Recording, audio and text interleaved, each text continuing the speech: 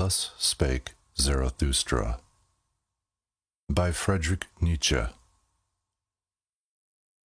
Narrated by Matthew Schmitz. Prologue. 1. When Zarathustra was 30 years old, he left his home and the lake of his home and went into the mountains. There he enjoyed his spirit and his solitude, and for 10 years did not weary of it. But at last his heart changed, and rising one morning with the rosy dawn, he went before the sun and spake thus unto it: Thou great star, what would be thy happiness if thou hadst not those for whom thou shinest? For 10 years hast thou climbed hither unto my cave. Thou wouldst have wearied of thy light and of the journey, had it not been for me, mine eagle, and my serpent. But we awaited thee every morning, took from thee thine overflow, and blessed thee for it. Lo, I am weary of my wisdom, like the bee that hath gathered too much honey. I need hands outstretched to take it. I would fain bestow and distribute, until the wise have once more become joyous in their folly, and the poor happy in their riches. Therefore I must descend into the deep, as thou doest in the evening, when thou goest behind the sea, and givest light also to the netherworld, thou exuberant star. Like thee I must go down, as men say, to whom I shall descend. Bless me, then, thou tranquil eye, that canst behold even the greatest happiness without envy. Bless the cup that is about to overflow, that the water may flow golden out of it, and carry everywhere the reflection of thy bliss. Lo, this cup is again going to empty itself, and Zarathustra is again going to be a man. Thus began Zarathustra's down-going. 2. Zarathustra went down the mountain alone, no one meeting him. When he entered the forest, however, there suddenly stood before him an old man, who had left his holy cot to seek roots. And thus spake the old man to Zarathustra: No stranger to me is this wanderer. Many years ago passed he by. Zarathustra he was called, but he hath altered. Then thou carriedst thine ashes into the mountains. Wilt thou now carry thy fire into the valleys? Fearest thou not the incendiary's doom? Yea, I recognize Zarathustra. Pure is his eye, and no loathing lurketh about his mouth. Goeth he not along like a dancer? Altered is Zarathustra. A child hath Zarathustra become. An awakened one is Zarathustra. What wilt thou do in the land of the sleepers? As in the sea hast thou lived in solitude, and it hath borne thee up. Alas, wilt thou now go ashore? Alas, wilt thou again drag thy body thyself? Zarathustra answered, I love mankind. Why, said the saint, did I go into the forest and the desert? Was it not because I loved men far too well? Now I love God. Men I do not love. Man is a thing too imperfect for me. Love to man would be fatal to me. Zarathustra answered, What spake I of love? I am bringing gifts unto men. Give them nothing, said the saint. Take rather part of their load and carry it along with them. That will be most agreeable unto them, if only it be agreeable unto thee. If, however, thou wilt give unto them, give them no more than an alms, and let them also beg for it. No, replied Zarathustra, I give no alms. I am not poor enough for that. The saint laughed at Zarathustra, and spake thus: Then see to it that they accept thy treasures. They are distrustful of anchorites, and do not believe that we come with gifts. The fall of our footsteps ringeth too hollow through their streets, and, just as at night, when they are in bed, and hear a man abroad long before sunrise, so they ask themselves concerning us, Where goeth the thief? Go not to men, but stay in the forest. Go rather to the animals. Why not be like me, a bear amongst bears, a bird amongst birds? And what doeth the saint in the forest? Asked Zarathustra. The saint answered, I make hymns, and sing them, and in making hymns I laugh and weep and mumble. Thus do I praise God. With singing, weeping, laughing, and mumbling do I praise the God who is my God. But what dost thou bring us as a gift? When Zarathustra had heard these words, he bowed to the saint and said, What should I have to give thee? Let me rather hurry hence, lest I take aught away from thee. And thus they parted from one another, the old man and Zarathustra, laughing like schoolboys. When Zarathustra was alone, however, he said to his heart, Could it be possible? This old saint in the forest hath not yet heard of it, that God is dead. 3. When Zarathustra arrived at the nearest town which adjoineth the forest, he found many people assembled in the marketplace, for it had been announced that a rope dancer would give a performance, and Zarathustra spake thus unto the people, I teach you the Superman. Man is something that is to be surpassed.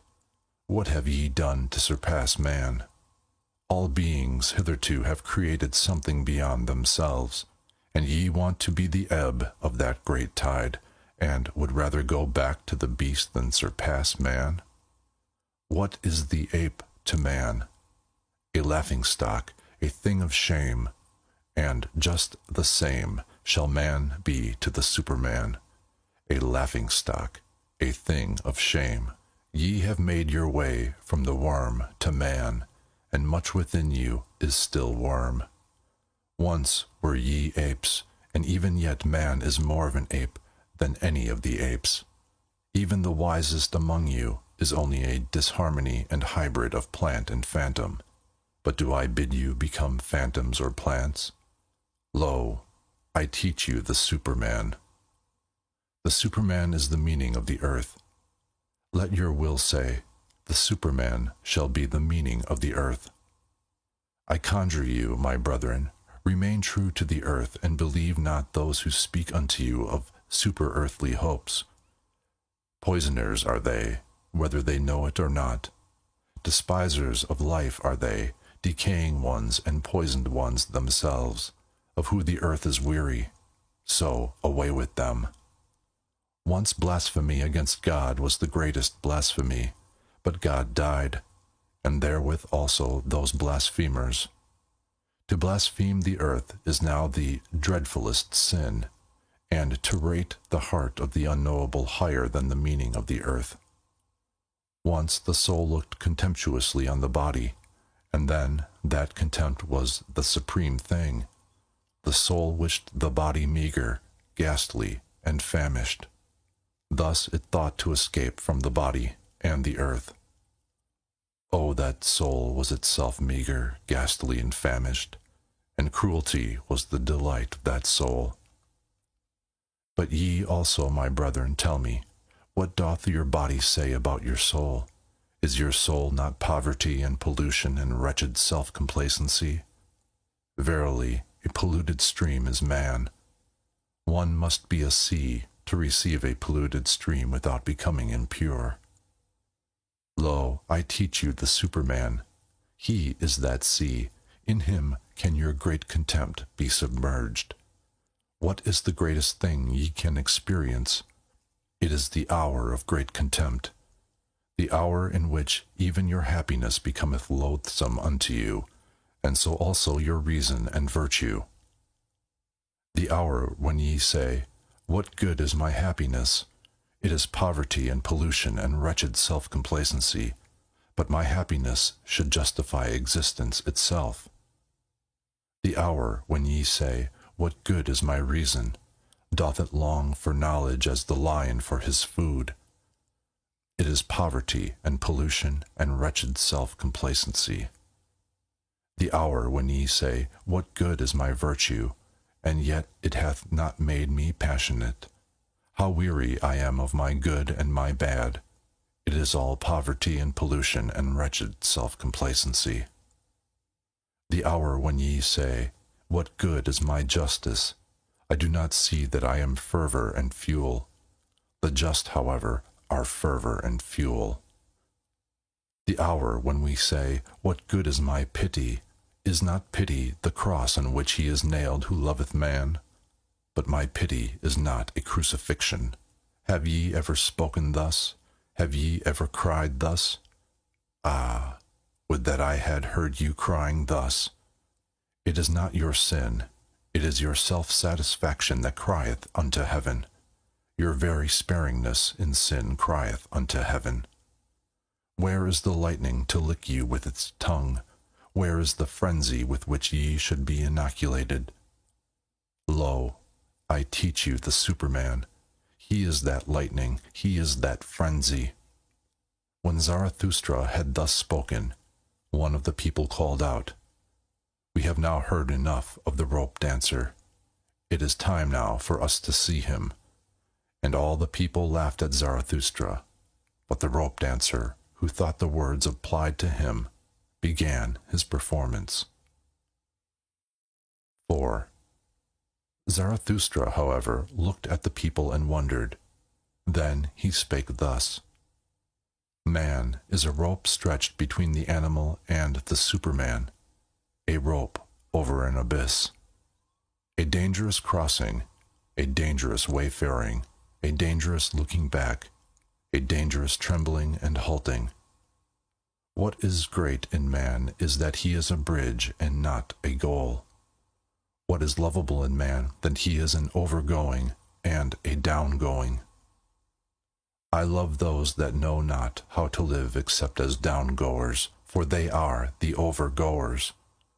I love the great despisers, because they are the great adorers, and arrows of longing for the other shore. I love those who do not first seek a reason beyond the stars for going down and being sacrifices, but sacrifice themselves to the earth, that the earth of the Superman may hereafter arrive. I love him who liveth in order to know, and seeketh to know in order that the Superman may hereafter live. Thus seeketh he his own downgoing. I love him who laboureth and inventeth, that he may build the house for the Superman, and prepare for him earth, animal, and plant, for thus seeketh he his own downgoing. I love him who loveth his virtue, for virtue is the will to downgoing, and an arrow of longing. I love him who reserveth no share of spirit for himself, but wanteth to be wholly the spirit of his virtue. Thus walketh he as a spirit over the bridge. I love him who maketh his virtue his inclination and destiny. Thus, for the sake of his virtue, he is willing to live on, or live no more. I love him who desireth not too many virtues. One virtue is more of a virtue than two, because it is more of a knot for one's destiny to cling to. I love him whose soul is lavish, who wanteth no thanks and doth not give back, for he always bestoweth, and desireth not to keep for himself. I love him who is ashamed when the dice fall in his favor, and who then asketh, Am I a dishonest player? For he is willing to succumb. I love him who scattereth golden words in advance of his deeds, and always doeth more than he promiseth, for he seeketh his own downgoing. I love him who justifieth the future ones, and redeemeth the past ones, for he is willing to succumb through the present ones. I love him who chasteneth his God, because he loveth his God, for he must succumb through the wrath of his God. I love him whose soul is deep even in the wounding, and may succumb through a small matter. Thus goeth he willingly over the bridge. I love him whose soul is so overfull that he forgetteth himself, and all things are in him. Thus all things become his down-going. I love him who is of a free spirit and a free heart. Thus is his head only the bowels of his heart. His heart, however, causeth his down-going. I love all who are like heavy drops falling one by one out of the dark cloud that lowereth over man. They herald the coming of the lightning, and succumb as heralds. Lo, I am a herald of the lightning, and a heavy drop out of the cloud. The lightning, however, is the Superman. 5. When Zarathustra had spoken these words, he again looked at the people and was silent. There they stand, said he to his heart. There they laugh, they understand me not. I am not the mouth for these ears. Must one first batter their ears, that they may learn to hear with their eyes? Must one clatter like kettle drums and penitential preachers? Or do they only believe the stammerer? They have something whereof they are proud. What do they call it, that which maketh them proud? Culture, they call it. It distinguisheth them from the goatherds. They dislike, therefore, to hear of contempt of themselves. So I will appeal to their pride. I will speak unto them of the most contemptible thing. That, however, is the last man. And thus spake Zarathustra unto the people. It is time for man to fix his goal. It is time for man to plant the germ of his highest hope. Still is his soil rich enough for it, but that soil will one day be poor and exhausted, and no lofty tree will any longer be able to grow thereon. Alas, there cometh the time when man will no longer launch the arrow of his longing beyond man, and the string of his bow will have unlearned to whiz. I tell you, one must still have chaos in one to give birth to a dancing star. I tell you, ye have still chaos in you. Alas, there cometh the time when man will no longer give birth to any star. Alas, there cometh the time of the most despicable man, who can no longer despise himself. Lo, I show you the last man. What is love? What is creation? What is longing? What is a star? So asketh the last man, and blinketh. The earth hath then become small, and on it there hoppeth the last man who maketh everything small. His species is ineradicable like that of the ground flea. The last man liveth longest.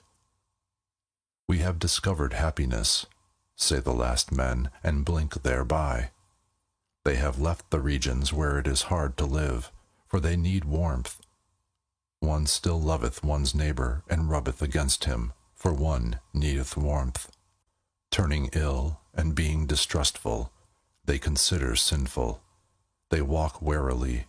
He is a fool who still stumbleth over stones or men. A little poison now and then, that maketh pleasant dreams, and much poison at last for a pleasant death. One still worketh, for work is a pastime, but one is careful lest the pastime should hurt one. One no longer becometh poor or rich, both are too burdensome. Who still wanteth to rule? Who still wanteth to obey? Both are too burdensome. No shepherd and one herd. Every one wanteth the same. Every one is equal. He who hath other sentiments go voluntarily into the madhouse. Formerly all the world was insane, say the subtlest of them, and blink thereby. They are clever, and know all that hath happened, so there is no end to their raillery. People still fall out, but are soon reconciled, otherwise it spoileth their stomachs. They have their little pleasures for the day, and their little pleasures for the night. but they have a regard for health. We have discovered happiness, say the last men, and blink thereby. And here ended the first discourse of Zarathustra, which is also called the prologue. For at this point the shouting and mirth of the multitude interrupted him. "Give us this last man, O Zarathustra," they called out. "Make us into these last men. Then we will make thee a present of the Superman." And all the people exulted and smacked their lips. Zarathustra, however, turned sad, and said to his heart, "They understand me not. I am not the mouth for these ears. Too long perhaps have I lived in the mountains. Too much have I hearkened unto the brooks and trees. Now do I speak unto them as unto the goatherds. Calm is my soul, and clear, like the mountains in the morning. But they think me cold, and a mocker with terrible jests. And now do they look at me and laugh, and while they laugh they hate me too. There is ice in their laughter." 6. Then, however, something happened which made every mouth mute and every eye fixed. In the meantime, of course, the rope dancer had commenced his performance. He had come out at a little door and was going along the rope which was stretched between two towers, so that it hung above the marketplace and the people. When he was just midway across, the little door opened once more, and a gaudily dressed fellow like a buffoon sprang out, and went rapidly after the first one. "Go on, halt-foot," cried his frightful voice. "Go on, lazy bones, interloper, sallow face, lest I tickle thee with my heel. What dost thou here between the towers? In the tower is the place for thee. Thou shouldst be locked up. To one better than thyself thou blockest the way." And with every word he came nearer and nearer the first one. When, however, he was but a step behind, there happened the frightful thing which made every mouth mute and every eye fixed. He uttered a yell like a devil, and jumped over the other who was in his way.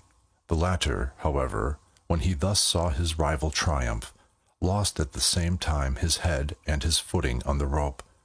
He threw his pole away and shot downward faster than it, like an eddy of arms and legs, into the depth. The marketplace and the people were like the sea when the storm cometh on. They all flew apart and in disorder, especially where the body was about to fall. Zarathustra, however, remained standing, and just beside him fell the body, badly injured and disfigured, but not yet dead. After a while, consciousness returned to the shattered man, and he saw Zarathustra kneeling beside him.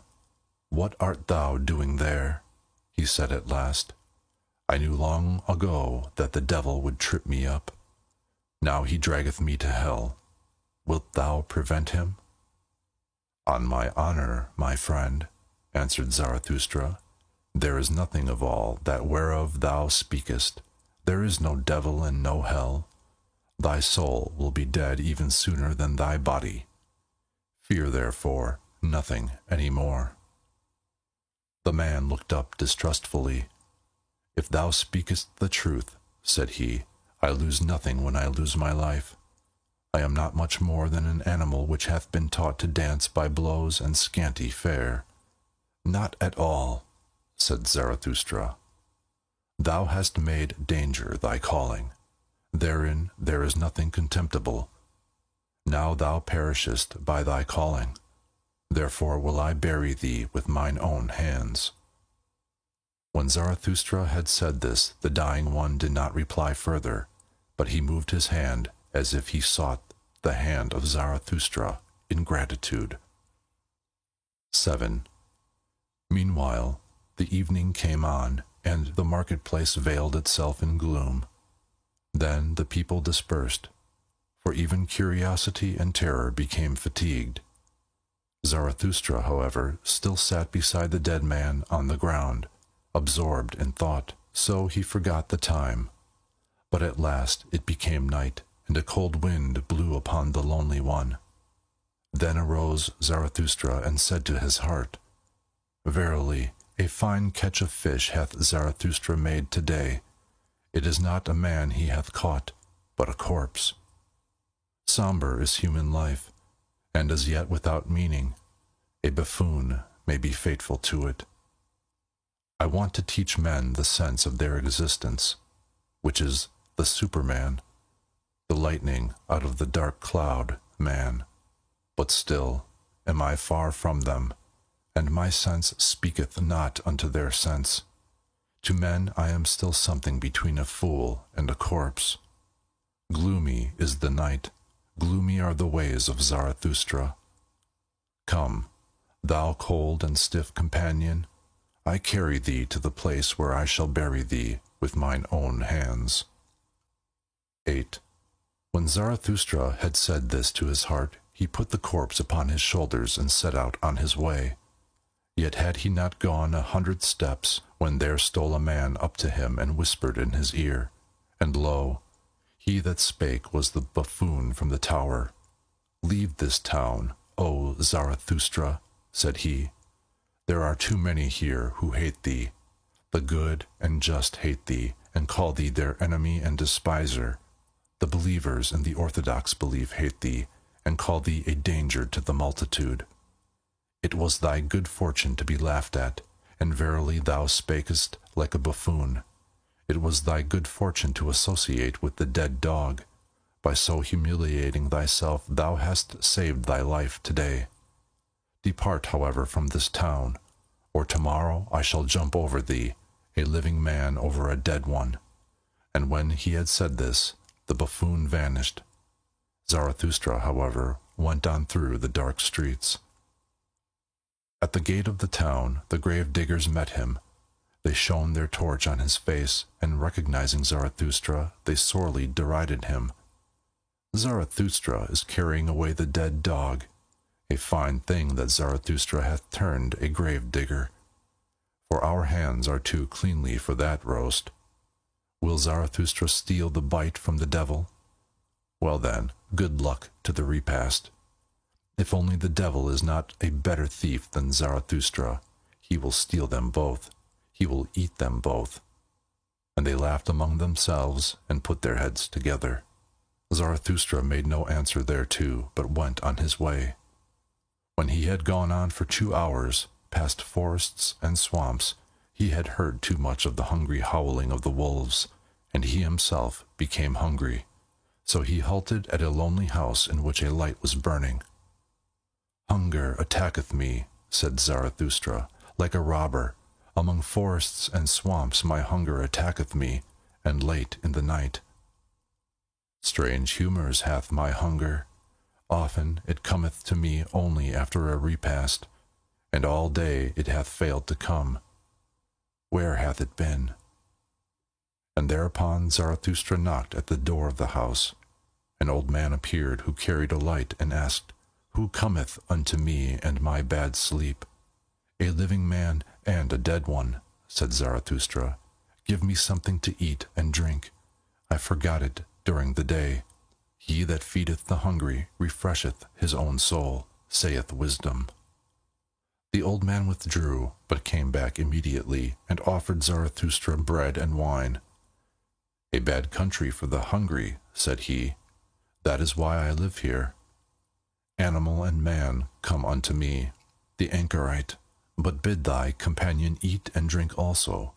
He is wearier than thou. Zarathustra answered, My companion is dead. I shall hardly be able to persuade him to eat. That doth not concern me, said the old man sullenly. He that knocketh at my door must take what I offer him. Eat, and fare ye well. Thereafter Zarathustra again went on for 2 hours, trusting to the path and the light of the stars, for he was an experienced night walker, and liked to look into the face of all that slept. When the morning dawned, however, Zarathustra found himself in a thick forest, and no path was any longer visible. He then put the dead man in a hollow tree at his head, for he wanted to protect him from the wolves, and laid himself down on the ground and moss, and immediately he fell asleep, tired in body, but with a tranquil soul. 9. Long slept Zarathustra, and not only the rosy dawn passed over his head, but also the morning. At last, however, his eyes opened, and amazedly he gazed into the forest and the stillness. Amazedly he gazed into himself.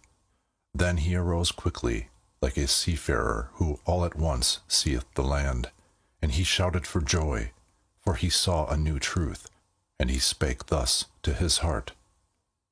A light hath dawned upon me. I need companions, living ones, not dead companions and corpses, which I carry with me where I will.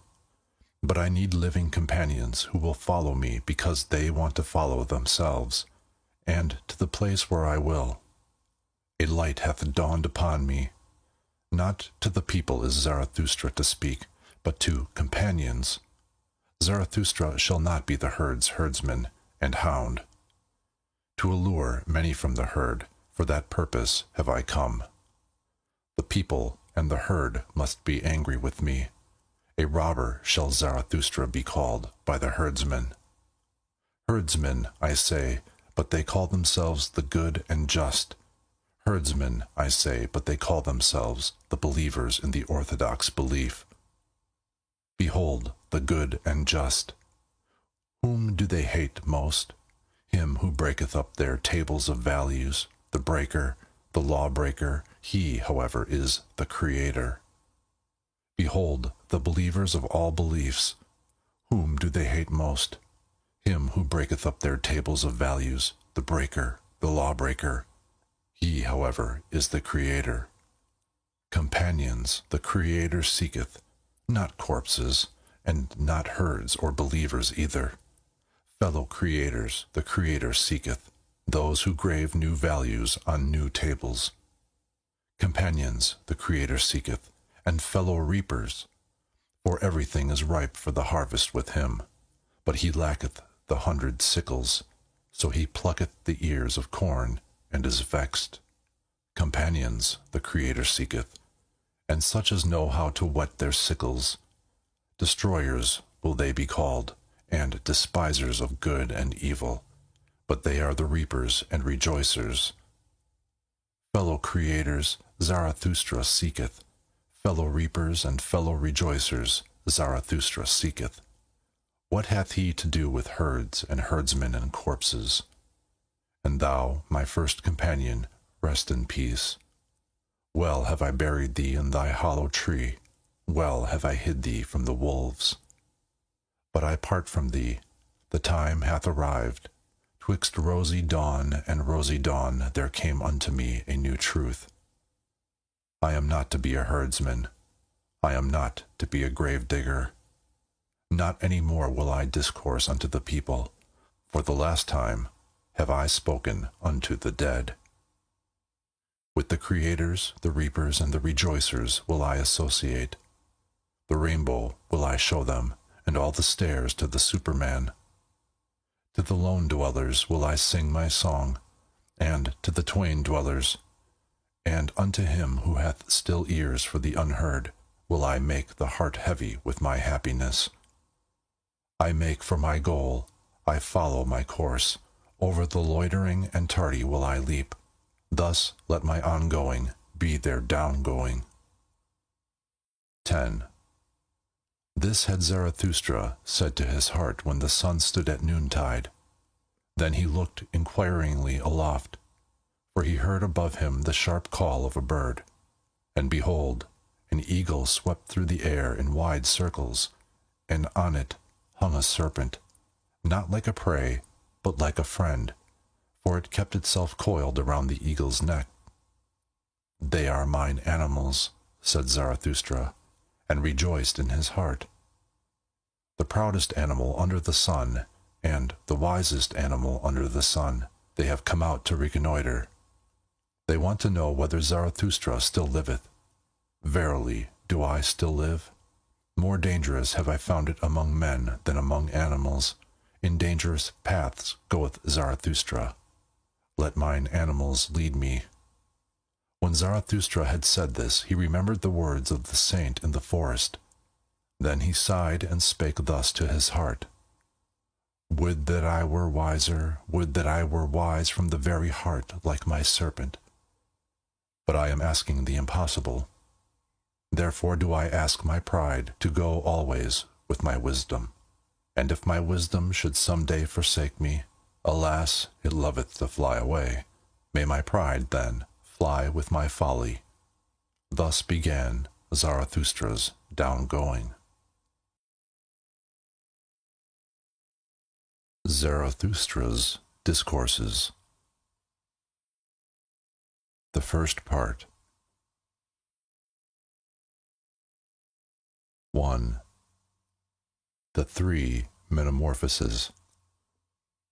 3 metamorphoses of the spirit do I designate to you, how the spirit becometh a camel a lion, and the lion at last a child.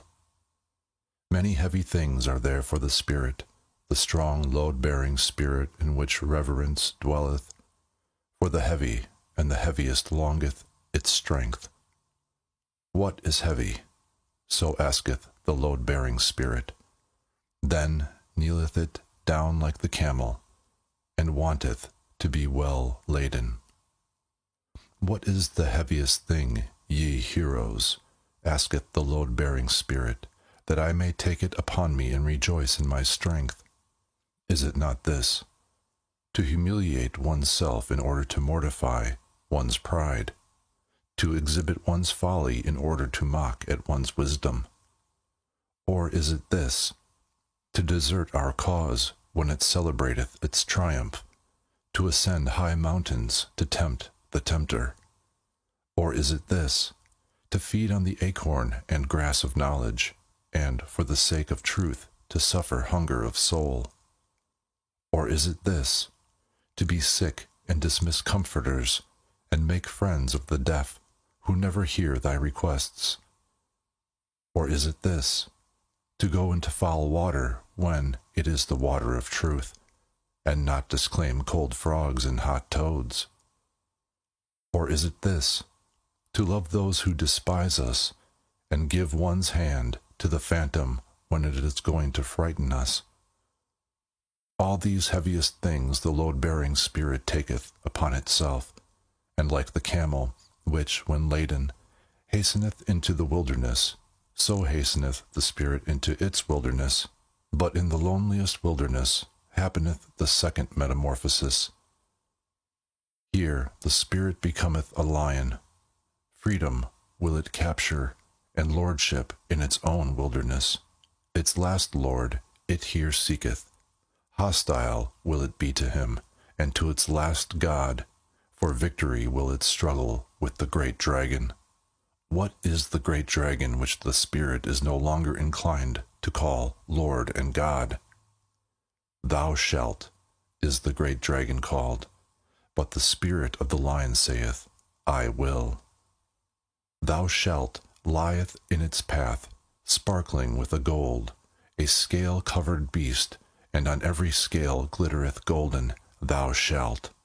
The values of 1,000 years glitter on those scales, and thus speaketh the mightiest of all dragons.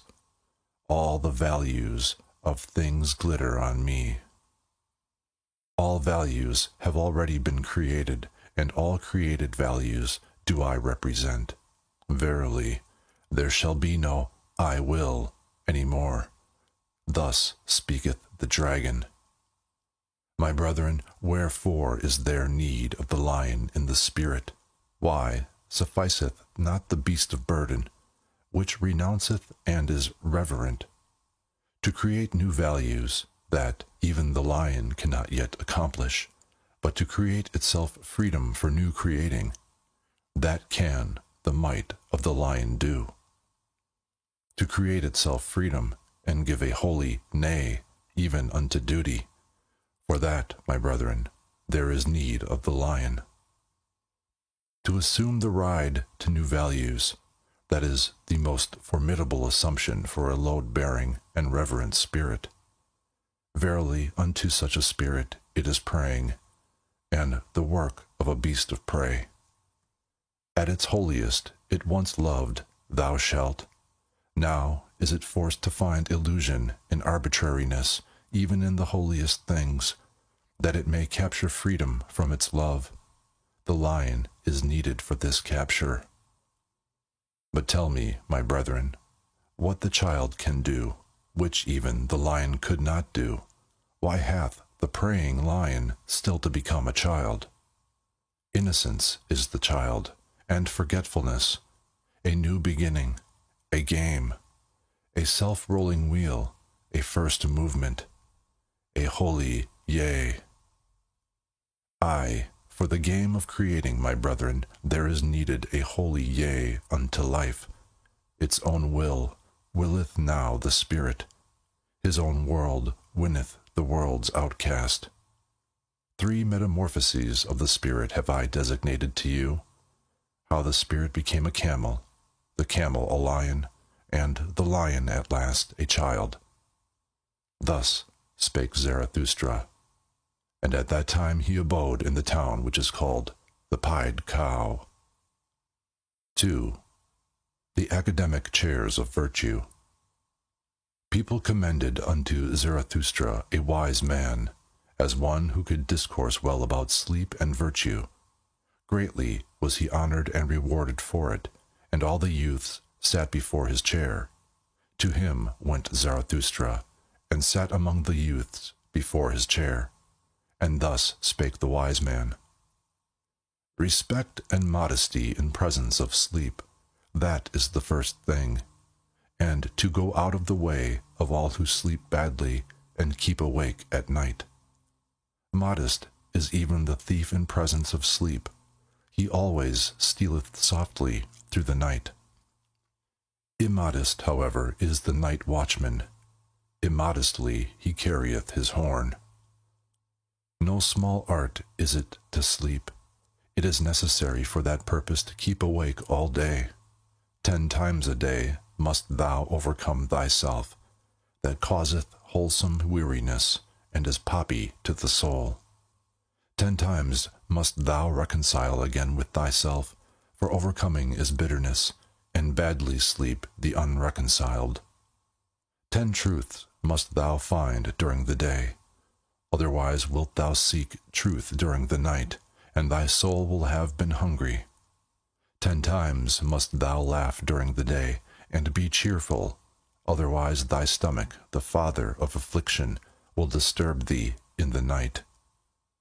Few people know it, but one must have all the virtues in order to sleep well. Shall I bear false witness? Shall I commit adultery? Shall I covet my neighbor's maidservant? All that would ill according with good sleep. And even if one have all the virtues, there is still one thing needful: to send the virtues themselves to sleep at the right time, that they may not quarrel with one another, the good females, and about thee, thou unhappy one. Peace with God and thy neighbor, so desireth good sleep, and peace also with thy neighbor's devil, otherwise it will haunt thee in the night. Honor to the government and obedience, and also to the crooked government, so desireth good sleep. How can I help it, if power liketh to walk on crooked legs? He who leadeth his sheep to the greenest pasture shall always be for me the best shepherd, so doth it accord with good sleep. Many honors I want not, nor great treasures.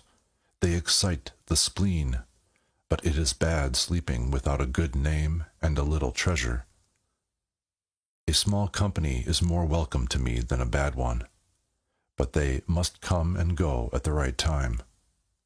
So doth it accord with good sleep. Well, also, do the poor in spirit please me. They promote sleep. Blessed are they, especially if one always give into them. Thus passeth the day unto the virtuous. When night cometh, then take I good care not to summon sleep. It disliketh to be summoned, sleep, the lord of the virtues. But I think of what I have done and thought during the day. Thus ruminating, patient as a cow, I ask myself, what were thy 10 overcomings? And what were the 10 reconciliations, and the 10 truths, and the 10 laughters with which my heart enjoyed itself? Thus pondering, and cradled by 40 thoughts, it overtaketh me all at once. Sleep, the unsummoned, the lord of the virtues. Sleep tappeth on mine eye, and it turneth heavy. Sleep toucheth my mouth, and it remaineth open. Verily, on soft souls doth it come to me, the dearest of thieves, and stealeth from me my thoughts. Stupid do I then stand like this academic chair. But not much longer do I then stand. I already lie. When Zarathustra heard the wise man thus speak, he laughed in his heart, for thereby had a light dawned upon him, and thus spake he to his heart. A fool seemeth the wise man with his 40 thoughts, but I believe he knoweth well how to sleep. Happy even is he who liveth near this wise man. Such sleep is contagious, even through a thick wall it is contagious.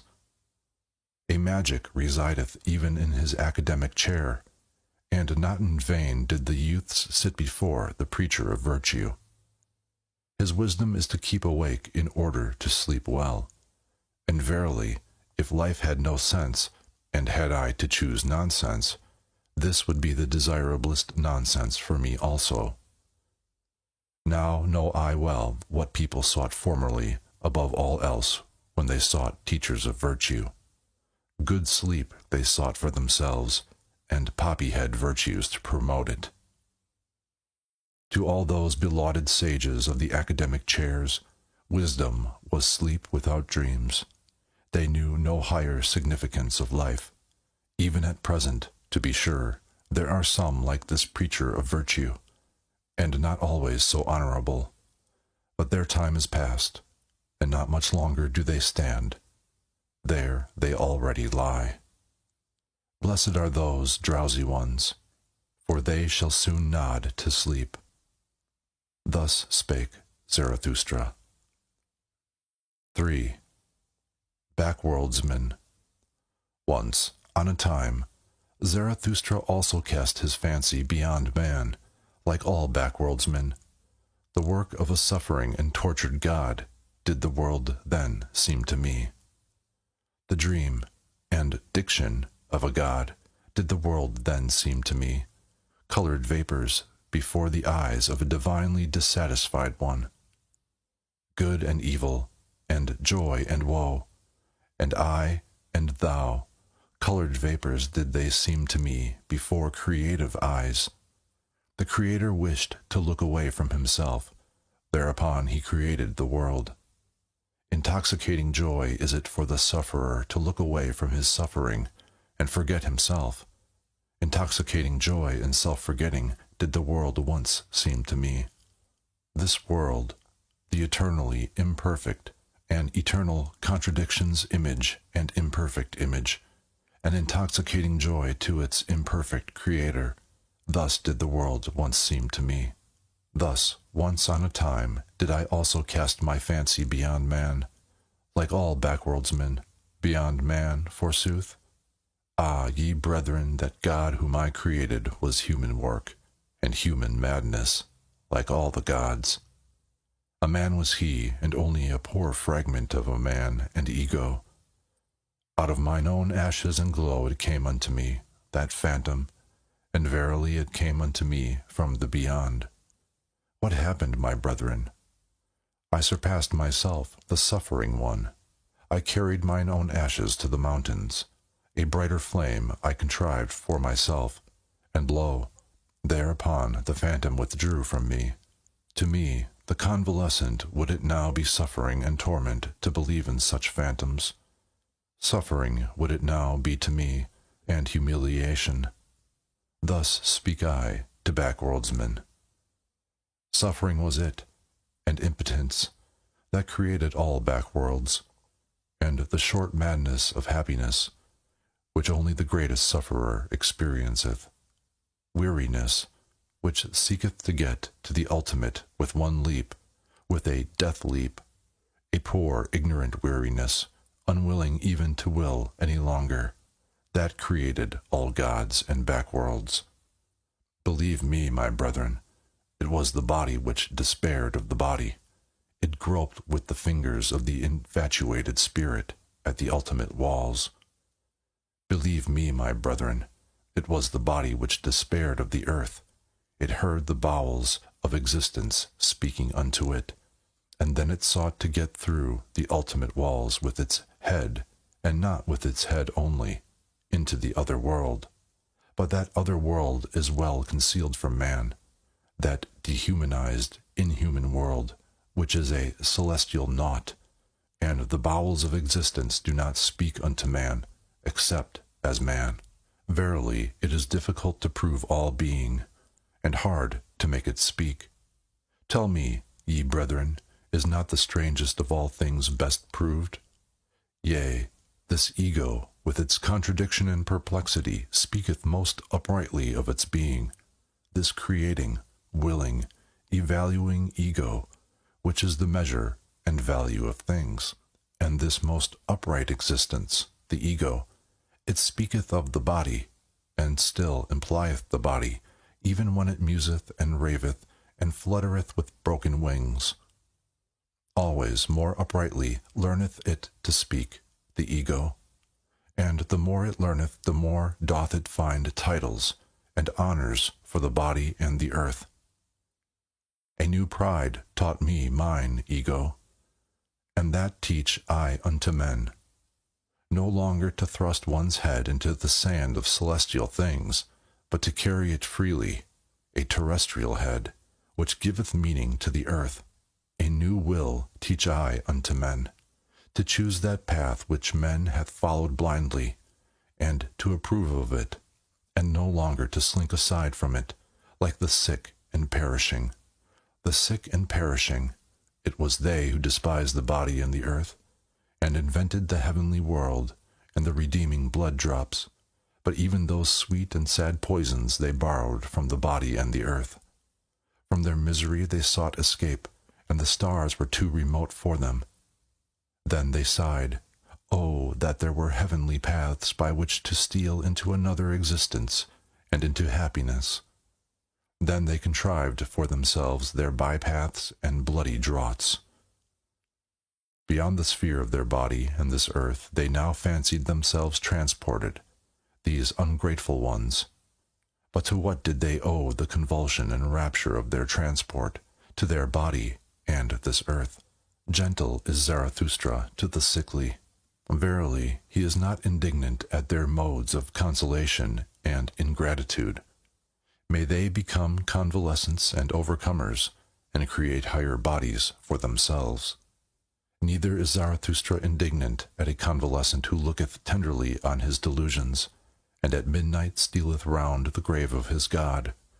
But sickness and a sick frame remain, even in his tears.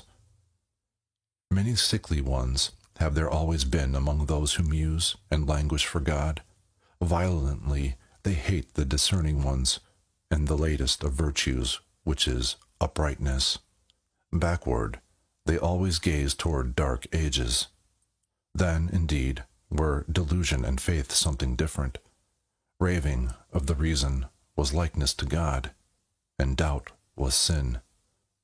Too well do I know those godlike ones, they insist on being believed in, and that doubt is sin. Too well also do I know what they themselves most believe in. Verily, not in back worlds and redeeming blood drops, but in the body do they also believe most, and their own body is for them the thing in itself. But it is a sickly thing to them, and gladly would they get out of their skin. Therefore hearken they to the preachers of death, and themselves preach back worlds. Hearken rather, my brethren, to the voice of the healthy body. It is a more upright and pure voice. More uprightly and purely speaketh the healthy body, perfect and square built, and it speaketh of the meaning of the earth.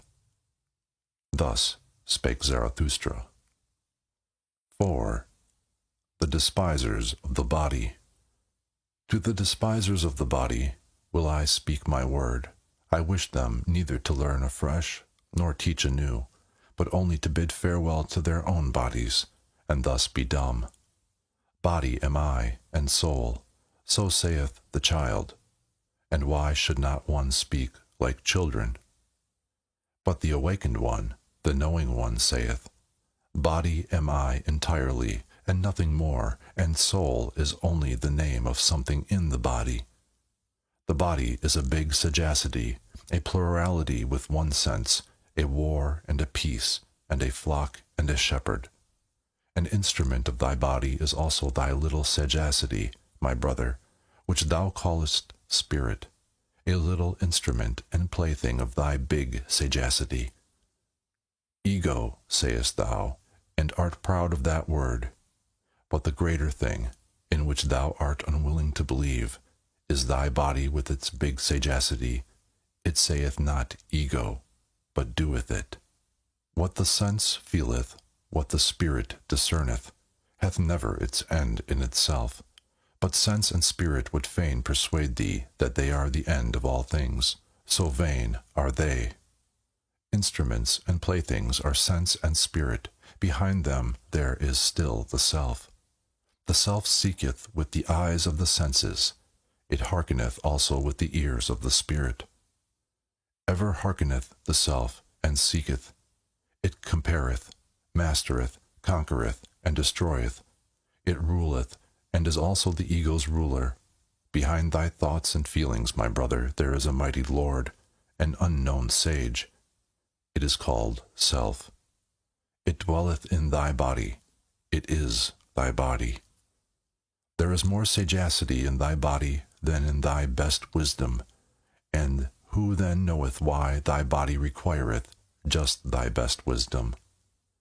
Thyself laugheth at thine ego and its proud prancings.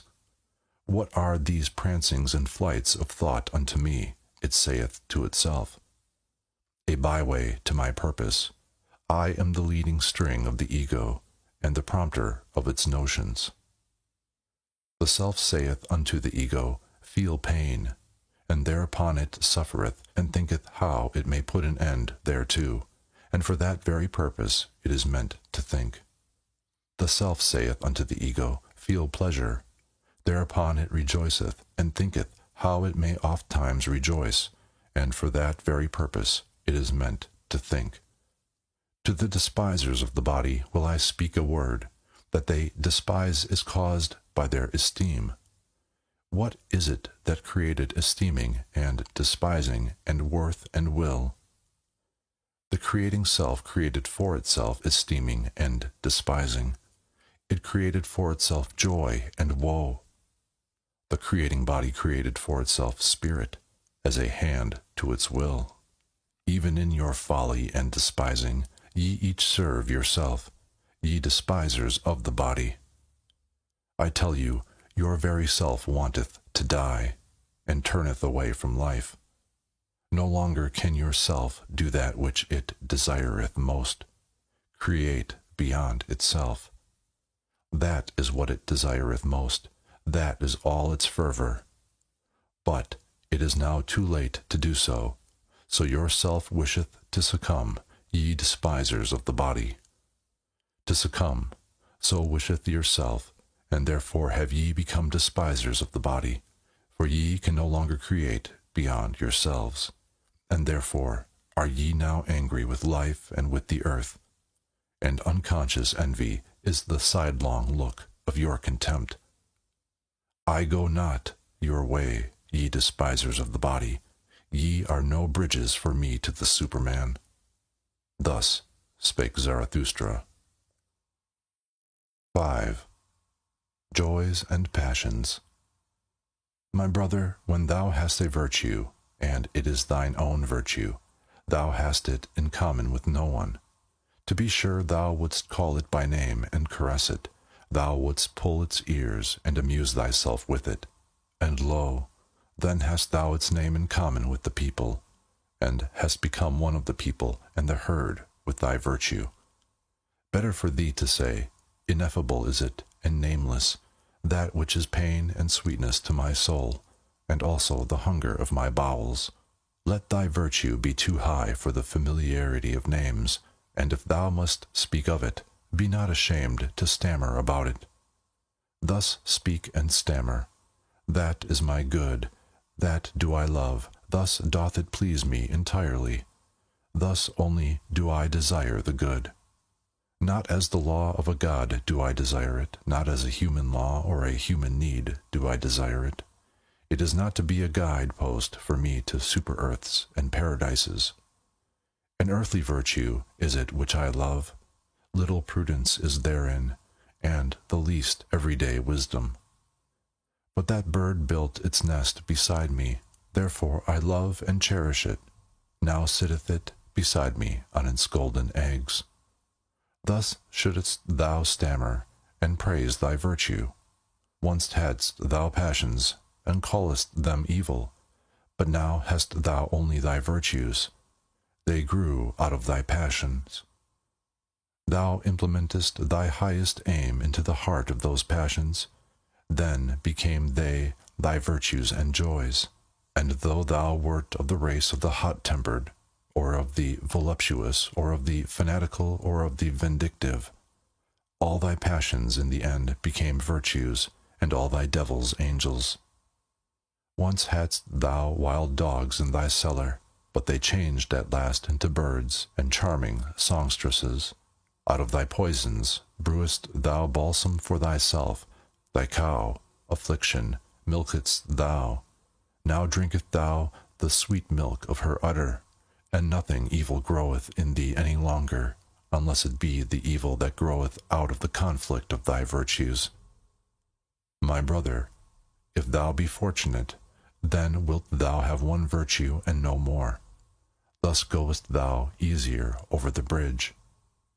Illustrious is it to have many virtues, but a hard lot, and many a one hath gone into the wilderness and killed himself, because he was weary of being the battle and battlefield of virtues.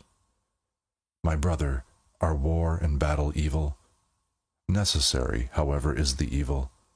Necessary are the envy and the distrust and the backbiting among the virtues. Lo, how each of thy virtues is covetous of the highest place. It wanteth thy whole spirit to be its herald. It wanteth thy whole power, in wrath, hatred, and love. Jealous is every virtue of the others, and a dreadful thing is jealousy. Even virtues may succumb by jealousy. He whom the flame jealously encompasseth turneth at last, like the scorpion, the poisoned sting against himself. Ah, my brother, hast thou never seen a virtue backbite and stab itself? Man is something that hath to be surpassed, and therefore shalt thou love thy virtues, for thou wilt succumb by them. Thus spake Zarathustra. 6. The Pale Criminal. Ye do not mean to slay, ye judges and sacrificers, until the animal hath bowed its head. Lo, the pale criminal hath bowed his head. Out of his eye speaketh the great contempt. Mine ego is something which is to be surpassed. Mine ego is to me the great contempt of man. So speaketh it out of that eye. When he judged himself, that was his supreme moment. Let not the exalted one relapse against into his low estate. There is no salvation for him who thus suffereth from himself, unless it be speedy death.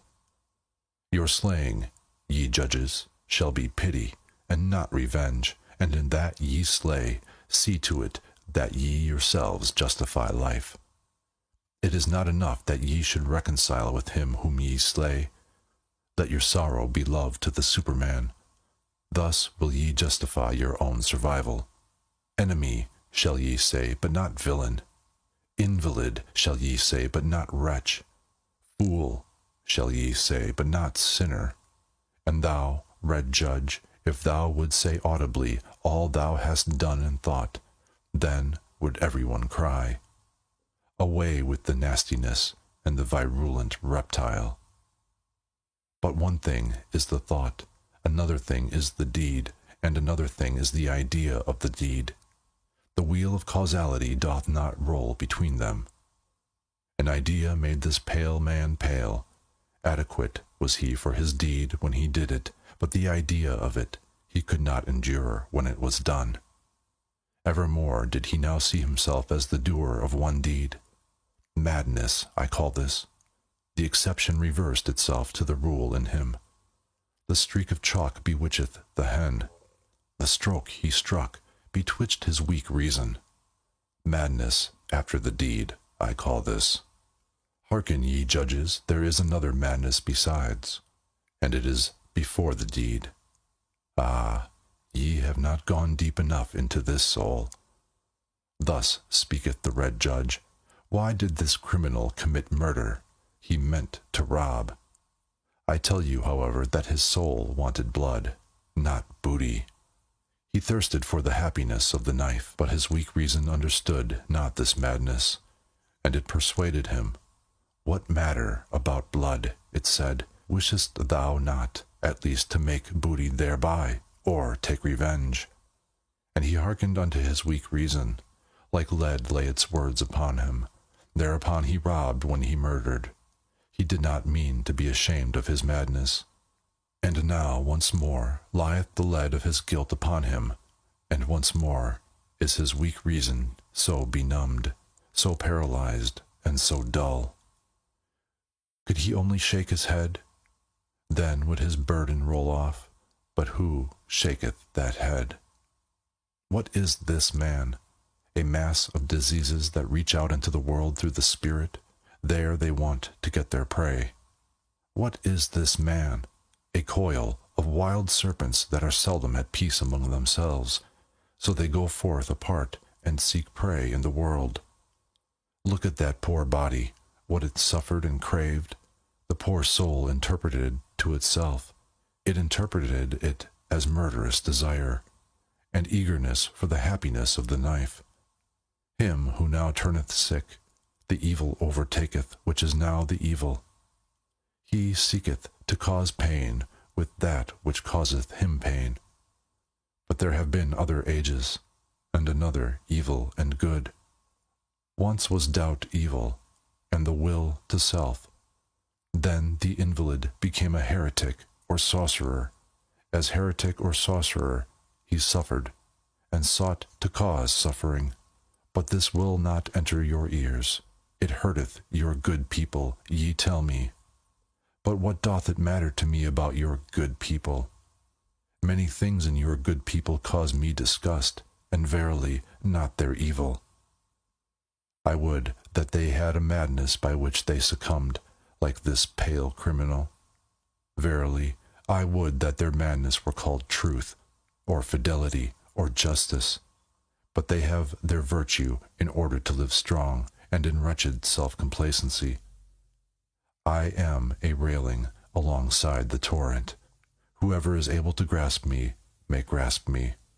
Your crutch, however, I am not. Thus spake Zarathustra. 7. Reading and writing. Of all that is written, I love only what a person hath written with his blood. Write with blood, and thou wilt find that blood is spirit. It is no easy task to understand unfamiliar blood. I hate the reading idlers. He who knoweth the reader doeth nothing more for the reader. Another century of readers, and spirit itself will stink. Every one being allowed to learn to read ruineth in the long run not only writing, but also thinking. Once spirit was God, then it became man, and now it even becometh populace. He that writeth in blood and proverbs doth not want to be read, but learnt by heart. In the mountains the shortest way is from peak to peak, but for that route thou must have long legs. Proverbs should be peaks, and those spoken to should be big and tall. The atmosphere rare and pure, danger near, and the spirit full of a joyful wickedness. Thus are things well matched. I want to have goblins about me, for I am courageous. The courage which scareth away ghosts, createth for itself goblins, it wanteth to laugh. I no longer feel in common with you. The very cloud which I see beneath me, the blackness and heaviness at which I laugh, that is your thundercloud. Ye look aloft when ye long for exaltation, and I look downward because I am exalted. Who among you can at the same time laugh and be exalted? He who climbeth on the highest mountains laugheth at all the tragic plays and tragic realities. Courageous, unconcerned, scornful, coercive, so wisdom wisheth us. She is a woman, and ever loveth only a warrior.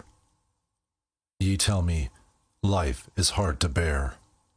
But for what purpose should ye have your pride in the morning and your resignation in the evening? Life is hard to bear, but do not affect to be so delicate.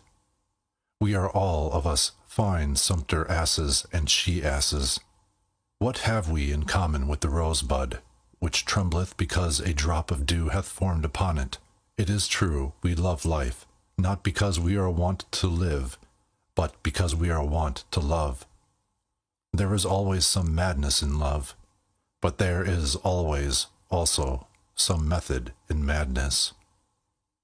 And to me also, who appreciate life, the butterflies and soap bubbles, and whatever is like them amongst us, seem most to enjoy happiness. To see these light, foolish, pretty, lively little sprites flit about, that moveth Zarathustra to tears and songs. I should only believe in a God that would know how to dance. And when I saw my devil, I found him serious, thorough, profound, solemn. He was the spirit of gravity. Through him all things fall. Not by wrath, but by laughter do we slay. Come, let us slay the spirit of gravity. I learned to walk. Since then have I let myself run. I learned to fly. Since then I do not need pushing in order to move from a spot. Now I am light. Now I do fly. Now do I see myself under myself. Now there danceth a God in me. Thus spake Zarathustra. 8. The Tree on the Hill. Zarathustra's eye had perceived that a certain youth avoided him, and as he walked alone one evening over the hills surrounding the town called the Pied Cow, behold, there found he the youth sitting leaning against a tree, and gazing with wearied look into the valley. Zarathustra thereupon laid hold of the tree beside which the youth sat, and spake thus. If I wished to shake this tree with my hands, I should not be able to do so, but the wind, which we see not, troubleth and bendeth it as it listeth. We are sorest bent and troubled by invisible hands. Thereupon the youth arose disconcerted, and said, I hear Zarathustra, and just now I was thinking of him. Zarathustra answered, Why art thou frightened on that account? But it is the same with man as with the tree. The more he seeketh to rise in the height and light, the more vigorously do his roots struggle earthward, downward, into the dark and deep, into the evil. Yea, into the evil, cried the youth. How is it possible that thou hast discovered my soul? Zarathustra smiled and said, Many a soul one will never discover, unless one first invent it. Yea, into the evil, cried the youth once more. Thou saidst the truth, Zarathustra. I trust myself no longer since I sought to rise into the height, and nobody trusteth me any longer. How doth that happen? I change too quickly. My today refuteth my yesterday. I often overleap the steps when I clamor. For so doing, none of the steps pardons me. When aloft, I find myself always alone. No one speaketh unto me. The frost of solitude maketh me tremble. What do I seek on the height? My contempt and my longing increase together. The higher I clamor, the more I despise him who clamoreth. What doth he seek on the height? How ashamed I am of my clamoring and stumbling, how I mock at my violent panting, how I hate him who flieth, how tired I am on the height. Here the youth was silent, and Zarathustra contemplated the tree beside which they stood, and spake thus. This tree standeth lonely here on the hills. It hath grown up high, above man and beast, and if it wanted to speak, it would have none who could understand it. So high hath it grown. Now it waiteth and waiteth. For what doth it wait? It dwelleth too close to the seat of the clouds. It waiteth perhaps for the first lightning? When Zarathustra had said this, the youth called out with violent gestures, Yea, Zarathustra, thou speakest the truth. My destruction I longed for, when I desired to be on the height, and thou art the lightning for which I waited. Lo, what have I been since thou hast appeared amongst us? It is mine envy of thee that hath destroyed me. Thus spake the youth, and wept bitterly. Zarathustra, however, put his arm about him, and led the youth away with him. And when they had walked a while together, Zarathustra began to speak thus. It rendeth my heart. Better than thy words express it, thine eyes tell me all thy danger. As yet thou art not free, thou still seekest freedom. Too unslept hath thy seeking made thee, and too wakeful. On the open height wouldst thou be, for the stars thirsteth thy soul. But thy bad impulses also thirst for freedom. Thy wild dogs want liberty. They bark for joy in their cellar, when thy spirit endeavoureth to open all prison doors. Still art thou a prisoner, it seemeth to me, who deviseth liberty for himself. Ah, sharp becometh the soul of such prisoners, but also deceitful and wicked. To purify himself is still necessary for the freed man of the spirit. Much of the prison and the mould still remaineth in him. Pure hath his eyes still to become. Yea, I know thy danger, but by my love and hope I conjure thee. Cast not thy love and hope away. Noble, thou feelest thyself still, and noble, others also feel thee still, though they bear thee a grudge and cast evil looks. Know this, that to everybody a noble one standeth in the way. Also to the good a noble one standeth in the way, and even when they call him a good man, they want thereby to put him aside. The new would the noble man create, a new virtue. The old wanteth the good man, and that the old should be conserved. But it is not the danger of the noble man to turn a good man, but lest he should become a blusterer, a scoffer, or a destroyer. Ah, I have known noble ones who lost their highest hope, and then they disparaged all high hopes. Then lived they shamelessly in temporary pleasures, and beyond the day had hardly a name. Spirit is also voluptuousness, said they, then broke the wings of their spirit, and now it creepeth about, and defileth where it gnaweth. Once they thought of becoming heroes, but sensualists are they now. A trouble and a terror is the hero to them. But by my love and hope I conjure thee, cast not away the hero in thy soul. Maintain holy thy highest hope. Thus spake Zarathustra. 9. The Preachers of Death. There are preachers of death, and the earth is full of those to whom desistance from life must be preached. Full is the earth of the superfluous. Marred is life by the many too many. May they be decoyed out of this life by the life eternal. The yellow ones, so are called the preachers of death, or the black ones, but I will show them unto you in other colors besides. There are the terrible ones who carry about in themselves the beast of prey, and have no choice except lusts or self-laceration, and even their lusts are self-laceration. They have not yet become men, those terrible ones. May they preach desistance from life and pass away themselves. There are the spiritually consumptive ones, Hardly are they born when they begin to die, and long for doctrines of lassitude and renunciation. They would fain be dead, and we should approve of their wish. Let us beware of awakening those dead ones, and of damaging those living coffins. They meet an invalid, or an old man, or a corpse, and immediately they say, "Life is refuted."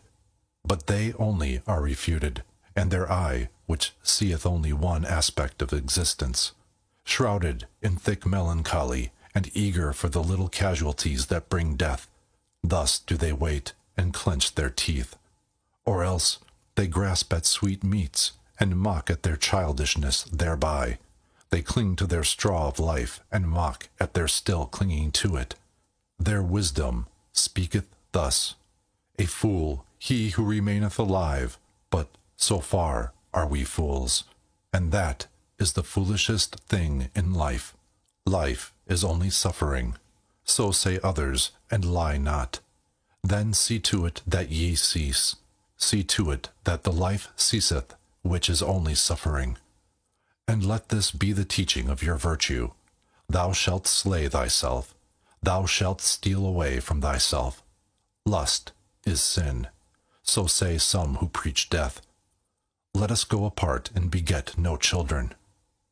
Giving birth is troublesome, say others. Why still give birth? One beareth only the unfortunate, and they also are preachers of death. Pity is necessary, so saith a third party. Take what I have, take what I am. So much less doth life bind me. Were they consistently pitiful, then would they make their neighbors sick of life. To be wicked, that would be their true goodness. But they want to be rid of life. What care they if they bind others still faster with their chains and gifts? And ye also, to whom life is rough labor and disquiet, are ye not very tired of life? Are ye not very ripe for the sermon of death? All ye to whom rough labor is dear, and the rapid, new and strange, ye put up with yourselves badly. Your diligence is flight, and the will to self-forgetfulness. If ye believed more in life, then would ye devote yourselves less to the momentary. But for waiting, ye have not enough of capacity in you, nor even for idling. Everywhere resoundeth the voices of those who preach death, and the earth is full of those whom death hath to be preached, or life eternal. It is all the same to me, if only they pass away quickly. Thus spake Zarathustra. 10. War and Warriors. By our best enemies we do not want to be spared, nor by those either whom we love from the very heart. So let me tell you the truth. My brethren in war, I love you from the very heart. I am, and was ever, your counterpart, and I am also your best enemy, so let me tell you the truth. I know the hatred and envy of your hearts. Ye are not great enough to know of hatred and envy.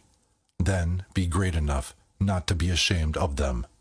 And if ye cannot be saints of knowledge, then, I pray you, be at least its warriors. They are the companions and forerunners of such saintship. I see many soldiers, could I but see many warriors. Uniform, one calleth what they wear, may it not be uniform what they therewith hide. Ye shall be those whose eyes ever seek for an enemy, for your enemy, and with some of you there is hatred at first sight. Your enemy shall ye seek, your war shall ye wage, and for the sake of your thoughts. And if your thoughts succumb, your uprightness shall still shout triumph thereby. Ye shall love peace as a means to new wars, and the short peace more than the long. You I advise not to work, but to fight. You I advise not to peace, but to victory. Let your work be a fight, let your peace be a victory. One can only be silent and sit peacefully when one hath arrow and bow. Otherwise one prateth and quarreleth. Let your peace be a victory. Ye say it is the good cause which halloweth even war. I say unto you, it is the good war which halloweth every cause. War and courage have done more great things than charity. Not your sympathy, but your bravery hath hitherto saved the victims. What is good, ye ask? To be brave is good. Let the little girls say, to be good is what is pretty, and at the same time touching. They call you heartless, but your heart is true, and I love the bashfulness of your good will. Ye are ashamed of your flow, and others are ashamed of their ebb. Ye are ugly? Well then, my brethren, take the sublime about you, the mantle of the ugly. And when your soul becometh great, then doth it become haughty, and in your sublimity there is wickedness. I know you. In wickedness the haughty man and the weakling meet, but they misunderstand one another. I know you. Ye shall only have enemies to be hated, but not enemies to be despised. Ye must be proud of your enemies. Then the successes of your enemies are also your successes. Resistance, that is the distinction of the slave. Let your distinction be obedience. Let your commanding itself be obeying. To the good warrior soundeth, thou shalt, pleasanter than, I will. And all that is dear unto you, ye shall first have it commanded unto you. Let your love to life be love to your highest hope, and let your highest hope be the highest thought of life. Your highest thought, however, ye shall have it commanded unto you by me, and it is this: man is something that is to be surpassed. So live your life of obedience and of war. What matter about long life?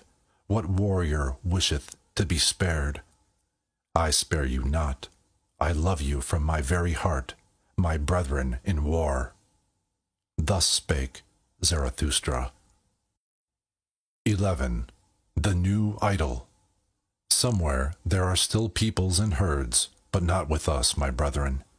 Here there are states. A state? What is that?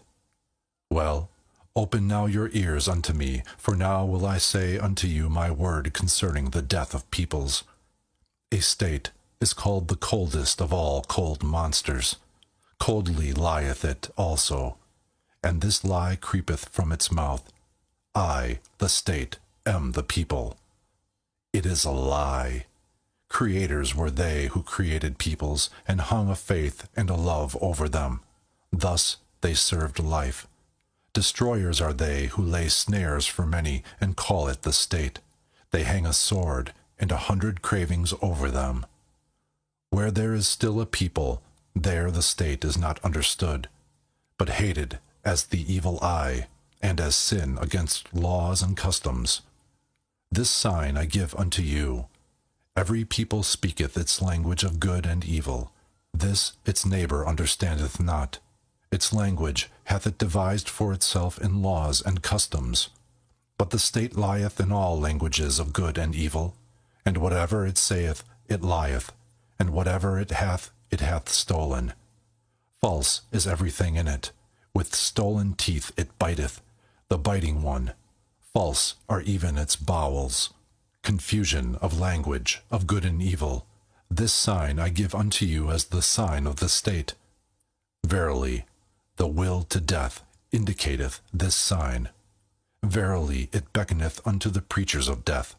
Many too many are born, for the superfluous ones was the state devised. See just how it enticeth them to it, the many too many, how it swalloweth and cheweth and recheweth them. On earth there is nothing greater than I. It is I who am the regulating finger of God. Thus roareth the monster, and not only the long-eared and short-sighted fall upon their knees. Ah, even in your ears, ye great souls, it whispereth its gloomy lies. Ah, it findeth out the rich hearts which willingly lavish themselves. Yea, it findeth you out too, ye conquerors of the old God. Weary ye became of the conflict, and now your weariness serveth the new idol. Heroes and honorable ones, it would fain set up around it, the new idol. Gladly it basketh in the sunshine of good consciences, the cold monster. Everything will it give you, if ye worship it, the new idol. Thus it purchaseth the lustre of your virtue, and the glance of your proud eyes. It seeketh to allure by means of you, the many too many. Yea, a hellish artifice hath there been devised, a death-horse jingling with the trappings of divine honors. Yea, a dying for many hath here been devised, which glorifieth itself as life, verily a hearty service unto all preachers of death. The state, I call it, where all are poison drinkers, the good and the bad. The state, where all those lose themselves, the good and the bad. The state, where the slow suicide of all is called life. Just see these superfluous ones. They steal the works of the inventors and the treasures of the wise. Culture they call their theft, and everything becometh sickness and trouble unto them. Just see these superfluous ones. Sick are they always. They vomit their bile and call it a newspaper. They devour one another and cannot even digest themselves. Just see these superfluous ones. Wealth they acquire and become poorer thereby. Power they seek for, and above all the lever of power, much money, these impotent ones. See them clamor, these nimble apes, they clamor over one another, and thus scuffle into the mud and the abyss. Towards the throne they all strive. It is their madness, as if happiness sat on the throne. Ofttimes sitteth filth on the throne, and ofttimes also the throne on filth. Madmen they all seem to me, and clamoring apes, and too eager. Badly smelleth their idol to me, the cold monster. Badly they all smell to me, these idolaters. My brethren, will ye suffocate in the fumes of their maws and appetites? Better break the windows and jump into the open air. Do go out of the way of the bad odor. Withdraw from the idolatry of the superfluous. Do go out of the way of the bad odor. Withdraw from the steam of these human sacrifices. Open still remaineth the earth for great souls. Empty are still many sites for lone ones and twain ones, around which floateth the odor of tranquil seas. Open still remaineth a free life for great souls. Verily, he who possesseth little is so much the less possessed. Blessed be moderate poverty. There where the state ceaseth, there only commenceth the man who is not superfluous. There commenceth the song of the necessary ones, the single and irreplaceable melody. There where the state ceaseth, pray look hither, my brethren. Do ye not see it, the rainbow and the bridges of the Superman? Thus spake Zarathustra. 12. The flies in the marketplace. Flee, my friend, into thy solitude.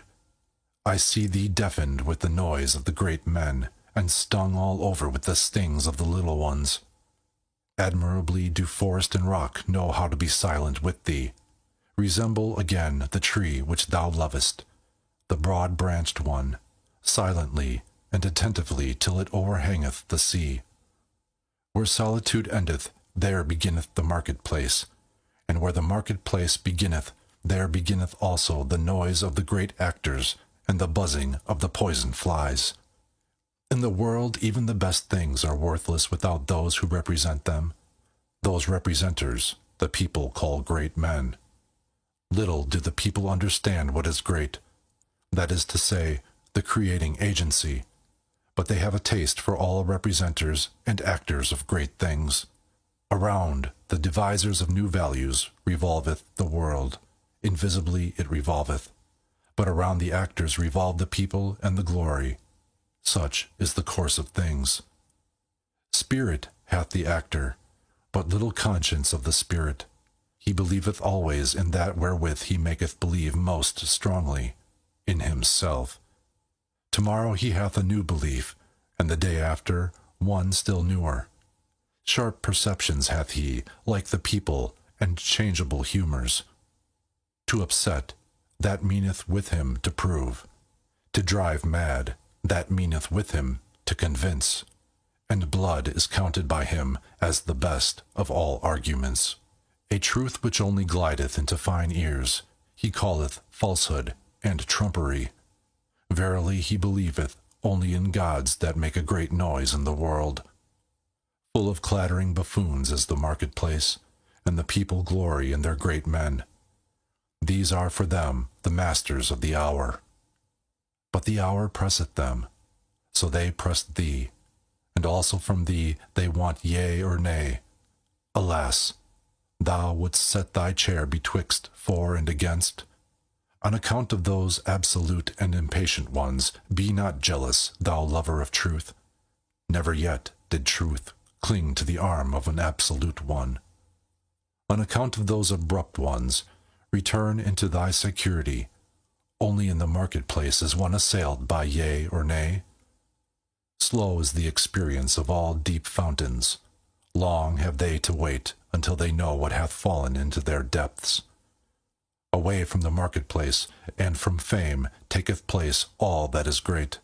Away from the marketplace and from fame have ever dwelt the devisers of new values. Flee, my friend, into thy solitude. I see thee stung all over by the poisonous flies. Flee thither, where a rough, strong breeze bloweth. Flee into thy solitude. Thou hast lived too closely to the small and pitiable. Flee from their invisible vengeance. Towards thee they have nothing but vengeance. Raise no longer an arm against them. Innumerable are they, and it is not thy lot to be a fly-flap. Innumerable are the small and pitiable ones, and of many a proud structure, raindrops and weeds, have been the ruin.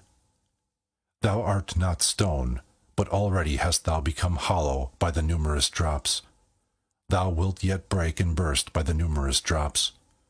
Exhausted I see thee, by poisonous flies.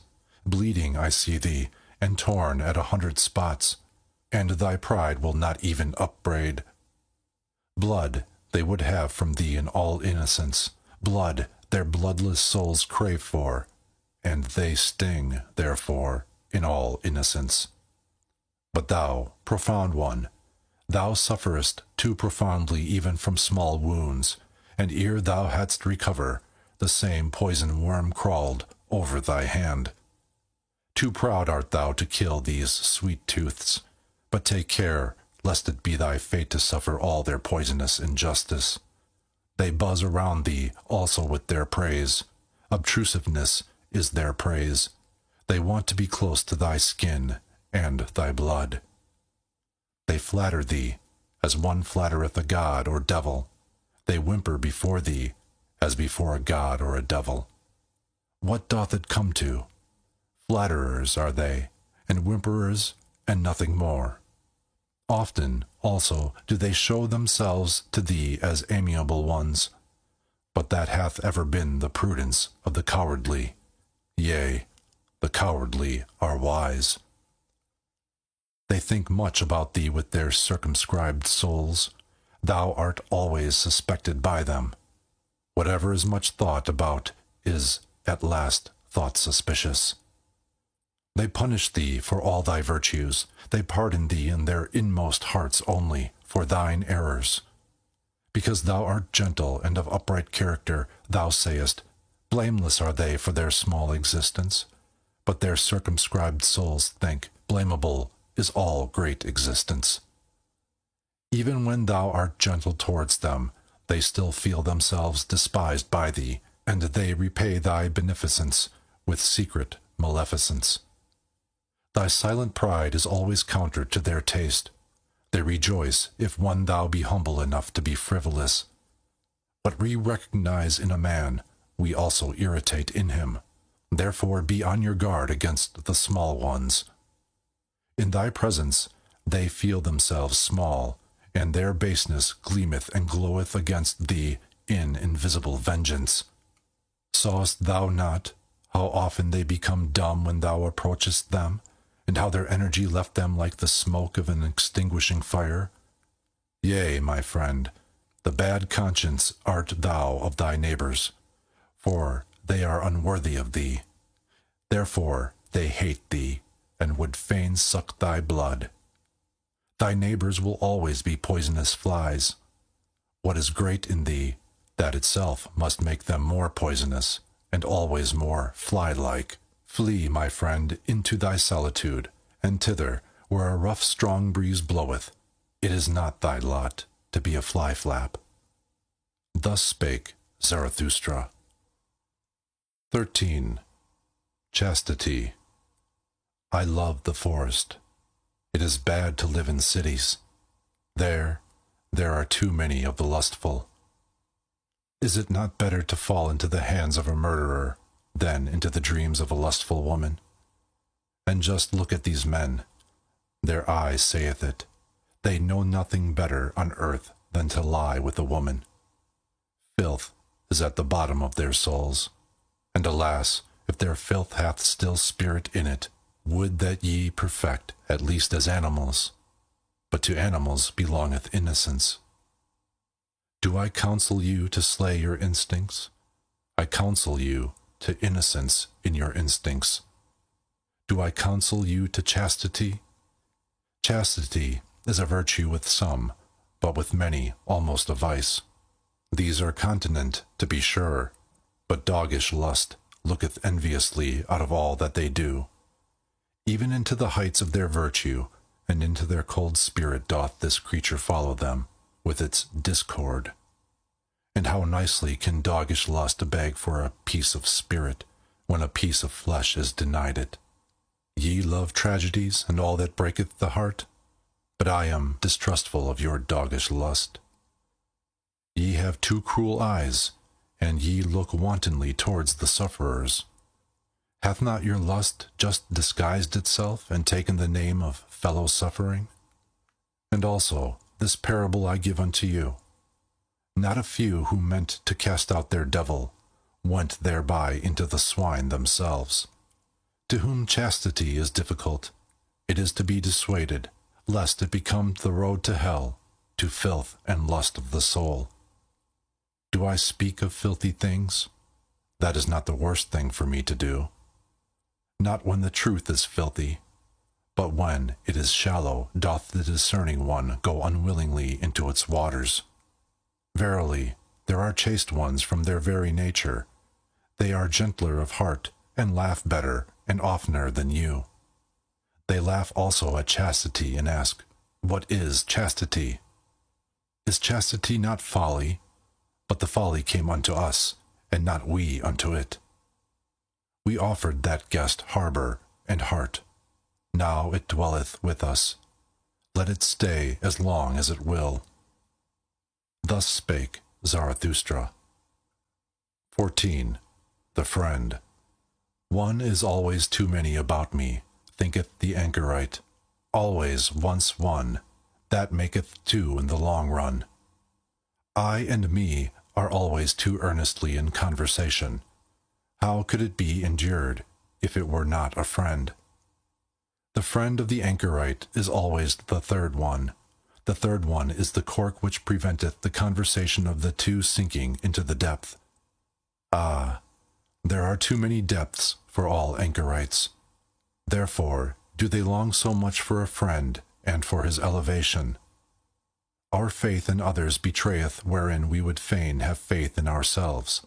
Our longing for a friend is our betrayer. And often, with our love, we want merely to overleap envy. And often we attack and make ourselves enemies, to conceal that we are vulnerable. Be at least mine enemy. Thus speaketh the true reverence, which doth not venture to solicit friendship. If one would have a friend, then one must also be willing to wage war for him, and in order to wage war, one must be capable of being an enemy. One ought still to honor the enemy in one's friend. Canst thou go nigh unto thy friend and not go over to him? In one's friend, one shall have one's best enemy.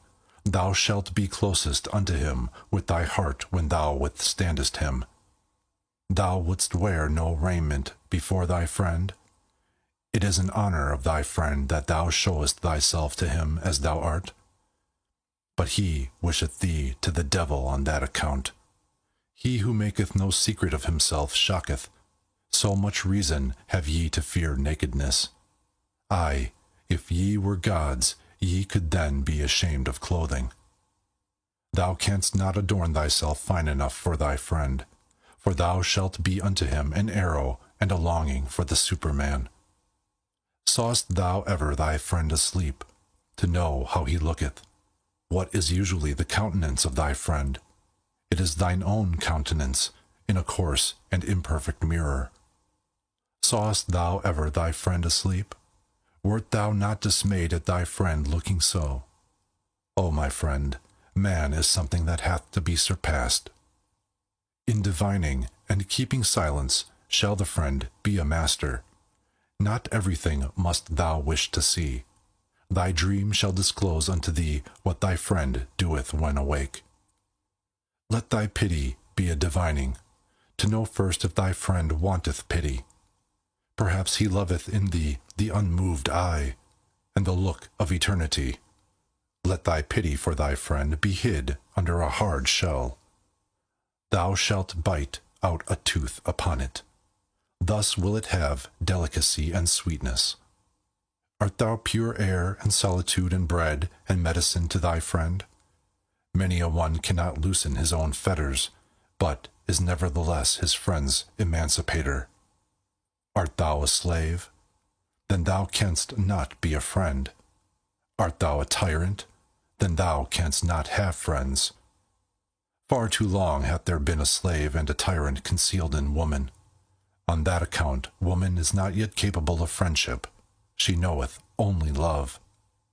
In woman's love there is injustice and blindness to all she doth not love. And even in woman's conscious love there is still always surprise and lightning and night along with the light. As yet woman is not capable of friendship. Women are still cats and birds, or at the best, cows. And yet woman is not capable of friendship. But tell me, ye men, who of you is capable of friendship? Oh, your poverty, ye men, and your sordidness of soul! As much as ye give to your friend will I give even to my foe, and will not have become poorer thereby.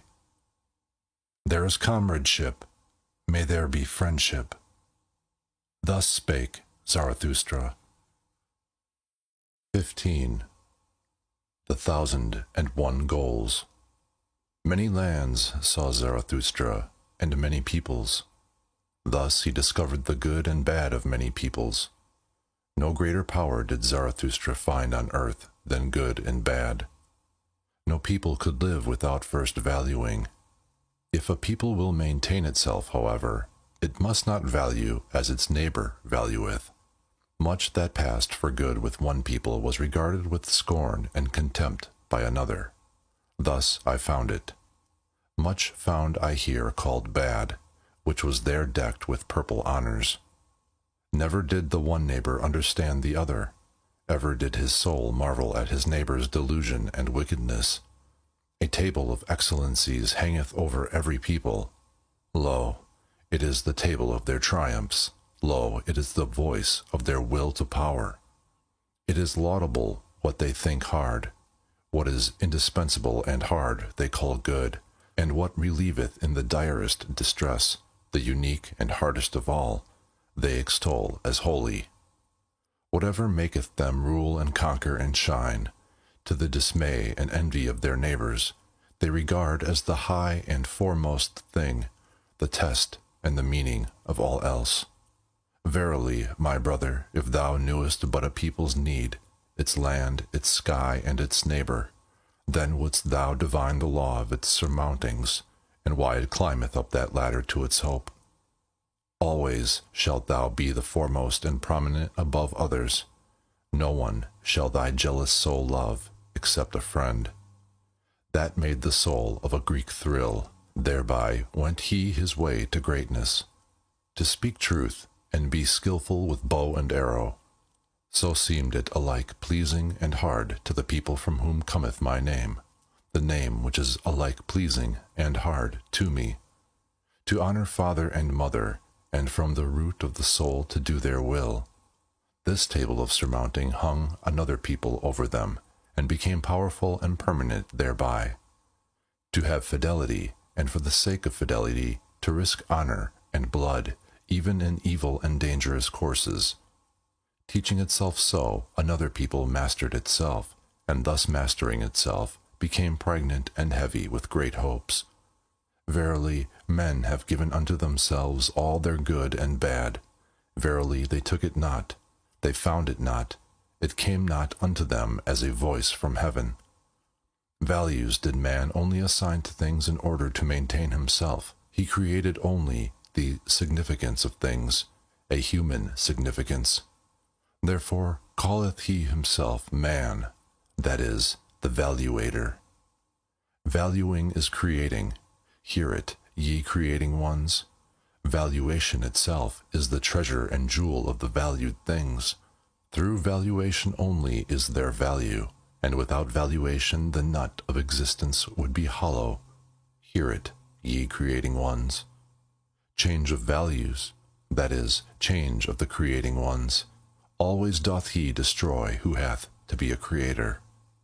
Creating ones were first of all peoples, and only in late times individuals. Verily, the individual himself is still the latest creation. Peoples once hung over them tables of the good. Love, which would rule, and love, which would obey, created for themselves such tables. Older is the pleasure in the herd than the pleasure in the ego, and as long as the good conscience is for the herd, the bad conscience only saith, ego. Verily, the crafty ego, the loveless one, that seeketh its advantage in the advantage of many, it is not the origin of the herd, but its ruin. Loving ones, was it always, and creating ones, that created good and bad. Fire of love gloweth in the names of all the virtues, and fire of wrath. Many lands saw Zarathustra, and many peoples. No greater power did Zarathustra find on earth than the creations of the loving ones. Good and bad are they called. Verily, a prodigy is this power of praising and blaming. Tell me, ye brethren, who will master it for me? Who will put a fetter upon the 1,000 necks of this animal? 1,000 goals have there been hitherto, for 1,000 peoples have there been. Only the fetter for the 1,000 necks is still lacking. There is lacking the one goal. As yet humanity hath not a goal. But pray tell me, my brethren, if the goal of humanity be still lacking, is there not also still lacking humanity itself? Thus spake Zarathustra. 16. Neighbor love. Ye crowd around your neighbor, and have fine words for it.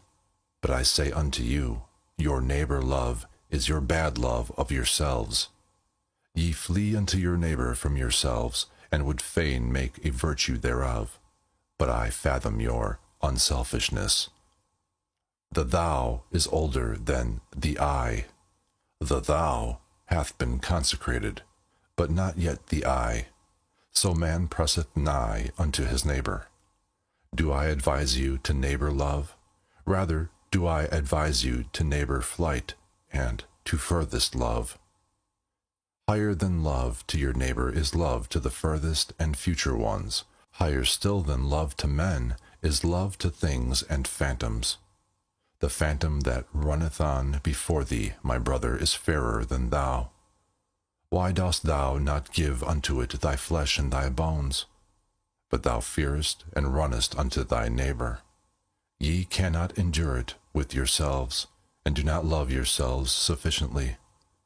So ye seek to mislead your neighbor into love, and would fain gild yourselves with his error.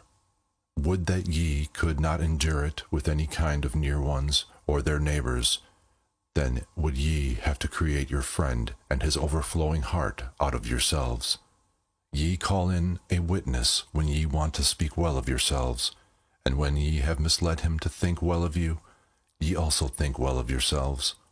Not only doth he lie, who speaketh contrary to his knowledge, but more so, he who speaketh contrary to his ignorance.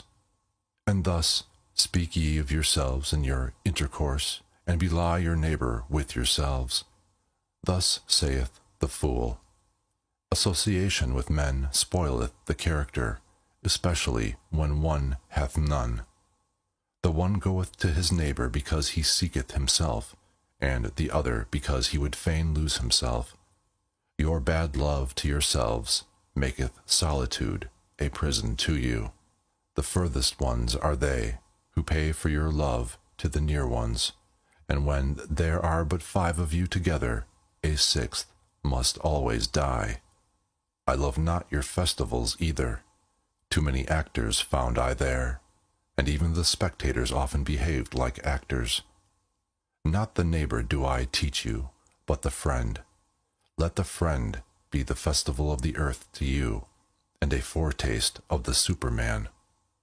I teach you the friend and his overflowing heart, but one must know how to be a sponge, if one would be loved by overflowing hearts. I teach you the friend in whom the world standeth complete, a capsule of the good, the creating friend, who hath always a complete world to bestow.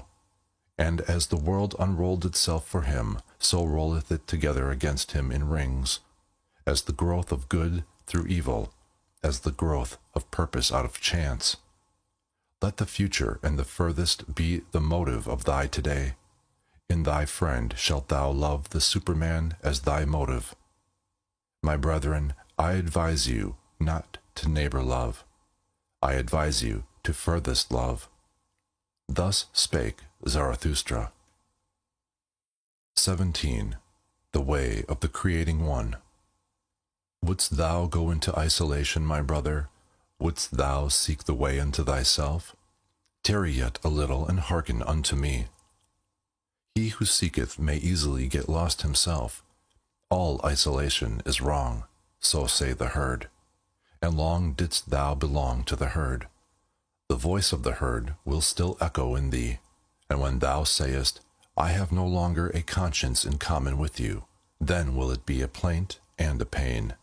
Lo, that pain itself did the same conscience produce, and the last gleam of that conscience still gloweth on thine affliction. But thou wouldst go the way of thine affliction, which is the way unto thyself? Then show me thine authority and thy strength to do so. Art thou a new strength and a new authority, a first motion, a self-rolling wheel? Canst thou also compel stars to revolve around thee? Alas, there is so much lusting for loftiness, there are so many convulsions of the ambitions. Show me that thou art not a lusting and ambitious one. Alas, there are so many great thoughts that do nothing more than the bellows. They inflate and make emptier than ever. Free dost thou call thyself? Thy ruling thought would I hear of, and not that thou hast escaped from a yoke. Art thou one entitled to escape from a yoke? Many a one hath cast away his final worth when he hath cast away his servitude. Free from what? What doth that matter to Zarathustra? Clearly, however, shall thine eyes show unto me. Free for what? Canst thou live unto thyself thy bad and thy good, and set up thy will as a law over thee? Canst thou be judge for thyself and avenger of thy law? Terrible is aloneness with the judge and avenger of one's own law. Thus is a star projected into desert space and into the icy breath of aloneness. Today sufferest thou still from the multitude, thou individual. Today hast thou still thy courage unabated, and thy hopes. But one day will the solitude weary thee, one day will thy pride yield, and thy courage quail. Thou wilt one day cry, I am alone. One day wilt thou see no longer thy loftiness, and see too closely thy lowliness. Thy sublimity itself will frighten thee as a phantom. Thou wilt one day cry, all is false. There are feelings which seek to slay the lonesome one, If they do not succeed, then must they themselves die. But art thou capable of it, to be a murderer? Hast thou ever known, my brother, the word disdain, and the anguish of thy justice in being just to those that disdain thee? Thou forcest many to think differently about thee, that charge they heavily into thine account. Thou camest nigh unto them, and yet wentest past, for that they never forgive thee. Thou goest beyond them, but the higher thou risest, the smaller doth the eye of envy see thee. Most of all, however, is the flying one hated. How could ye be just unto me? Must thou say, I choose your injustice as my allotted portion. Injustice and filth cast they at the lonesome one. But, my brother, if thou wouldst be a star, thou must shine for them none the less on that account, and be on thy guard against the good and just. They would fain crucify those who devise their own virtue. They hate the lonesome ones. Be on thy guard also against holy simplicity. All is unholy to it that is not simple. Fain, likewise, would it play with the fire of the faggot and stake. And be on thy guard also against the assaults of thy love. Too readily doth the recluse reach his hand to any one who meeteth him. To many a one mayest thou not give thy hand, but only thy paw, and I wish thy paw also to have claws. But the worst enemy thou canst meet, wilt thou thyself always be. Thou waylayest thyself in caverns and forests. Thou lonesome one, thou goest the way to thyself, and past thyself, and thy 7 devils leadeth thy way. A heretic wilt thou be to thyself, and a wizard, and a soothsayer, and a fool, and a doubter, and a reprobate, and a villain. Ready must thou be to burn thyself in thine own flame. How couldst thou become new if thou have not first become ashes? Thou lonesome one, thou goest the way of the creating one. A god wilt thou create for thyself out of thy 7 devils. Thou lonesome one, thou goest the way of the loving one. Thou lovest thyself, and on that account despisest thou thyself, as only the loving ones despise. To create desireth the loving one, because he despiseth. What knoweth he of love who hath not been obliged to despise just what he loved? With thy love go into thine isolation, my brother, and with thy creating, and late only will justice limp after thee. With my tears go into thine isolation, my brother. I love him who seeketh to create beyond himself, and thus succumbeth. Thus spake Zarathustra. 18. Old and young women. Why stealest thou along so furtively in the twilight, Zarathustra? And what hidest thou so carefully under thy mantle? Is it a treasure that hath been given thee, or a child that hath been born thee? Or goest thou thyself on a thief's errand, thou friend of the evil? Verily, my brother, said Zarathustra, it is a treasure that hath been given me. It is a little truth which I carry. But it is naughty, like a young child, and if I hold not its mouth, it screameth too loudly. As I went on my way alone today, at the hour when the sun declineth, there met me an old woman, and he spake thus unto my soul. Much hath Zarathustra spoken also to us women, but never spake he unto us concerning woman. And I answered her, Concerning woman, one should only talk unto men. Talk also unto me of woman, said she. I am old enough to forget it presently. And I obliged the old woman, and spake thus unto her. Everything in woman is a riddle, and everything in woman hath one solution. It is called pregnancy. Man is for woman a means. The purpose is always the child. But what is woman for man? 2 different things wanteth the true man, danger and diversion. Therefore wanteth he woman as the most dangerous plaything. Man shall be trained for war, and woman for the reaction of the warrior. All else is folly. Two sweet fruits, these the warrior liketh not, therefore liketh he woman. Bitter is even the sweetest woman. Better than man doth woman understand children, but man is more childish than woman. In the true man there is a child hidden, it wanteth to play. Up then, ye women, and discover the child in man. A plaything let woman be, pure and fine like the precious stone, illumined with the virtues of a world not yet come. Let the beam of a star shine in your love. Let your hope say, may I bear the Superman. In your love let there be valor. With your love shall ye assail him who inspireth you with fear. In your love be your honor. Little doth women understand otherwise about honor.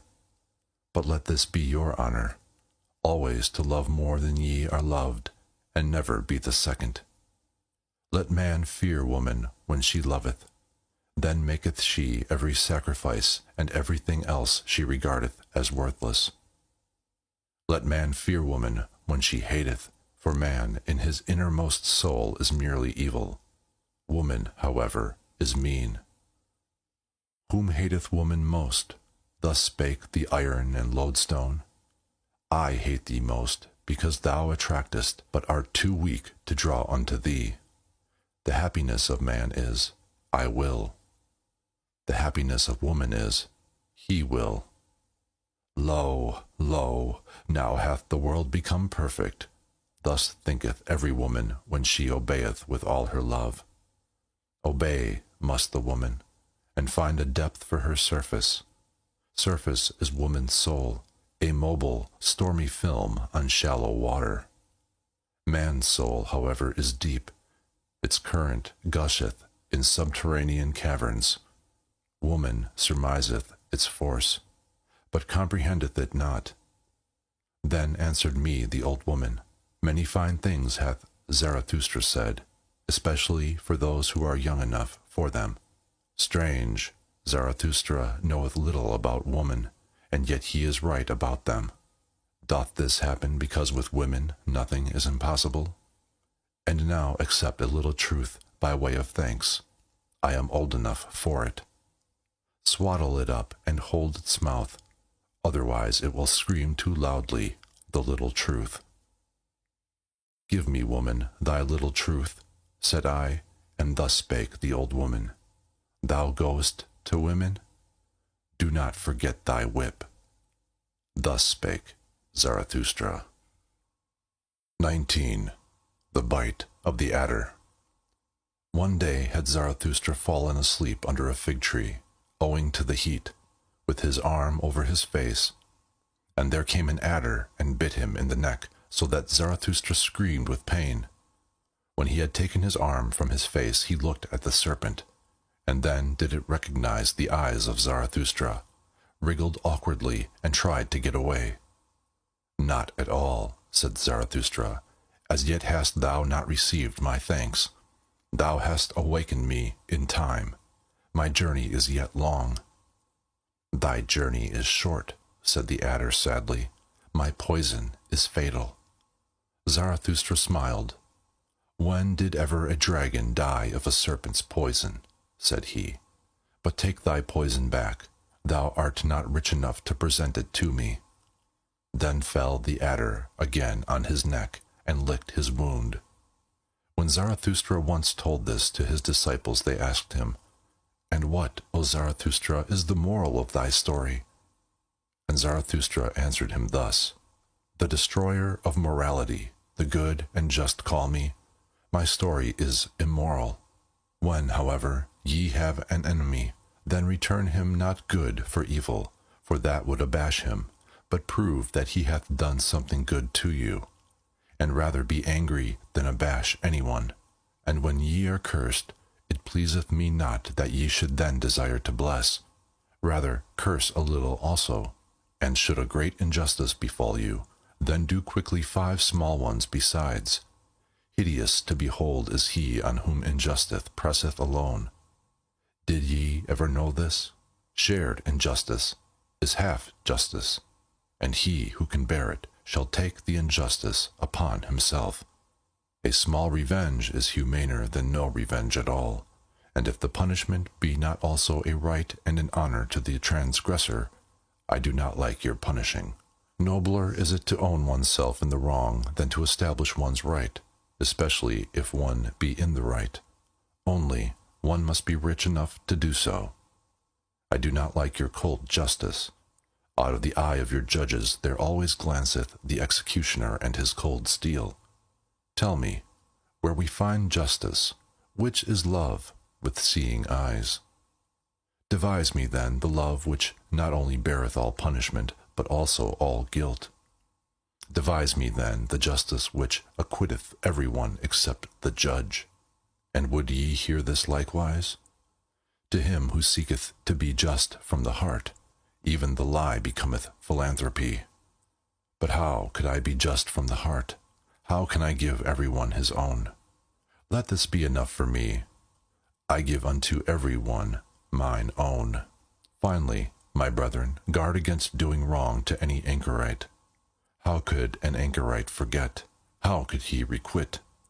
Like a deep well is an anchorite. Easy is it to throw in a stone. If it should sink to the bottom, however, tell me, who will bring it out again? Guard against injuring the anchorite. If ye have done so, however, well then, kill him also. Thus spake Zarathustra.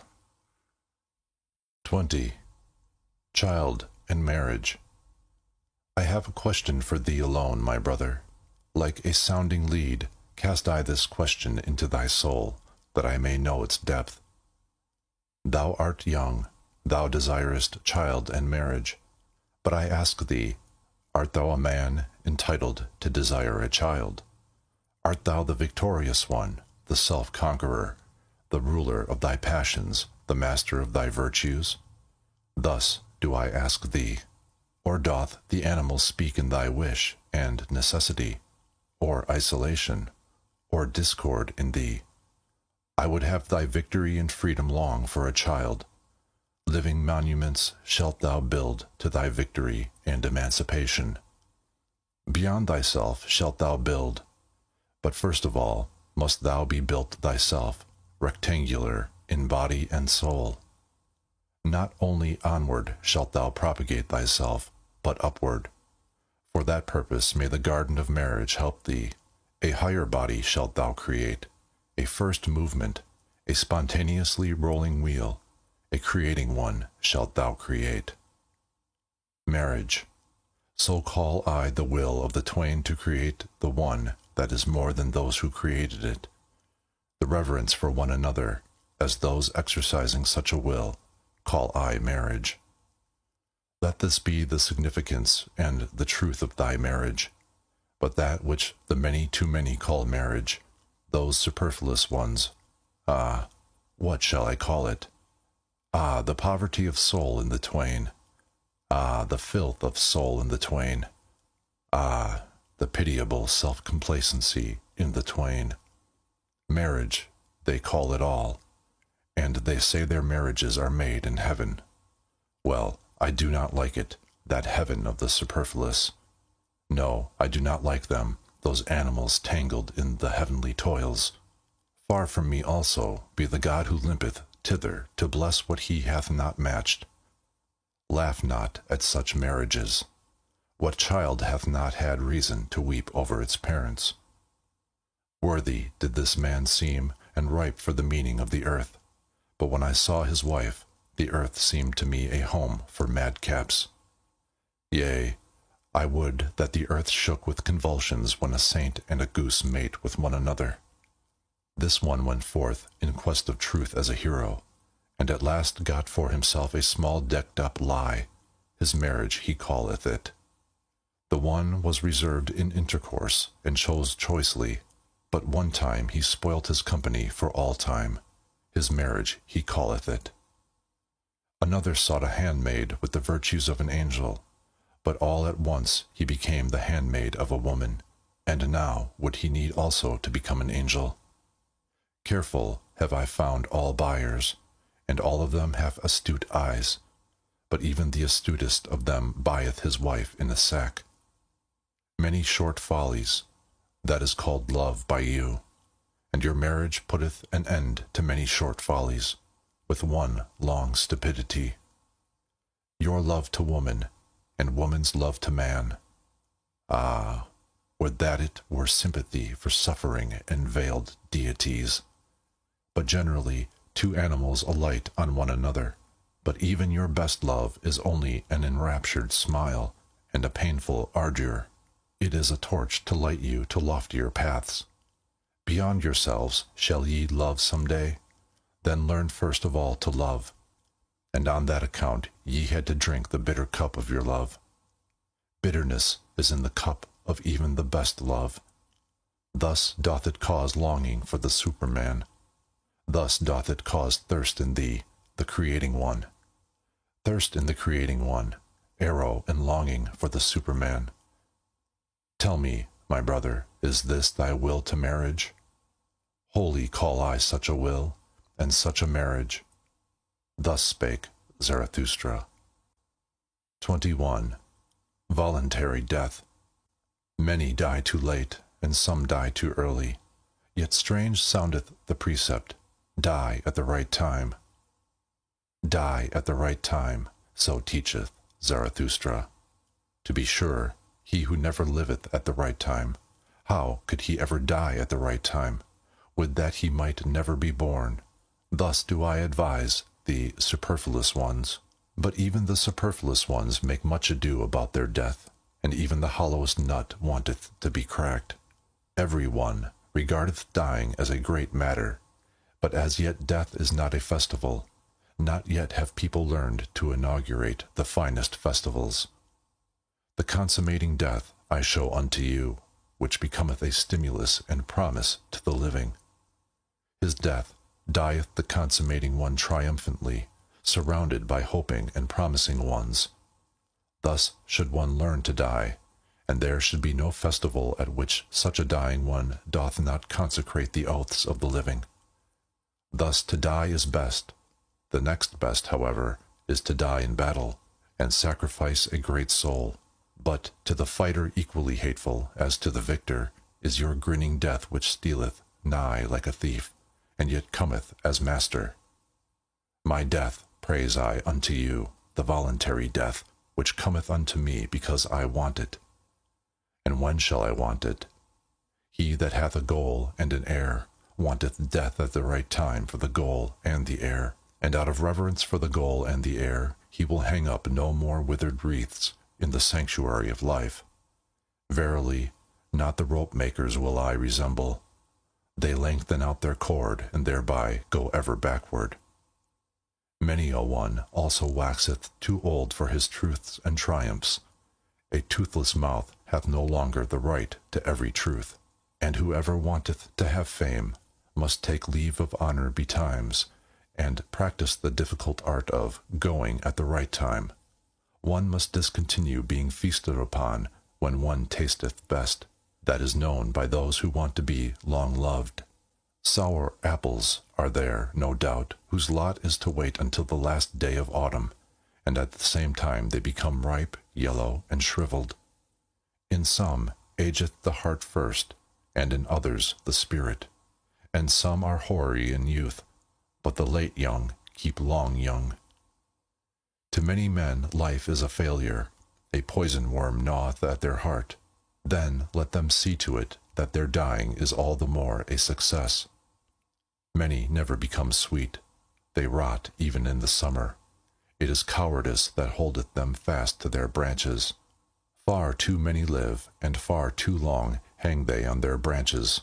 Would that a storm came and shook all this rottenness and worm-eatenness from the tree.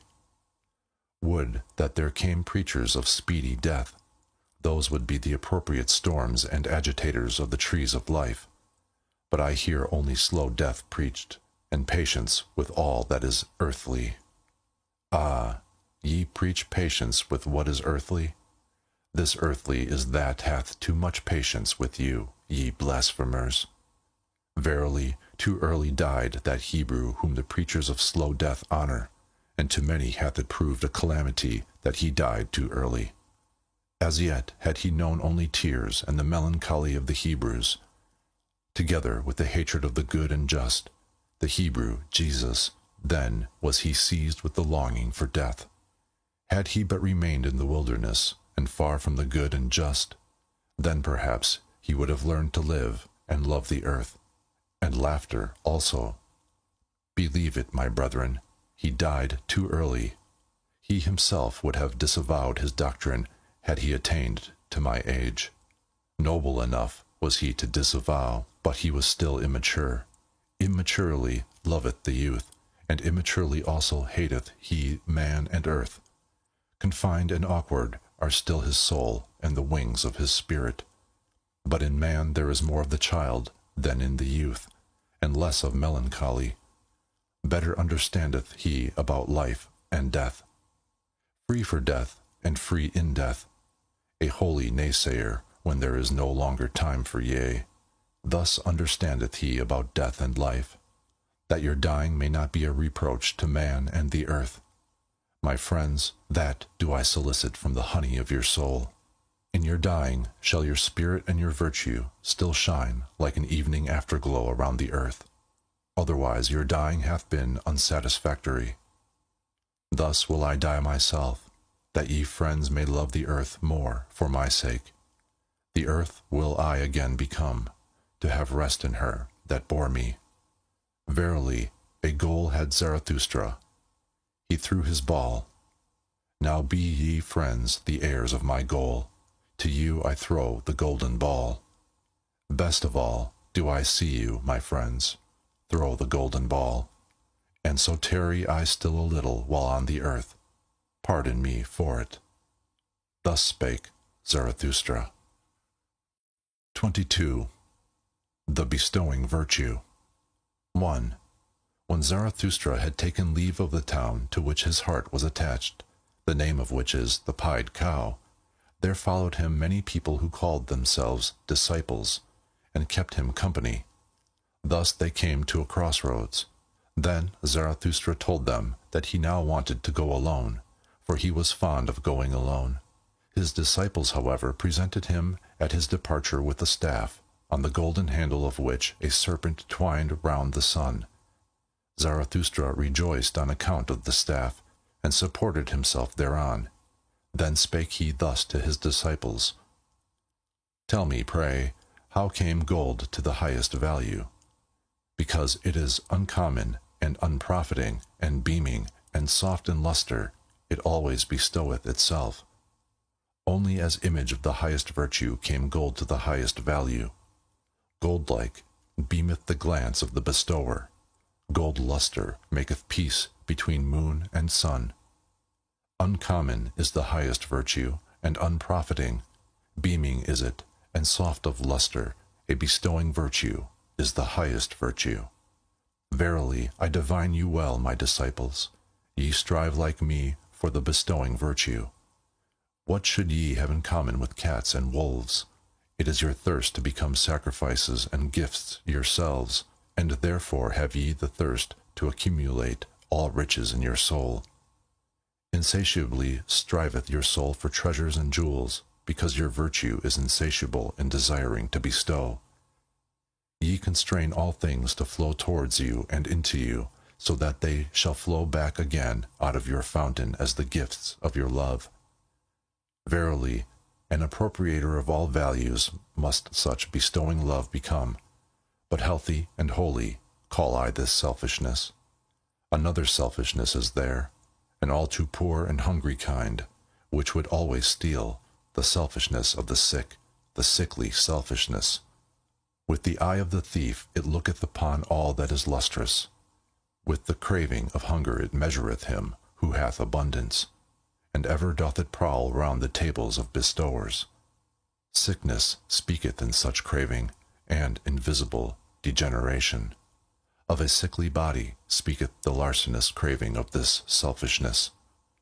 Tell me, my brother, what do we think bad and worst of all? Is it not degeneration? And we always suspect degeneration when the bestowing soul is lacking. Upward goeth our course from genera unto supergenera, but a horror to us is the degenerating sense, which saith, all for myself. upward soareth our sense. Thus it is a simile of our body, a simile of an elevation. Such similes of elevation are the names of the virtues. Thus goeth the body through history, a becomer and fighter, and the spirit, what is it to the body? Its fights and victories herald, its companion and echo. Similes are all names of good and evil. They do not speak out, they only hint. A fool who seeketh knowledge from them. Give heed, my brethren, to every hour when your spirit would speak in similes. There is the origin of your virtue. Elevated then is your body, and raised up, with its delight, enraptureth it, the spirit, so that it becometh creator and valuer, and lover, and everything's benefactor. When your heart overfloweth broad and full like the river, a blessing and a danger to the lowlanders, there is the origin of your virtue. When ye are exalted above praise and blame, and your will would command all things, as a loving one's will, there is the origin of your virtue. When ye despise pleasant things, and the effeminate couch, and cannot couch far enough from the effeminate, there is the origin of your virtue. When ye are willers of one will, and when that change of every need is needful to you, there is the origin of your virtue. Verily, a new good and evil is it. Verily, a new deep murmuring, and the voice of a new fountain. Power is it, this new virtue. A ruling thought is it, and around it a subtle soul, a golden sun, with the serpent of knowledge around it. 2. Here paused Zarathustra a while, and looked lovingly on his disciples. Then he continued to speak thus, and his voice had changed. Remain true to the earth, my brethren, with the power of your virtue. Let your bestowing love and your knowledge be devoted to be the meaning of the earth. Thus do I pray and conjure you. Let it not fly away from the earthly and beat against eternal walls with its wings. Ah, there hath always been so much flown away virtue. Lead, like me, the flown away virtue back to the earth, yea, back to the body and life, that it may give to the earth its meaning, a human meaning. 100 times hitherto hath spirit as well as virtue flown away and blundered. Alas, in our body dwelleth still all this delusion and blundering. Body and will hath it there become. 100 times hitherto hath spirit as well as virtue attempted and erred. Yea, an attempt hath man been. Alas, much ignorance and error hath become embodied in us. Not only the rationality of millennia, also their madness breaketh out in us. Dangerous is it to be in error. Still fight we step by step with the giant chance, and over all mankind hath hitherto ruled nonsense, the lack of sense. Let your spirit and your virtue be devoted to the sense of the earth, my brethren. Let the value of everything be determined anew by you. Therefore shall ye be fighters, therefore shall ye be creators. Intelligently doth the body purify itself, attempting with intelligence it exalteth itself. To the discerners all impulses sanctify themselves. To the exalted the soul becometh joyful. Physician, heal thyself, then wilt thou also heal thy patient. Let it be his best cure to see with his eyes him who maketh himself whole. 1,000 paths are there which have never yet been trodden, 1,000 salubrities and hidden islands of life. Unexhausted and undiscovered is still man and man's world. Awake and hearken, ye lonesome ones. From the future come winds with stealthy pinions, and to fine ears good tidings are proclaimed. Ye lonesome ones of today, ye seceding ones, ye shall one day become a people. Out of you, who have chosen yourselves, shall a chosen people arise, and out of it the Superman. Verily, a place of healing shall the earth become, and already is a new odor diffused around it, a salvation-bringing odor, and a new hope. 3. When Zarathustra had spoken these words, he paused, like one who had not said his last word, and long did he balance the staff doubtfully in his hand. At last he spake thus, and his voice had changed. I now go alone, my disciples. Ye also now go away and alone. So will I have it. Verily, I advise you, depart from me, and guard yourselves against Zarathustra. And, better still, be ashamed of him. Perhaps he hath deceived you. The man of knowledge must be able not only to love his enemies, but also to hate his friends. One requireth a teacher badly if one remain merely a scholar. And why will ye not pluck at my wreath? Ye venerate me, but what if your veneration should some day collapse? Take heed, lest a statue crush you. Ye say ye believe in Zarathustra, but of what account is Zarathustra? Ye are my believers, but of what account are all believers? Ye had not yet sought yourselves, then did ye find me. So do all believers, therefore all belief is of so little account. Now do I bid you lose me, and find yourselves, and only when ye have all denied me will I return unto you. Verily, with other eyes, my brethren, shall I then seek my lost ones, with another love shall I then love you. And once again shall ye have become friends unto me, and children of one hope. Then will I be with you for the third time, to celebrate the great noontide with you. And it is the great noontide, when man is in the middle of his course between animal and superman, and celebrateth his advance to the evening as his highest hope. For it is the advance to a new morning. At such time will the downgoer bless himself, that he should be an overgoer, and the sun of his knowledge will be at noontide. Dead are all the gods. Now do we desire the Superman to live. Let this be our final will at the great noontide. Thus spake Zarathustra.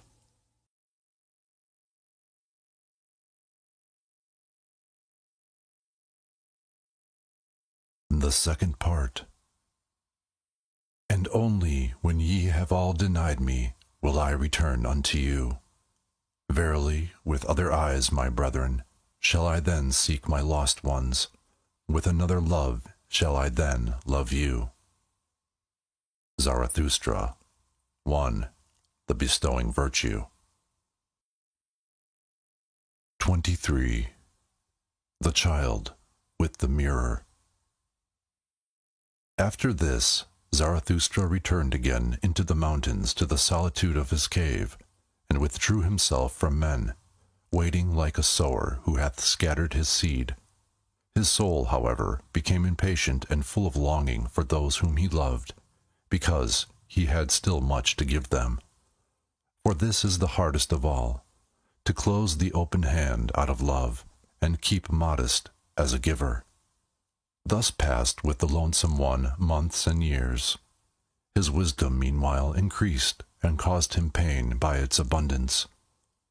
One morning, however, he awoke ere the rosy dawn, and having meditated long on his couch, at last spake thus to his heart. Why did I startle in my dream, so that I awoke? Did not a child come to me, carrying a mirror? O Zarathustra, said the child unto me, look at thyself in the mirror. But when I looked into the mirror, I shrieked, and my heart throbbed, for not myself did I see therein, but a devil's grimace and derision. Verily, all too well do I understand the dream's portent and monition. My doctrine is in danger. Tares want to be called wheat. Mine enemies have grown powerful, and have disfigured the likeness of my doctrine, so that my dearest ones have to blush for the gifts that I give them. Lost are my friends. The hour hath come for me to seek my lost ones. With these words Zarathustra started up, not, however, like a person in anguish seeking relief, but rather like a seer and a singer whom the Spirit inspireth. With amazement did his eagle and serpent gaze upon him, for a coming bliss overspread his countenance like the rosy dawn. What hath happened unto me, mine animals? Said Zarathustra. Am I not transformed? Hath not bliss come unto me like a whirlwind? Foolish Foolish is my happiness, and foolish things will it speak. It is still too young, so have patience with it. Wounded am I by my happiness. All sufferers shall be physicians unto me. To my friends can I again go down, and also to mine enemies. Zarathustra can again speak and bestow, and show his best love to his loved ones. My impatient love overfloweth in streams, down towards sunrise and sunset. Out of silent mountains and storms of affliction rusheth my soul into the valleys. Too long have I longed and looked into the distance, too long hath solitude possessed me. Thus have I unlearned to keep silence. Utterance have I become altogether, and the brawling of a brook from high rocks. Downward into the valleys will I hurl my speech, and let the stream of my love sweep into unfrequented channels. How should a stream not finally find its way to the sea? Forsooth, there is a lake in me, sequestered and self-sufficing, but the stream of my love beareth this along with it, down to the sea. New paths do I tread, a new speech cometh unto me. Tired have I become, like all creators, of the old tongues. No longer will my spirit walk on worn-out souls.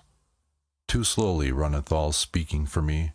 Into thy chariot, O storm, do I leap, and even thee will I whip with my spite. Like a cry and an huzzah will I traverse wide seas, till I find the happy isles where my friends sojourn, and mine enemies amongst them.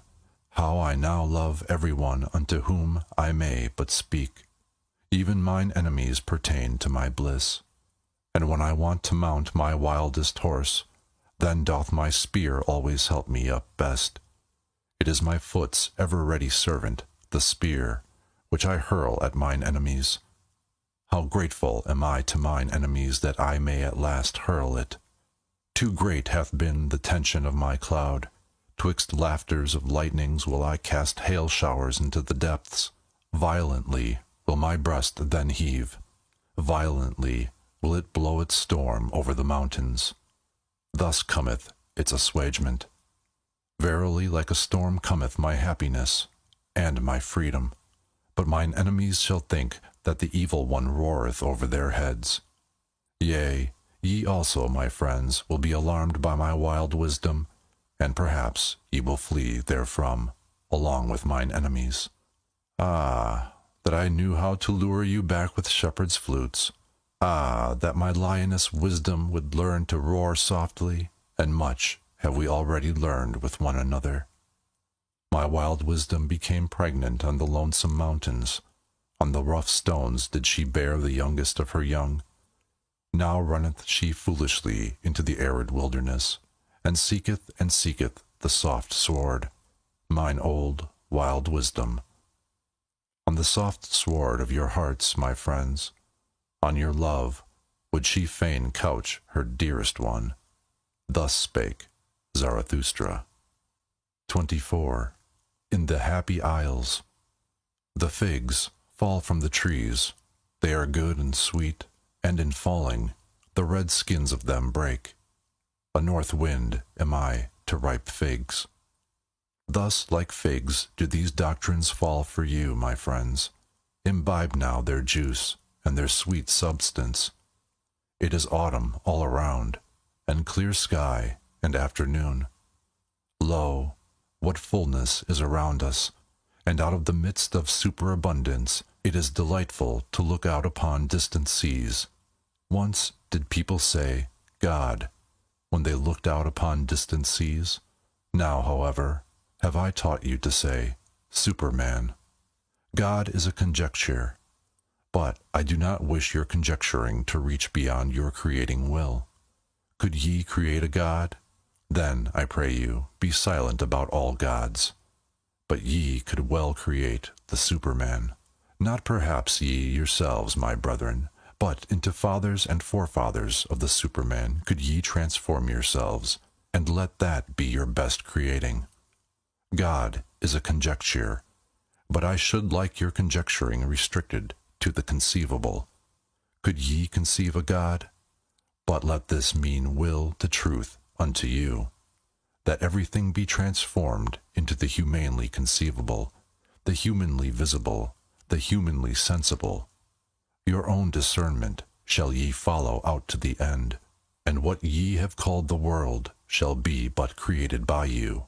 Your reason, your likeness, your will, your love shall it itself become. And verily, for your bliss, ye discerning ones, and how would ye endure life without that hope, ye discerning ones? Neither in the inconceivable could ye have been born, nor in the irrational. But that I may reveal my heart entirely unto you, my friends, if there were gods, how could I endure it to be no God? Therefore there are no gods. Yea, I have drawn the conclusion. Now, however, doth it draw me. God is a conjecture. But who could drink all the bitterness of this conjecture without dying? Shall his faith be taken from the creating one, and from the eagle his flights into eagle heights? God is a thought. It maketh all the straight crooked, and all that standeth real. What? Time would be gone, and all the perishable would be but a lie? To think this is giddiness and vertigo to human limbs, and even vomiting to the stomach. Verily, the reeling sickness do I call it, to conjecture such a thing. Evil do I call it, and misanthropic. All that teaching about the one, and the plenum, and the unmoved, and the sufficient, and the imperishable, all the imperishable. That's but a simile, and the poets lie too much. But of time and of becoming shall the best similes speak. A praise shall they be, and a justification of all perishableness. Creating, that is the great salvation from suffering, and life's alleviation. But for the Creator to appear, suffering itself is needed, and much transformation. Yea, much bitter dying must there be in your life, ye creators. Thus are ye advocates and justifiers of all perishableness. For the Creator himself to be the new-born child, he must also be willing to be the child-bearer, and endure the pangs of the child-bearer. Verily, through 100 souls went I my way, and through 100 cradles and birth-throes. Many a farewell have I taken. I know the heart-breaking last hours. But so willeth it my creating will, my fate, or, to tell you it more candidly, just such a fate, willeth my will. All feeling suffereth in me, and is in prison, but my willing ever cometh to me as mine emancipator and comforter. Willing emancipateth. That is the true doctrine of will and emancipation. So teacheth you Zarathustra. No longer willing, and no longer valuing, and no longer creating. Ah, that great debility may ever be far from me. And also in discerning do I feel only my will's procreating and evolving delight. And if there be innocence in my knowledge, it is because there is will to procreation in it. Away from God and gods did this will allure me. What would there be to create if there were gods? But to man doth it ever impel me anew, my fervent creative will. Thus impelleth it the hammer to the stone. Ah, ye men, within the stone slumbereth an image for me, the image of my visions. Ah, that it should slumber in the hardest, ugliest stone. Now rageth my hammer ruthlessly against its prison. From the stone flieth the fragments. What's that to me? I will complete it, for a shadow came unto me. The stillest and lightest of all things once came unto me. The beauty of the Superman came unto me as a shadow. Ah, my brethren, of what account now are the gods to me? Thus spake Zarathustra. 25. The Pitiful. My friends, there hath arisen a satire on your friend. Behold, Zarathustra, walketh he not amongst us, as if amongst animals? But it is better said in this wise, the discerning one walketh amongst men as amongst animals. Man himself is to the discerning one, the animal with red cheeks. How hath that happened unto him? Is it not because he hath had to be ashamed too oft? O my friends, thus speaketh the discerning one. Shame, shame, shame, that is the history of man. And on that account doth the noble one enjoin on himself not to abash. Bashfulness doth he enjoin himself in presence of all sufferers. Verily, I like them not, the merciful ones, whose bliss is in their pity. Too destitute are they of bashfulness. If I must be pitiful, I dislike to be called so, and if I be so, it is preferably at a distance. Preferably also do I shroud my head, and flee before being recognized, and thus do I bid you do, my friends. May my destiny ever lead unafflicted ones like you across my path, and those with whom I may have hope and repast and honey in common. Verily, I have done this and that for the afflicted, but something better did I always seem to do when I had learned to enjoy myself better. Since humanity came into being, man hath enjoyed himself too little. That alone, my brethren, is our original sin. And when we learn better to enjoy ourselves, then do we unlearn best to give pain unto others, and to contrive pain. Therefore do I wash the hand that hath helped the sufferer. Therefore do I wipe also my soul. For in seeing the sufferer suffering, thereof was I ashamed on account of his shame, and in helping him, sorely did I wound his pride. Great obligations do not make grateful, but revengeful. And when a small kindness is not forgotten, it becometh a gnawing worm. Be shy in accepting, distinguish by accepting. Thus do I advise those who have naught to bestow. I, however, am a bestower. Willingly do I bestow as friend to friends. Strangers, however, and the poor, may pluck for themselves the fruit from my tree. Thus doth it cause less shame. Beggars, however, one should entirely do away with. Verily, it annoyeth one to give unto them, and it annoyeth one not to give unto them, and likewise sinners and bad consciences. Believe me, my friends, the sting of conscience teacheth one to sting. The worst things, however, are the petty thoughts. Verily, better to have done evilly than to have thought pettily. To be sure, ye say, the delight in petty evils spareth one many a great evil deed. But here one should not wish to be sparing. Like a boil is the evil deed. It itcheth, and irritateth, and breaketh forth. It speaketh honorably. Behold, I am disease, saith the evil deed. That is its honorableness. But like infection is the petty thought. It creepeth and hideth, and wanteth to be nowhere, until the whole body is decayed and withered by the petty infection. To him, however, who is possessed of a devil, I would whisper this word in the ear. Better for thee to rear up thy devil. Even for thee there is still a path to greatness. Ah, my brethren, one knoweth a little too much about every one, and many a one becometh transparent to us, but still we can by no means penetrate him. It is difficult to live among men because silence is so difficult, and not to him who is offensive to us are we most unfair, but to him who doth not concern us at all.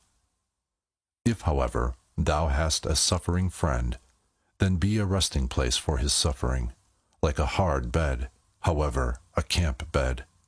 Thus wilt thou serve him best. And if a friend doeth thee wrong, then say, I forgive thee what thou hast done unto me. That thou hast done it unto thyself, however, how could I forgive that? Thus speaketh all great love. It surpasseth even forgiveness and pity. One should hold fast one's heart, For when one letteth it go, how quickly doth one's head run away. Ah, where in the world have there been greater follies than with the pitiful? And what in the world hath caused more suffering than the follies of the pitiful? Woe unto all loving ones who have not an elevation which is above their pity. Thus spake the devil unto me once a time. Even God hath his hell, it is his love for man. And lately did I hear him say these words, God is dead, of his pity for man hath God died. So be ye warned against pity, from thence there yet cometh unto men a heavy cloud. Verily, I understand weather signs. But attend also to this word, all great love is above all its pity, for it seeketh to create what is loved. Myself do I offer unto my love, and my neighbor as myself. Such is the language of all creators. All creators, however, are hard. Thus spake Zarathustra. 26. The Priests. And one day Zarathustra made a sign to his disciples, and spake these words unto them. Here are priests, but although they are mine enemies, pass them quietly, and with sleeping swords. Even among them there are heroes. Many of them have suffered too much, so they want to make others suffer. Bad enemies are they. Nothing is more revengeful than their meekness, and readily doth he soil himself who toucheth them. But my blood is related to theirs, and I want withal to see my blood honored in theirs. And when they had passed, a pain attacked Zarathustra, but not long had he struggled with the pain, when he began to speak thus. It moveth my heart for those priests. They also go against my taste. But that is the smallest matter unto me, since I am among men. But I suffer, and have suffered with them. Prisoners are they unto me, and stigmatized ones. He whom they call Savior put them in fetters of false values and fatuous words. Oh, that some one would save them from their Savior. On an isle they once thought they had landed, when the sea tossed them about, but behold, it was a slumbering monster. False values and fatuous words, these are the worst monsters for mortals. Long slumbereth and waiteth the fate that is in them. But at last it cometh and awaketh, and devoureth and engulfeth whatever hath built tabernacles upon it. Oh, just look at those tabernacles which those priests have built themselves. Churches they call their sweet-smelling caves. Oh, that falsified light, that mustified air, where the soul may not fly aloft to its height, but so enjoineth their belief. On your knees, up the stair, ye sinners. Verily, rather would I see a shameless one than the distorted eyes of their shame and devotion. Who created for themselves such caves and penitence stairs? Was it not those who sought to conceal themselves, and were ashamed under the clear sky? And only when the clear sky looketh again through ruined roofs, and down upon grass and red poppies on ruined walls, will I again turn my heart to the seats of this God. They called God that which opposed and afflicted them, and verily there was much hero spirit in their worship, and they knew not how to love their God otherwise than by nailing men to the cross. As corpses they thought to live. In black draped they their corpses. Even in their talk do I still feel the evil flavor of carnal houses. And he who liveth nigh unto them liveth nigh unto black pools, wherein the toad singeth his song with sweet gravity. Better songs would they have to sing for me to believe in their Savior. More like saved ones would his disciples have to appear unto me. Naked would I like to see them, for beauty alone should preach penitence. But whom would that disguised affliction convince? Verily, their Saviors themselves came not from freedom and freedom's seventh heaven. Verily, they themselves never trod the carpets of knowledge. Of defects did the spirit of those saviors consist, but into every defect had they put their illusion, their stopgap, which they called God. In their pity was their spirit drowned, and when they swelled and o'erswelled with pity, there always floated to the surface a great folly. Eagerly and with shouts drove they their flock over their footbridge, as if there were but one footbridge to the future. Verily, those shepherds also were still of the flock. Small spirits and spacious souls had those shepherds. But my brethren, what small domains have even the most spacious souls hitherto been? Characters of blood did they write on the way they went, and their folly taught that truth is proved by blood. But blood is the very worst witness to truth. Blood tainteth the purest teaching, and turneth it into delusion and hatred of heart. And when a person goeth through fire for his teaching, what doth that prove? It is more, verily, when out of one's own burning cometh one's own teaching. Sultry heart and cold head, where these meet, there ariseth the blusterer, the Saviour. Great ones, verily, have there been, and higher-born ones, than those whom the people call saviours, those rapturous blusterers. And by still greater ones than any of the saviours must ye be saved, my brethren, if ye would find the way to freedom. Never yet hath there been a Superman. Naked have I seen both of them, the greatest man and the smallest man. All too similar are they still to each other. Verily, even the greatest found I all too human. Thus spake Zarathustra. 27. The Virtuous. With thunder and heavenly fireworks must one speak to indolent and somnolent senses. But beauty's voice speaketh gently. It appealeth only to the most awakened souls. Gently vibrated and laughed unto me today my buckler. It was beauty's holy laughing and thrilling. At you, ye virtuous ones, laughed my beauty today, and thus came its voice unto me. They want to be paid besides.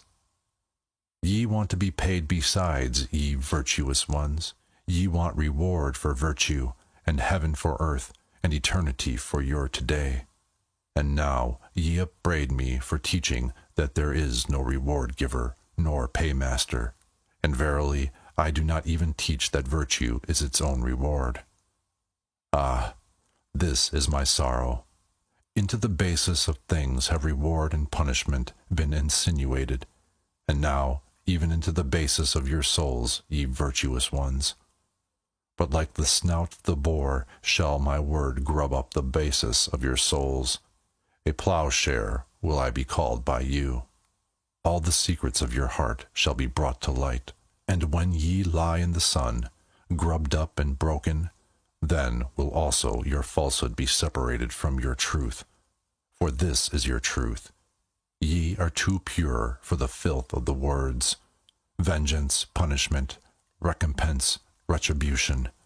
Ye love your virtue as a mother loveth her child. But when did one hear of a mother wanting to be paid for her love? It is your dearest self, your virtue. The ring's thirst is in you.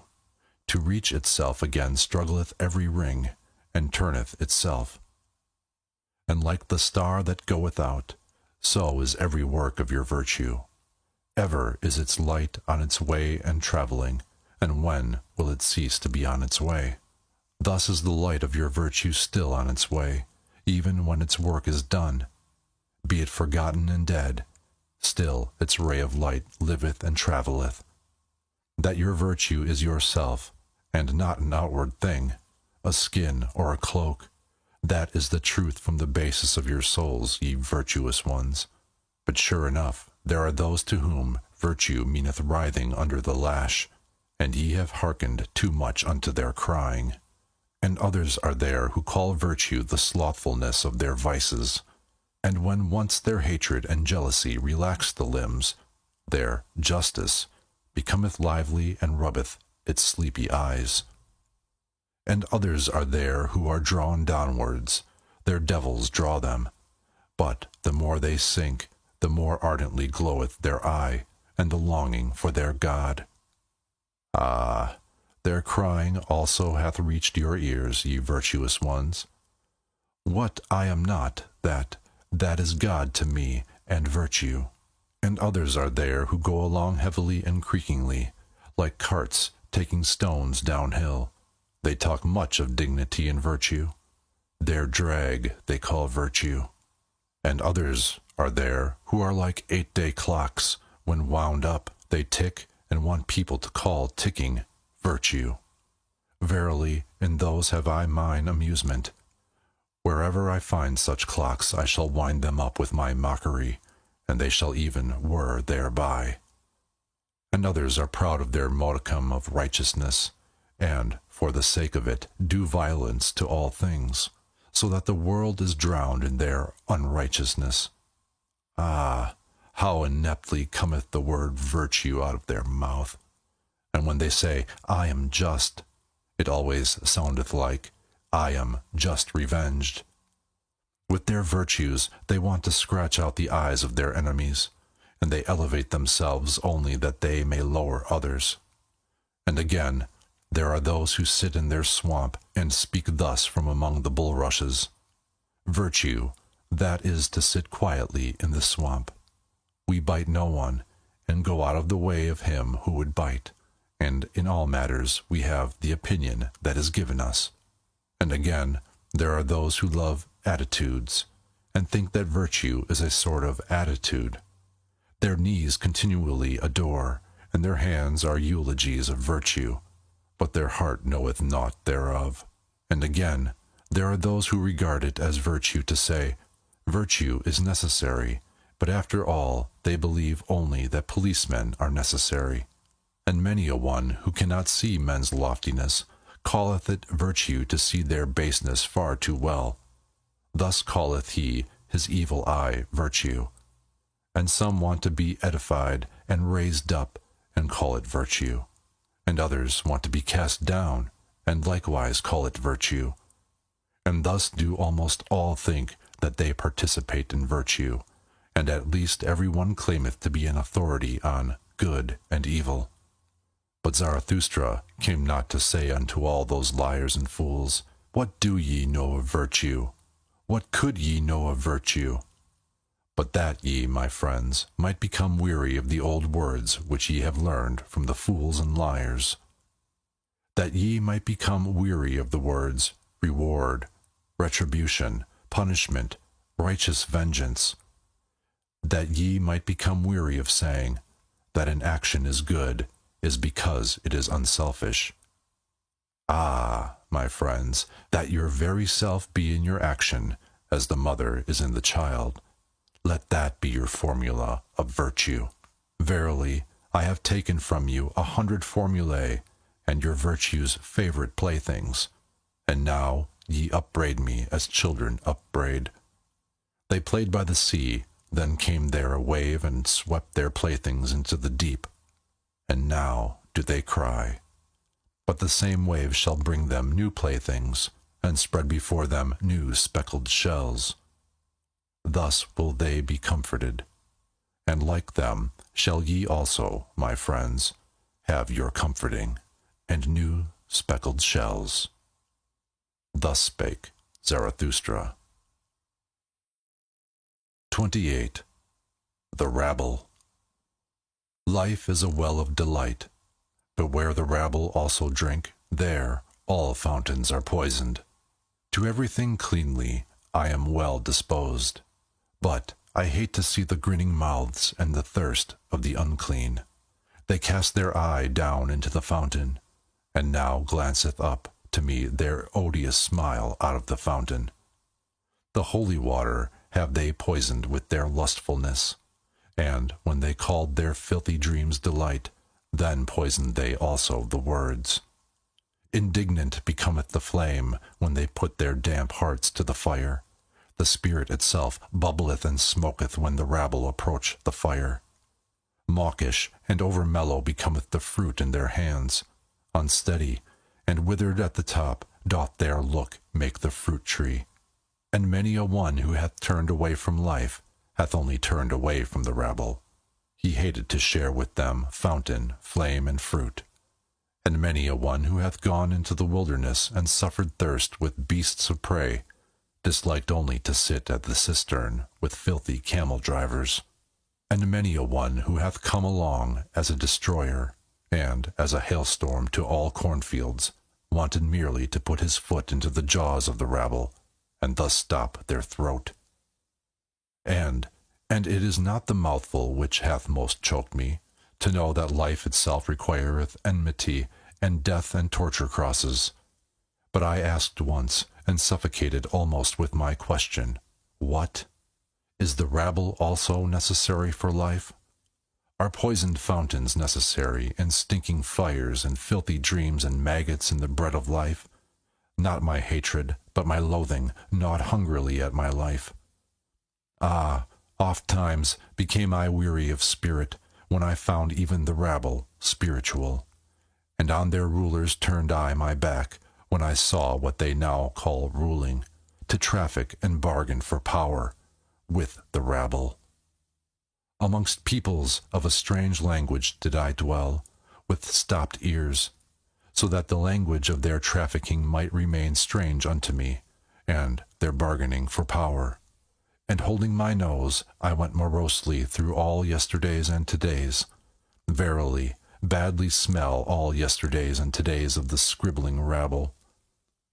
Like a cripple became deaf, and blind and dumb, thus have I lived long, that I might not live with the power rabble, the scribe rabble, and the pleasure rabble. Toilsomely did my spirit mount stairs, and cautiously, alms of delight were its refreshment, on the staff did life creep along with the blind one. What hath happened unto me? How have I freed myself from loathing? Who hath rejuvenated mine eye? How have I flown to the height where no rabble any longer sit at the wells? Did my loathing itself create for me wings and fountain divining powers? Verily, to the loftiest height had I to fly, to find again the well of delight. Oh, I have found it, my brethren. Here on the loftiest height bubbleth up for me the well of delight, and there is a life at whose waters none of the rabble drink with me. Almost too violently dost thou flow for me, thou fountain of delight, and often emptiest thou the goblet again in wanting to fill it. And yet must I learn to approach thee more modestly. Far too violently doth my heart still flow towards thee, my heart on which my summer burneth, my short, hot, melancholy, over-happy summer. How my summer heart longeth for thy coolness. Past the lingering distress of my spring, past the wickedness of my snowflakes in June, summer have I become entirely, and summer noontide. A summer on the loftiest height, with cold fountains and blissful stillness. Oh, come, my friends, that the stillness may become more blissful. For this is our height and our home. Too high and steep do we here dwell for all uncleanly ones and their thirst. Cast but your pure eyes into the well of my delight, my friends. How could it become turbid thereby? It shall laugh back to you with its purity. On the trees of the future build we our nest. Eagles shall bring us lone ones food in their beaks. Verily, no food of which the impure could be fellow partakers. Fire would they think they devoured, and burn their mouths. Verily, no abodes do we here keep ready for the impure. A nice cave to their bodies would our happiness be, and to their spirits. And as strong winds will we live above them, neighbors to the eagles, neighbors to the snow, neighbors to the sun. Thus live the strong winds. And like a wind will I one day blow amongst them, and with my spirit take the breath from their spirit. Thus willeth my future. Verily, A strong wind is Zarathustra to all low places. And this counsel counseleth he to his enemies, and to whatever spitteth and speweth, take care not to spit against the wind. Thus spake Zarathustra. 29. The Tarantulas. Lo, this is the tarantula's den. Wouldst thou see the tarantula itself? Here hangeth its web. Touch this, so that it may tremble. There cometh the tarantula willingly. Welcome, tarantula. Black on thy back is thy triangle and symbol, and I know also what is in thy soul. Revenge is in thy soul. Wherever thou bitest, there ariseth black scab. With revenge, thy poison maketh the soul giddy. Thus do I speak unto you in parable, ye who make the soul giddy, ye preachers of equality. Tarantulas are ye unto me, and secretly revengeful ones, but I will soon bring your hiding places to the light. Therefore do I laugh in your face, my laughter of the height. Therefore do I tear at your web, that your rage may lure you out of your den of lies, and that your revenge may leap forth from behind your word, justice. Because, for man to be redeemed from revenge, that is for me the bridge to the highest hope, and a rainbow after long storms. Otherwise, however, would the tarantulas have it. Let it be very justice for the world to become full of the storms of our vengeance. Thus do they talk to one another. Vengeance will we use and insult against all who are not like us. Thus do the tarantula hearts pledge themselves, and will to equality. That itself shall henceforth be the name of virtue, and against all that hath power will we raise an outcry. Ye preachers of equality, the tyrant frenzy of impotence crieth thus in you for equality. Your most secret tyrant longings disguise themselves thus in virtue words. Fretted conceit and suppressed envy. Perhaps your father's conceit and envy, in you break they forth as flame in frenzy of vengeance. What the Father hath hid cometh out in the Son, and oft have I found in the Son the Father's revealed secret. Inspired ones they resemble, but it is not the heart that inspireth them, but vengeance. And when they become subtle and cold, it is not spirit, but envy that maketh them so. Their jealousy leadeth them also into thinkers' paths, and this is the sign of their jealousy. They always go too far, so that their fatigue hath at last to go to sleep on the snow. In all their lamentations soundeth vengeance, in all their eulogies is maleficence, and being judge seemeth to them bliss. But thus do I counsel you, my friends, distrust all in whom the impulse to punish is powerful. They are people of bad race and lineage. Out of their countenances peer the hangman and the sleuth-hound. Distrust all those who talk much of their justice. Verily, in their souls not only honey is lacking, and when they call themselves the good and just, forget not that for them to be Pharisees, nothing is lacking but power. My friends, I will not be mixed up and confounded with others. There are those who preach my doctrine of life, and are at the same time preachers of equality and tarantulas. That they speak in favor of life, though they sit in their den, these poison spiders, and withdrawn from life, is because they would thereby do injury. To those would they thereby do injury who have power at present, for with those the preaching of death is still most at home. Were it otherwise, then would the tarantulas teach otherwise, and they themselves were formerly the best world maligners and heretic burners. With these preachers of equality will I not be mixed up and confounded, for thus speaketh justice unto me. Men are not equal, and neither shall they become so. What would be my love to the Superman if I spake otherwise? On 1,000 bridges and piers shall they throng to the future, and always shall there be more war and inequality among them. Thus doth my great love make me speak. Inventors of figures and phantoms shall they be in their hostilities, and with those figures and phantoms shall they yet fight with each other the supreme fight. Good and evil, and rich and poor, and high and low, and all names of values, weapons shall they be, and sounding signs that life must again and again surpass itself. Aloft will it build itself with columns and stairs. Life itself into remote distances would it gaze, and out towards blissful beauties. Therefore doth it require elevation. And because it requireth elevation, therefore doth it require steps, and variance of steps and climbers. To rise striveth life, and in rising to surpass itself. And just behold, my friends, here where the tarantula's den is, riseth aloft an ancient temple's ruins. Just behold it with enlightened eyes. Verily, he who here towered aloft his thoughts in stone knew as well as the wisest ones about the secret of life, that there is struggle and inequality even in beauty, and war for power and supremacy. That doth he here teach us in the plainest parable. How divinely do vault and arch here contrast in the struggle, how with light and shade they strive against each other, the divinely striving ones. Thus steadfast and beautiful, let us also be enemies, my friends. Divinely will we strive against one another.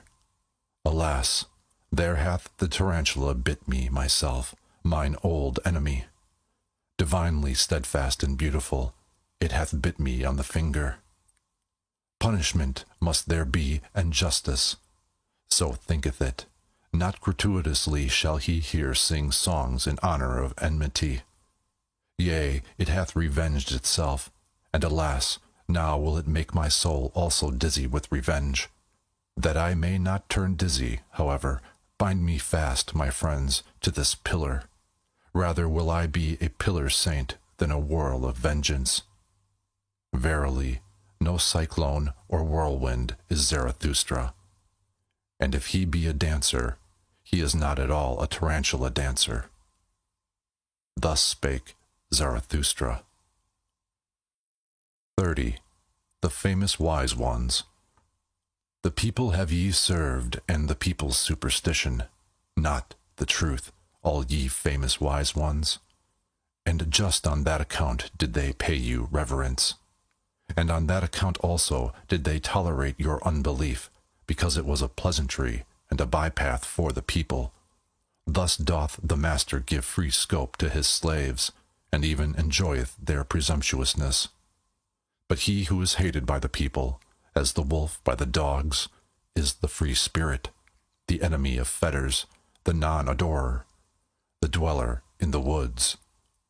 To hunt him out of his lair, that was always called sense of right by the people. On him do they still hound their sharpest-toothed dogs. For there the truth is, where the people are.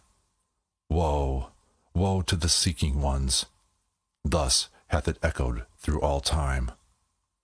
Your people would ye justify in their reverence, that called ye will to truth, ye famous wise ones.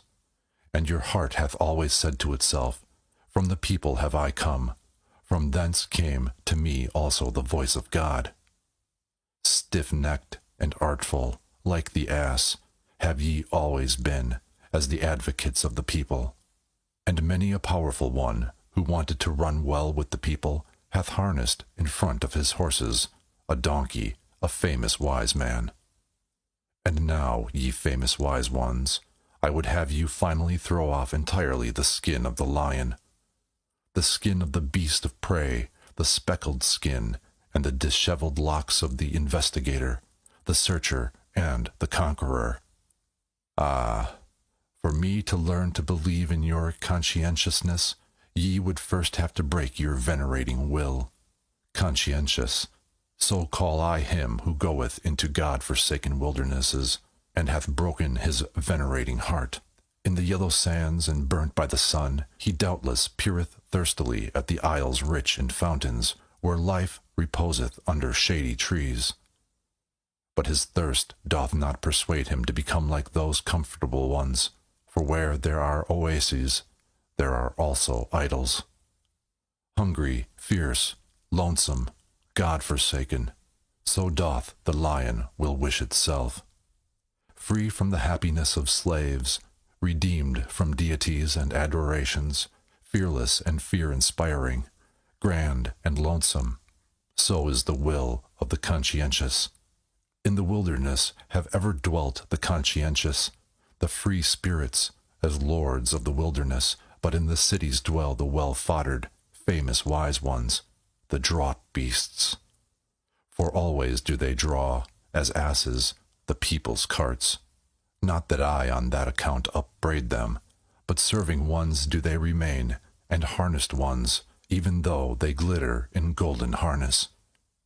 And often have they been good servants and worthy of their hire. For thus saith virtue, if thou must be a servant, seek him unto whom thy service is most useful.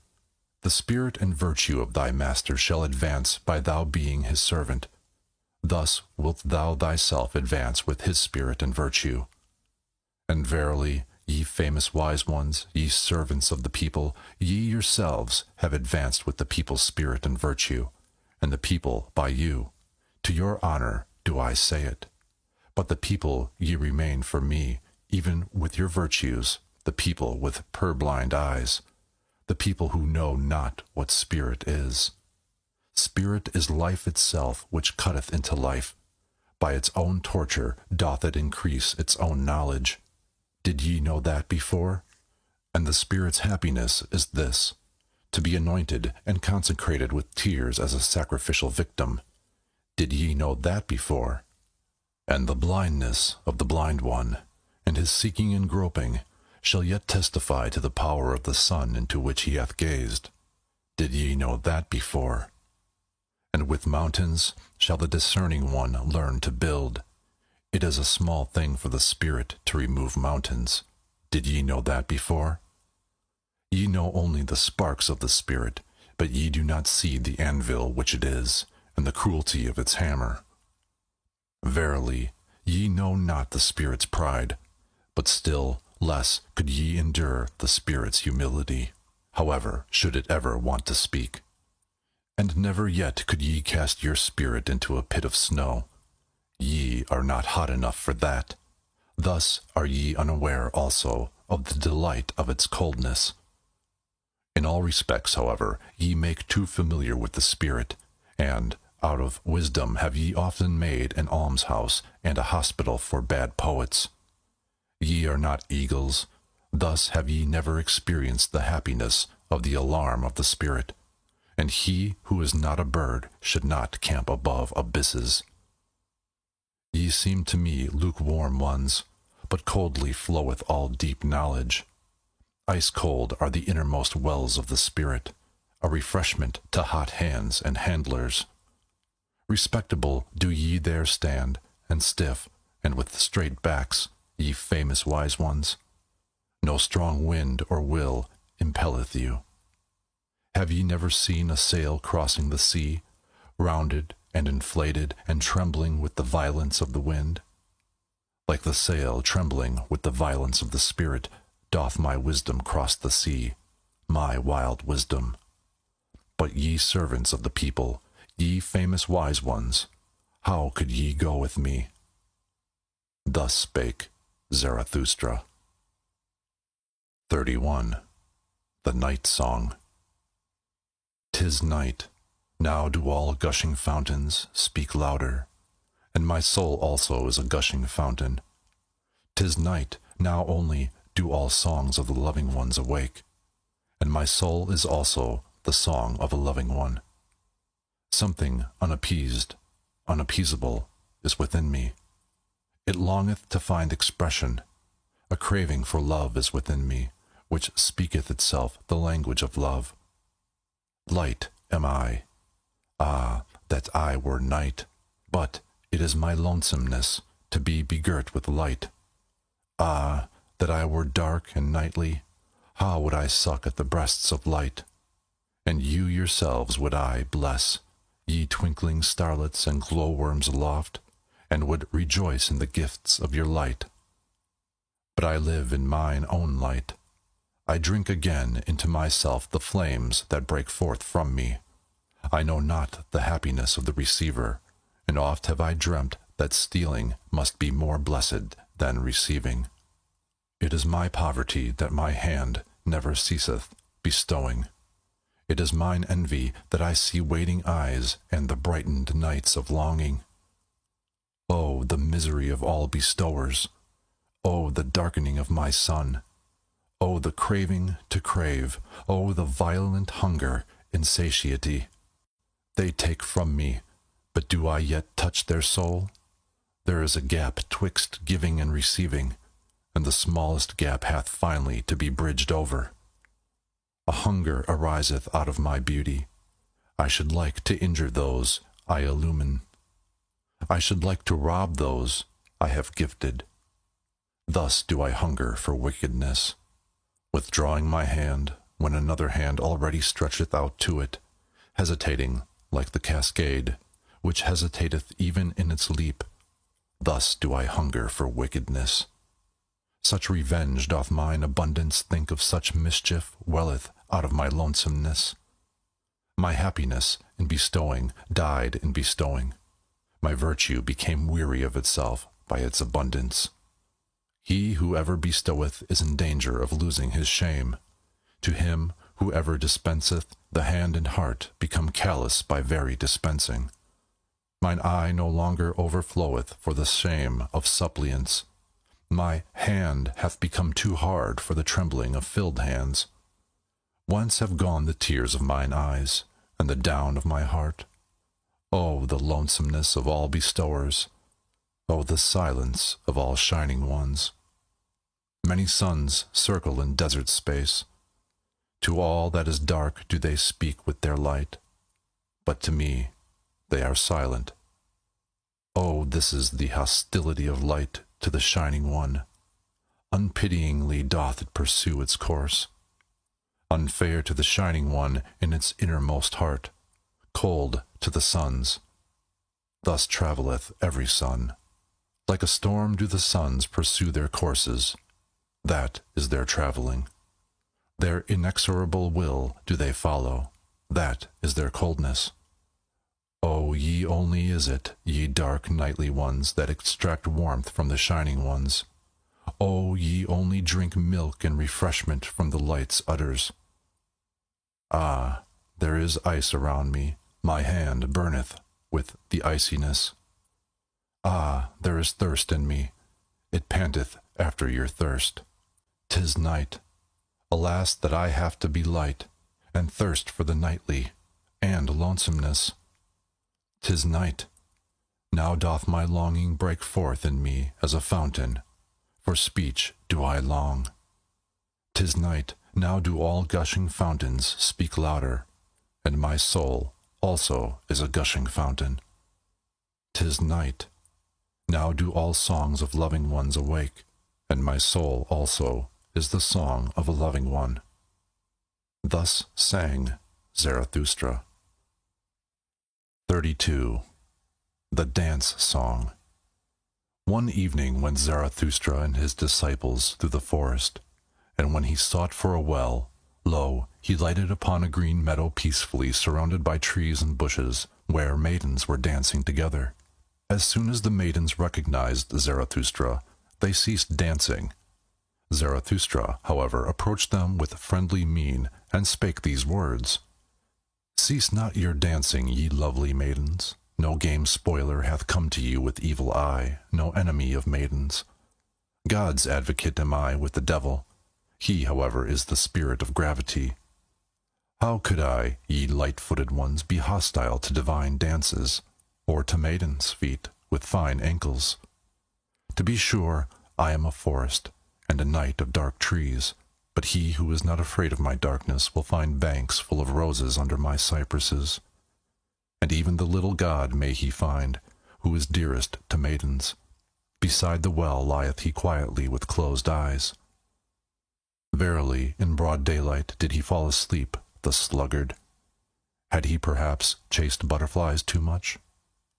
Upbraid me not, ye beautiful dancers, when I chasten the little god somewhat.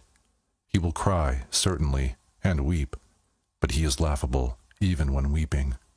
And with tears in his eyes shall he ask you for a dance, and I myself will sing a song to his dance, a dance song, and satire on the spirit of gravity, my supremest, powerfulest devil, who is said to be Lord of the world. And this is the song that Zarathustra sang when Cupid and the maidens danced together. Of late did I gaze into thine eye, O life, and into the unfathomable did I there seem to sink. But thou pullest me out with a golden angle. Derisively didst thou laugh when I called thee unfathomable. Such is the language of all fish, saidst thou. What they do not fathom is unfathomable. But changeable am I only, and wild, and altogether a woman, and no virtuous one. Though I be called by you men the profound one, or the faithful one, the eternal one, the mysterious one. But ye men endow us always with your own virtues. Alas, ye virtuous ones! Thus did she laugh, the unbelievable one, but never do I believe her and her laughter, when she speaketh evil of herself. And when I talked face to face with my wild wisdom, she said to me angrily, Thou willest, thou cravest, thou lovest. On that account alone dost thou praise life. Then had I almost answered indignantly and told the truth to the angry one. And one cannot answer more indignantly than when one telleth the truth to one's wisdom. For thus do things stand with us three. In my heart do I love only life, and verily most when I hate her. But that I am fond of wisdom, and often too fond, is because she remindeth me very strongly of life. She hath her eye, her laugh, and even her golden angle rod. Am I responsible for it that both are so alike? And when once life asked me, Who is she then, this wisdom? Then said I eagerly, Ah, yes, wisdom. One thirsteth for her, and is not satisfied. One looketh through veils, one graspeth through nets. Is she beautiful? What do I know? But the oldest carps are still lured by her. Changeable is she, and wayward. Often have I seen her bite her lip, and pass the comb against the grain of her hair. Perhaps she is wicked and false, and altogether a woman. But when she speaketh ill of herself, just then doth she seduce most. When I had said this unto life, then laughed she maliciously, and shut her eyes. Of whom dost thou speak? Said she. Perhaps of me? And if thou wert right, is it proper to say that in such wise to my face? But now, pray, speak also of thy wisdom. Ah, and now hast thou again opened thine eyes, O beloved life, and into the unfathomable have I again seemed to sink. Thus sang Zarathustra. But when the dance was over and the maidens had departed, he became sad. The sun hath been long set, said he at last. The meadow is damp, and from the forest cometh coolness. An unknown presence is about me, and gazeth thoughtfully. What? Thou livest still, Zarathustra? Why? Wherefore? Whereby? Whither? Where? How? Is it not folly still to live? Ah, my friends, the evening is it which thus interrogateth in me. Forgive me my sadness. Evening hath come on. Forgive me that evening hath come on. Thus sang Zarathustra. 33. The Grave Song. Yonder is the grave island, the silent isle. Yonder also are the graves of my youth. Thither will I carry an evergreen wreath of life. Resolving thus in my heart did I sail o'er the sea. O ye sights and scenes of my youth! O all ye gleams of love, ye divine fleeting gleams!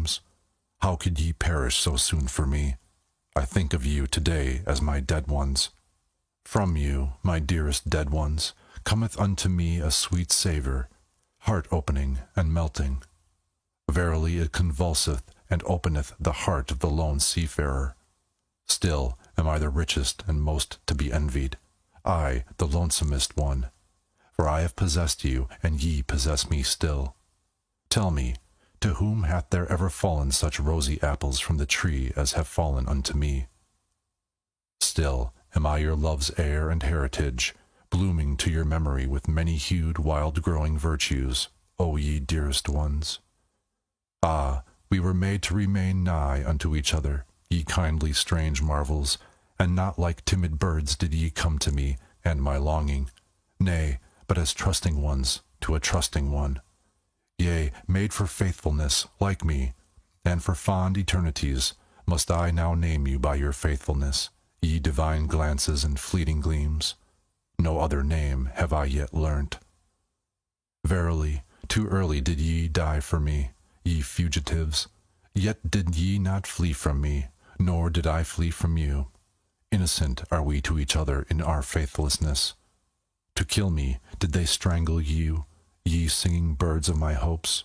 Yea, at you, ye dearest ones, did malice ever shoot its arrows to hit my heart. And they hit it, because ye were always my dearest, my possession and my possessedness. On that account had ye to die young, and far too early. At my most vulnerable point did they shoot the arrow, namely at you, whose skin is like down, or more like the smile that dieth at a glance. But this word will I say unto mine enemies, what is all manslaughter in comparison with what ye have done unto me? Worse evil did ye do unto me than all manslaughter. The irretrievable did ye take from me. Thus do I speak unto you, mine enemies. Slew ye not my youth's visions and dearest marvels. My playmates took ye from me, the blessed spirits. To their memory do I deposit this wreath and this curse. This curse upon you, mine enemies, have ye not made mine eternal short, as a tone dieth away in a cold night? Scarcely as the twinkle of divine eyes did it come to me as a fleeting gleam. Thus spake once in a happy hour my purity, divine shall be everything unto me. Then did ye haunt me with foul phantoms. Ah, whither hath that happy hour now fled? All days shall be holy unto me. So spake once the wisdom of my youth, verily the language of a joyous wisdom. But then did ye enemies steal my nights, and sold them to sleepless torture. Ah, whither hath the joyous wisdom now fled? Once did I long for happy auspices. Then did ye lead an owl monster across my path, an adverse sign.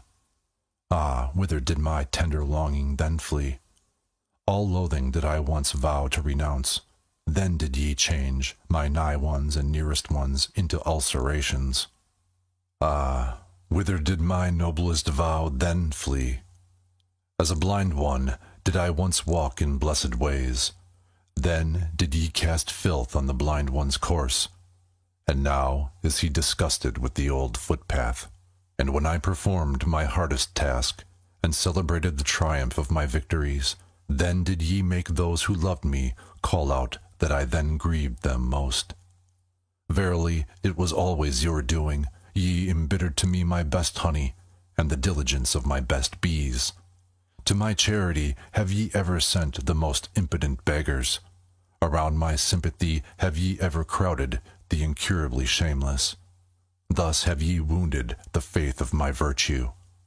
And when I offered my holiest as a sacrifice, immediately did your piety put its fatter gifts beside it, so that my holiest suffocated in the fumes of your fat.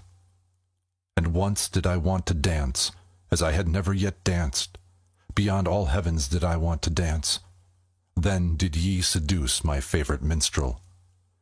And now hath he struck up an awful melancholy air. Alas, he tooted as a mournful horn to mine ear. Murderous minstrel, instrument of evil, most innocent instrument, Already did I stand prepare for the best dance. Then didst thou slay my rapture with thy tones. Only in the dance do I know how to speak the parable of the highest things, and now hath my grandest parable remained unspoken in my limbs. Unspoken and unrealized hath my highest hope remained, and there have perished for me all the visions and consolations of my youth. How did I ever bear it? How did I survive and surmount such wounds? How did my soul rise again out of those sepulchres? Yea, something invulnerable, unburiable is with me, something that would rend rocks asunder. It is called my will. Silently doth it proceed, and unchanged throughout the years. Its course will it go upon my feet, mine old will. Heart of heart is its nature, and invulnerable. Invulnerable am I only in my heel. Ever livest thou there, and art like thyself, thou most patient one. Ever hast thou burst all shackles of the tomb. In thee still liveth also the unrealizedness of my youth, and as life and youth sittest thou here hopeful on the yellow ruins of graves. Yea, thou art still for me the demolisher of all graves. Hail to thee, my will, and only where there are graves are there resurrections. Thus sang Zarathustra. 34. Self-surpassing. Will to truth, do ye call it, ye wisest ones, that which impelleth you and maketh you ardent? Will for the thinkableness of all being, thus do I call your will. All being would ye make thinkable, for ye doubt with good reason whether it be already thinkable. But it shall accommodate and bend itself to you. So willeth your will. Smooth shall it become and subject to the spirit, as its mirror and reflection. That is your entire will, ye wisest ones, as a will to power, and even when ye speak of good and evil, and of estimates of value, ye would still create a world before which ye can bow the knee. Such is your ultimate hope and ecstasy. The ignorant, to be sure, the people, they are like a river on which a boat floateth along, and in the boat sit the estimates of value, solemn and disguised. Your will and your valuations have ye put on the river of becoming. It betrayeth unto me an old will to power, what is believed by the people as good and evil. It was ye, ye wisest ones, who put such guests in this boat, and gave them pomp and proud names. Ye and your ruling will. Onward the river now carrieth your boat. It must carry it. A small matter if the rough wave foameth and angrily resisteth its keel. It is not the river that is your danger and the end of your good and evil, ye wisest ones, but that will itself, the will to power, the unexhausted, procreating life will. But that ye may understand my gospel of good and evil, for that purpose will I tell you my gospel of life, and of the nature of all living things. The living thing did I follow. I walked in the broadest and narrowest paths to learn its nature. With a 100-faced mirror did I catch its glance when its mouth was shut, so that its eye might speak unto me, and its eye spake unto me. But wherever I found living things, there heard I also the language of obedience. All living things are obeying things. And this I heard secondly, whatever cannot obey itself is commanded. Such is the nature of living things. This, however, is the third thing which I heard, namely, that commanding is more difficult than obeying, and not only because the commander beareth the burden of all obeyers, and because this burden readily crusheth him. An attempt and a risk seemed all commanding unto me, and whenever it commandeth, the living thing risketh itself thereby. Yea, even when it commandeth itself, then also must it atone for its commanding. Of its own law must it become the judge and avenger and victim. how doth this happen? So did I ask myself, what persuadeth the living thing to obey and command, and even be obedient in commanding? Hearken now unto my word, ye wisest ones. Test it seriously, whether I have crept into the heart of life itself, and into the roots of its heart. Wherever I found a living thing, there found I will to power, and even in the will of the servant found I the will to be master. That to the strongest the weaker shall serve, thereto persuadeth he his will who would be master over a still weaker one. That delight alone he is unwilling to forgo. And as the lesser surrendereth himself to the greater, that he may have delight and power over the least of all, so doth even the greatest surrender himself, and staketh life for the sake of power. It is the surrender of the greatest to run risk and danger, and play dice for death. And where there is sacrifice and service and love glances, there also is the will to be master. By byways doth the weaker then slink into the fortress, and into the heart of the mightier one, and there stealeth power. And this secret spake life herself unto me. Behold, said she, I am that which must ever surpass itself. To be sure, ye call it will to procreation, or impulse towards a goal, toward the higher, remoter, more manifold. But all that is one and the same secret. Rather would I succumb than disown this one thing. And verily, where there is succumbing and leaf falling, lo, there doth life sacrifice itself for power. That I have to be struggle and becoming, and purpose and cross-purpose. Ah, he who divineth my will, divineth well also on what crooked paths it hath to tread. Whatever I create, and however much I love it, soon must I be adverse to it, and to my love. So willeth my will, and even thou, discerning one, art only a path and footstep of my will. Verily, my will to power walketh even on the feet of thy will to truth. He certainly did not hit the truth, who shot at it the formula, will to existence.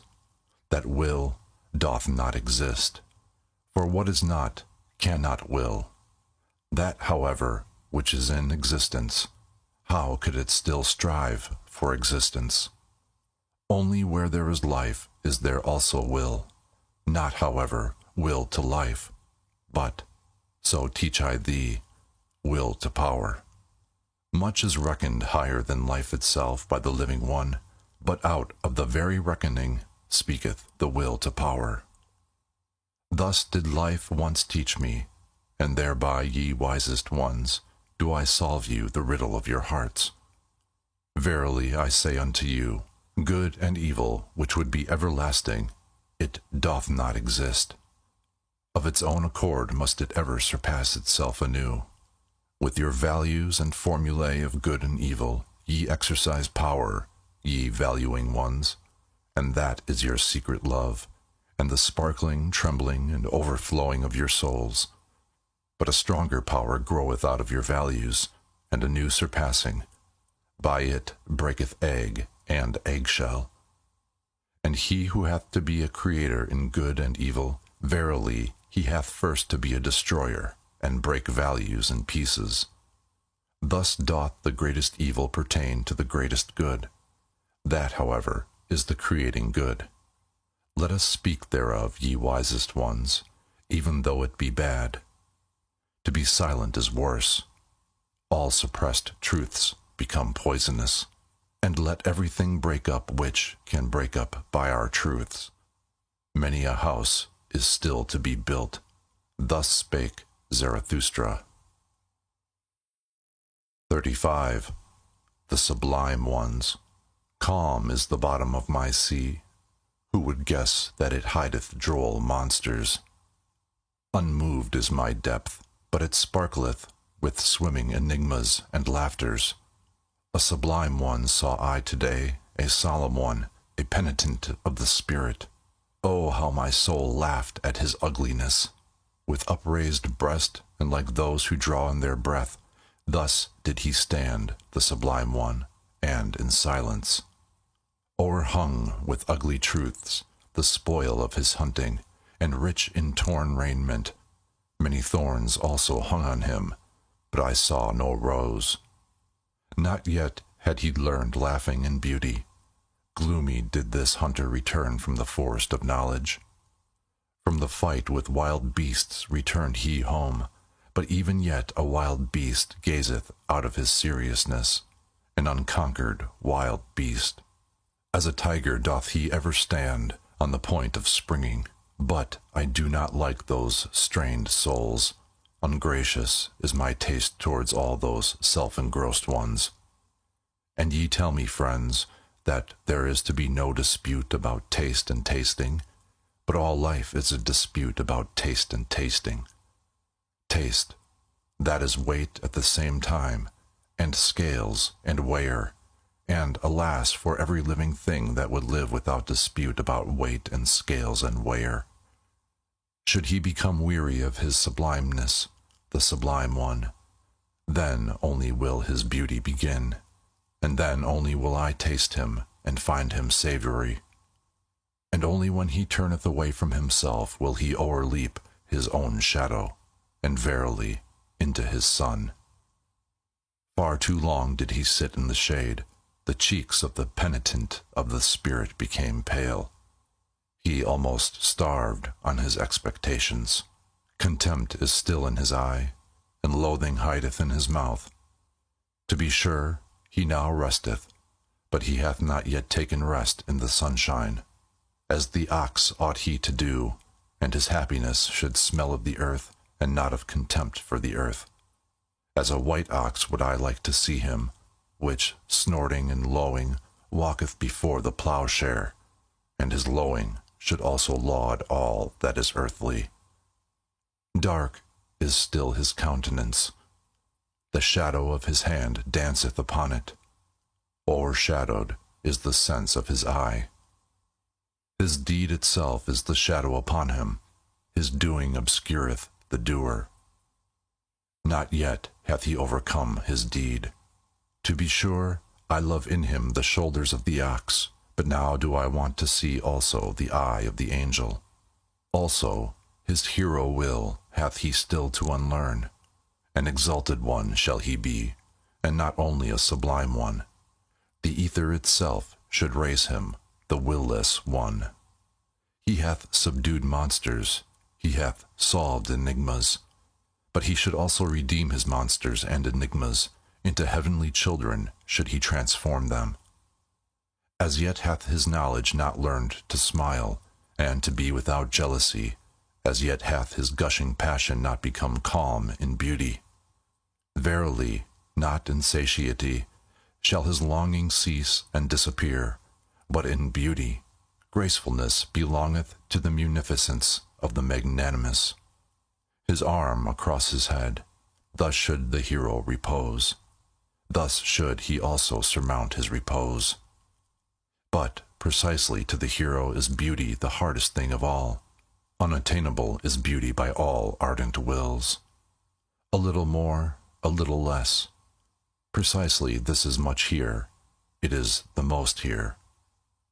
To stand with relaxed muscles and with unharnessed will, that is the hardest for all of you, ye sublime ones. When power becometh gracious and descendeth into the visible, I call such condescension beauty, and from no one do I want beauty so much as from thee, thou powerful one. Let thy goodness be thy last self-conquest. All evil do I accredit to thee. Therefore do I desire of thee the good. Verily, I have often laughed at the weaklings who think themselves good because they have crippled paws. The virtue of the pillar shalt thou strive after. More beautiful doth it ever become, and more graceful, but internally harder and more sustaining, the higher it riseth. Yea, thou sublime one day shalt thou also be beautiful, and hold up the mirror to thine own beauty. Then will thy soul thrill with divine desires, and there will be adoration even in thy vanity. For this is the secret of the soul. When the hero hath abandoned it, then only approacheth it in dreams the superhero. Thus spake Zarathustra. 36. The land of culture. Too far did I fly into the future.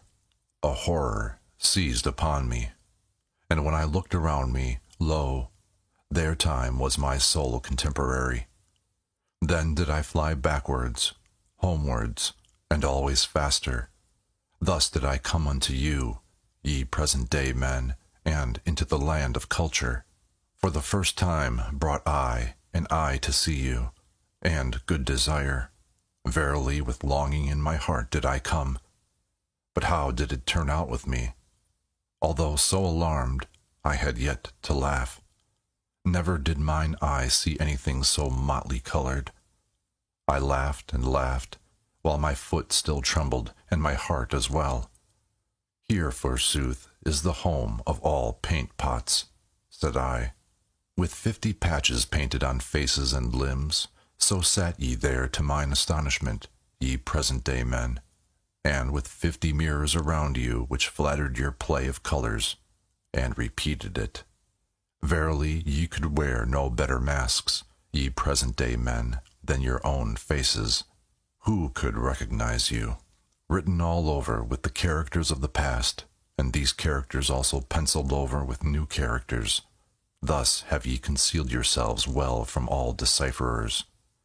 And though one be a trier of the reins, who still believeth that ye have reins?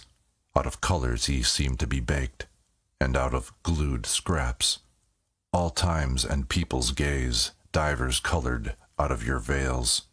All customs and beliefs speak divers colored out of your gestures. He who would strip you of veils and wrappers, and paints and gestures, would just have enough left to scare the crows.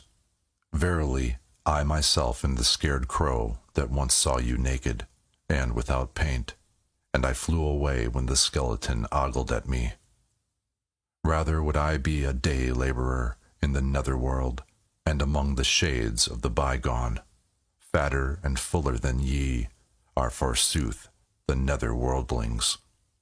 This, yea, this is bitterness to my bowels, that I can neither endure you naked nor clothed, ye present-day men. All that is unhomelike in the future, and whatever maketh strayed birds shiver, is verily more homelike and familiar than your reality.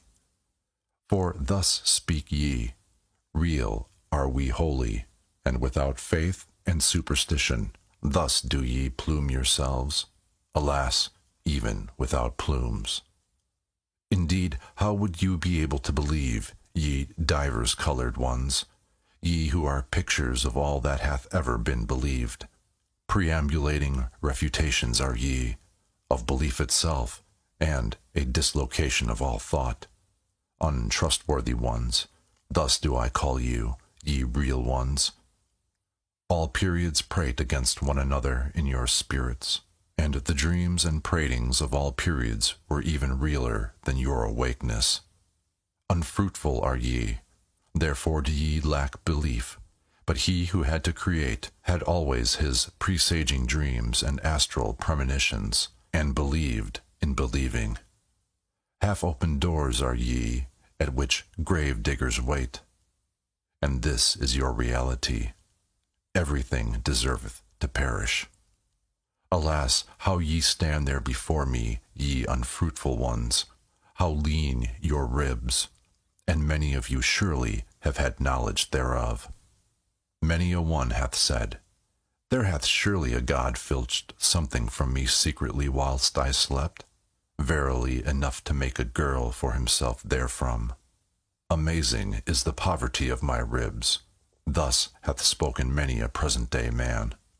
Yea, ye are laughable unto me, ye present-day men, and especially when ye marvel at yourselves.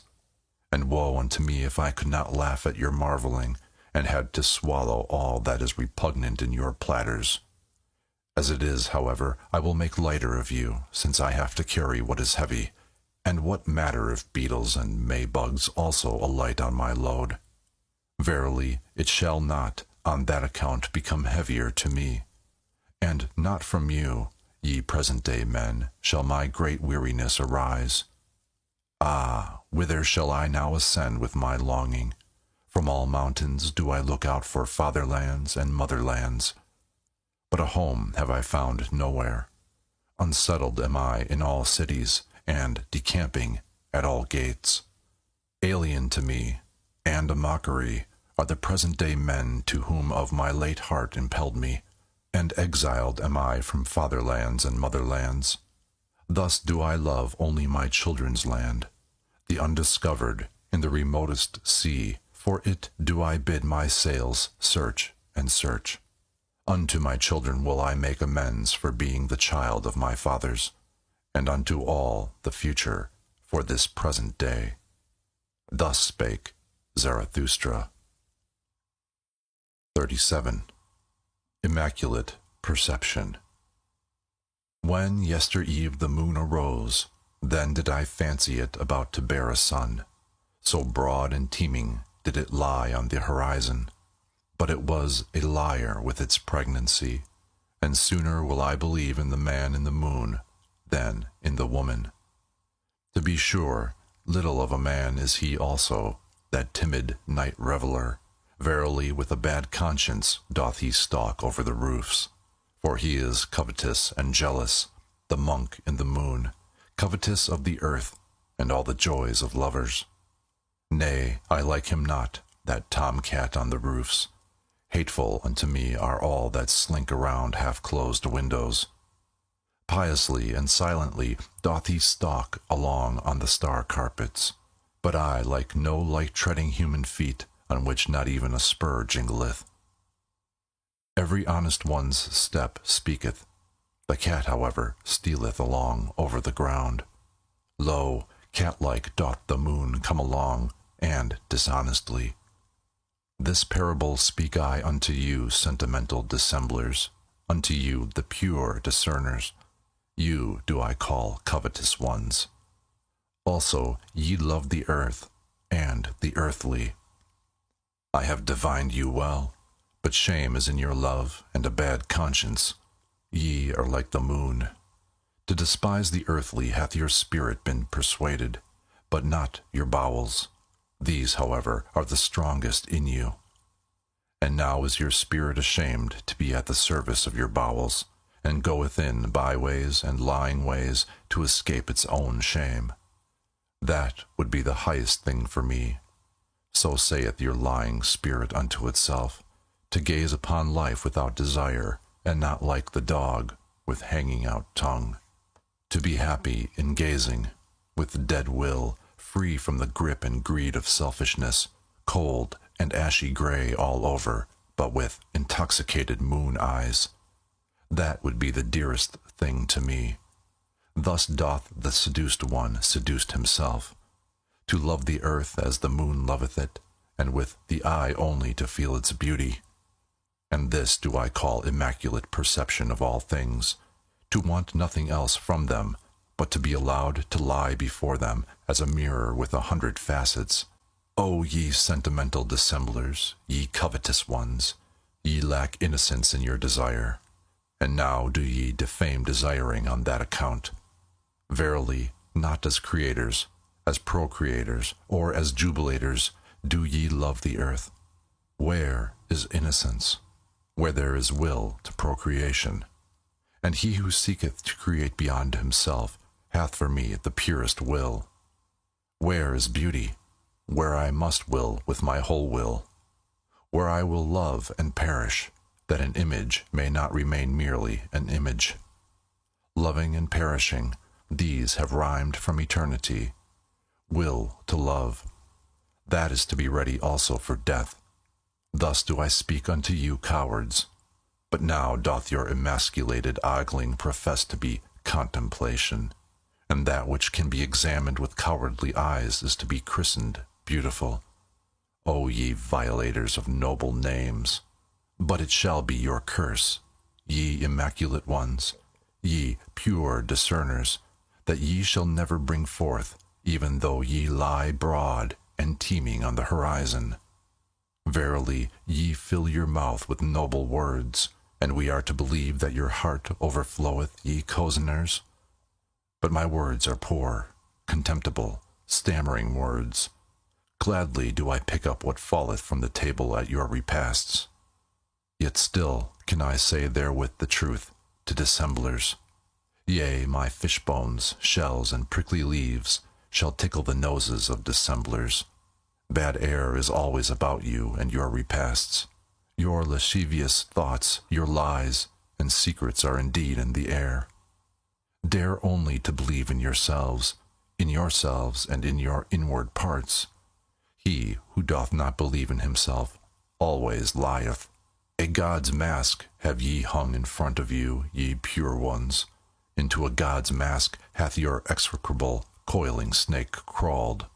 Verily, ye deceive, ye contemplative ones. Even Zarathustra was once the dupe of your godlike exterior. He did not divine the serpent's coil with which it was stuffed. A god's soul I once thought I saw playing in your games, ye pure discerners. No better arts did I once dream of than your arts. Serpent's filth and evil odor, the distance concealed from me, and that a lizard's craft prowled thereabouts lasciviously. But I came nigh unto you, then came to me the day, and now cometh it to you. At an end is the moon's love affair. See there, surprised and pale doth it stand before the rosy dawn. For already she cometh, the glowing one, her love to the earth cometh. Innocence and creative desire is all solar love. See there how she cometh impatiently over the sea. Do ye not feel the thirst and the hot breath of her love? At the sea would she suck, and drink its depth to her height. Now riseth the desire of the sea with its 1,000 breasts. Kissed and sucked would it be by the thirst of the sun. Vapor would it become, and height and path of light, and light itself. Verily, like the sun do I love life, and all deep seas. And this meaneth to me knowledge. All that is deep shall ascend to my height. Thus spake Zarathustra. 38. Scholars. When I lay asleep, then did a sheep eat at the ivy wreath on my head. It ate, and said thereby, Zarathustra is no longer a scholar. It said this, and went away clumsily and proudly. A child told it to me. I like to lie here where the children play, beside the ruined wall, among thistles and red poppies. A scholar am I still to the children, and also to the thistles and red poppies. Innocent are they, even in their wickedness. But to the sheep I am no longer a scholar, so willeth my lot. Blessings upon it. For this is the truth. I have departed from the house of the scholars, and the door have I also slammed behind me. Too long did my soul sit hungry at their table. Not like them have I got the knack of investigating, as the knack of nut-cracking. Freedom do I love, and the air over fresh soil. Rather would I sleep on ox skins than on their honors and dignities. I am too hot and scorched with mine own thought. Often is it ready to take away my breath. Then have I to go into the open air and away from all dusty rooms. But they sit cool in the cool shade.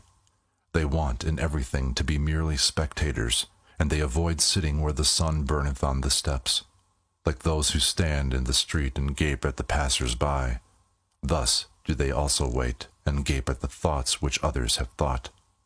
Should one lay hold of them, then do they raise a dust like flour sacks, and involuntarily.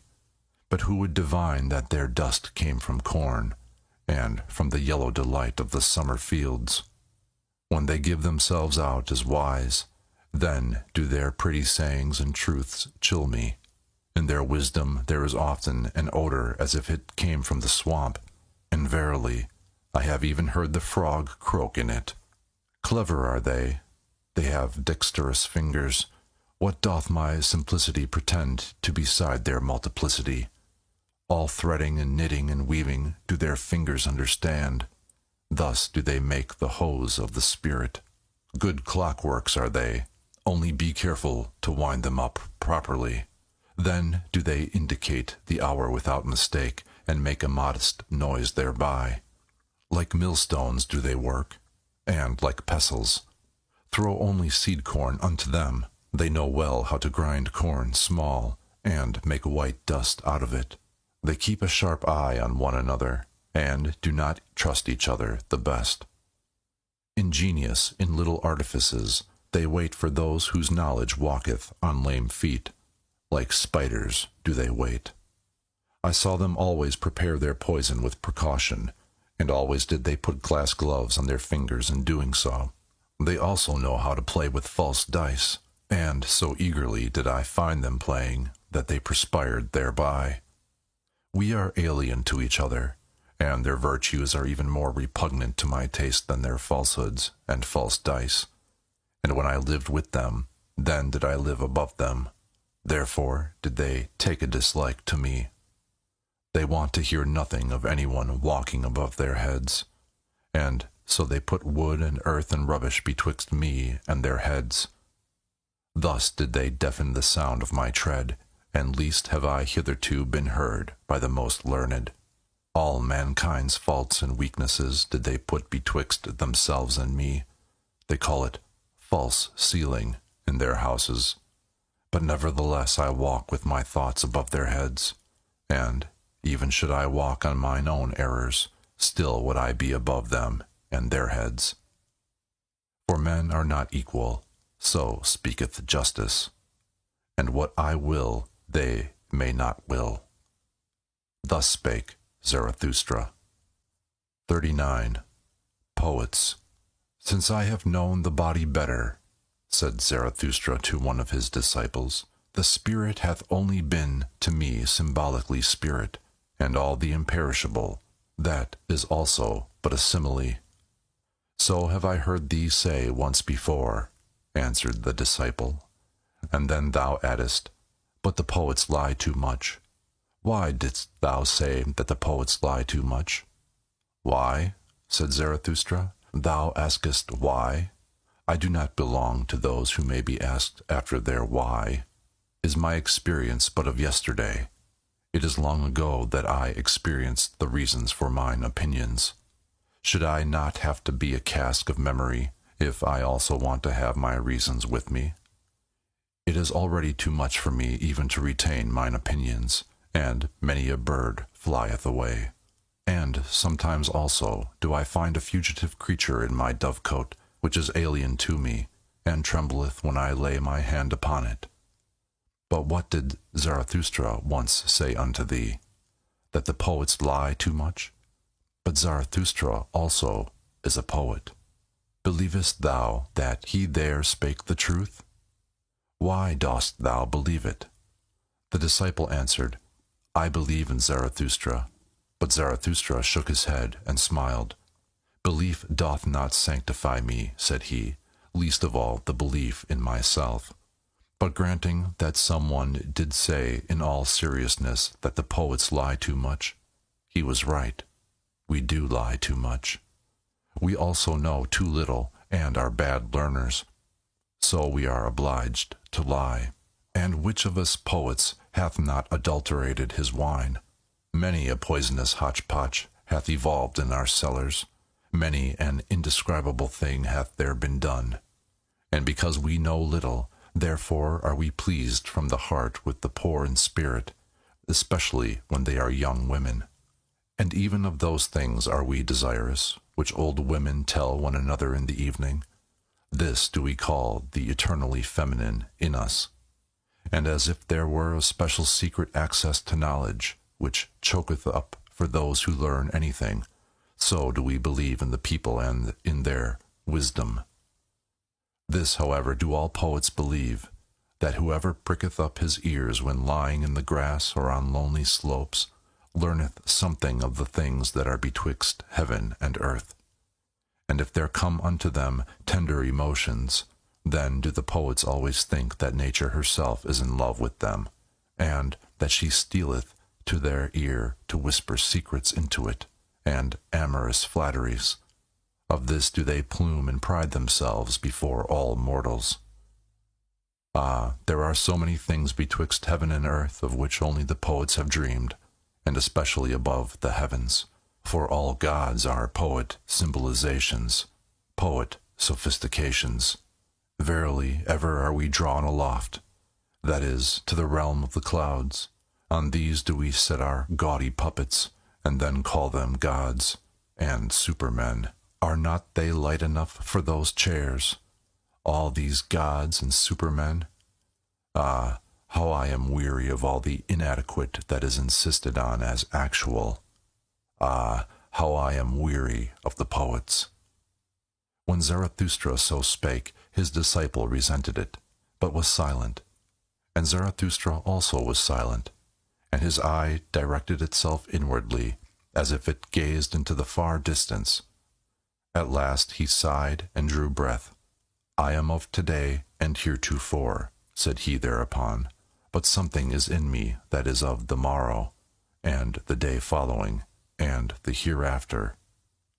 I became weary of the poets, of the old and of the new. Superficial are they all unto me, and shallow seas. They did not think sufficiently into the depth, therefore their feeling did not reach to the bottom. Some sensation of voluptuousness and some sensation of tedium, these have as yet been their best contemplation. Ghost breathing and ghost whisking seemeth to me all the jingle-jangling of their harps. What have they known hitherto of the fervor of tones? They are also not pure enough for me. They all muddle their water that it may seem deep, and fain would they thereby prove themselves reconcilers. But mediaries and mixers are they unto me, and half, and impure. Ah, I cast indeed my net into their sea, and meant to catch good fish, but always did I draw up the head of some ancient god. Thus did the sea give a stone to the hungry one, and they themselves may well originate from the sea. Certainly one findeth pearls in them, thereby they are the more like hard mollusks, and instead of a soul I have often found in them salt slime. They have learned from the sea also its vanity. Is not the sea the peacock of peacocks? Even before the ugliest of all buffaloes doth it spread out its tail. Never doth it tire of its lace fan of silver and silk. Disdainfully doth the buffalo glance thereat, nigh to the sand with its soul, nigher still to the thicket, nighest, however, to the swamp. What is beauty and sea and peacock splendor to it? This parable I speak unto the poets. Verily their spirit itself is the peacock of peacocks, and a sea of vanity. Spectators seeketh the spirit of the poet, should they even be buffaloes. But of this spirit became I weary, and I see the time coming when it will become weary of itself. Yea, changed have I seen the poets, and their glance turned towards themselves. Penitents of the spirit have I seen appearing. They grew out of the poets. Thus spake Zarathustra. 40. Great events. There is an isle in the sea, not far from the happy isles of Zarathustra, on which a volcano ever smoketh, of which isle the people, and especially the old women amongst them, say that it is placed as a rock before the gate of the netherworld, but that through the volcano itself the narrow way leadeth downwards, which conducteth to this gate. Now, about the time that Zarathustra sojourned on the Happy Isles, it happened that a ship anchored at the isle on which standeth the smoking mountain, and the crew went ashore to shoot rabbits. About the noontide hour, however, when the captain and his men were together again, they saw suddenly a man coming towards them through the air, and a voice said distinctly, "It is time. It is the highest time." But when the figure was nearest to them, it flew past quickly, however, like a shadow in the direction of the volcano. Then did they recognize with the greatest surprise that it was Zarathustra, for they had all seen him before except the captain himself, and they loved him as the people love, in such wise that love and awe were combined in equal degree. Behold, said the old helmsman, there goeth Zarathustra to hell.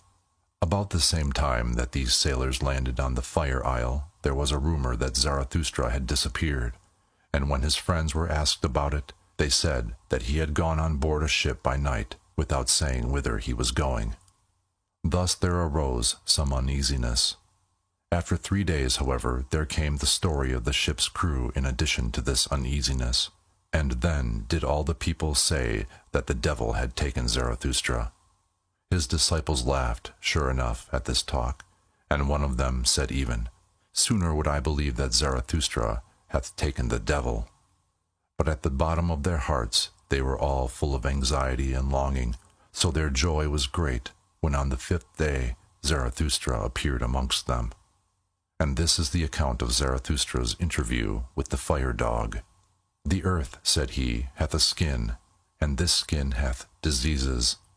One of these diseases, for example, is called man, and another of these diseases is called the fire dog. Concerning him men have greatly deceived themselves, and let themselves be deceived.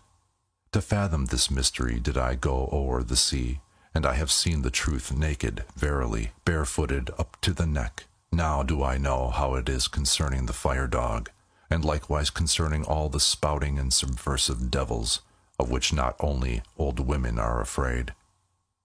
Up with thee, fire dog, out of thy depth, cried I, and confess how deep that depth is. Whence cometh that which thou snortest up? Thou drinkest copiously at the sea, that doth thine embittered eloquence betray. In sooth, for a dog of the depth, thou takest thy nourishment too much from the surface. At the most, I regard thee as the ventriloquist of the earth, and ever, when I have heard subversive and spouting devils speak, I have found them like thee, embittered, mendacious, and shallow. Ye understand how to roar and obscure with ashes. Ye are the best braggarts, and have sufficiently learned the art of making dregs boil. Where ye are, there must always be dregs at hand, and much that is spongy, hollow, and compressed. It wanteth to have freedom. Freedom ye all roar most eagerly, but I have unlearned the belief in great events, when there is much roaring and smoke about them.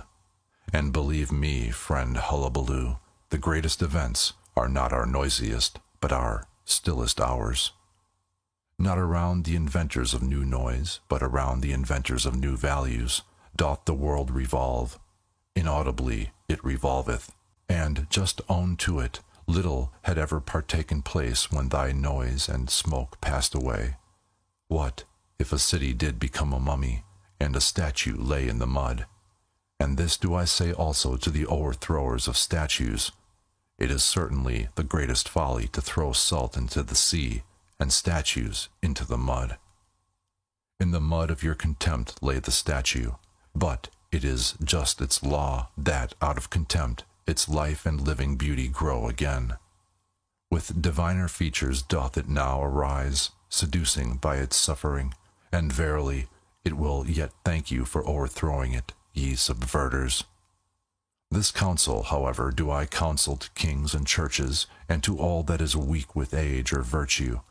Let yourselves be overthrown, that ye may again come to life, and that virtue may come to you. Thus spake I before the fire dog. Then did he interrupt me sullenly and asked, Church, what is that? Church, answered I, that is a kind of state, and indeed the most mendacious. But remain quiet, thou dissembling dog, thou surely knowest thine own species best. Like thyself, the state is a dissembling dog. Like thee, doth it like to speak with smoke and roaring, to make believe, like thee, that it speaketh out of the heart of things. For it seeketh by all means to be the most important creature on earth, the state, and people think it so. When I had said this, the fire-dog acted as if mad with envy. "What?" cried he, "the most important creature on earth, and people think it so?" And so much vapor and terrible voices came out of his throat that I thought he would choke with vexation and envy. At last he became calmer, and his panting subsided. As soon, however, as he was quiet, I said laughingly, "Thou art angry, fire-dog. So I am in the right about thee, and that I may also maintain the right, hear the story of another fire-dog. He speaketh actually out of the heart of the earth. Gold doth his breath exhale, and golden rain, so doth his heart desire. What are ashes and smoke and hot dregs to him? Laughter flitteth from him like a variegated cloud.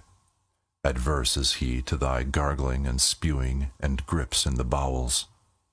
The gold, however, and the laughter, these doth he take out of the heart of the earth, for, that thou mayest know it, the heart of the earth is of gold." When the fire-dog heard this, he could no longer endure to listen to me. Abashed did he draw in his tail, said "bow wow" in a cowed voice, and crept down into his cave. Thus told Zarathustra. His disciples, however, hardly listened to him. So great was their eagerness to tell him about the sailors, the rabbits, and the flying man. "What am I to think of it?" said Zarathustra. "Am I indeed a ghost? But it may have been my shadow. Ye have surely heard something of the wanderer and his shadow. One thing, however, is certain. I must keep a tighter hold of it, otherwise it will spoil my reputation." And once more Zarathustra shook his head and wondered.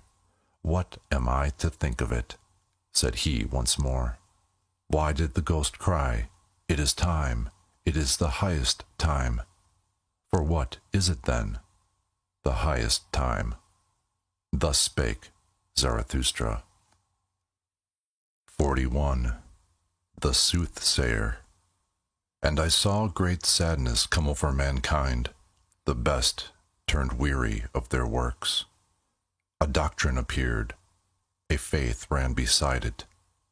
All is empty, all is alike, all hath been. And from all hills there re-echoed, all is empty, all is alike, all hath been. To be sure, we have harvested, but why have all our fruits become rotten and brown? What was it fell last night from the evil moon? In vain was all our labor. Poison hath our wine become. The evil eye hath singed yellow our fields and hearts. Arid have we all become, and fire falling upon us, then do we turn dust like ashes. Yea, the fire itself have we made aweary. All our fountains have dried up, even the sea hath receded. All the ground trieth to gape, but the depth will not swallow. Alas, where is there still a sea in which one could be drowned? So soundeth our plaint across shallow swamps. Verily, even for dying have we become too weary. Now do we keep awake and live on in sepulchres. Thus did Zarathustra hear a soothsayer speak, and the foreboding touched his heart and transformed him. Sorrowfully did he go about and wearily, and he became like unto those of whom the soothsayer had spoken. Verily, said he unto his disciples, a little while, and there cometh the long twilight. Alas, how shall I preserve my light through it, that it may not smother in this sorrowfulness? To remoter worlds shall it be a light, and also to remotest nights. Thus did Zarathustra go about grieved in his heart, and for 3 days he did not take any meat or drink. He had no rest, and lost his speech. At last it came to pass that he fell into a deep sleep. His disciples, however, sat around him in long night watches, and waited anxiously to see if he would awake, and speak again, and recover from his affliction. And this is the discourse that Zarathustra spake when he awoke. His voice, however, came unto his disciples as from afar. Hear, I pray you, the dream that I dreamed, my friends, and help me to divine its meaning. A riddle is it still unto me, this dream, the meaning is hidden in it, and encaged, and doth not yet fly above it on free pinions. All life had I renounced, so I dreamed. Night watchman and grave guardian had I become, aloft in the lone mountain fortress of death. There did I guard his coffins. Full stood the musty vaults of those trophies of victory. Out of glass coffins did vanquished life gaze upon me. The odor of dust-covered eternities did I breathe. Sultry and dust-covered lay my soul. And who could have aired his soul there? Brightness of midnight was ever around me. Lonesomeness cowered beside her, and as a third, death-rattle stillness, the worst of my female friends. Keys did I carry, the rustiest of all keys, and I knew how to open with them the most creaking of all gates. Like a bitterly angry croaking ran the sound through the long corridors when the leaves of the gate opened. Ungraciously did this bird cry, unwillingly was it awakened. But more frightful even, and more heart-strangling was it, when it again became silent and still all around, and I alone sat in that malignant silence. Thus did time pass with me, and slip by, if time there still was. What do I know thereof? But at last there happened that which awoke me. Thrice did there peal peals at the gate like thunders. Thrice did the vaults resound and howl again. Then did I go to the sate. Alpa, cried I, who carrieth his ashes unto the mountain? Alpa, Alpa, who carrieth his ashes unto the mountain? And I pressed the key, and pulled at the gate, and exerted myself, but not a finger's breadth was it yet open. Then did a roaring wind tear the folds apart. Whistling, whizzing, and piercing, it threw unto me a black coffin.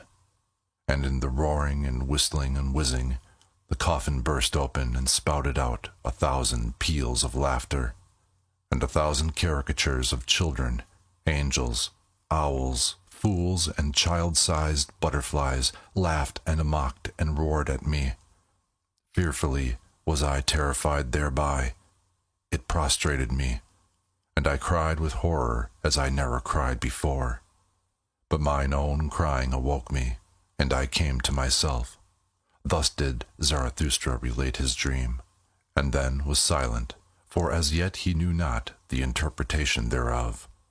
But the disciple whom he loved most arose quickly, seized Zarathustra's hand, and said, Thy life itself interpreteth unto us this dream, O Zarathustra. Art thou not thyself the wind with shrill whistling, which bursteth open the gates of the fortress of death? Art thou not thyself the coffin full of many-hued malices and angel caricatures of life? Verily, like 1,000 peals of children's laughter cometh Zarathustra into all sepulchres, laughing at those night watchmen and grave guardians, and whoever else rattleth with sinister keys. With thy laughter wilt thou frighten and prostrate them. Fainting and recovering wilt thou demonstrate thy power over them. And when the long twilight cometh, and the mortal weariness, even then wilt thou not disappear from our firmament, thou advocate of life. New stars hast thou made us see, and new nocturnal glories. Verily, laughter itself hast thou spread out over us like a many-hued canopy. Now will children's laughter ever from coffins flow. Now will a strong wind ever come victoriously unto all mortal weariness. Of this thou art thyself the pledge and the prophet. Verily, they themselves didst thou dream, thine enemies. That was thy sorest dream. But as thou awokest from them and camest to thyself, so shall they awaken from themselves and come unto thee. Thus spake the disciple, and all the others then thronged around Zarathustra, grasped him by the hands and tried to persuade him to leave his bed and his sadness and return unto them. Zarathustra, however, sat upright on his couch, with an absent look. Like one returning from long foreign sojourn, did he look on his disciples and examined their features. But still he knew them not. When, however, they raised him and set him upon his feet, behold, all on a sudden his eye changed. He understood everything that had happened, stroked his beard, and said with a strong voice, "Well, this hath just its time. But see to it, my disciples, that we have a good repast, and without delay. Thus do I mean to make amends for bad dreams. The soothsayer, however, shall eat and drink at my side, and verily I will yet show him a sea in which he can drown himself."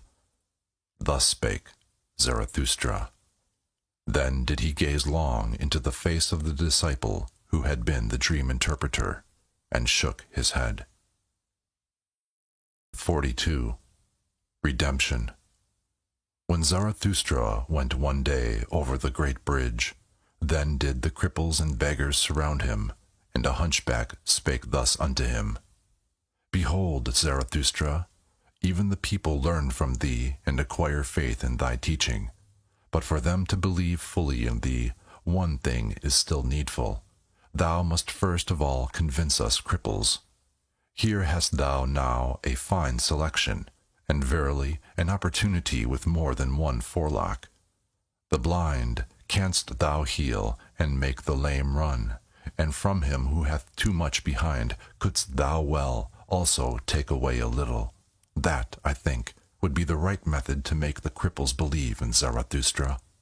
Zarathustra, however, answered thus unto him who so spake, "When one taketh his hump from the hunchback, then doth one take from him his spirit. So do the people teach. And when one giveth the blind man eyes, then doth he see too many bad things on the earth, so that he curseth him who healed him. He, however, who maketh the lame man run, inflicteth upon him the greatest injury, for hardly can he run when his vices run away with him. So do the people teach concerning cripples. And why should not Zarathustra also learn from the people, when the people learn from Zarathustra? It is, however, the smallest thing unto me, since I have been amongst men, to see one person lacking an eye, another an ear, and a third a leg, and that others have lost the tongue, or the nose, or the head.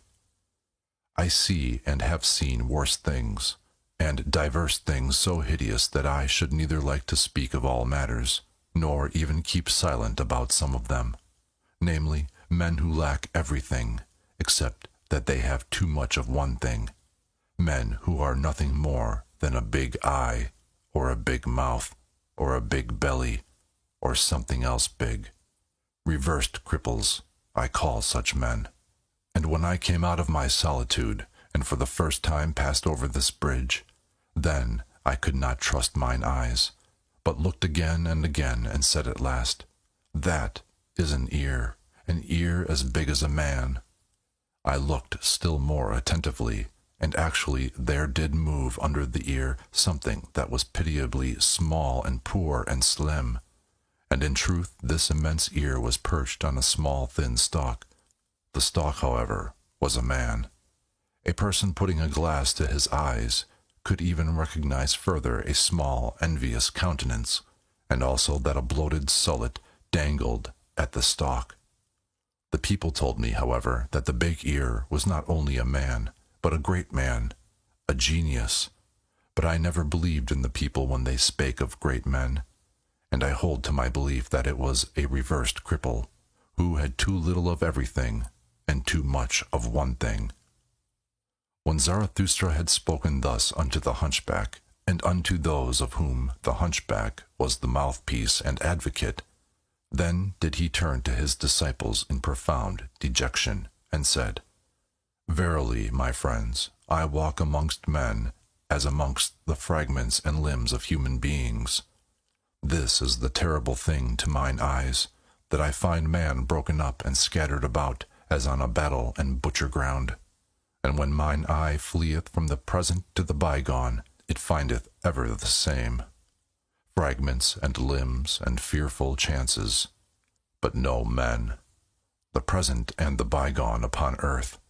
Ah, my friends, that is my most unbearable trouble, and I should not know how to live if I were not a seer of what is to come. A seer, a purposer, a creator, a future itself, and a bridge to the future, and alas, also as it were a cripple on this bridge, all that is Zarathustra. And ye also asked yourselves often, who is Zarathustra to us? What shall he be called by us? And like me, did ye give yourselves questions for answers? Is he a promiser, or a fulfiller, a conqueror, or an inheritor, a harvest, or a plowshare, a physician, or a healed one? Is he a poet, or a genuine one, an emancipator, or a subjugator, a good one, or an evil one? I walk amongst men as the fragments of the future, that future which I contemplate, and it is all my poetization and aspiration to compose and collect into unity what is fragment and riddle and fearful chance. And how could I endure to be a man, if man were not also the composer, and riddle reader, and redeemer of chance? To redeem what is past, and to transform every it was into thus would I have it. That only do I call redemption. Will. So is the emancipator and joy-bringer called. Thus have I taught you, my friends. But now learn this likewise. The will itself is still a prisoner. Willing emancipateth, but what is that called which still putteth the emancipator in chains? It was. Thus is the will's teeth-gnashing in lonesomest tribulation called. Impotent towards what hath been done, it is a malicious spectator of all that is past. Not backward can the will, that it cannot break time and time's desire. That is the will's lonesomest tribulation. Willing emancipateth. What doth willing itself devise in order to get free from its tribulation and mock at its prison? Ah, a fool becometh every prisoner. Foolishly delivereth itself also the imprisoned will. That time doth not run backward, that is its animosity. That which was, so is the stone which it cannot roll called. And thus doth it roll stones out of animosity and ill humor, and taketh revenge on whatever doth not like it, feel rage and ill humor. Thus did the will, the emancipator, become a torturer, and on all that is capable of suffering it taketh revenge, because it cannot go backward. This, yea, this alone is revenge itself, the will's antipathy to time, and its it was. Verily a great folly dwelleth in our will, and it became a curse unto all humanity, that this folly acquired spirit, the spirit of revenge, my friends. That hath hitherto been man's best contemplation, and where there was suffering it was claimed there was always penalty. Penalty, so called, itself revenge. With a lying word it feigneth a good conscience. And because in the willer himself there is suffering, because he cannot will backwards, thus was willing itself and all life claimed to be penalty. And then did cloud after cloud roll over the spirit, until at last madness preached, everything perisheth, therefore everything deserveth to perish. And this itself is justice, the law of time, that he must devour his children. Thus did madness preach. Morally are things ordered according to justice and penalty. Oh, where is their deliverance from the flux of things, and from the existence of penalty? Thus did madness preach. Can there be deliverance when there is eternal justice? Alas, unrollable is the stone. It was. Eternal must also be all penalties. Thus did madness preach. No deed can be annihilated. How could it be undone by the penalty? This is what is eternal in the existence of penalty. That existence also must be eternally recurring deed and guilt. Unless the will should at last deliver itself, and willing become non-willing. But ye know, my brethren, this fabulous song of madness. Away from those fabulous songs did I lead you when I taught you the will is a creator. All it was is a fragment, a riddle, a fearful chance, until the creating will saith thereto. But thus would I have it, until the creating will saith thereto. But thus do I will it, thus shall I will it. But did it ever speak thus? And when doth this take place? Hath the will been unharnessed from its own folly? Hath the will become its own deliverer and joy-bringer? Hath it unlearned the spirit of revenge and all teeth-gnashing? And who hath taught it reconciliation with time, and something higher than all reconciliation? Something higher than all reconciliation must the will, which is the will to power. But how doth that take place? Who hath taught it also to will backwards? But at this point in his discourse it chanced that Zarathustra suddenly paused, and looked like a person in the greatest alarm.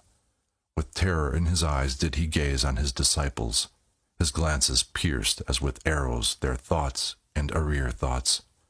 But after a brief space he again laughed, and said soothedly, "It is difficult to live amongst men, because silence is so difficult, especially for a babbler." Thus spake Zarathustra. The hunchback, however, had listened to the conversation, and had covered his face during the time. But when he heard Zarathustra laugh, he looked up with curiosity, and said slowly, "But why doth Zarathustra speak otherwise unto us than unto his disciples?" Zarathustra answered, "What is there to be wondered at? With hunchbacks one may well speak in a hunchbacked way." "Very good," said the hunchback, "and with pupils one may well tell tales out of school. But why doth Zarathustra speak otherwise unto his pupils than unto himself?" 43. Manly prudence. Not the height. It is the declivity that is terrible. The declivity where the gaze shooteth downwards, and the hand graspeth upwards. There doth the heart become giddy through its double will. Ah, friends, do ye divine also my heart's double will? This is my declivity and my danger, that my gaze shooteth towards the summit, and my hand would fain clutch and lean on the depth. To man clingeth my will, with chains do I bind myself to man, because I am pulled upwards to the Superman, for thither doth mine other will tend. And therefore do I live blindly among men, as if I knew them not, that my hand may not entirely lose belief in firmness. I know not you men. This gloom and consolation is often spread around me. I sit at the gateway for every rogue, and ask, who wisheth to deceive me? This is my first manly prudence, that I allow myself to be deceived, so as not to be on my guard against deceivers. Ah, if I were on my guard against man, how could man be an anchor to my ball? Too easily would I be pulled upwards and away. This providence is over my fate, that I have to be without foresight, and he who would not languish amongst men must learn to drink out of all glasses, and he who would keep clean amongst men must know how to wash himself even with dirty water. And thus spake I often to myself for consolation. Courage! Cheer up, old heart! An unhappiness hath failed to befall thee. Enjoy that as thy happiness. This, however, is mine other manly prudence. I am more forbearing to the vain than to the proud. Is not wounded vanity the mother of all tragedies? Where, however, pride is wounded, there groweth up something better than pride. That life may be fair to behold, its game must be well played. For that purpose, however, it needeth good actors. Good actors have I found all the vain ones. They play and wish people to be fond of beholding them. All their spirit is in this wish. They represent themselves, they invent themselves. In their neighborhood I like to look upon life. It cureth of melancholy. Therefore I am forbearing to the vain, because they are the physicians of my melancholy, and keep me attached to man as to a drama. And further, who conceiveth the full depth of the modesty of the vain man?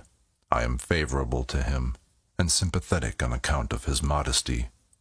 From you would he learn his belief in himself. He feedeth upon your glances, he eateth praise out of your hands. Your lies doth he even believe, when you lie favorably about him. For in its depths sigheth his heart, what am I? And if that be the true virtue which is unconscious of itself, well, the vain man is unconscious of his modesty. This is, however, my third manly prudence. I am not put out of conceit with the wicked by your timorousness. I am happy to see the marvels the warm sun hatcheth, tigers and palms and rattlesnakes. Also amongst men there is a beautiful brood of the warm sun, and much of that is marvelous in the wicked. In truth, as your wisest did not seem to me so very wise, so found I also human wickedness below the fame of it. And oft did I ask with a shake of the head, why still rattle, ye rattlesnakes? Verily, there is still a future, even for evil, and the warmest south is still undiscovered by man. How many things are now called the worst wickedness, which are only 12 feet broad and 3 months long? Some day, however, will greater dragons come into the world. For that the Superman may not lack his dragon, the super-dragon that is worthy of him, there must still much warm sun glow on moist virgin forests. Out of your wildcats must tigers have evolved, and out of your poison toads, crocodiles. For the good hunter shall have a good hunt. And verily, ye good and just, in you there is much to be laughed at, and especially your fear of what hath hitherto been called the devil. So alien are ye in your souls to what is great, that to you the Superman would be frightful in his goodness. And ye wise and knowing ones, ye would flee from the solar glow of the wisdom in which the Superman joyfully batheth his nakedness. Ye highest men who have come within my ken, this is my doubt of you, and my secret laughter. I suspect ye would call my Superman a devil. Ah, I became tired of those highest and best ones. From their height did I long to be up, out, and away to the Superman. A horror came over me when I saw those best ones naked. Then there grew for me the pinions to soar away into distant futures, into more distant futures, into more southern souths than ever artist dreamed of, thither where gods are ashamed of all clothes. But disguised do I want to see you, ye neighbors and fellowmen, and well attired and vain and estimable, as the good and just. And disguised will I myself sit amongst you, that I may mistake you and myself, for that is my last manly prudence. Thus spake Zarathustra. 44. The stillest hour. What hath happened unto me, my friends?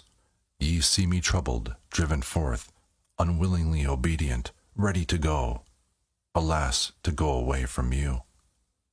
Yea, once more must Zarathustra retire to his solitude, but unjoyously this time doth the bear go back to his cave. What hath happened unto me? Who ordereth this? Ah, mine angry mistress wisheth it so. She spake unto me. Have I ever named her to you? Yesterday towards evening there spake unto me my stillest hour. That is the name of my terrible mistress. And thus did it happen, for everything must I tell you, that your heart may not harden against the suddenly departing one. Do ye know the terror of him who falleth asleep?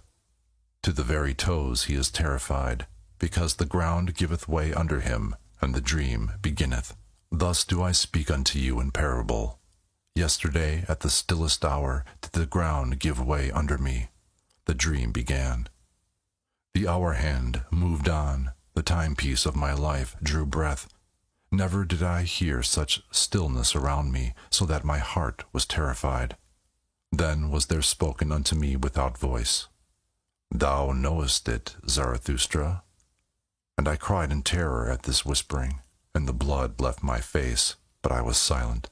Then was there once more spoken unto me without voice, Thou knowest it, Zarathustra, but thou dost not speak it. And at last I answered like one defiant, Yea, I know it, but I will not speak it. Then was there again spoken unto me without voice, Thou wilt not, Zarathustra? Is this true? Conceal thyself not behind thy defiance. And I wept and trembled like a child and said, Ah, I would indeed, but how can I do it? Exempt me only from this. It is beyond my power. Then was there again spoken unto me without voice, What matter about thyself, Zarathustra? Speak thy word and succumb. And I answered, Ah, is it my word? Who am I? I await the worthier one. I am not worthy even to succumb by it. Then was there again spoken unto me without voice, What matter about thyself? Thou art not yet humble enough for me. Humility hath the hardest skin. And I answered, What hath not the skin of my humility endured? At the foot of my height do I dwell. How high are my summits no one hath yet told me, but well do I know my valleys. Then was there again spoken unto me without voice, O Zarathustra, he who hath to remove mountains removeth also valleys and plains.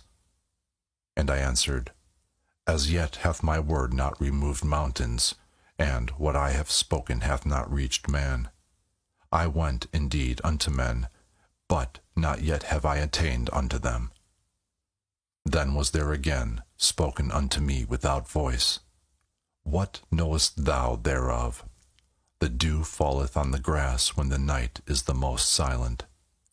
And I answered, They mocked me when I found and walked in mine own path, and certainly did my feet then tremble. And thus did they speak unto me, Thou forgottest the path before, now dost thou also forget how to walk. Then was there again spoken unto me without voice, What matter about their mockery? Thou art one who hast unlearned to obey. Now shalt thou command.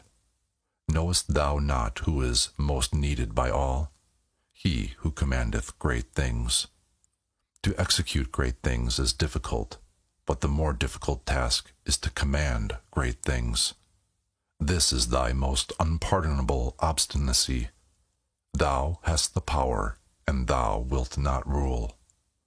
And I answered, I lack the lion's voice for all commanding.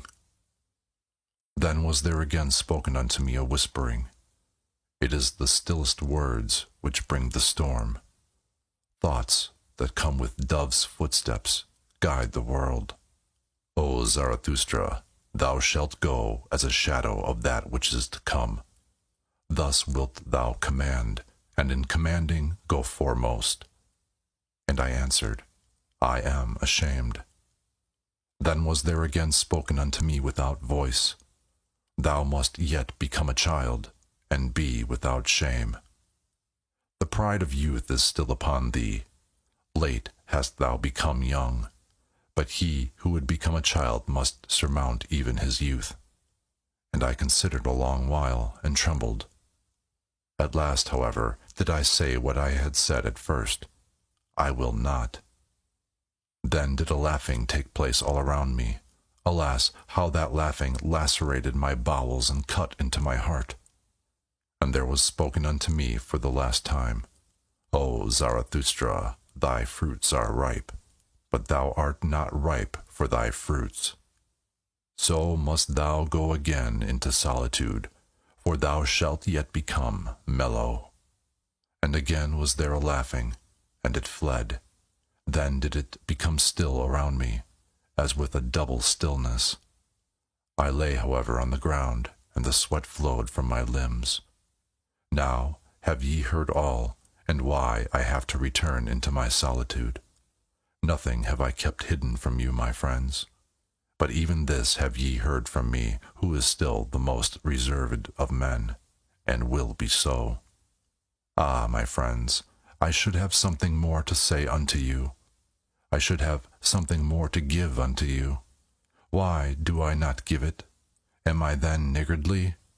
When, however, Zarathustra had spoken these words, the violence of his pain and a sense of the nearness of his departure from his friends came over him, so that he wept aloud, and no one knew how to console him. In the night, however, he went away alone, and left his friends.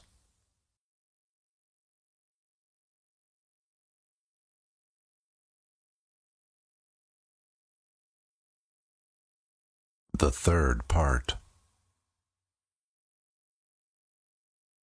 Ye look aloft when ye long for exaltation, and I look downward because I am exalted. Who among you can at the same time laugh and be exalted?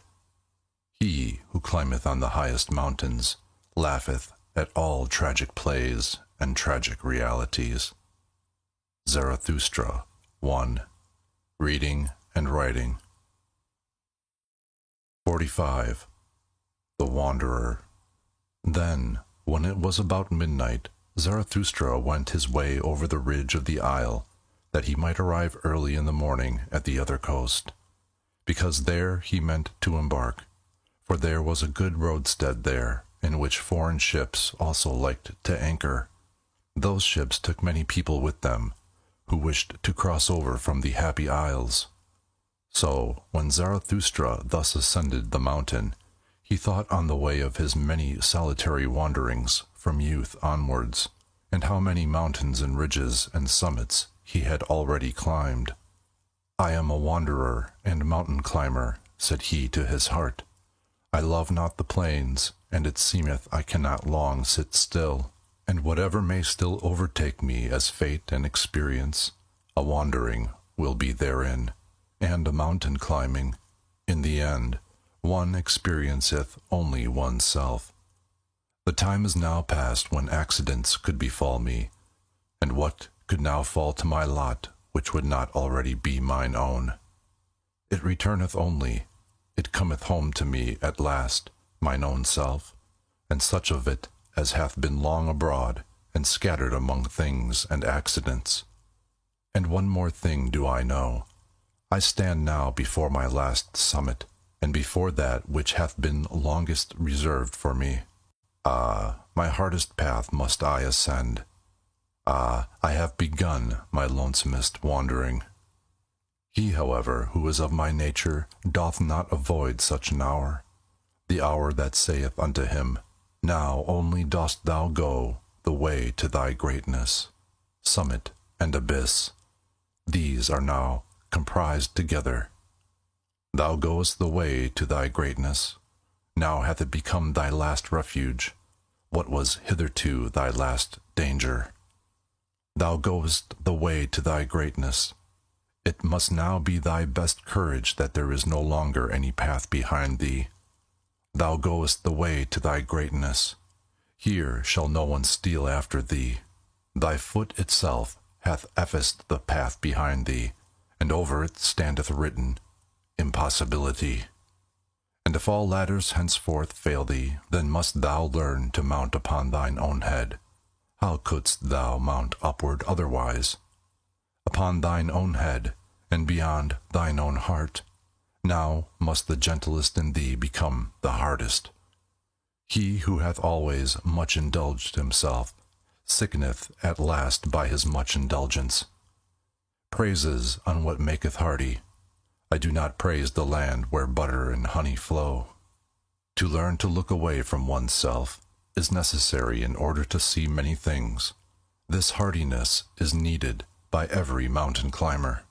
He, however, who is obtrusive with his eyes as a discerner, how can he ever see more of anything than its foreground? But thou, O Zarathustra, wouldst view the ground of everything, and its background. Thus must thou mount even above thyself, upwards, until thou hast even thy stars under thee. Yea, to look down upon myself, and even upon my stars, that only would I call my summit, that hath remained for me as my last summit.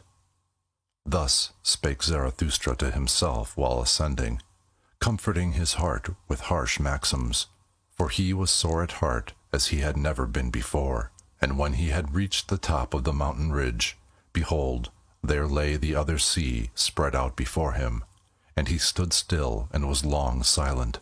The night, however, was cold at this height, and clear and starry. I recognize my destiny, said he at last, sadly. Well, I am ready. Now hath my lonesomeness begun.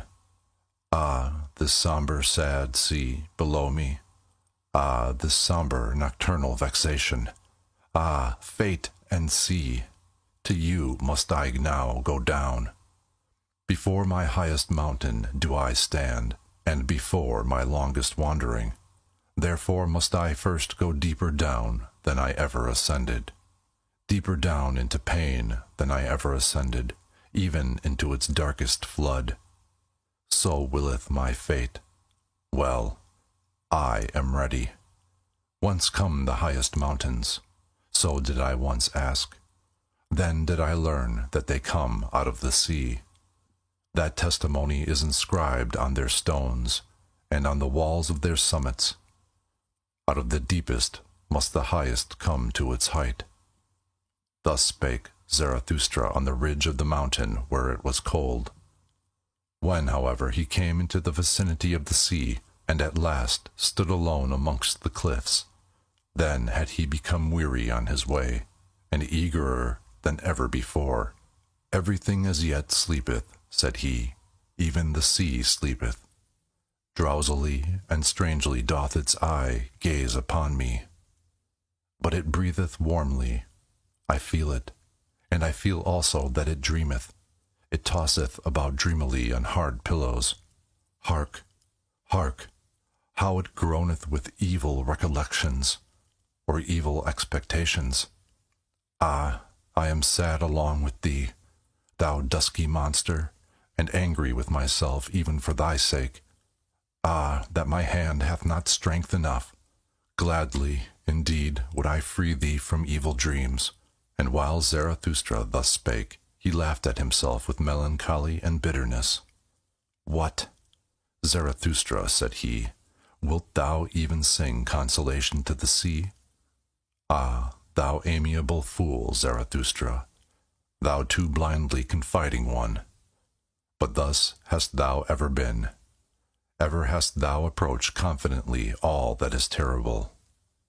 Every monster wouldst thou caress, a whiff of warm breath, a little soft tuft on its paw, and immediately wert thou ready to love and lure it. Love is the danger of the lonesomest one. Love to anything, if it only live. Laughable, verily, is my folly and my modesty in love. Thus spake Zarathustra, and laughed thereby a second time. Then, however, he thought of his abandoned friends, and, as if he had done them a wrong with his thoughts, he upbraided himself because of his thoughts. And forthwith it came to pass that the laugher wept. With anger and longing wept Zarathustra bitterly. 46. The Vision and the Enigma. 1. When it got abroad among the sailors that Zarathustra was on board the ship, for a man who came from the Happy Isles had gone on board along with them, there was great curiosity and expectation. But Zarathustra kept silent for 2 days, and was cold and deaf with sadness, so that he neither answered looks nor questions. On the evening of the second day, however, he again opened his ears, though he still kept silent, for there were many curious and dangerous things to be heard on board the ship, which came from afar, and was to go still further. Zarathustra, however, was fond of all those who make distant voyages, and disliked to live without danger. And behold, when listening, his own tongue was at last loosened, and the ice of his heart broke. Then did he begin to speak thus. To you, the daring venturers and adventurers, and whoever hath embarked with cunning sails upon frightful seas. To you, the enigma intoxicated, the twilight enjoyers, whose souls are allured by flutes to every treacherous gulf. For ye dislike to grope at a thread with cowardly hand, and where ye can divine, there do ye hate to calculate. To you only do I tell the enigma that I saw, the vision of the lonesomest one. Gloomily walked I lately in corpse-colored twilight, gloomily and sternly, with compressed lips. Not only one sun had set for me, a path which ascended daringly among boulders, an evil, lonesome path, which neither herb nor shrub any longer cheered, a mountain path crunched under the daring of my foot, mutely marching over the scornful clinking of pebbles, trampling the stone that let it slip. Thus did my foot force its way upwards, in spite of the spirit that drew it downwards, towards the abyss, the spirit of gravity, my devil and arch-enemy. Upwards, although it sat upon me, half dwarf, half mole, paralyzed, paralyzing, dripping lead in mine ear, and thoughts like drops of lead into my brain. "O Zarathustra," it whispered scornfully, syllable by syllable, "thou stone of wisdom, thou threwest thyself high, but every thrown stone must fall. O Zarathustra, thou stone of wisdom, thou sling stone, thou star destroyer, thyself threwest thou so high, but every thrown stone must fall. Condemned of thyself, and to thine own stoning. O Zarathustra, far indeed threwest thou thy stone, but upon thyself will it recoil." Then was the dwarf silent, and it lasted long. The silence, however, oppressed me, and to be thus in pairs, one is verily lonesomer than when alone. I ascended, I dreamt, I thought, but everything oppressed me.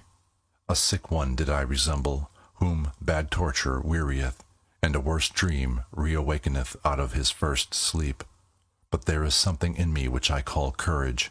It hath hitherto slain for me every dejection.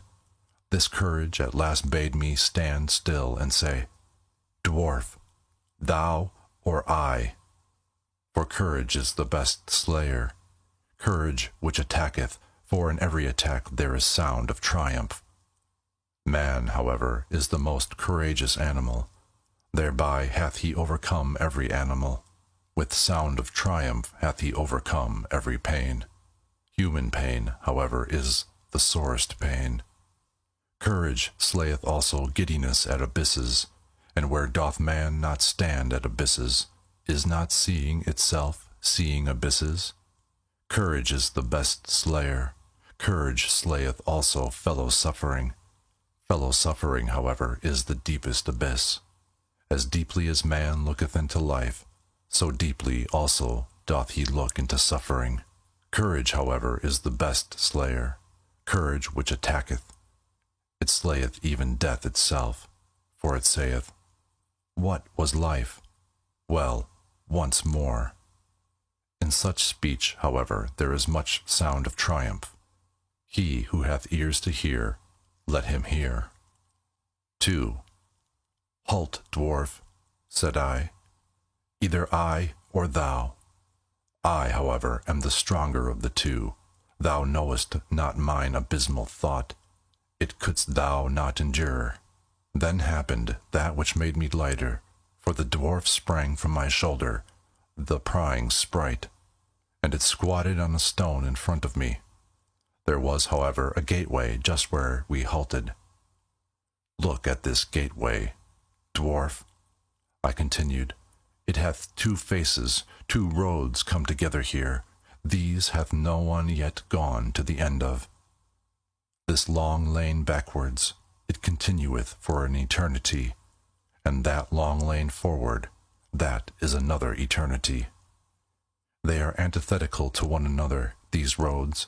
They directly abut on one another, and it is here at this gateway that they come together. The name of the gateway is inscribed above, This Moment. But should one follow them further, and ever further and further on, thinkest thou, dwarf, that these roads would be eternally antithetical? Everything straight lieth, murmured the dwarf, contemptuously. All truth is crooked. Time itself is a circle. Thou spirit of gravity, said I wrathfully, do not take it too lightly, or I shall let thee squat where thou squattest. Halt foot, and I carried thee high. Observe, continued I, this moment. From the gateway, this moment, there runneth a long eternal lane backwards. Behind us lieth an eternity.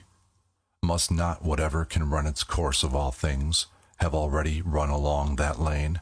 Must not whatever can happen of all things have already happened, resulted, and gone by? And if everything has already existed, what thinkest thou, dwarf, of this moment? Must not this gateway also have already existed? And are not all things closely bound together in such wise that this moment draweth all coming things after it? Consequently itself also? For whatever can run its course of all things, also in this long lane outward, must it once more run. And this slow spider which creepeth in the moonlight, and this moonlight itself, and thou and I in this gateway whispering together, whispering of eternal things, must we not all have already existed? And must we not return and run in that other lane out before us, that long, weird lane? Must we not eternally return? Thus did I speak, and always more softly, for I was afraid of mine own thoughts and arrear thoughts. Then, suddenly, did I hear a dog howl near me. Had I ever heard a dog howl thus? My thoughts ran back. Yes, when I was a child in my most distant childhood, then did I hear a dog howl thus, and saw it also with hair bristling, its head upwards, trembling in the stillest midnight, when even dogs believe in ghosts, so that it excited my commiseration. For just then went the full moon, silent as death, over the house. Just then did it stand still, a glowing globe, at rest on the flat roof, as if on someone's property. Thereby had the dog been terrified, for dogs believe in thieves and ghosts. And when I again heard such howling, then did it excite my commiseration once more. Where was now the dwarf, and the gateway, and the spider, and all the whispering? Had I dreamt? Had I awakened? Twixt rugged rocks did I suddenly stand alone, dreary in the dreariest moonlight.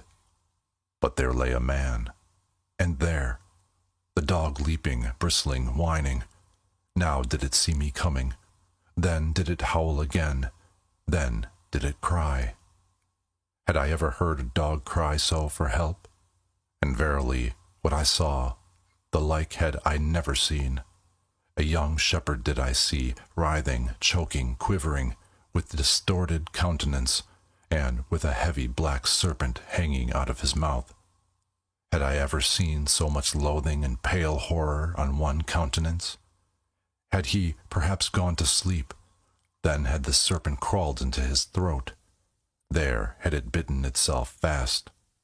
My hand pulled at the serpent, and pulled in vain. I failed to pull the serpent out of his throat. Then there cried out of me, "Bite! Bite its head off! Bite!" So cried it out of me, my horror, my hatred, my loathing, my pity. All my good and bad cried with one voice out of me.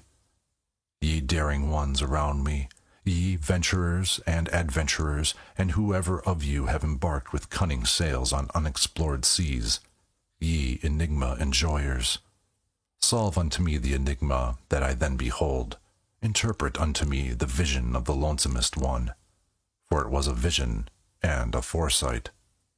What did I then behold in parable? And who is it that must come some day? Who is the shepherd into whose throat the serpent thus crawled? Who is the man into whose throat all the heaviest and blackest will thus crawl? The shepherd, however, bit, as my cry had admonished him. He bit with a strong bite. Far away did he spit the head of the serpent, and sprang up. No longer shepherd, no longer man, a transfigured being, a light-surrounded being, that laughed. Never on earth laughed a man as he laughed. Oh, my brethren, I heard a laughter which was no human laughter, and now gnaweth a thirst at me, a longing that is never allayed. My longing for that laughter gnaweth at me. Oh, how can I still endure to live? And how could I endure to die at present? Thus spake Zarathustra. 47.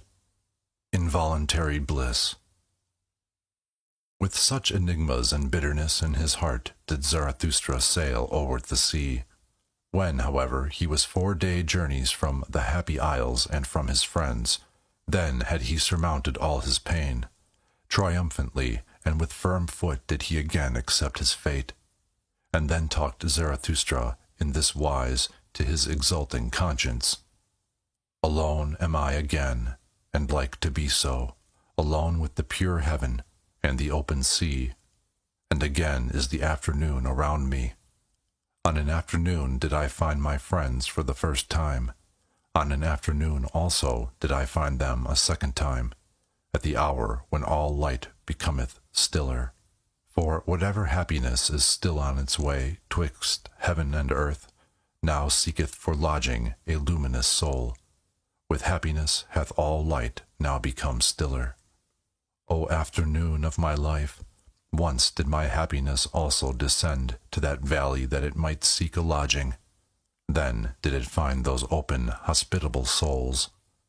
O afternoon of my life, what did I not surrender that I might have one thing, this living plantation of my thoughts, and this dawn of my highest hope?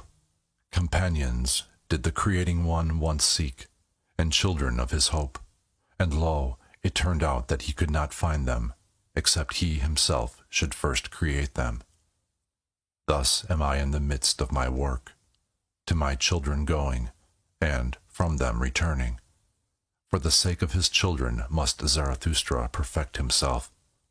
For in one's heart one loveth only one's child and one's work, and where there is great love to oneself, then is it the sign of pregnancy. So have I found it. Still are my children verdant in their first spring, standing nigh one another, and shaken in common by the winds, the trees of my garden and of my best soil. And verily, where such trees stand beside one another, there are happy isles. But one day will I take them up, and put each by itself alone, that it may learn lonesomeness and defiance and prudence. Gnarled and crooked with flexible hardness shall it then stand by the sea, a living lighthouse of unconquerable life. Yonder where the storms rush down into the sea, and the snout of the mountain drinketh water, shall each on a time have his day and night watches, for his testing and recognition. Recognized and tested shall each be, to see if he be of my type and lineage, if he be master of a long will, silent even when he speaketh, and giving in such wise that he taketh in giving, so that he may one day become my companion, a fellow creator and fellow enjoyer with Zarathustra, such a one as writeth my will on my tables, for the fuller perfection of all things. And for his sake and for those like him must I perfect myself. Therefore do I now avoid my happiness, and present myself to every misfortune, for my final testing and recognition. And verily, it were time that I went away, and the wanderer's shadow, and the longest tedium, and the stillest hour, have all said unto me, It is the highest time. The word blew to me through the keyhole, and said, Come. The door sprang subtly open unto me, and said, Go. But I lay enchained to my love for my children, Desire spread this snare for me, the desire for love, that I should become the prey of my children and lose myself in them. Desiring, that is now for me to have lost myself. I possess you, my children.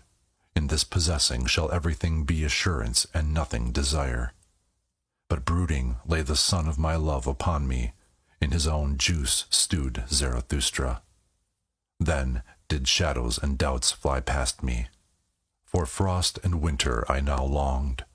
Oh, that frost and winter would again make me crack and crunch, sighed I. Then arose icy mist out of me. My past burst its tomb. Many pains buried alike woke up, fully slept had they merely concealed in corpse clothes. So called everything unto me in signs, it is time. But I heard not until at last mine abyss moved, and my thoughts bit me. Ah, abysmal thought, which art my thought, when shall I find strength to hear thee burrowing, and no longer tremble? To my very throat throbbeth my heart when I hear them burrowing. Thy muteness even is like to strangle me, thou abysmal mute one. As yet have I never ventured to call thee up. It hath been enough that I have carried thee about with me. As yet have I not been strong enough for my final lion, wantonness and playfulness. Sufficiently formidable unto me hath thy weight ever been. But one day shall I yet find the strength, and the lion's voice which will call thee up. When I shall have surmounted myself therein, then will I surmount myself also in that which is greater, and a victory shall be the seal of my perfection. Meanwhile do I sail along on uncertain seas. Chance flattereth me, smooth-tongued chance. Forward and backward do I gaze. Still see I no end. As yet hath the hour of my final struggle not come to me, or doth it come to me perhaps just now? Verily, with insidious beauty do sea and life gaze upon me round about. O afternoon of my life, O happiness before eventide, O haven upon high seas, O peace in uncertainty, how I distrust all of you! Verily distrustful am I of your insidious beauty, like the lover am I, who distrusteth, too sleek smiling. As he pusheth the best beloved before him, tender even in severity, the jealous one, so do I push this blissful hour before me. Away with thee, thou blissful hour! With thee hath there come to me an involuntary bliss. Ready for my severest pain, do I here stand? At the wrong time hast thou come. Away with thee, thou blissful hour! Rather harbor there with my children. Hasten, and bless them before eventide with my happiness. There already approacheth eventide, the sun sinketh away, my happiness. Thus spake Zarathustra. And he waited for his misfortune the whole night. But he waited in vain. The night remained clear and calm, and happiness itself came nigher and nigher unto him. Towards morning, however, Zarathustra laughed to his heart, and said mockingly, Happiness runneth after me.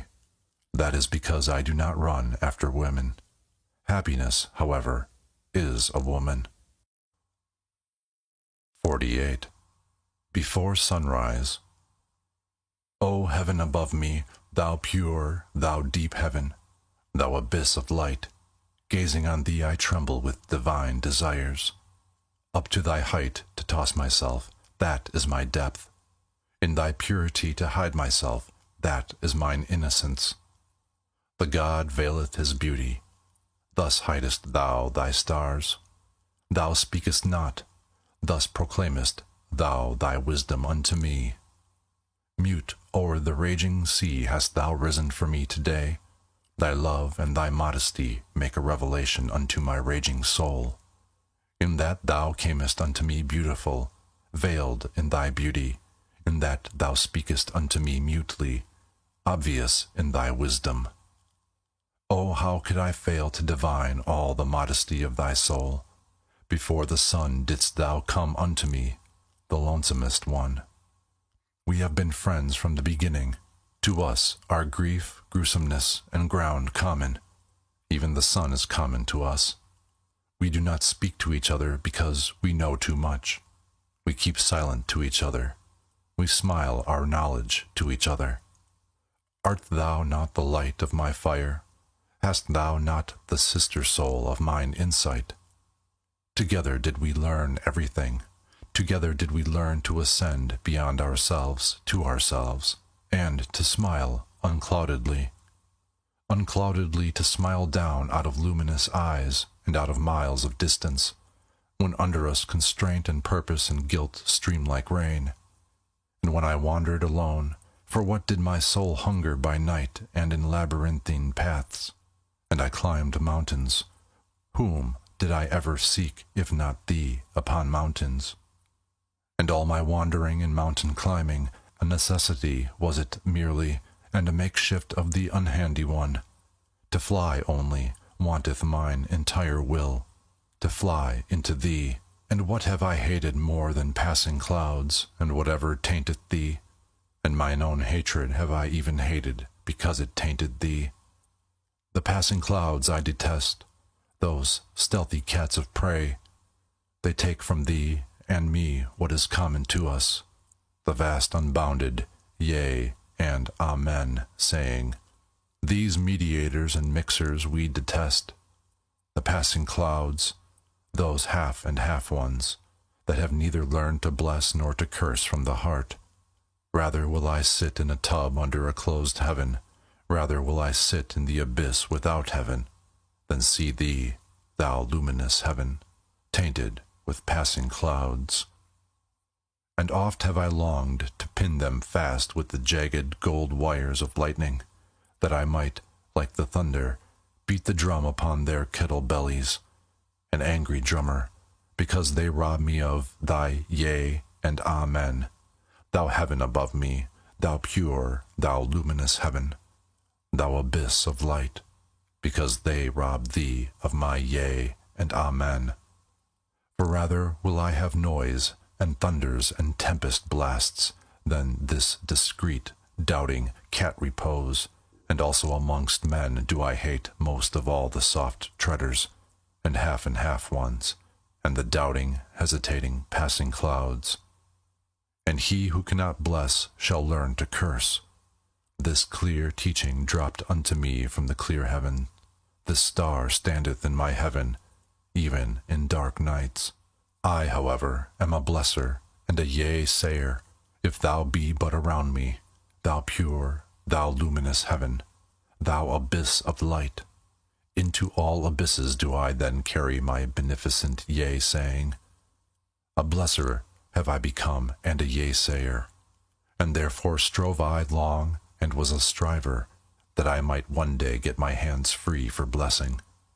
This, however, is my blessing, to stand above everything as its own heaven, its round roof, its azure bell, and eternal security, and blessed is he who thus blesseth, for all things are baptized at the font of eternity, and beyond good and evil. Good and evil themselves, however, are but fugitive shadows and damp afflictions and passing clouds. Verily, it is a blessing and not a blasphemy when I teach that, above all things, there standeth the heaven of chance, the heaven of innocence, the heaven of hazard, the heaven of wantonness. Of hazard, that is the oldest nobility in the world, that gave I back to all things. I emancipated them from bondage under purpose. This freedom and celestial serenity did I put like an azure bell above all things, when I taught that over them and through them no eternal will willeth. This wantonness and folly did I put in place of that will, when I taught that in everything there is one thing impossible, rationality. A little reason, to be sure, a germ of wisdom scattered from star to star. This leaven is mixed in all things. For the sake of folly, wisdom is mixed in all things. A little wisdom is indeed possible, But this blessed security have I found in all things, that they prefer to dance on the feet of chance. O heaven above me, thou pure, thou lofty heaven, this is now thy purity unto me, that there is no eternal reason spider and reason cobweb, that thou art to me a dancing floor for divine chances, that thou art to me a table of the gods for divine dice and dice players. But thou blushest? Have I spoken unspeakable things? Have I abused when I meant to bless thee? Or is it the shame of being two of us that maketh thee blush? Dost thou bid me go and be silent, because now day cometh? The world is deep, and deeper than e'er the day could read. Not everything may be uttered in presence of day, but day cometh, so let us part. O heaven above me, thou modest one, thou glowing one, O thou my happiness before sunrise, the day cometh, so let us part. Thus spake Zarathustra. 49. The Bedwarfing Virtue. 1. When Zarathustra was again on the continent, he did not go straightway to his mountains and his cave, but made many wanderings and questionings, and ascertained this and that, so that he said of himself jestingly, Lo, a river that floweth back unto its source in many windings. For he wanted to learn what had taken place among men during the interval, whether they had become greater or smaller. And once, when he saw a row of new houses, he marveled and said, What do these houses mean? Verily, no great soul put them up as its simile. Did perhaps a silly child take them out of its toy box? Would that another child put them again into the box? And these rooms and chambers, can men go out and in there? They seem to be made for silk dolls, or for dainty eaters, who perhaps let others eat with them. And Zarathustra stood still and meditated. At last he said sorrowfully, There hath everything become smaller. Everywhere do I see lower doorways. He who is of my type can still go there through, but he must stoop. Oh, when shall I arrive again at my home, where I shall no longer have to stoop, shall no longer have to stoop before the small ones? And Zarathustra sighed, and gazed into the distance. The same day, however, he gave his discourse on the bedwarfing virtue. 2. I passed through this people, and keep mine eyes open. They do not forgive me for not envying their virtues. They bite at me, because I say unto them that for small people small virtues are necessary, and because it is hard for me to understand that small people are necessary. Here am I, still, like a cock in a strange farmyard, at which even the hens peck, but on that account I am not unfriendly to the hens. I am courteous towards them, as towards all small annoyances. To be prickly towards what is small seemeth to me wisdom for hedgehogs. They all speak of me when they sit around their fire in the evening. They speak of me, but no one thinketh of me. This is the new stillness which I have experienced. Their noise around me spreadeth a mantle over my thoughts. They shout to one another, What is this gloomy cloud about to do to us? Let us see that it doth not bring a plague upon us. And recently did a woman seize upon her child that was coming unto me. Take the children away, she cried. Such eyes scorch children's souls. They cough when I speak. They think coughing an objection to strong winds. They divine nothing of the boisterousness of my happiness. We have not yet time for Zarathustra, so they object. But what matter about a time that hath no time for Zarathustra? And if they should altogether praise me, how could I go to sleep on their praise? A girdle of spines is their praise unto me. It scratcheth me even when I take it off. And this also did I learn among them. The praiser doeth as if he gave back. In truth, however, he wanteth more to be given him. Ask my foot if their lauding and luring strains please it. Verily, to such measure and tic-tac, it liketh neither to dance nor to stand still. To small virtues would they fain lure and laud me, to the tic-tac of small happiness would they fain persuade my foot.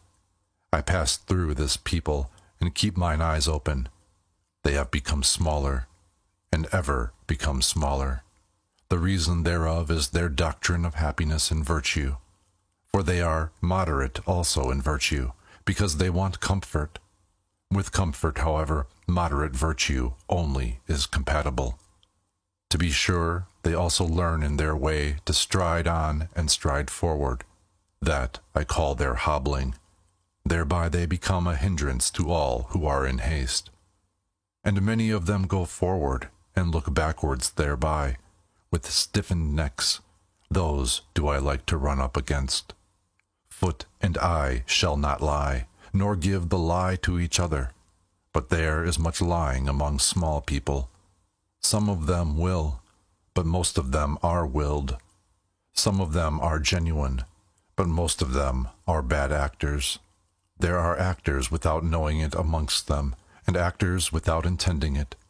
The genuine ones are always rare, especially the genuine actors. Of man there is little here. Therefore do their women masculinize themselves, for only he who is man enough will save the woman in woman. And this hypocrisy found I worst among them, that even those who command feign the virtues of those who serve. I serve, thou servest, we serve. So chanteth here even the hypocrisy of the rulers. And alas, if the first lord be only the first servant. Ah, even upon their hypocrisy did mine eyes' curiosity alight, and well did I divine all their fly happiness, and their buzzing around sunny window panes. So much kindness, so much weakness do I see, so much justice and pity, so much weakness. Round, fair, and considerate are they to one another, as grains of sand are round, fair, and considerate to grains of sand. Modestly to embrace a small happiness, that do they call submission, and at the same time they peer modestly after a new small happiness. In their hearts they want simply one thing most of all, that no one hurt them. Thus do they anticipate everyone's wishes and do well unto everyone. That, however, is cowardice, though it be called virtue. And when they chance to speak harshly, those small people, then do I hear therein only their hoarseness. Every draught of air maketh them hoarse. Shrewd indeed are they, their virtues have shrewd fingers, but they lack fists. Their fingers do not know how to creep behind fists. Virtue for them is what maketh modest and tame. Therewith have they made the wolf a dog, and man himself man's best domestic animal. We set our chair in the midst, so saith their smirking unto me, and as far from dying gladiators as from satisfied swine. That, however, is mediocrity, though it be called moderation. 3. I pass through this people and let fall many words, but they know neither how to take nor how to retain them.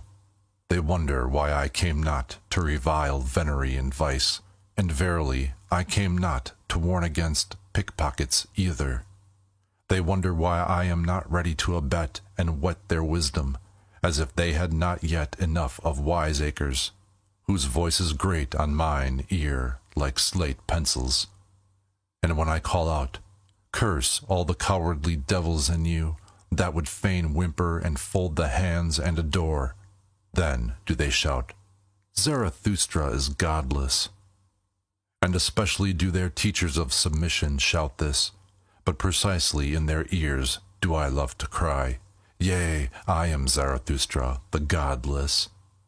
Those teachers of submission, wherever there is aught puny or sickly or scabby, there do they creep like lice, and only my disgust preventeth me from cracking them.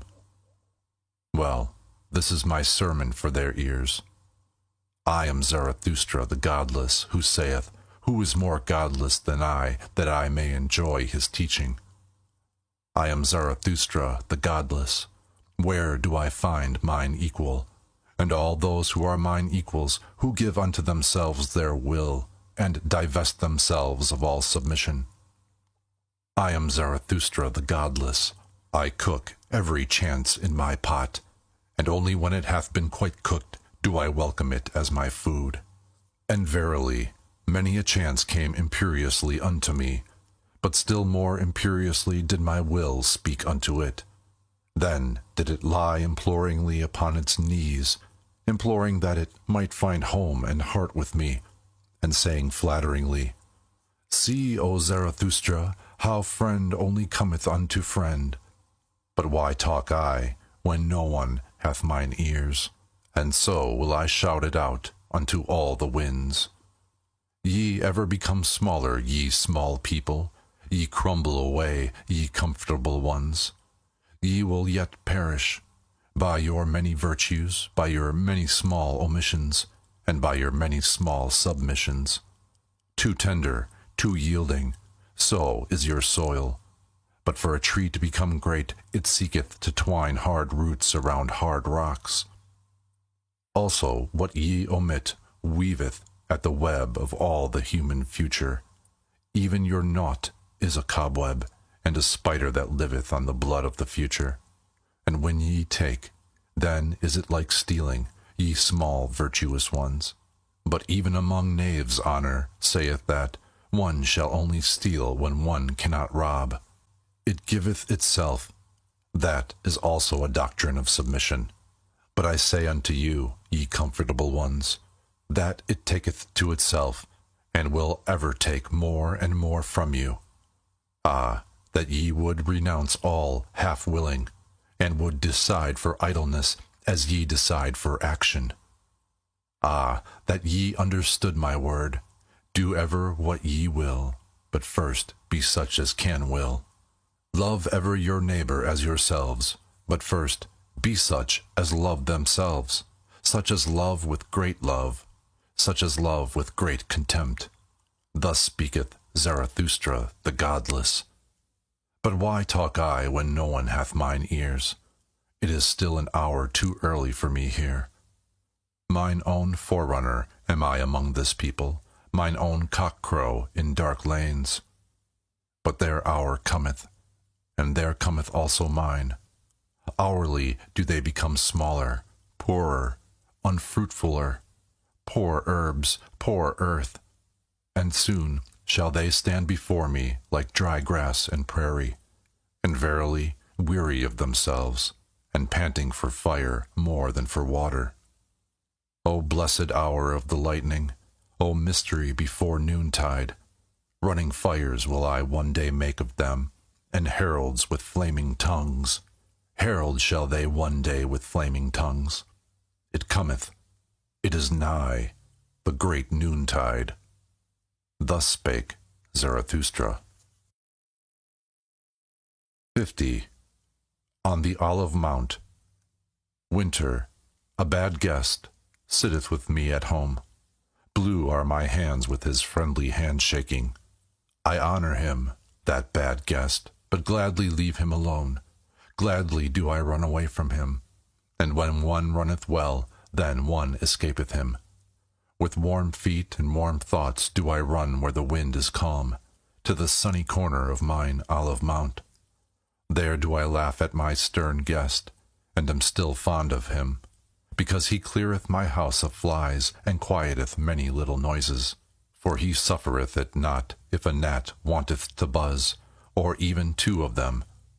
Also the lanes maketh he lonesome, so that the moonlight is afraid there at night.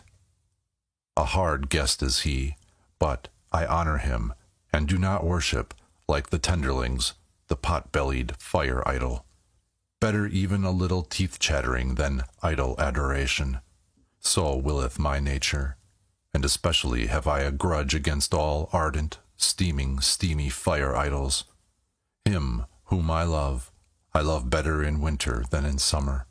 Better do I now mock at mine enemies, and more heartily when winter sitteth in my house. Heartily, verily, even when I creep into bed, there still laugheth and wantoneth my hidden happiness, even my deceptive dream laugheth. I, a creeper? Never in my life did I creep before the powerful, and if ever I lied, then did I lie out of love. Therefore am I glad even in my winter bed. A poor bed warmeth me more than a rich one, for I am jealous of my poverty, and in winter she is most faithful unto me. With a wickedness do I begin every day. I mock at the winter with a cold bath. On that account grumbleth my stern housemate. Also do I like to tickle him with a wax taper, that he may finally let the heavens emerge from ashy grey twilight. For especially wicked am I in the morning, at the early hour when the pail rattleth at the well, and horses neigh warmly in grey lanes. Impatiently do I then wait, that the clear sky may finally dawn for me, the snow-bearded winter sky, the horary one, the white-head, the winter sky, the silent winter sky, which often stifleth even its sun. Did I perhaps learn from it the long, clear silence, or did it learn it from me? Or hath each of us devised it himself? Of all good things the origin is 1,000-fold.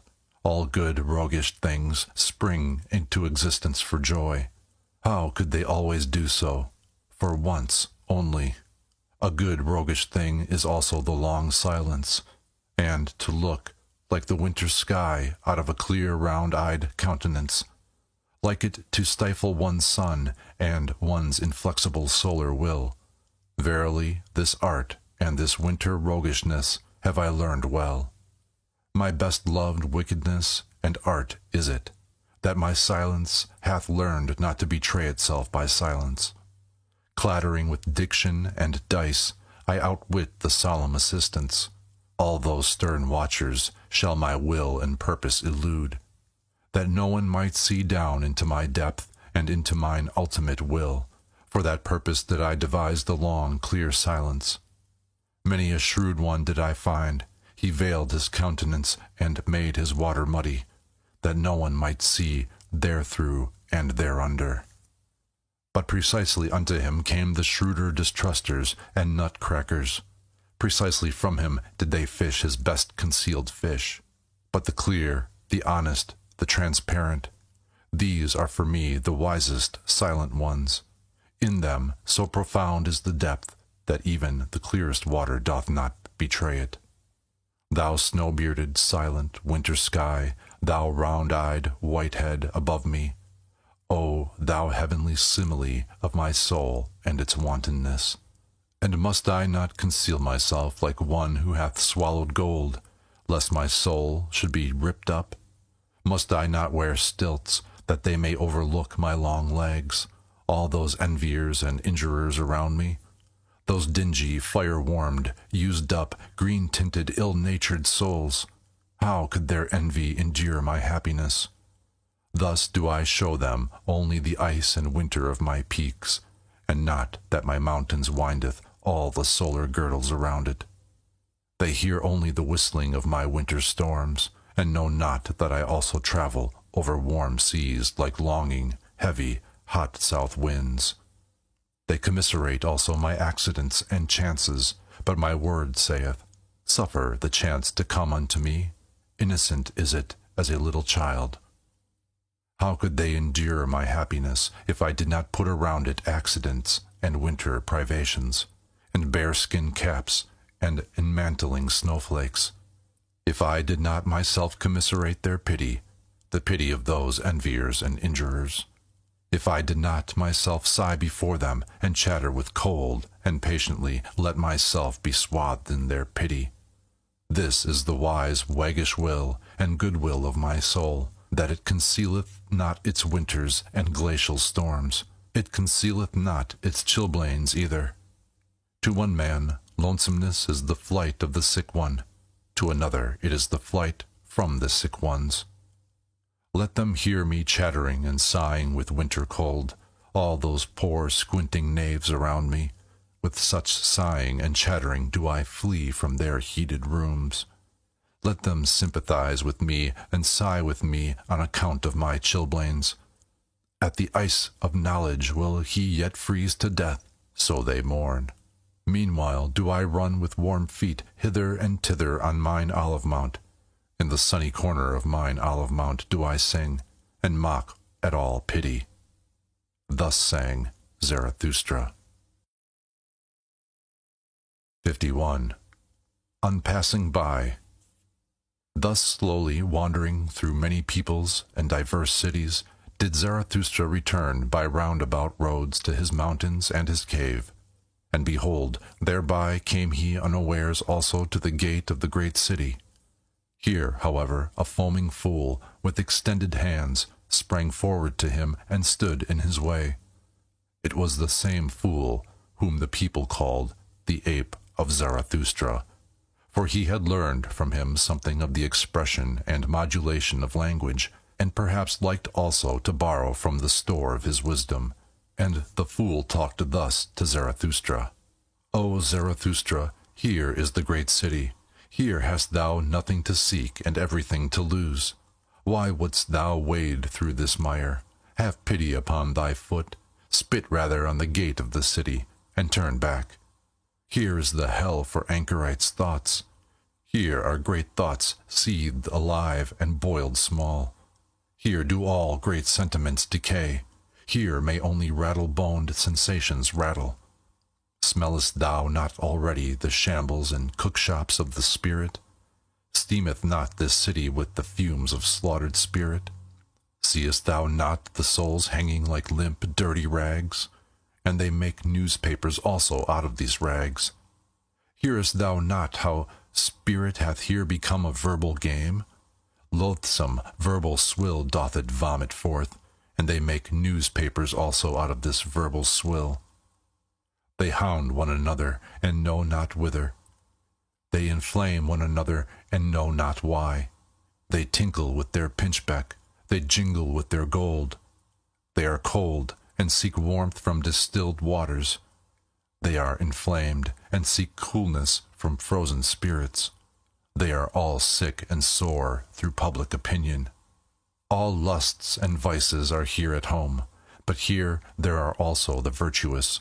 There is much appointed virtue. Much appointable virtue with scribe fingers, and hardy, sitting flesh and waiting flesh, blessed with small breast stars and padded, haunchless daughters. There is here also much piety, and much faithful spittle-licking and spittle-backing before the God of hosts. From on high drippeth the star, and the gracious spittle for the high longeth every starless bosom. The moon hath its court, and the court hath its moon-calves. Unto all, however, that cometh from the court do the mendicant people pray, and all appointable mendicant virtues. I serve, thou servest, we serve. So prayeth all appointable virtue to the prince, that the merited star may at last stick on the slender breast. But the moon still revolveth around all that is earthly.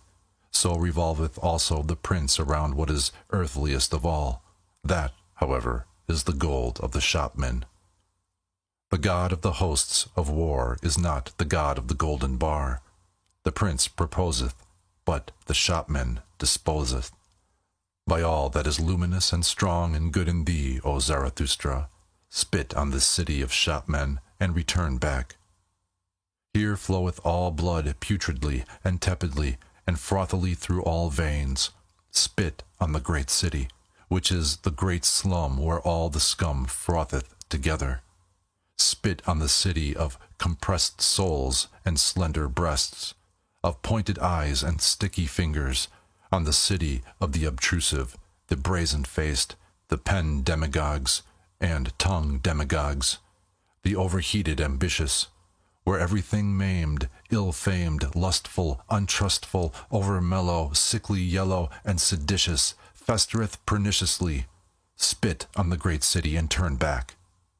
Here, however, did Zarathustra interrupt the foaming fool, and shut his mouth. Stop this at once. called out Zarathustra. Long have thy speech and thy species disgusted me. Why didst thou live so long by the swamp that thou thyself hadst to become a frog and a toad? Floweth there not a tainted, frothy swamp blood in thine own veins, when thou hast thus learned to croak and revile? Why wentest thou not into the forest, or why didst thou not till the ground? Is the sea not full of green islands? I despised thy contempt, and when thou warnest me, why didst thou not warn thyself?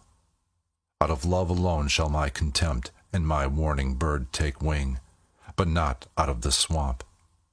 They call thee mine ape, thou foaming fool, but I call thee my grunting pig. By the grunting thou spoilest even my praise of folly. What was it that first made thee grunt? Because no one sufficiently flattered thee? Therefore didst thou seat thyself beside this filth, that thou mightest have cause for much grunting, that thou mightest have cause for much vengeance. For vengeance, thou vain fool, is all thy foaming. I have divined thee well. But thy fool's word injureth me, even when thou art right, and even if Zarathustra's word were 100 times justified, thou wouldst ever do wrong with my word. Thus spake Zarathustra. Then did he look on the great city and sighed, and was long silent. At last he spake thus: I loathe also this great city, and not only this fool. Here and there is nothing to better, nothing to worsen. Woe to this great city, and I would that I already saw the pillar of fire in which it will be consumed. For such pillars of fire must precede the great noontide, but this hath its time and its own fate. This precept, however, give I unto thee in parting, thou fool. Where one can no longer love, there should one pass by. Thus spake Zarathustra, and passed by the fool and the great city. 52. The Apostates. 1. Ah, lieth everything already withered and grey, which but lately stood green and many-hued on this meadow? And how much honey of hope did I carry hence into my beehive?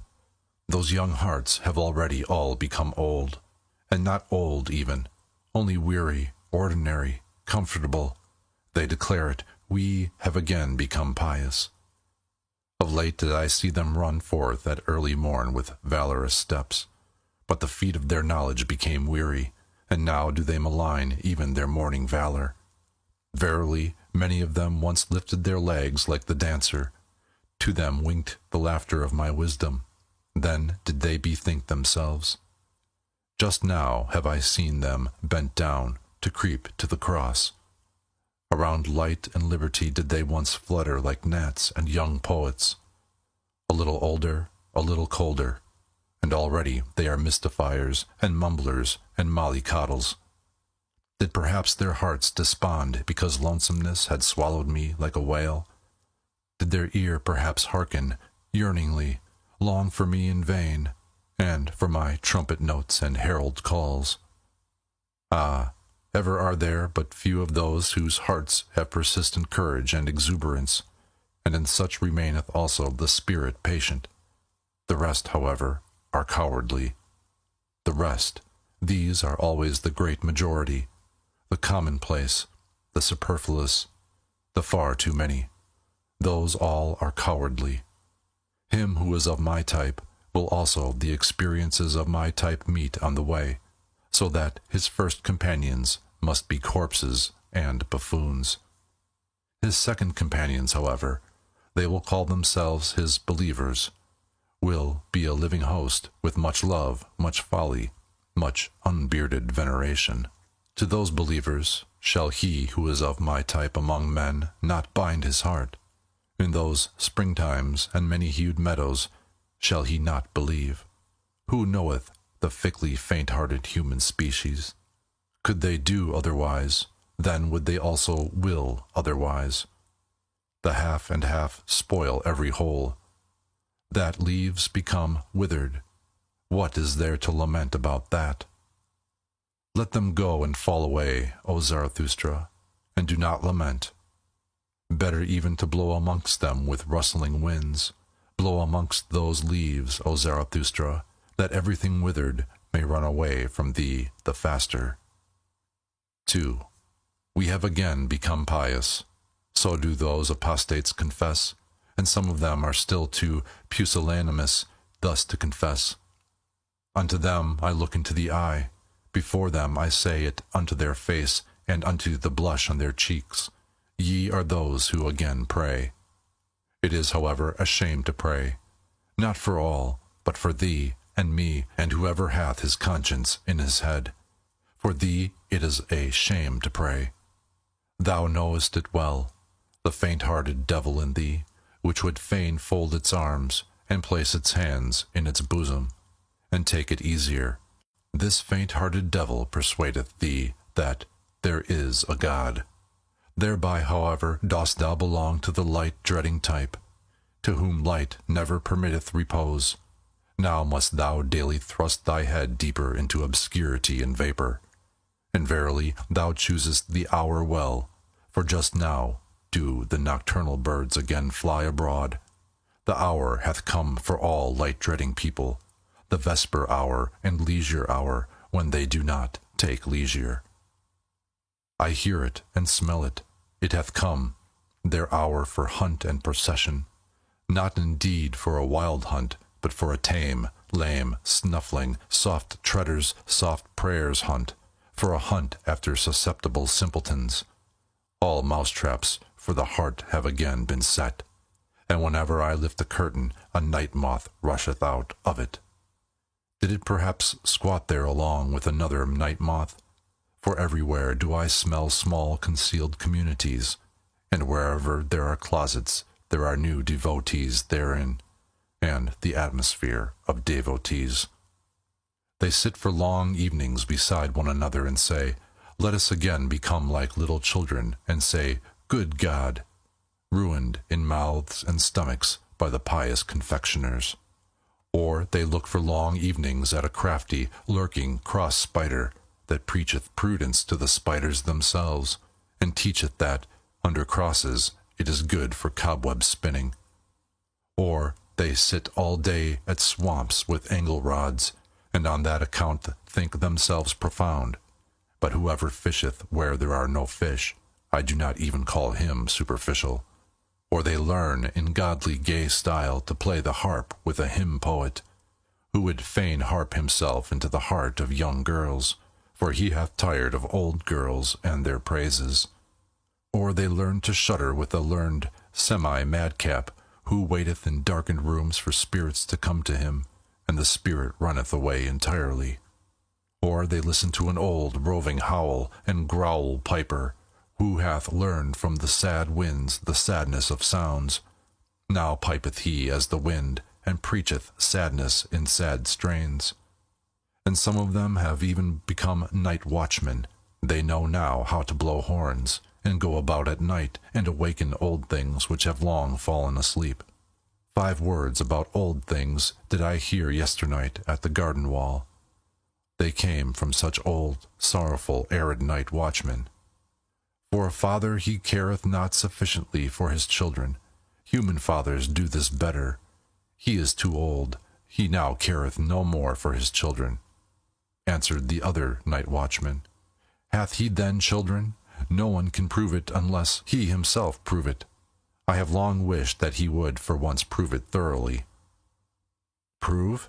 As if he had ever proved anything. Proving is difficult to him. He layeth great stress on one's believing him.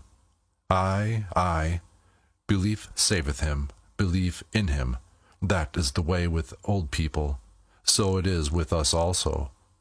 Thus spake to each other the 2 old night watchmen and light scarers, and tooted thereupon sorrowfully on their horns. So did it happen yesternight at the garden wall.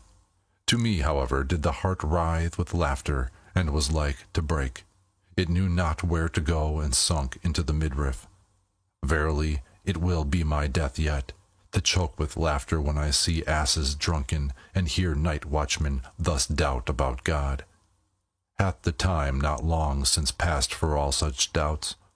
Who may nowadays awaken such old slumbering, light-shunning things?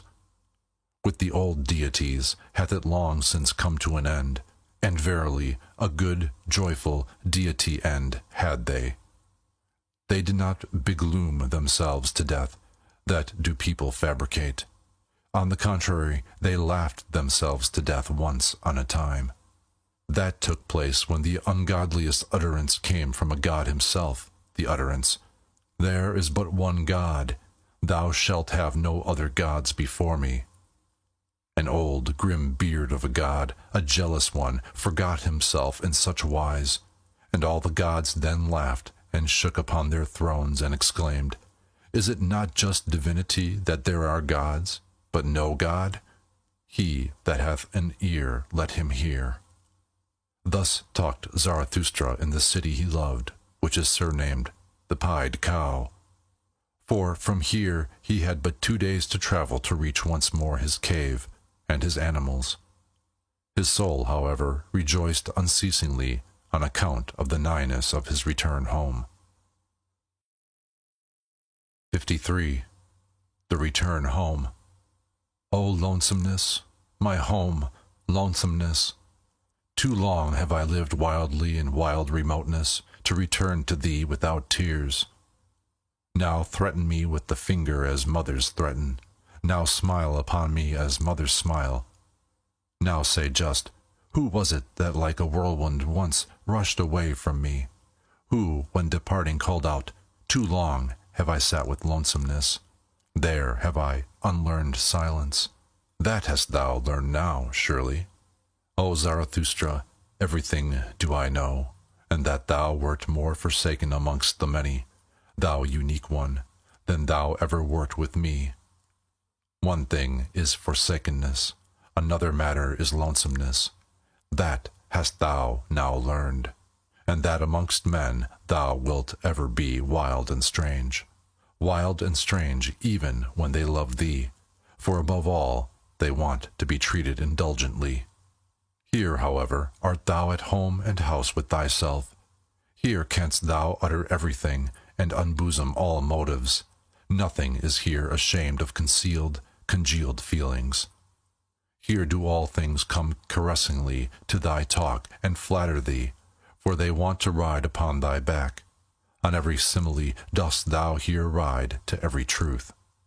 Uprightly and openly mayest thou here talk to all things, and verily it soundeth as praise in their ears, for one to talk to all things directly.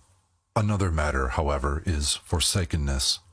For dost thou remember, O Zarathustra, when thy bird screamed overhead, when thou stoodest in the forest, irresolute, ignorant where to go, beside a corpse?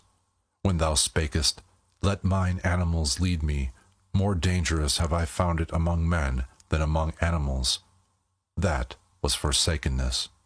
And dost thou remember, O Zarathustra, when thou sattest in thine isle, a well of wine giving and granting amongst empty buckets, bestowing and distributing amongst the thirsty, until at last thou alone sattest thirsty among the drunken ones, and wailedest nightly, "Is taking not more blessed than giving, and stealing yet more blessed than taking?" That was forsakenness. And dost thou remember, O Zarathustra, when thy stillest hour came and drove thee forth from thyself, when with wicked whispering it said, "Speak and succumb," when it disgusted thee with all thy waiting and silence, and discouraged thy humble courage? That was forsakenness. O lonesomeness, my home, lonesomeness, how blessedly and tenderly speaketh thy voice unto me. We do not question each other, we do not complain to each other. We go together openly through open doors. For all is open with thee and clear, and even the hours run here on lighter feet. For in the dark time weigheth heavier upon one than in the light. Here fly open unto me all being's words, and word cabinets. Here all being wanteth to become words. Here all becoming wanteth to learn of me how to talk. Down there, however, all talking is in vain. There, forgetting and passing by are the best wisdom. That have I learned now. He who would understand everything in man must handle everything. But for that I have 2 clean hands. I do not like even to inhale their breath. Alas, that I have lived so long among their noise and bad breaths. O blessed stillness around me, O pure odors around me, how from a deep breast this stillness fetcheth pure breath, how it hearkeneth, this blessed stillness. But down there speaketh everything. There is everything misheard. If one announce one's wisdom with bells, the shopmen in the marketplace will out-jingle it with pennies. Everything among them talketh. No one knoweth any longer how to understand. Everything falleth into the water. Nothing falleth any longer into deep wells. Everything among them talketh. Nothing succeedeth any longer and accomplisheth itself. Everything crackleth, but who will still sit quietly on the nest and hatch eggs? Everything amongst them talketh. Everything is out-talked. And that which yesterday was still too hard for time itself and its tooth, hangeth today, out-champed and out-chewed from the mouths of the men today. Everything among them talketh. Everything is betrayed. And what was once called the secret and secrecy of profound souls belongeth today to the street trumpeters and other butterflies. O human hubbub, thou wonderful thing, thou noise in dark streets, now art thou again behind me. My greatest danger lieth behind me. In indulging and pitying lay ever my greatest danger, and all human hubbub wisheth to be indulged and tolerated. With suppressed truths, with fool's hands and befooled heart, and rich in petty lies of pity, thus have I ever lived among men. Disguised I sit amongst them, ready to misjudge myself that I might endure them, and willingly saying to myself, Thou fool, thou dost not know men. One unlearneth men when one liveth amongst them. There is too much foreground in all men. What can far-seeing, far-longing eyes do there? And fool that I was, when they misjudged me, I indulged them on that account more than myself, being habitually hard on myself, and often even taking revenge on myself for the indulgence. Stung all over by poisonous flies, and hollowed like the stone by many drops of wickedness. Thus did I sit among them, and still said to myself, Innocent is everything petty of its pettiness. Especially did I find those who call themselves the good, the most poisonous flies. They sting in all innocence, they lie in all innocence. How could they be just towards me? He who liveth amongst the good, pity teacheth him to lie. Pity maketh stifling air for all free souls, for the stupidity of the good is unfathomable. To conceal myself and my riches, that did I learn down there. For every one did I still find poor in spirit. It was the lie of my pity, that I knew in every one, that I saw and scented in every one, what was enough of spirit for him, and what was too much. They're stiff, wise men. I call them wise, not stiff. Thus did I learn to slur over words. The grave diggers dig for themselves diseases. Under old rubbish rest bad vapors. One should not stir up the marsh. One should live on mountains. With blessed nostrils do I again breathe mountain freedom. Freed at last is my nose from the smell of all human hubbub. With sharp breezes tickled, as with sparkling wine, sneezeth my soul, sneezeth and shouteth self-congratulatingly, Health to thee! Thus spake Zarathustra. 54. The Three Evil Things. 1. In my dream, in my last morning dream, I stood today on a promontory beyond the world. I held a pair of scales and weighed the world. Alas, that the rosy dawn came too early to me. She glowed me awake, the jealous one. Jealous is she always of the glows of my morning dream. Measurable by him who hath time, weighable by a good weigher, attainable by strong pinions, divinable by divine nutcrackers. Thus did my dream find the world. My dream, a bold sailor, half ship, half hurricane, silent as the butterfly, impatient as the falcon. How had it the patience and leisure today for world weighing? Did my wisdom perhaps speak secretly to it, my laughing, wide-awake day-wisdom which mocketh at all infinite worlds? For it saith, where force is, there becometh number the master. It hath more force. How confidently did my dream contemplate this finite world, not new-fangledly, not old-fangledly, not timidly, not entreatingly, as if a big round apple presented itself to my hand, a ripe, golden apple, with a coolly soft, velvety skin. Thus did the world present itself unto me, as if a tree nodded unto me, a broad-branched, strong-willed tree, curved as a recline and a footstool for weary travelers. Thus did the world stand on my promontory, as if delicate hands carried a casket towards me, a casket open for the delectation of modest, adoring eyes. Thus did the world present itself before me today, not riddle enough to scare human love from it, not solution enough to put to sleep human wisdom. A humanly good thing was the world to me today, of which such bad things are said. How I thank my morning dream that I thus at today's dawn weighed the world.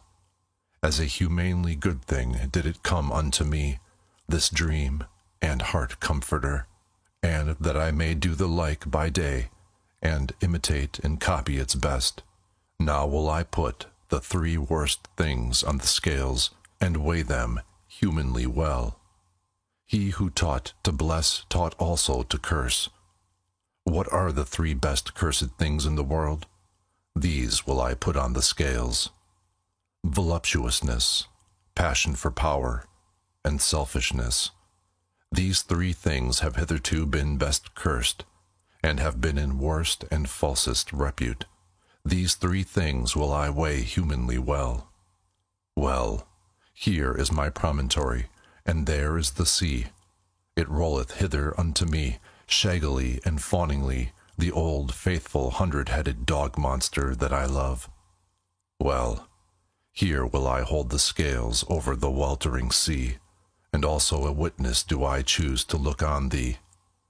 The anchorite tree, thee, the strong-odored, broad-arched tree that I love. On what bridge goeth the now to the hereafter? By what constraint doth the high stoop to the low? And what enjoineth even the highest still to grow upwards? Now stand the scales poised and at rest. 3 heavy questions have I thrown in. 3 heavy answers carrieth the other scale. 2. Voluptuousness. Unto all hair-shirted despisers of the body, a sting and stake, and cursed as the world by all backworldsmen, for it mocketh and befooleth all erring, misinferring teachers. Voluptuousness, to the rabble the slow fire at which it is burnt, to all wormy wood, to all stinking rags, the prepared heat and stew furnace. Voluptuousness, to free hearts, a thing innocent and free, the garden happiness of the earth, all the future's thanks overflow to the present.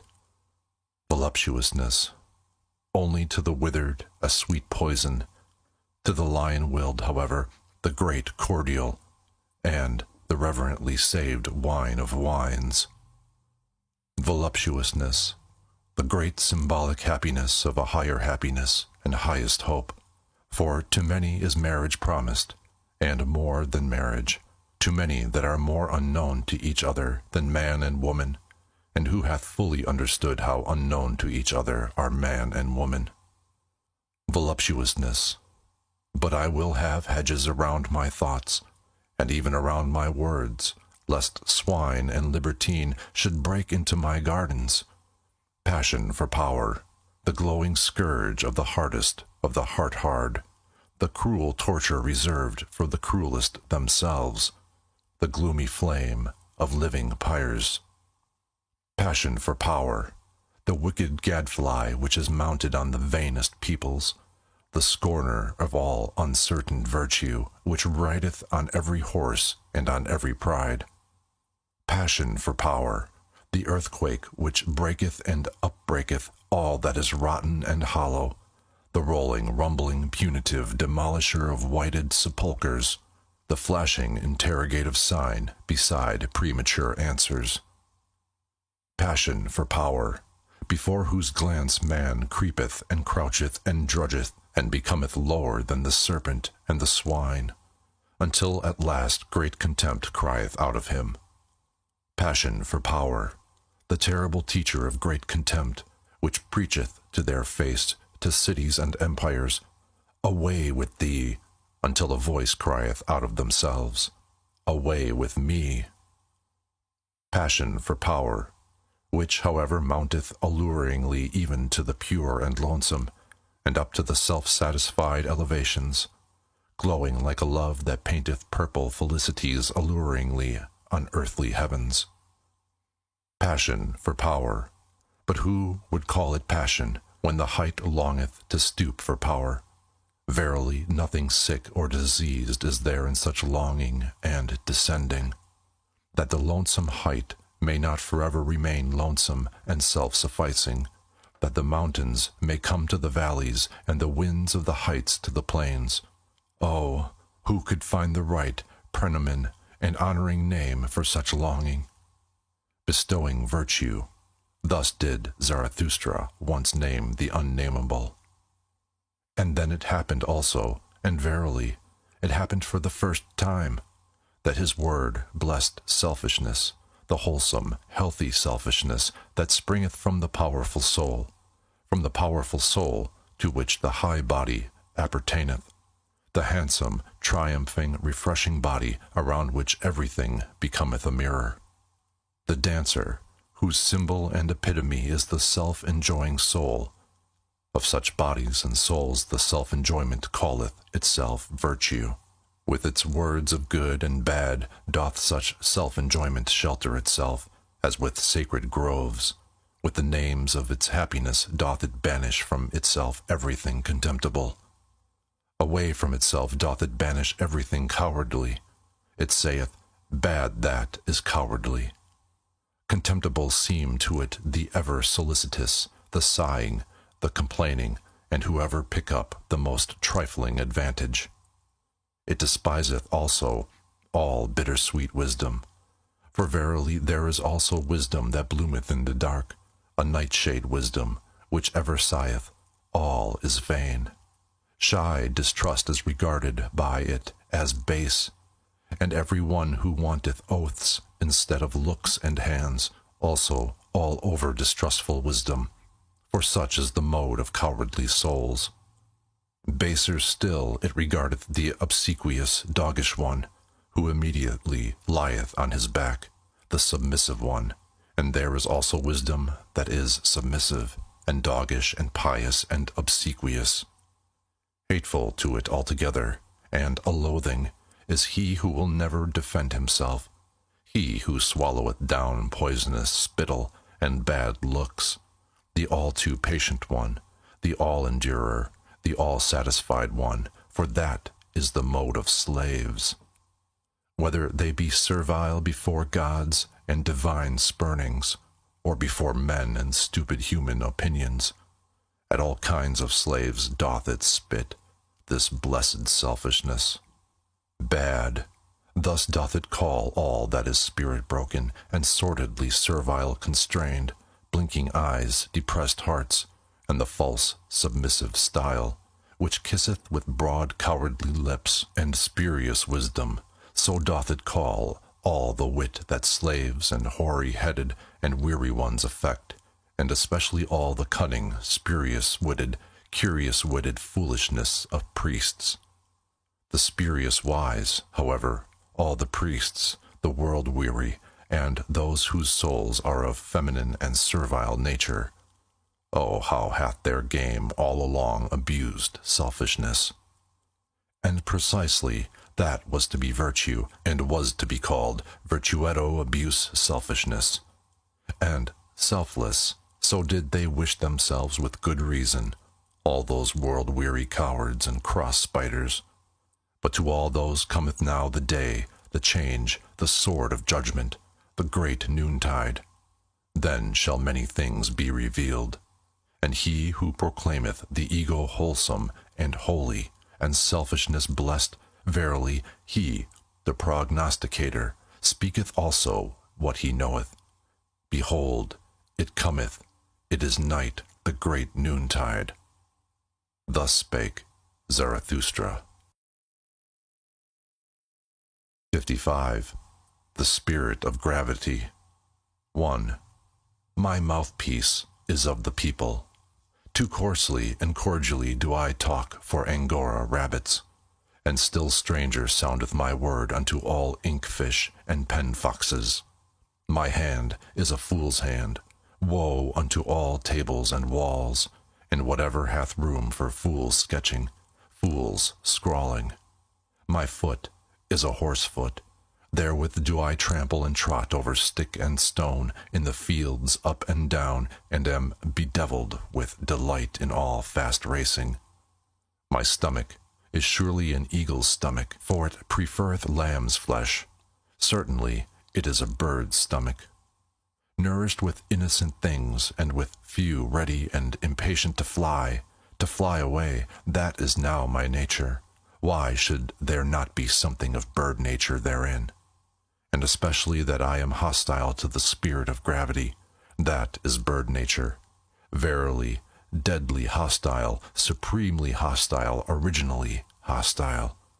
Oh, whither hath my hostility not flown and misflown?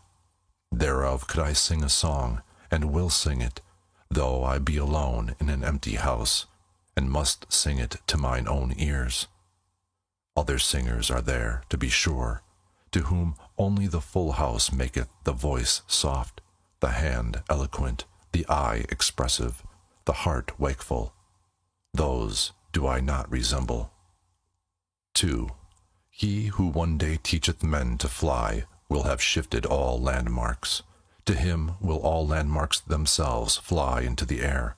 The earth will be christened anew as the light body. The ostrich runneth faster than the fastest horse, but it also thrusteth its head heavily into the heavy earth. Thus is it with the man who cannot yet fly.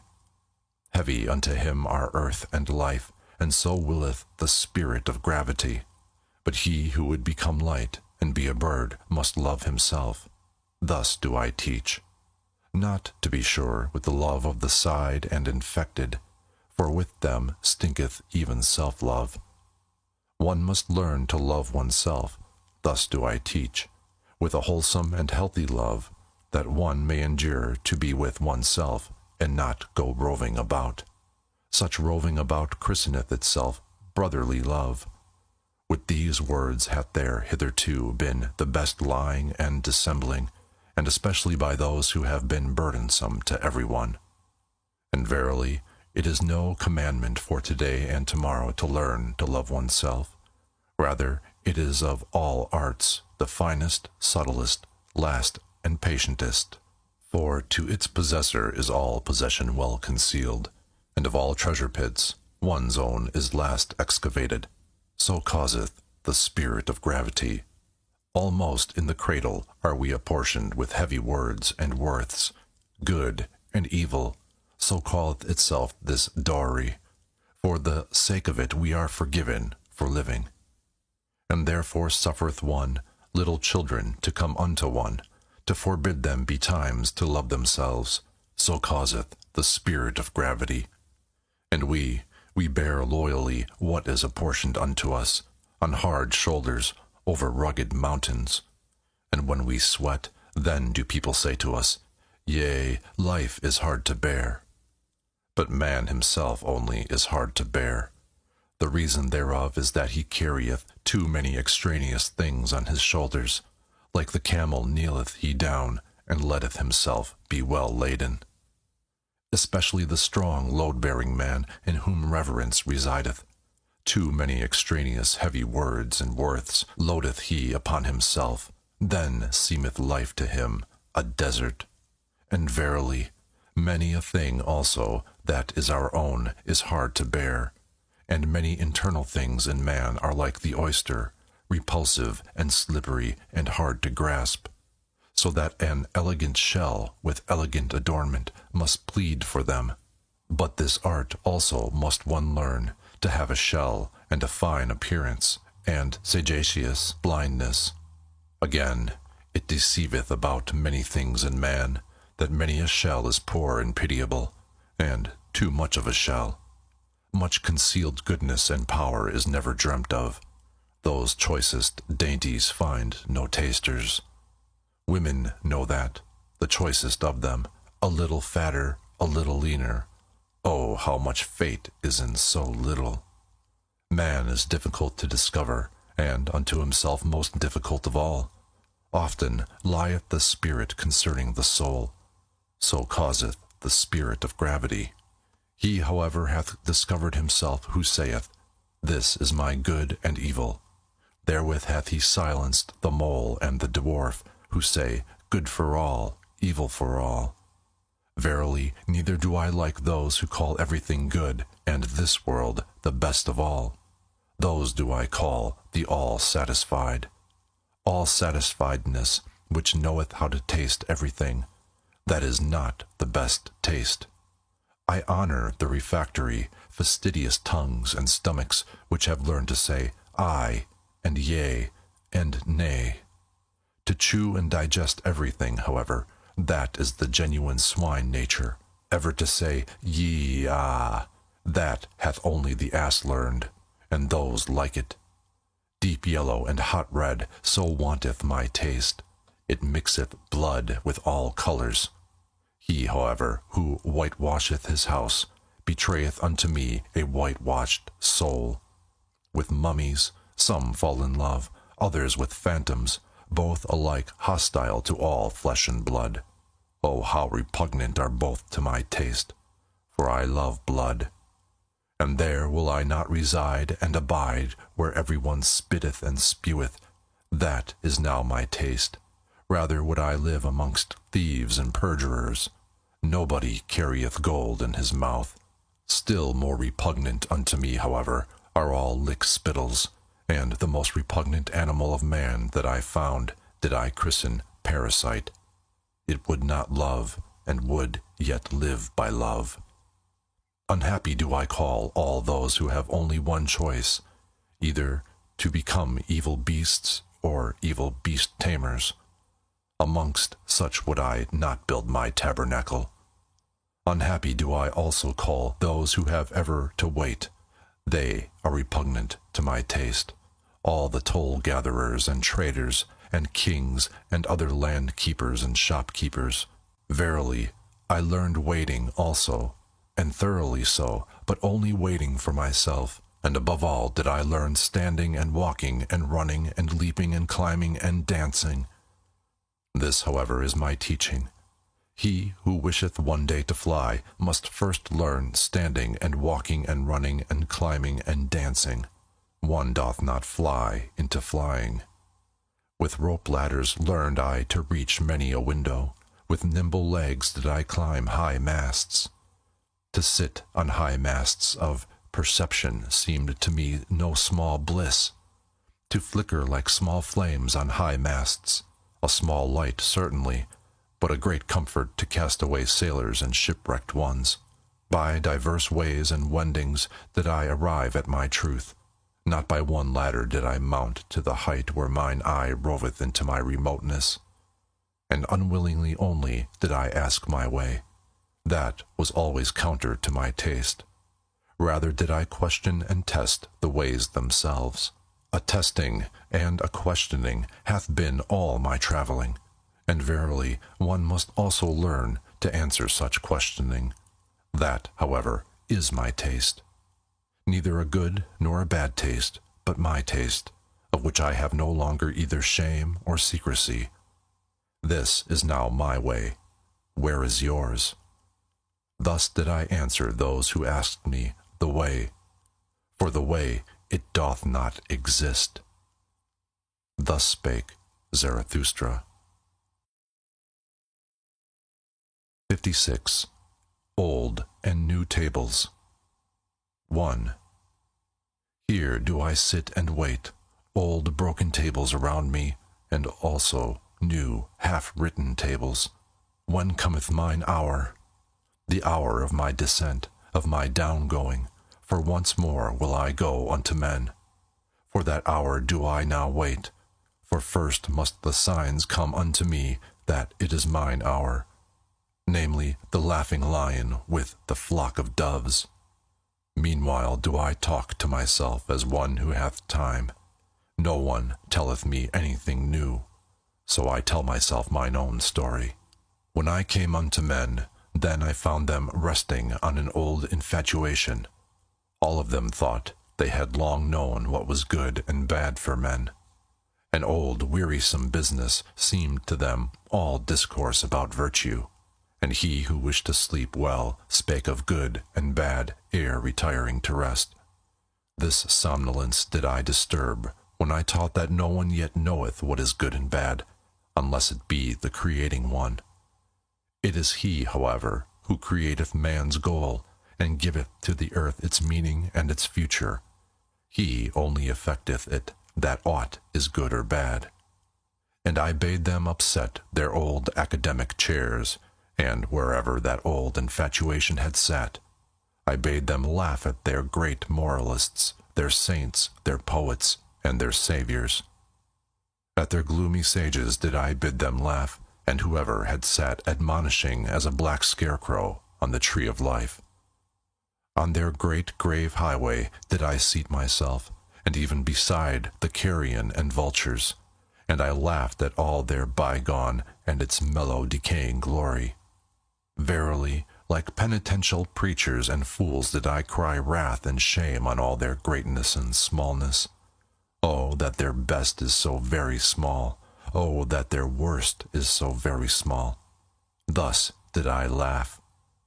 Thus did my wise longing, born in the mountains, cry and laugh in me. A wild wisdom, verily, my great pinion-rustling longing. And oft did it carry me off and up and away, and in the midst of laughter. Then flew I quivering like an arrow with sun-intoxicated rapture, out into distant futures, which no dream hath yet seen, into warmer souths than ever sculptor conceived, where gods in their dancing are ashamed of all clothes, that I may speak in parables and halt and stammer like the poets. And verily, I am ashamed that I have still to be a poet, where all becoming seemed to me dancing of gods and wantoning of gods, and the world unloosed and unbridled and fleeing back to itself, as an eternal self-fleeing and re-seeking of one another of many gods, as the blessed self-contradicting, re-communing and re-fraternizing with one another of many gods, where all time seemed to me a blessed mockery of moments, where necessity was freedom itself, which played happily with the goad of freedom, where I also found again mine old devil and archenemy, the spirit of gravity, and all that it created, constraint, law, necessity, and consequence, and purpose, and will, and good and evil. For must there not be that which is danced over, danced beyond? Must there not, for the sake of the nimble, the nimblest, be moles and clumsy dwarves? 3. There was it also where I picked up, from the path, the word Superman, and that man is something that must be surpassed. That man is a bridge, and not a goal, rejoicing over his noontides and evenings as advances to new rosy dawns. The Zarathustra word of the great noontide, and whatever else I have hung up over men like purple evening afterglows, verily, Also new stars did I make them see, along with new nights, and over cloud and day and night did I spread out laughter like a gay-colored canopy. I taught them all my poetization and aspiration, to compose and collect into unity what is fragrant in man, and riddle and fearful chance. As composer, riddle reader, and redeemer of chance, did I teach them to create the future, and all that hath been, to redeem by creating. The past of man to redeem, and every it was to transform, until the will saith, but so did I will it, so shall I will it. This did I call redemption, this alone taught I them to call redemption. Now do I await my redemption, that I may go unto them for the last time. For once more will I go unto men, amongst them will my sun set, in dying will I give them my choicest gift. From the sun did I learn this. When it goeth down, the exuberant one, gold doth it then pour into the sea out of inexhaustible riches, so that the poorest fisherman roweth even with golden oars. For this did I once see, and did not tire of weeping in beholding it. Like the sun will also Zarathustra go down. Now sitteth he here and waiteth, old broken tables around him, and also new tables, half written.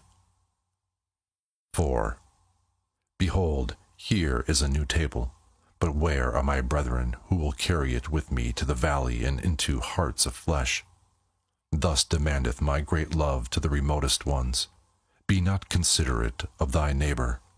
Man is something that must be surpassed. There are many diverse ways and modes of surpassing.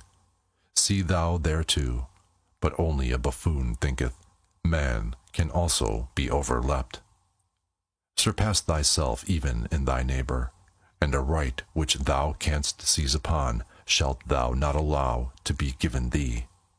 What thou doest can no one do to thee again. Lo, there is no requital.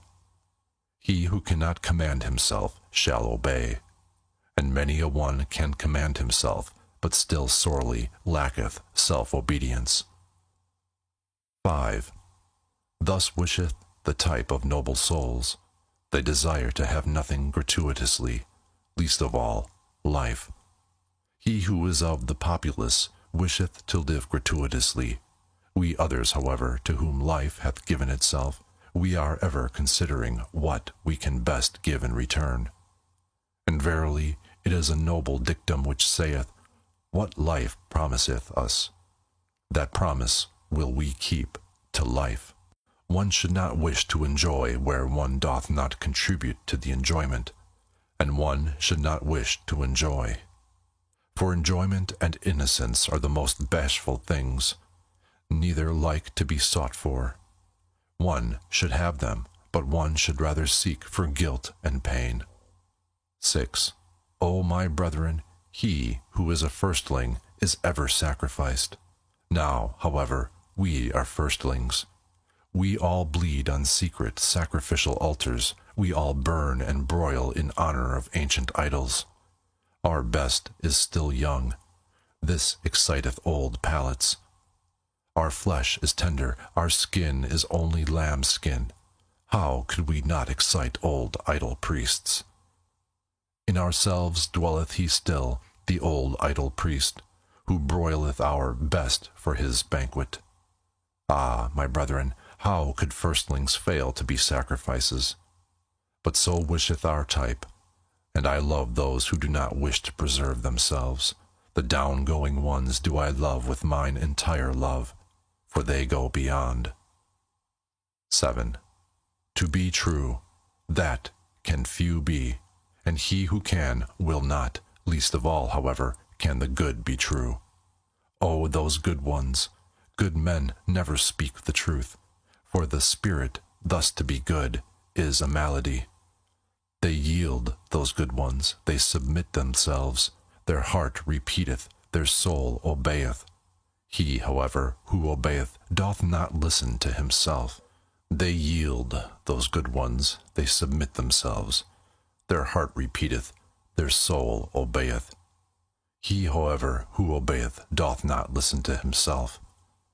All that is called evil by the good must come together in order that one truth may be born.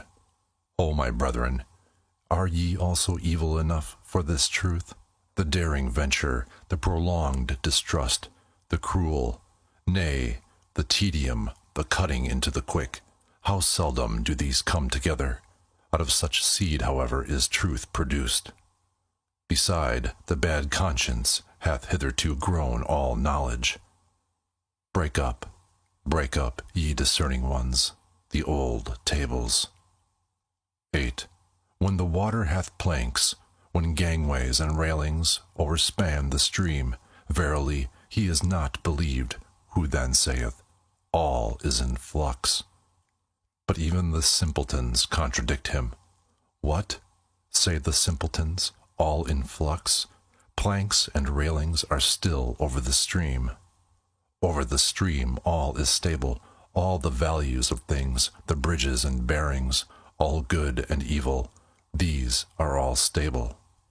Cometh, however, the hard winter, the stream tamer, then learn even the wittiest distrust, and verily not only the simpletons then say, should not everything stand still? Fundamentally standeth everything still. That is an appropriate winter doctrine. Good cheer for an unproductive period, a great comfort for winter sleepers and fireside loungers. Fundamentally standeth everything still, but contrary thereto preacheth the thawing wind. The thawing wind, a bullock, which is no ploughing bullock, a furious bullock, a destroyer, which with angry horns breaketh the ice. The ice, however, breaketh gangways.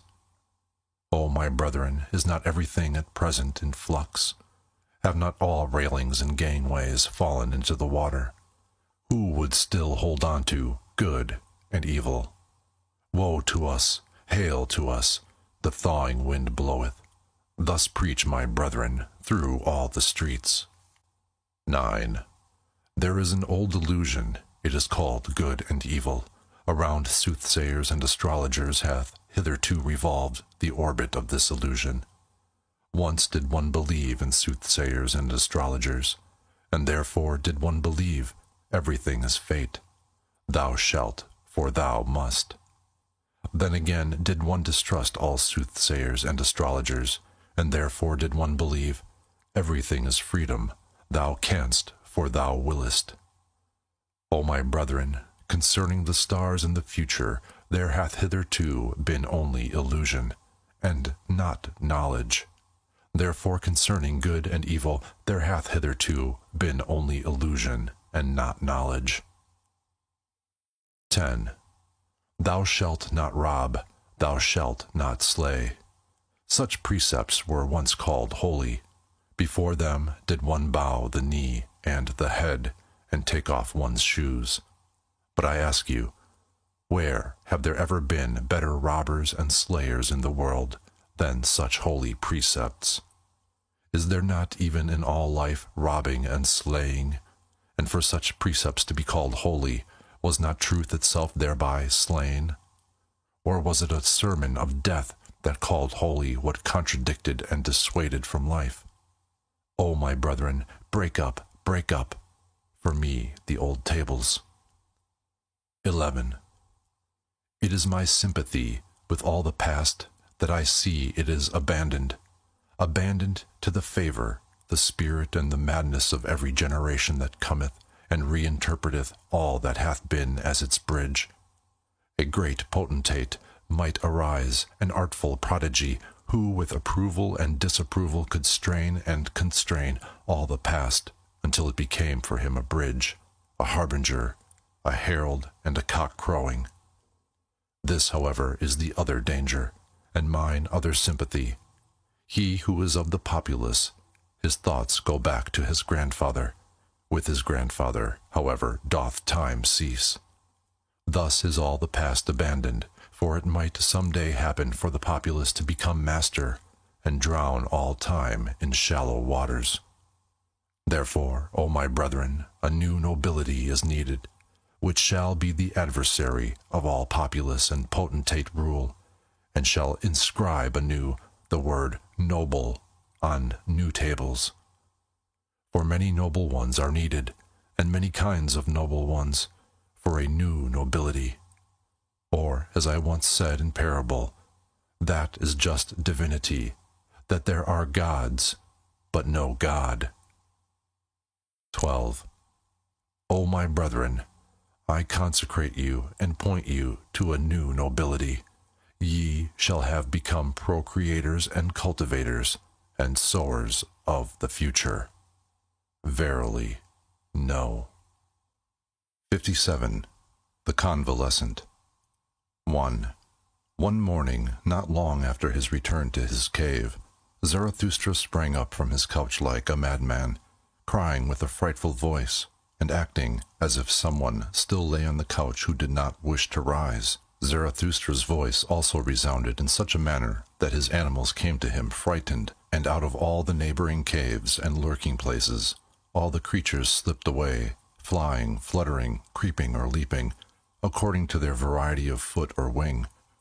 Zarathustra, however, spake these words: Up, abysmal thought out of my depth, I am thy cock and morning dawn, thou overslept reptile. Up, up, my voice shall soon crow thee awake.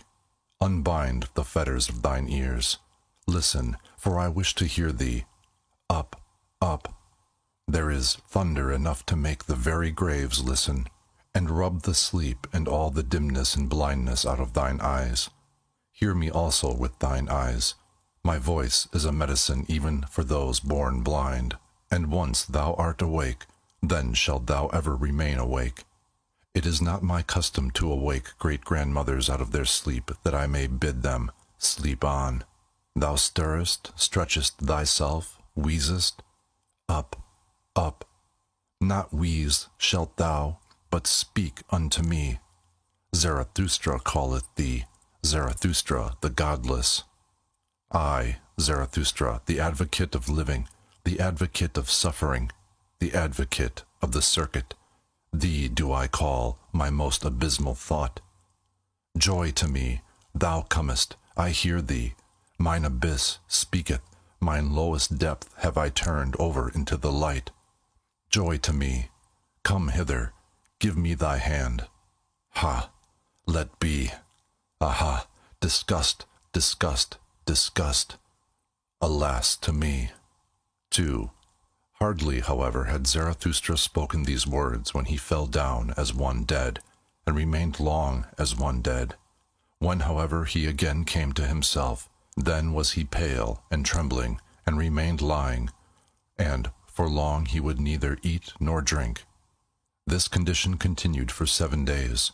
His animals, however, did not leave him day nor night, except that the eagle flew forth to fetch food, and what it fetched and foraged it laid on Zarathustra's couch, so that Zarathustra at last lay among yellow and red berries, grapes, rosy apples, sweet-smelling herbage, and pine cones. At his feet, however, 2 lambs were stretched, which the eagle had with difficulty carried off from their shepherds. At last, after 7 days, Zarathustra raised himself upon his couch, took a rosy apple in his hand, smelt it, and found its smell pleasant. Then did his animals think the time had come to speak unto him. O Zarathustra, said they, now hast thou lain thus for 7 days with heavy eyes. Wilt thou not set thyself again upon thy feet? Step out of thy cave. The world waiteth for thee as a garden. The wind playeth with heavy fragrance, which seeketh for thee, and all brooks would like to run after thee. All things long for thee, since thou hast remained alone for 7 days. Step forth out of thy cave. All things want to be thy physicians. Did perhaps a new knowledge come to thee, a bitter, grievous knowledge? Like leavened dough layest thou, thy soul arose and swelled beyond all its bounds. O mine animals, answered Zarathustra, talk on thus and let me listen. It refresheth me so to hear you talk. Where there is talk, there is the world as a garden unto me. How charming it is that there are words and tones. Are not words and tones rainbows and seeming bridges twixt the eternally separated? To each soul belongeth another world. To each soul is every other soul a back world. Among the most alike doth semblance deceive most delightfully, for the smallest gap is most difficult to bridge over. For me, how could there be an outside of me? There is no outside, but this we forget on hearing tones. How delightful it is that we forget. Have not names and tones been given unto things that man may refresh himself with them? It is a beautiful folly, speaking. Therewith danceth man over everything. How lovely is all speech and all falsehoods of tones. With tones danceth our love on variegated rainbows. O Zarathustra, said then his animals, to those who think like us, things all dance themselves. They come and hold out the hand and laugh and flee and return. Everything goeth, everything returneth. Eternally rolleth the wheel of existence. Everything dieth, everything blossometh forth again, eternally runneth on the year of existence. Everything breaketh, everything is integrated anew, eternally buildeth itself the same house of existence. All things separate, all things again greet one another, eternally true to itself remaineth the ring of existence. Every moment beginneth existence, around every here rolleth the ball there. The middle is everywhere. Crooked is the path of eternity. O ye wags and barrel organs, answered Zarathustra, and smiled once more. How well do ye know what had to be fulfilled in 7 days, and how that monster crept into my throat and choked me, but I bit off its head and spat it away from me. And ye have made a liar lay out of it. Now, however, do I lie here, still exhausted with that biting and spitting away, still sick with mine own salvation. And ye looked on at it all? O mine animals, are ye also cruel? Did ye like to look at my great pain as men do? For man is the cruelest animal. At tragedies, bullfights, and crucifixions hath he hitherto been happiest on earth, and when he invented his hell, behold, that was his heaven on earth. When the great man crieth, immediately runneth the little man thither, and his tongue hangeth out of his mouth for very lusting. He, however, calleth it his pity. The little man, especially the poet, how passionately doth he accuse life in words.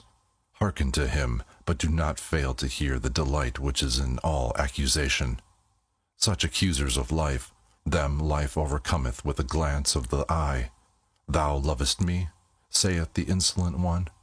Wait a little, as yet have I no time for thee.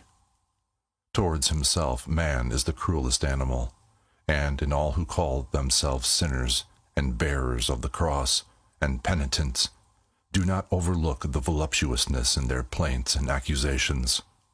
And I myself, do I thereby want to be man's accuser?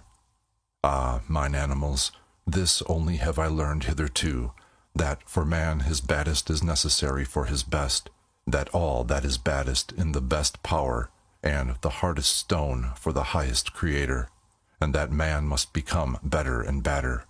Not to this torture stake was I tied, that I know man is bad, but I cried as no one hath yet cried. Ah, that his baddest is so very small, ah, that his best is so very small. The great disgust at man, it strangled me and had crept into my throat, and what the soothsayer had presaged, all is alike, nothing is worth while, knowledge strangleth. A long twilight limped on before me, a fatally weary, fatally intoxicated sadness, which spake with yawning mouth. Eternally he returneth, the man of whom thou art weary, the small man. So yawned my sadness and dragged its foot and could not go to sleep. A cavern became the human earth to me. Its breast caved in. Everything living became to me human dust and bones and mouldering past. My sighing sat on all human graves and could no longer arise. My sighing and questioning croaked and choked and gnawed and nagged day and night. Ah, man returneth eternally. The small man returneth eternally. Naked had I once seen both of them, the greatest man and the smallest man, all too like one another, all too human, even the greatest man. All too small, even the greatest man. That was my disgust at man. And the eternal return also of the smallest man. That was my disgust at all existence. Ah, disgust, disgust, disgust. Thus spake Zarathustra, and sighed and shuddered, for he remembered his sickness. Then did his animals prevent him from speaking further. Do not speak further, thou convalescent, so answered his animals, but go out where the world waiteth for thee like a garden. Go out unto the roses, the bees, and the flocks of doves, especially, however, unto the singing birds, to learn singing from them, for singing is the convalescent, the sound ones may talk, and when the sound also wants songs, then want they other songs than the convalescent. O ye wags and barrel organs, do be silent, answered Zarathustra, and smiled at his animals. How well ye know what consolation I devised for myself in 7 days, that I have to sing once more. That consolation did I devise for myself, and this convalescence. Would ye also make another lyre lay thereof? Do not talk further, answered his animals once more. Rather, thou convalescent, prepare for thyself first a lyre, a new lyre. For behold, O Zarathustra, for thy new lays there are needed new lyres. Sing and bubble over, O Zarathustra, heal thy soul with new lays, that thou mayest bear thy great fate, which hath not yet been anyone's fate. For thine animals know it well, O Zarathustra, who thou art and must become. Behold, thou art the teacher of the eternal return. That is now thy fate. That thou must be the first to teach this teaching. How could this great fate not be thy greatest danger and infirmity? Behold, we know what thou teachest, that all things eternally return, and ourselves with them, and that we have already existed times without number, and all things with us. Thou teachest that there is a great year of becoming, a prodigy of a great year. It must, like a sandglass, ever turn up anew, that it may anew run down and run out, so that all those years are like one another in the greatest, and also in the smallest, so that we ourselves in every great year are like ourselves in the greatest, and also in the smallest. And if thou wouldst now die, O Zarathustra, behold, we know also how thou wouldst then speak to thyself. But thine animals beseech thee not to die yet. Thou wouldst speak, and without trembling, buoyant, rather with bliss, for a great weight and worry would be taken from thee. Thou patientest one, now do I die and disappear, wouldst thou say, and in a moment I am nothing.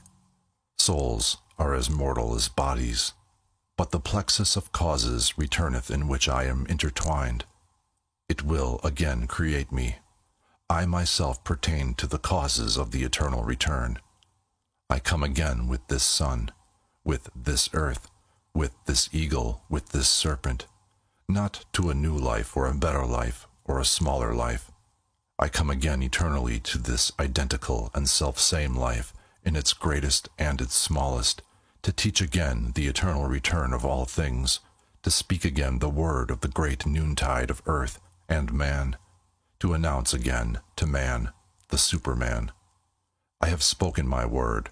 I break down by my word. So willeth mine eternal fate. As announcer do I succumb. The hour hath now come for the down-goer to bless himself. Thus endeth Zarathustra's down-going. When the animals had spoken these words, they were silent and waited, so that Zarathustra might say something to them. But Zarathustra did not hear that they were silent. On the contrary, he lay quietly with closed eyes like a person sleeping, although he did not sleep, for he communed just then with his soul. The serpent, however, and the eagle, when they found him silent in such wise, respected the great stillness around him, and prudently retired. 58. The Great Longing. O my soul, I have taught thee to say, today, as once on a time, and formerly, and to dance thy measure over every here and there and yonder. O my soul, I delivered thee from all by-places. I brushed down from thee dust and spiders and twilight. O my soul, I washed the petty shame and the by-place virtue from thee, and persuaded thee to stand naked before the eyes of the sun. With the storm that is called Spirit did I blow over thy surging sea. All clouds did I blow away from it.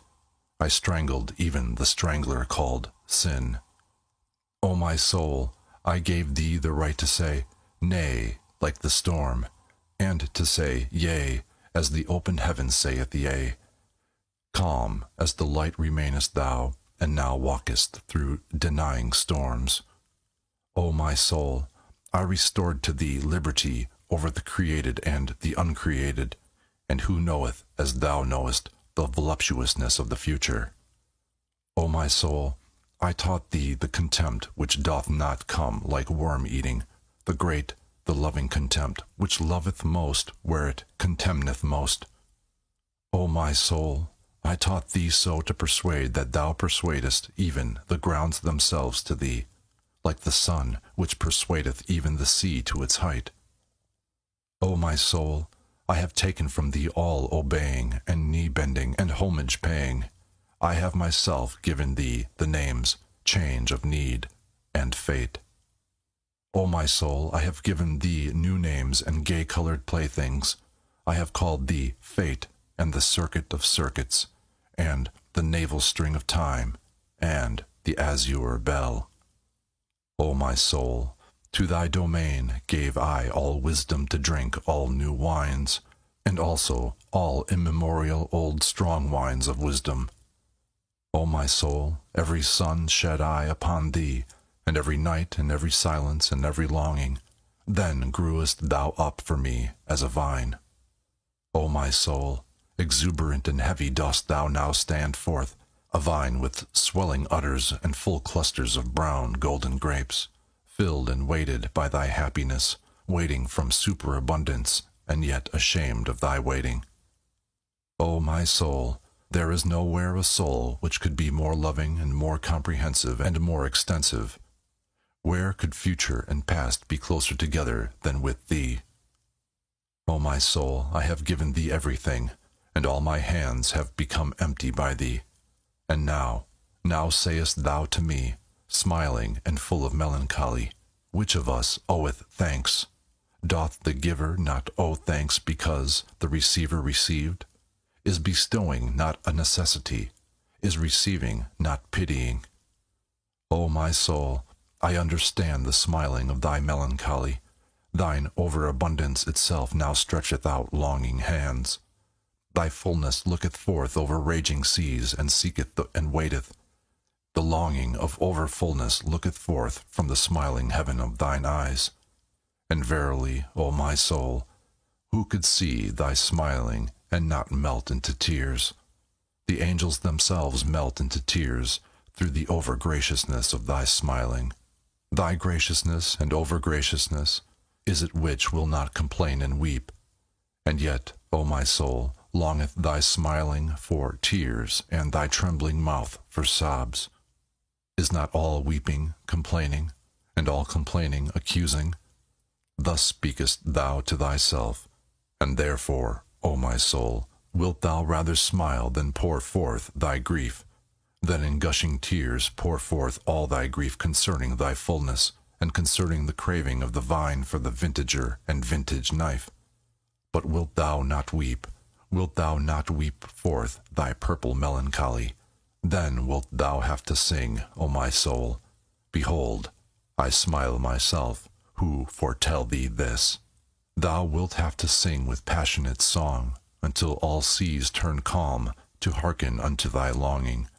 Unto over-calm longing seas the bark glideth, the golden marvel, around the gold of which all good, bad, and marvelous things frisk, also many large and small animals, and everything that hath light marvelous feet, so that it can run on violet blue paths, towards the golden marvel, the spontaneous bark, and its master. He, however, is the vintager who waiteth with the diamond vintage knife, thy great deliverer, O my soul, the nameless one, for whom future songs only find names. And verily, already hath thy bread the fragrance of future songs. Already glowest thou and dreamest. Already drinkest thou thirstily at all deep echoing wells of consolation. Already reposeth thy melancholy in the bliss of future songs. O my soul, now have I given thee all, and even my last possession, and all my hands have become empty by thee. That I bade thee sing, behold, that was my last thing to give. That I bade thee sing, say now, say, which of us now oweth thanks? Better still, however, sing unto me, sing, O my soul, and let me thank thee. Thus spake Zarathustra. 59. The Second Dance Song. 1. Into thine eyes gazed I lately, O life. Gold saw I gleam in thy night eyes. My heart stood still with delight. A golden bark saw I gleam on darkened waters, a sinking, drinking, reblinking golden swing bark. At my dance frantic foot dost thou cast a glance, a laughing, questioning, melting, thrown glance.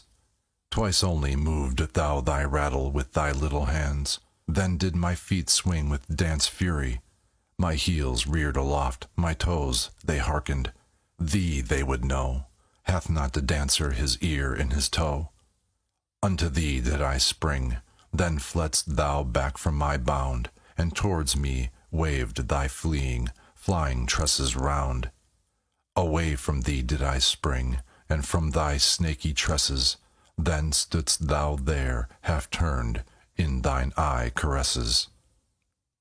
With crooked glances dost thou teach me crooked courses, on crooked courses learned my feet crafty fancies. I fear thee near, I love thee far, thy flight allureth me, thy seeking secureth me. I suffer, but for thee what would I not gladly bear?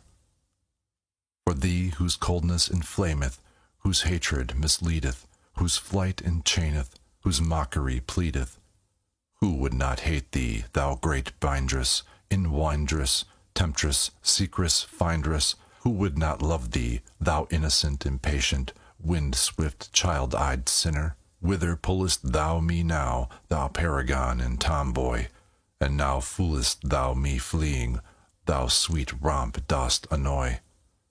I dance after thee, I follow even faint traces lonely. Where art thou? Give me thy hand, or thy finger only. Here are caves and thickets, we shall go astray. Halt, stand still, seest thou not owls and bats in fluttering fray? Thou bat, thou owl, thou wouldst play me foul? Where are we? From the dogs hast thou learned thus to bark and howl. Thou gnashest on me sweetly with little white teeth. Thine evil eyes shoot out upon me, thy curly little mane from underneath. This is a dance over stock and stone. I am the hunter. Wilt thou be my hound, or my chamois unknown? Now beside me, and quickly, wickedly springing. Now up and over, alas, I have fallen myself over swinging. O see me lying, thou arrogant one, and imploring grace. Gladly would I walk with thee in some lovelier place, in the paths of love, through bushes variegated, quiet, trim, or there along the lake, where goldfishes dance and swim. Thou art now a-weary, there above are sheep and sunset stripes. Is it not sweet to sleep, the shepherd pipes? Thou art so very weary, I carry thee thither. Let just thine arms sink, and art thou thirsty? I should have something, but thy mouth would not like it to drink. O that cursed nimble, supple serpent and lurking witch, where art thou gone? But in my face do I feel through thy hand 2 spots and red blotches itch. I am verily weary of it. ever thy sheepish shepherd to be, thou which, if I have hitherto swung unto thee, now shalt thou cry unto me. To the rhythm of my whip shalt thou dance and cry, I forget not my whip, not I. 2. Then did life answer me thus, and kept thereby her fine ears closed. O Zarathustra, crack not so terribly with thy whip, thou knowest surely that noise killeth thought, and just now there came to me such delicate thoughts. We are both of us genuine ne'er-do-wells and ne'er-do-ills. Beyond good and evil found we our island and our green meadow. We two alone, therefore must we be friendly to each other. And even should we not love each other from the bottom of our hearts, must we then have a grudge against each other if we do not love each other perfectly? And that I am friendly to thee, and often too friendly, that knowest thou, and the reason is that I am envious of thy wisdom. Ah, this mad old fool, wisdom! If thy wisdom should one day run away from thee, ah, then would also my love run away from thee quickly. Thereupon did life look thoughtfully behind and around, and said softly, O Zarathustra, thou art not faithful enough to me. Thou lovest me not nearly so much as thou sayest. I know thou thinkest of soon leaving me. There is an old, heavy, heavy booming clock. It boometh by night up to thy cave. When thou hearest this clock strike the hours at midnight, then thinkest thou between 1 and 12 thereon. Thou thinkest thereon, O Zarathustra, I know it, of soon leaving me. Yea, answered I, hesitatingly, but thou knowest it also. And I said something into her ear, in amongst her confused, yellow, foolish tresses. Thou knowest that, O Zarathustra? That knoweth no one. And we gazed at each other and looked at the green meadow o'er which the cool evening was just passing, and we wept together. Then, however, was life dearer unto me than all my wisdom had ever been. Thus spake Zarathustra. 3. 1. O man, take heed. 2. What saith the deep midnight's voice indeed? 3. I slept my sleep. 4. From deepest dream I woke and plead. 5. The world is deep. 6. And deeper than the day could read. 7. Deep is its woe. 8. Joy deeper still than grief can be. 9. Woe saith, hence, go. 10. But joys all want eternity. 11. Want deep, profound eternity. 12. 60. The Seven Seals, or the Yea and Amen lay. 1. If I be a diviner and full of the divining spirit which wandereth on high mountain ridges, twixt two seas, wandereth twixt the past and the future as a heavy cloud, hostile to sultry plains, and to all that is weary and can neither die nor live, ready for lightning in its dark bosom, and for the redeeming flash of light, charged with lightnings, which say, Yea, which laugh, Yea, ready for divining flashes of lightning. Blessed, however, is he who is thus charged, and verily long must he hang like a heavy tempest on the mountain, and who shall one day kindle the light of the future. Oh, how could I not be ardent for eternity and for the marriage ring of rings, the ring of the return? Never yet have I found the woman by whom I shall like to have children, unless it be this woman whom I love, for I love thee, O eternity. For I love thee, O eternity. 2. If ever my wrath hath burst graves, shifted landmarks, or rolled old shattered tables into precipitous depths, if ever my scorn hath scattered mouldered words to the winds, and if I have come like a besom to cross spiders, and as a cleansing wind to old charnel houses, if ever I have sat rejoicing where old gods lie buried, world-blessing, world-loving, beside the monuments of old world maligners, for even churches and God's graves do I love, if only heaven looketh through their ruined roofs with pure eyes. Gladly do I sit like grass and red poppies on ruined churches. Oh, how could I not be ardent for eternity, and for the marriage ring of rings, the ring of the return? Never yet have I found the woman by whom I should like to have children, unless it be this woman whom I love. For I love thee, O eternity. For I love thee, O eternity. 3. If ever a breath hath come to me of the creative breath, and of the heavenly necessity which compelleth even chances to dance star dances, if ever have I laughed with the laughter of the creative lightning, to which the long thunder of the deed followeth, grumblingly, but obediently, if ever have I played dice with the gods at the divine table of earth, so that the earth quaked and ruptured, and snorted forth fire streams, for a divine table is the earth, and trembling with new active dictums and dice casts of the gods. Oh, how could I not be ardent for eternity, and for the marriage ring of rings, the ring of the return? Never yet have I found the woman by whom I should like to have children, unless it be this woman whom I love. For I love thee, O eternity. For I love thee, O eternity. 4. If ever I have drunk a full draught of the foaming spice, and confection bowl in which all things are well mixed, if ever my hand hath mingled the furthest with the nearest, fire with spirit, joy with sorrow, and the harshest with the kindness, if I myself am a grain of the saving salt which maketh everything in the confection bowl, mix well, for there is a salt which uniteth good with evil, and even the evilest is worthy, as spicing and as final over-foaming. Oh, how could I not be ardent for eternity, and for the marriage ring of rings, the ring of the return? Never yet have I found the woman by whom I should like to have children, unless it be this woman whom I love. For I love thee, O eternity. For I love thee, O eternity. 5. If I be fond of the sea, and all that is sea-like, and fondest of it when it angrily contradicteth me, if the exploring delight be in me, which impelleth sails to the undiscovered, if the seafarer's delight be in my delight, if ever my rejoicing hath called out, the shore hath vanished, now hath fallen from me the last chain, the boundless roareth around me, far away sparkle for me space and time. Well, cheer up, old heart.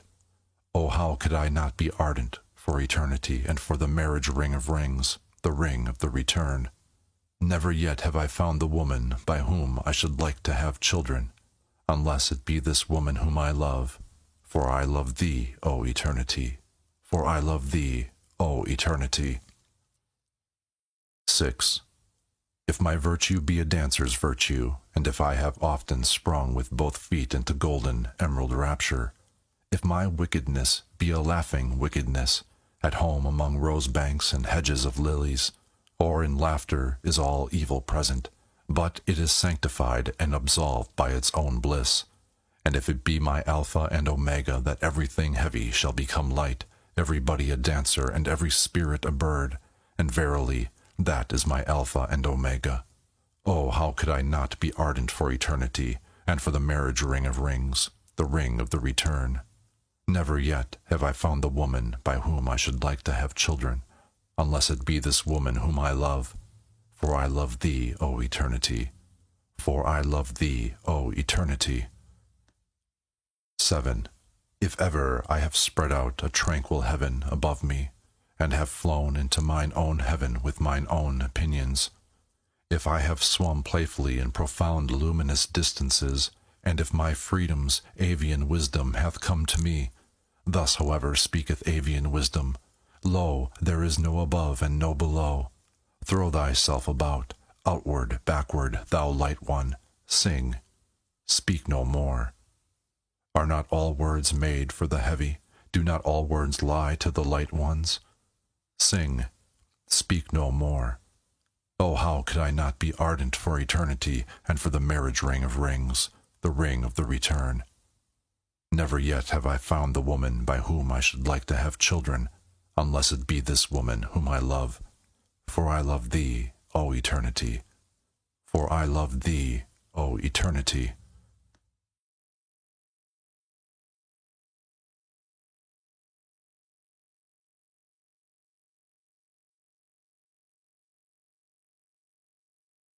The fourth and last part. Ah, where in the world have there been greater follies than with the pitiful? And what in the world hath caused more suffering than the follies of the pitiful? Woe unto all loving ones who have not an elevation which is above their pity. Thus spake the devil unto me once on a time. Ever God hath his hell, it is his love for man. And lately did I hear him say these words, God is dead, of his pity for man hath God died. Zarathustra, 2. The Pitiful. 61. The Honey Sacrifice. And again passed moons and years over Zarathustra's soul, and he heeded it not. His hair, however, became white. One day, when he sat on a stone in front of his cave and gazed calmly into the distance, there gazeth out on the sea, and away beyond, sinuous abysses. Then went his animals thoughtfully round about him, and at last set themselves in front of him. O Zarathustra, said they, gazest thou out perhaps for thy happiness? Of what account is my happiness, answered he. I have long ceased to strive any more for happiness. I strive for my work. O Zarathustra, said the animals once more, that sayest thou as one who hath overmuch of good things. Liest thou not in a sky-blue lake of happiness? Ye wags, answered Zarathustra, and smiled. How well did ye choose the simile! But ye know also that my happiness is heavy, and not like a fluid wave of water. It presseth me, and will not leave me, and is like molten pitch. Then went his animals again thoughtfully around him, and placed themselves once more in front of him. O Zarathustra, said they, it is consequently for that reason that thou thyself always becometh yellower and darker, although thy hair looketh white and flaxen. Lo, thou sittest in thy pitch. What do ye say, mine animals? Said Zarathustra, laughing. Verily, I reviled when I spake of pitch. As it happeneth to me, so is it with all fruits that turn ripe. It is the honey in my veins that maketh my blood thicker, and also my soul stiller. So will it be, O Zarathustra, answered his animals, and pressed up to him. But wilt thou not today ascend a high mountain? The air is pure, and today one seeth more of the world than ever. Yea, mine animals, answered he, ye counsel admirably, and according to my heart. I will today ascend a high mountain, but see that honey is there ready to hand, yellow, white, good, ice-cool, golden comb honey. For know that when aloft I will make the honey sacrifice. When Zarathustra, however, was aloft on the summit, he sent his animals home that had accompanied him, and found that he was now alone. Then he laughed from the bottom of his heart, looked around him, and spake thus, that I spake of sacrifices and honey sacrifices, it was merely a ruse and talking, and verily a useful folly. Here aloft can I now speak freer than in front of mountain caves and anchorites' domestic animals. What to sacrifice? I squander what is given me, a squanderer with 1,000 hands. How could I call that sacrificing? And when I desired honey, I only desired bait, and sweet mucus and mucilage, for which even the mouths of growling bears and strange, sulky, evil birds water. The best bait, as huntsmen and fishermen require it. For if the world be as a gloomy forest of animals, and a pleasure ground for all wild huntsmen, it seemeth to me rather, and preferably, a fathomless rich sea, a sea full of many-hued fishes and crabs, for which even the gods might long, and might be tempted to become fishers in it, and casters of nets. So rich is the world in wonderful things, great and small, especially the human world, the human sea. Towards it do I now throw out my golden angle rod and say, Open up, thou human abyss. Open up and throw unto me thy fish and shining crabs. With my best bait shall I allure to myself today the strangest human fish. My happiness itself do I throw out into all places far and wide, twixt Orient, noontide, and Occident, to see if many human fish will not learn to hug and tug at my happiness, until, biting at my sharp hidden hooks, they have to come up unto my height, the motliest abyss groundlings, to the wickedest of all fishers of men.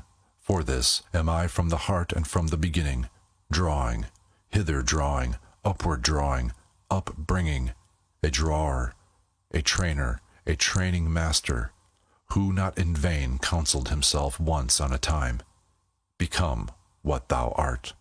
Thus many men now come up to me, for as yet do I await the signs that it is time for my down-going, as yet do I not myself go down, as I must do amongst men. Therefore do I here wait, crafty and scornful upon high mountains, no impatient one, no patient one, rather one who hath even unlearnt patience, because he no longer suffereth. For my fate giveth me time, it hath forgotten me perhaps, or doth it sit behind a big stone and catch flies? And verily I am well disposed to mine eternal fate, because it doth not hound and hurry me, but leaveth me time for merriment and mischief, so that I have today ascended this high mountain to catch fish. Did ever anyone catch fish upon high mountains? And though it be a folly what I here seek and do, it is better so than that down below I should become solemn with waiting, and green and yellowing, a posturing wrath snorter with waiting, a holy howl storm from the mountains, an impatient one that shouteth down into the valleys, Hearken, else I will scourge you with the scourge of God. Not that I would have a grudge against such wrathful ones on that account. They are well enough for laughter to me. Impatient must they now be, those big alarm drums, which find a voice now or never. Myself, however, and my fate, we do not talk to the present, neither do we talk to the never. For talking we have patience and time and more than time, for one day must it yet come, and may not pass by. What must one day come and may not pass by? Our great Hazar, that is to say, our great remote human kingdom, the Zarathustra kingdom of 1,000 years. How remote may such remoteness be? What doth it concern me? But on that account it is none the less sure unto me. With both feet I stand secure on this ground, on an eternal ground, on hard primary rock, on this highest, hardest primary mountain ridge, unto which all winds come as unto the storm parting, asking where, and whence, and whither. Here laugh, laugh, my hearty, healthy wickedness. From high mountains cast down thy glittering scorn laughter. Allure for me with thy glittering the finest human fish. And whatever belongeth unto me in all seas, my in and for me in all things, fish that out for me, bring that up to me, for that do I wait, the wickedest of all fish-catchers. Out, out, my fishing hook, in and down, thou bait of my happiness. Drip thy sweetest dew, thou honey of my heart. Bite my fishing hook into the belly of all black affliction. Look out, mine eye. Oh, how many seas round about me, what dawning human futures! And above me, what rosy red stillness, what unclouded silence! 62. The Cry of Distress. The next day sat Zarathustra again on the stone in front of his cave, whilst his animals roved about in the world outside to bring home new food, also new honey. For Zarathustra had spent and wasted the old honey to the very last particle. When he thus sat, however, with a stick in his hand, tracing the shadow of his figure on the earth, and reflecting, verily, not upon himself and his shadow, all at once he startled and shrank back, for he saw another shadow beside his own.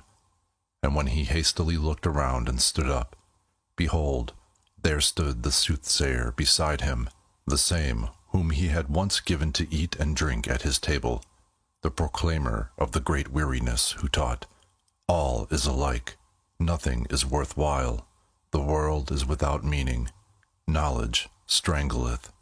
But his face had changed since then, and when Zarathustra looked into his eyes, his heart was startled once more. So much evil announcement and ashy gray lightnings passed over that countenance. The soothsayer, who had perceived what went on in Zarathustra's soul, wiped his face with his hand as if he would wipe out the impression. The same did also Zarathustra. And when both of them had thus silently composed and strengthened themselves, they gave each other the hand, as a token that they wanted once more to recognize each other. "Welcome hither," said Zarathustra, "thou soothsayer of the great weariness.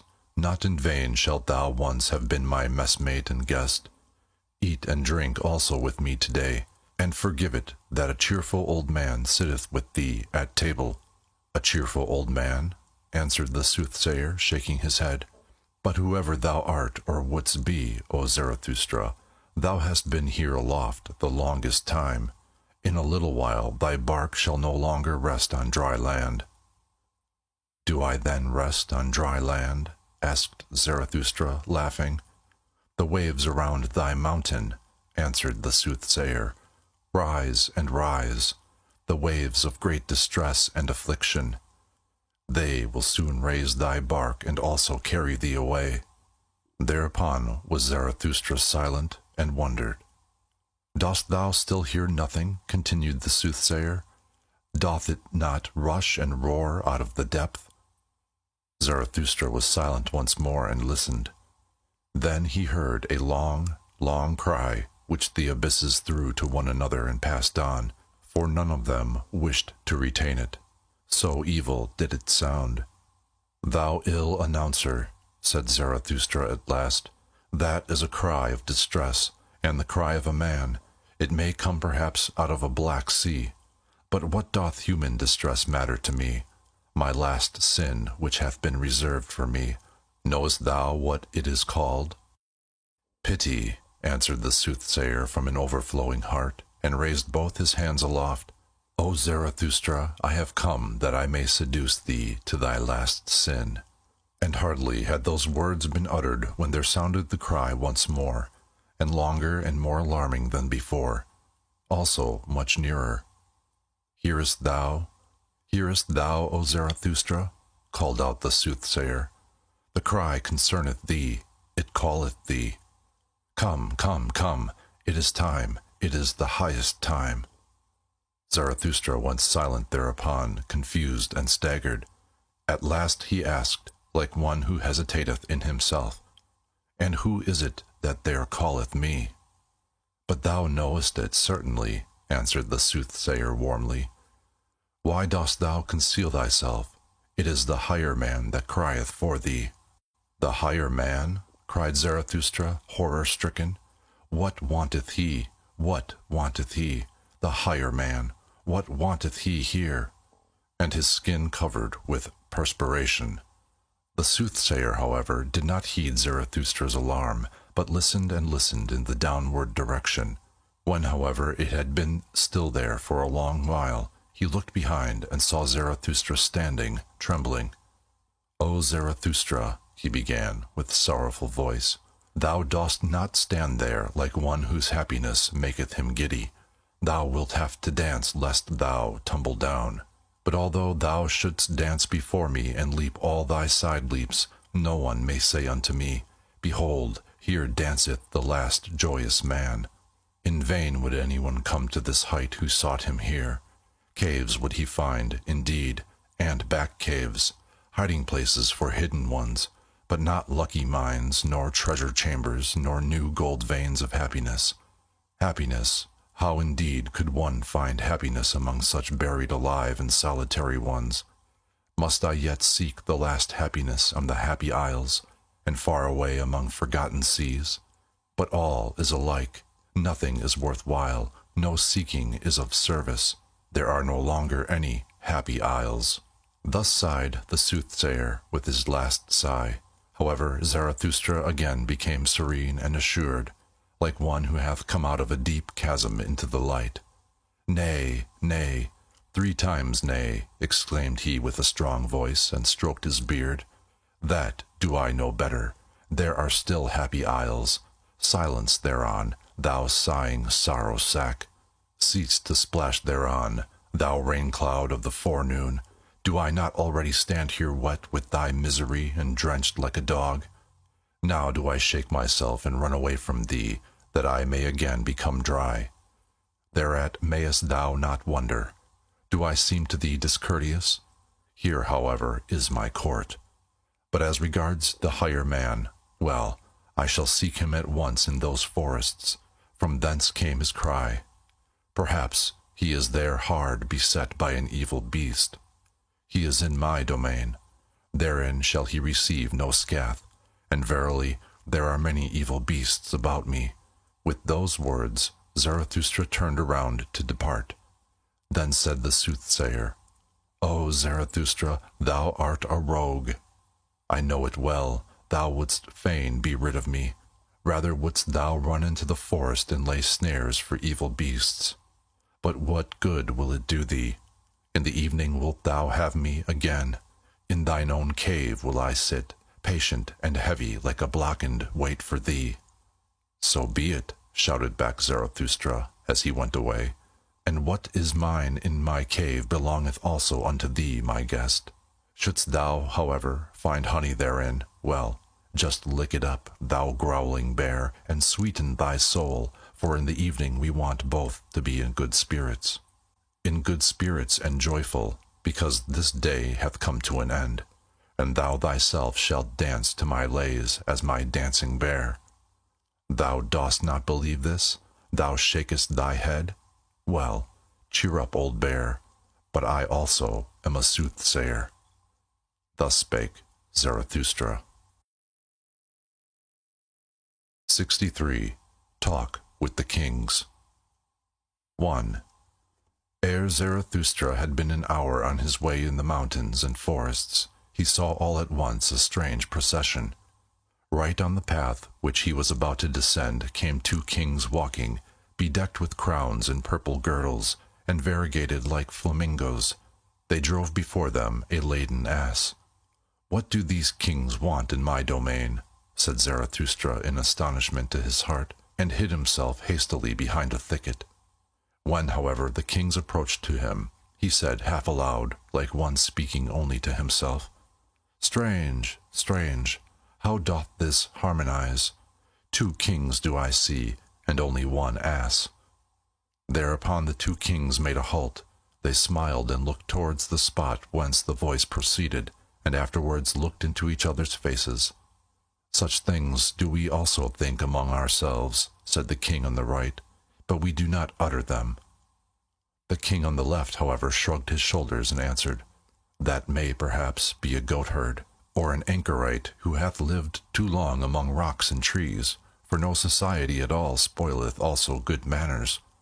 "Good manners?" replied angrily and bitterly the other king. "What, then, do we run out of the way of? Is it not good manners, our good society? Better, verily, to live among anchorites and goatherds than with our gilded, false, over-rogued populace, though it call itself good society. Though it call itself nobility, but there all is false and foul, above all the blood, thanks to old evil diseases and worse curers. The best and dearest to me at present is still a sound peasant, coarse, artful, obstinate, and enduring. That is at present the noblest type.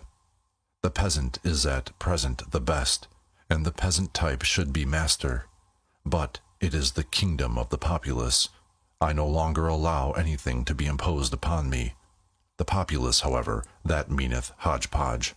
Populace hodgepodge. Therein is everything mixed with everything, saint and swindler, gentleman and Jew, and every beast out of Noah's ark. Good manners.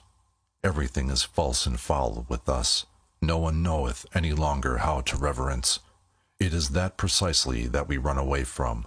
They are fulsome, obtrusive dogs. They gild palm leaves. This loathing choketh me, that we kings ourselves have become false, draped and disguised with the old faded pomp of our ancestors, show-pieces for the stupidest, the craftiest, and whosoever at present trafficketh for power. We are not the first men, and have nevertheless to stand for them. Of this imposture have we at last become weary and disgusted. From the rabble have we gone out of the way, from all those bawlers and scribe blowflies, from the traitor stench, the ambition fidgeting, the bad breath. Fie to live among the rabble! Fie to stand for the first men among the rabble! Ah, loathing, loathing, loathing! What doth it now matter about us kings?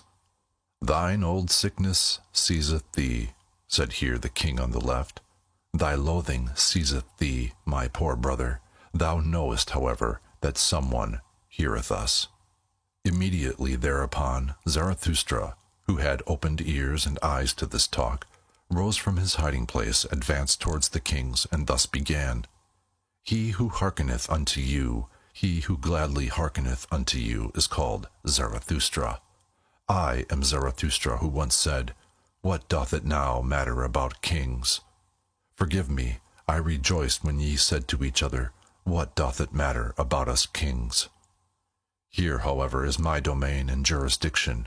What may ye be seeking in my domain? Perhaps, however, ye have found on your way what I seek, namely, the higher man. When the kings heard this, they beat upon their breasts and said with one voice, We are recognized. With the sword of thine utterance servest thou the thickest darkness of our hearts.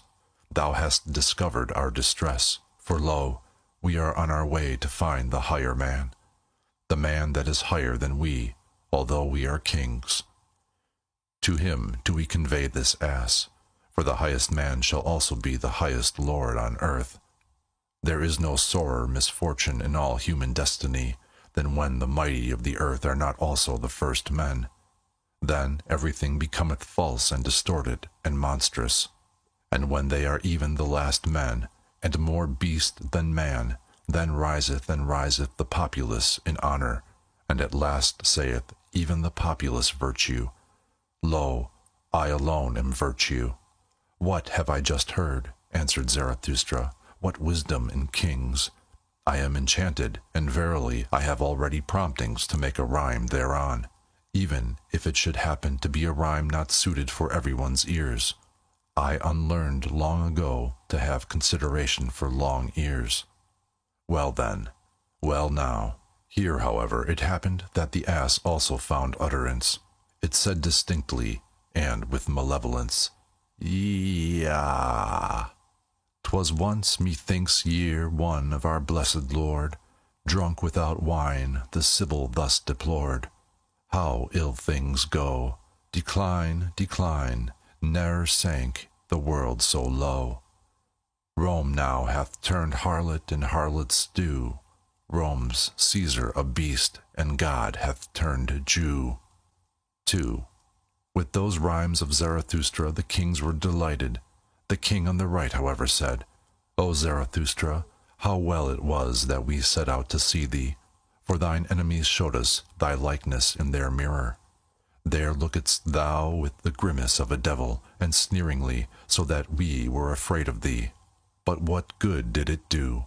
Always didst thou prick us anew in heart and ear with thy sayings.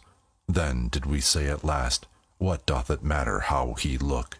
We must hear him who teacheth, Ye shall love peace as a means to new wars, and the short peace more than the long. No one ever spake such warlike words. What is good? To be brave is good. It is the good war that halloweth every cause. O Zarathustra, our father's blood stirred in our veins at such words. It was like the voice of spring to old wine casks.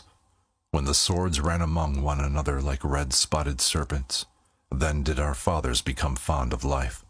The sun of every peace seemed to them languid and lukewarm. The long peace, however, made them ashamed. How they sighed, our fathers, when they saw on the wall brightly furbished, dried-up swords, like those they thirsted for war. For a sword thirsteth to drink blood, and sparkleth with desire. When the kings thus discoursed, and talked eagerly of the happiness of their fathers, there came upon Zarathustra no little desire to mock at their eagerness, for evidently they were very peaceable kings, whom he saw before him, kings with old and refined features. But he restrained himself. "Well," said he, "thither leadeth the way, there lieth the cave of Zarathustra, and this day is to have a long evening. At present, however, a cry of distress calleth me hastily away from you. It will honor my cave if kings want to sit and wait in it, but to be sure ye will have to wait long. Well, what of that? Where doth one at present learn better to wait than at courts? And the whole virtue of kings that hath remained unto them, is it not called today ability to wait?" Thus spake Zarathustra. 64. The Leech. And Zarathustra went thoughtfully on, further and lower down, through forests and past moory bottoms. As it happeneth, however, to every one who meditateth upon hard matters, he trod thereby unawares upon a man.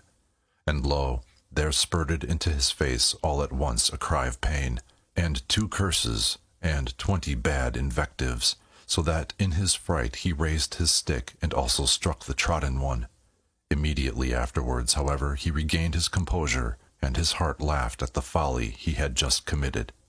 "Pardon me," said he to the trodden one, who had got up enraged and had seated himself. "Pardon me, and hear first of all a parable. As a wanderer who dreameth of remote things on a lonesome highway runneth unawares against a sleeping dog, a dog which lieth in the sun. As both of them then start up and snap at each other like deadly enemies, those 2 beings mortally frightened, so did it happen unto us. And yet how little was lacking for them to caress each other, that dog and that lonesome one. Are they not both lonesome ones? "Whoever thou art," said the trodden one, still enraged, "thou treadest also too nigh me with thy parable, and not only with thy foot. Lo, I am then a dog." And thereupon the sitting one got up and pulled his naked arm out of the swamp. For at first he had lain outstretched on the ground, hidden and indiscernible, like those who lie in wait for swamp game. "But whatever art thou about?" called out Zarathustra in alarm, for he saw a deal of blood streaming over the naked arm. "What hath hurt thee? Hath an evil beast bit thee, thou unfortunate one?" The bleeding one laughed, still angry. "What matter is it to thee?" said he, and was about to go on. "Here am I at home, and in my province. Let him question me whoever will. To a dolt, however, I shall hardly answer." "Thou art mistaken," said Zarathustra sympathetically, and held him fast.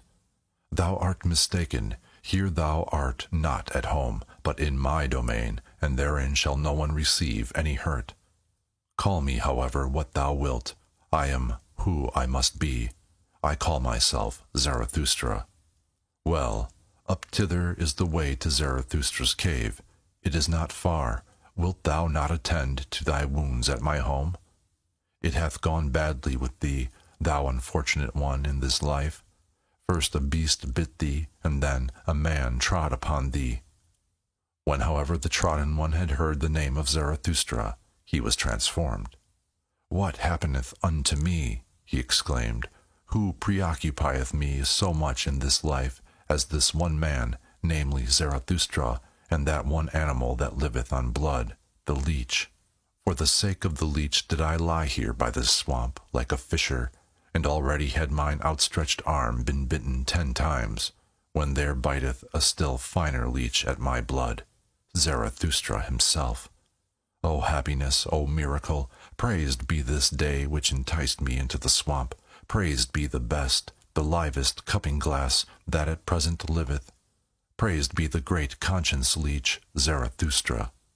Thus spake the trodden one, and Zarathustra rejoiced at his words and their refined reverential style. "Who art thou?"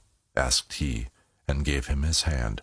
"There is much to clear up and elucidate between us, but already methinketh pure clear day is dawning. I am the spiritually conscientious one, answered he who was asked, and in matters of the spirit it is difficult for anyone to take it more rigorously, more restrictedly, and more severely than I, except him from whom I learnt it, Zarathustra himself. Better know nothing than half know many things. Better be a fool on one's own account than a sage on other people's approbation. Aye, go to the basis. What matter if it be great or small, if it be called swamp or sky? A handbreadth of basis is enough for me, if it be actually basis and ground. A handbreadth of basis, thereon can one stand. In the true knowing knowledge there is nothing great and nothing small. Then thou art perhaps an expert on the leech? Asked Zarathustra. And thou investigatest the leech to its ultimate basis, thou conscientious one? O Zarathustra, answered the trodden one, that would be something immense. How could I presume to do so? That, however, of which I am master and knower, is the brain of the leech. That is my world, and it is also a world. Forgive it, however, that my pride here findeth expression, for here I have not mine equal. Therefore, said I, here am I at home. How long have I investigated this one thing, the brain of the leech, so that here the slippery truth might no longer slip from me. Here is my domain. For the sake of this did I cast everything aside. For the sake of this did everything else become indifferent to me, and close beside my knowledge lieth my black ignorance. My spiritual conscience requireth from me that it should be so, that I should know one thing, and not know all else. They are a loathing unto me, all the semi-spiritual, all the hazy, hovering, and visionary.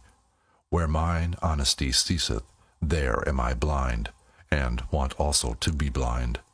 Where I want to know, however, there want I also to be honest, namely, severe, rigorous, restricted, cruel, and inexorable. Because thou once saidst, O Zarathustra, spirit is life, which itself cutteth into life. That led and allured me to thy doctrine, and verily with mine own blood have I increased mine own knowledge. As the evidence indicateth, broke in Zarathustra, for still was the blood flowing down on the naked arm of the conscientious one, for there had 10 leeches bitten into it.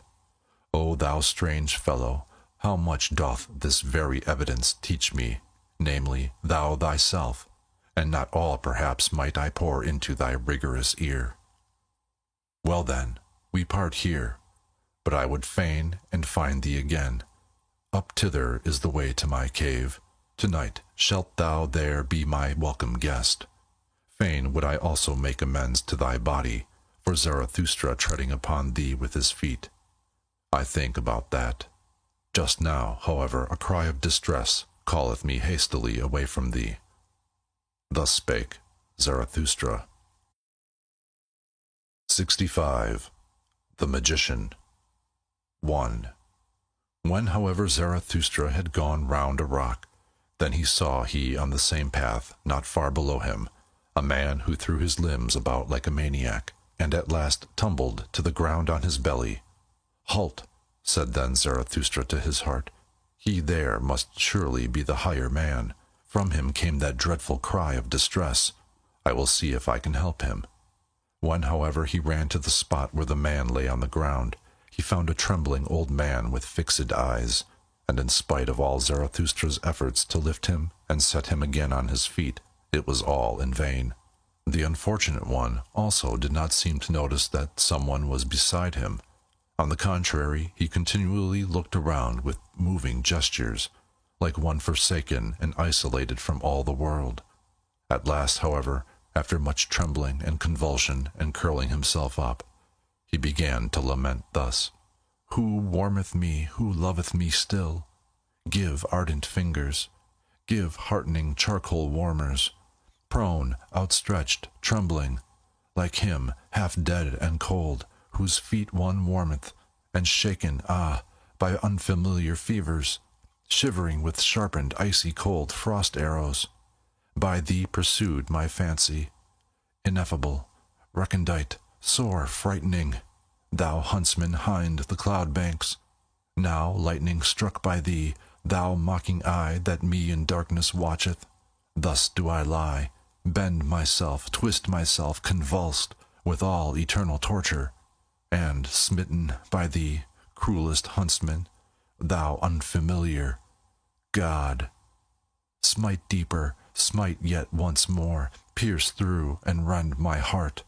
What meaneth this torture with dull indented arrows? Why look'st thou hither, of human pain not weary, with mischief-loving, godly flash glances? Not murder wilt thou, but torture. Torture? For why me torture, thou mischief-loving, unfamiliar God? Ha, ha! Thou stealeth nigh in midnight's gloomy hour. What wilt thou? Speak! Thou crowdest me, pressest. Ha! Now far too closely. Thou hearest me breathing, thou, O hearest my heart, thou ever jealous one. Of what, pray, ever jealous? Off, off, for why the ladder wouldst thou get in? To heart in clamour, to mine own secretest conceptions in clamour? Shameless one, thou unknown one, thief, what seekest thou by thy stealing? What seekest thou by thy hearkening? What seekest thou by thy torturing? Thou torturer, thou hangman, God! Oh, shall I, as the mastiffs do, roll me before thee, and cringing, enraptured, fanatical, my tail friendly, waggle? In vain! Goad further, cruelest goader, no dog, thy game just am I, cruelest huntsman, thy proudest of captives, thou robber hind the cloud banks. Speak finely, thou lightning-veiled one, thou unknown one, speak. What wilt thou, highway ambusher, from me? What wilt thou, unfamiliar God? What? Ransom gold? How much of ransom gold? Solicit much, that biddeth my pride, and be concise, that biddeth mine other pride.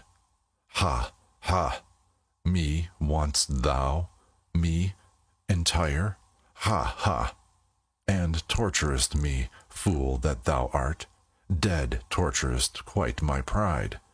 Give love to me, who warmeth me still, who loveth me still. Give ardent fingers, give heartening charcoal warmers, give me the lonesomest, the ice, ah, sevenfold frozen ice, for very enemies, for foes, doth make one thirst.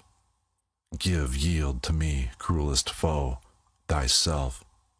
Away, there fled he surely, my final, only comrade, my greatest foe, mine unfamiliar, my hangman, God. Nay, come thou back with all of thy great tortures. To me, the last of lonesome ones, oh, come thou back.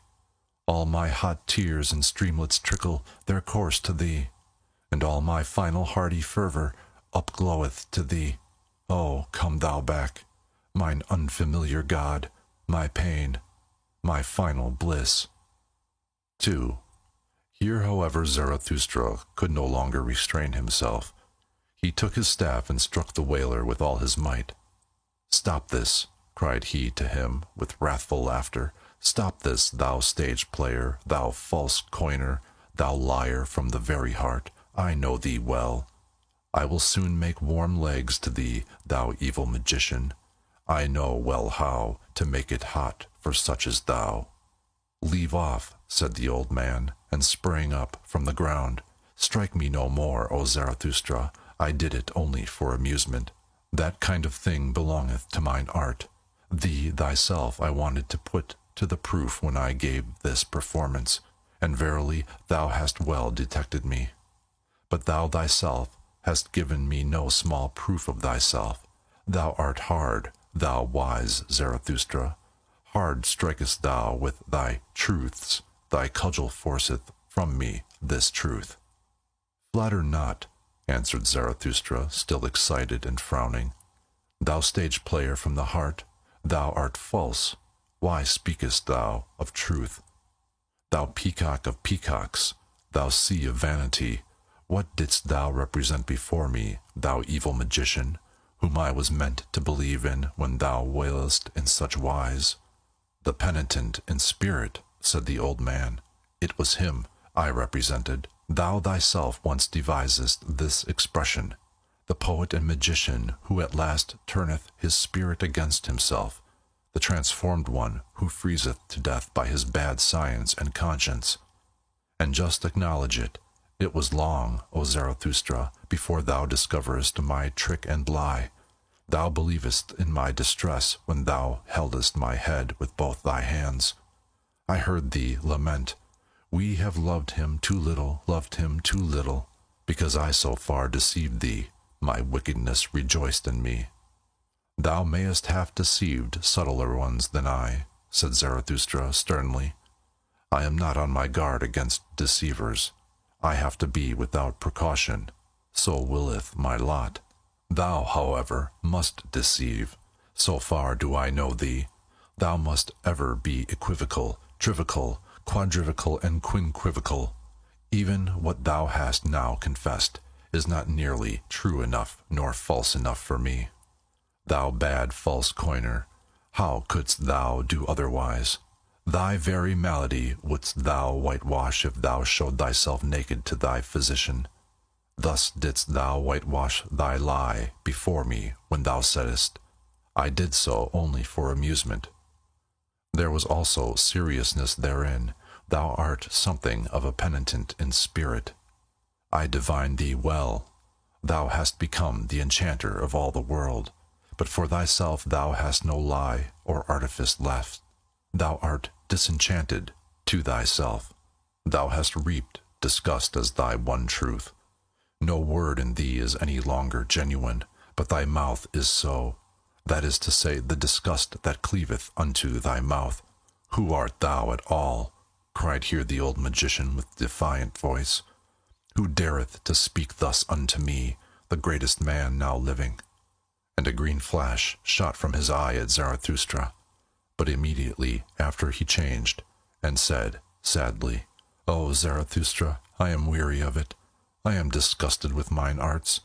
I am not great. Why do I dissemble? But thou knowest it well. I sought for greatness.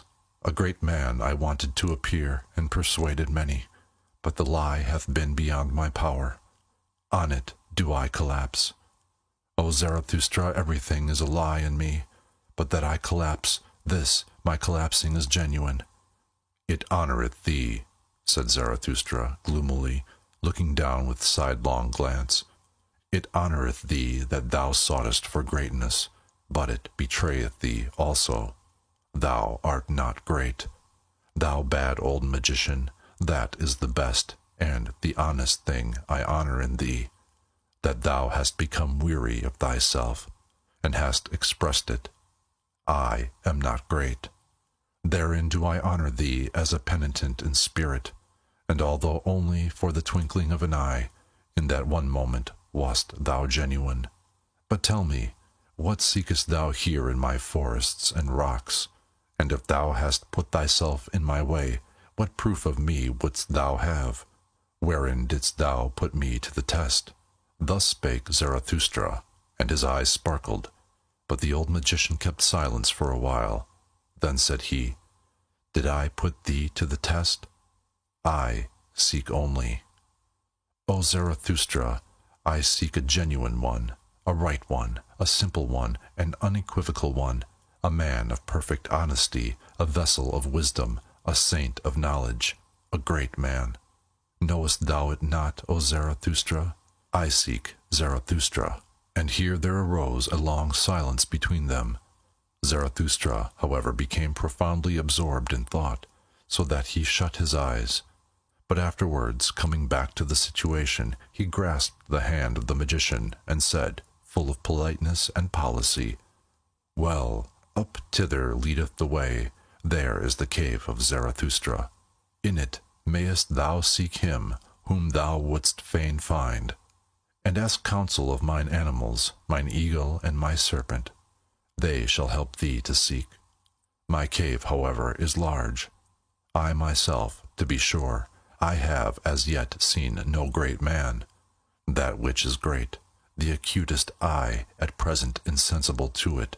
It is the kingdom of the populace. Many a one have I found who stretched and inflated himself, and the people cried, Behold, a great man! But what good do all bellows do? The wind cometh out at last.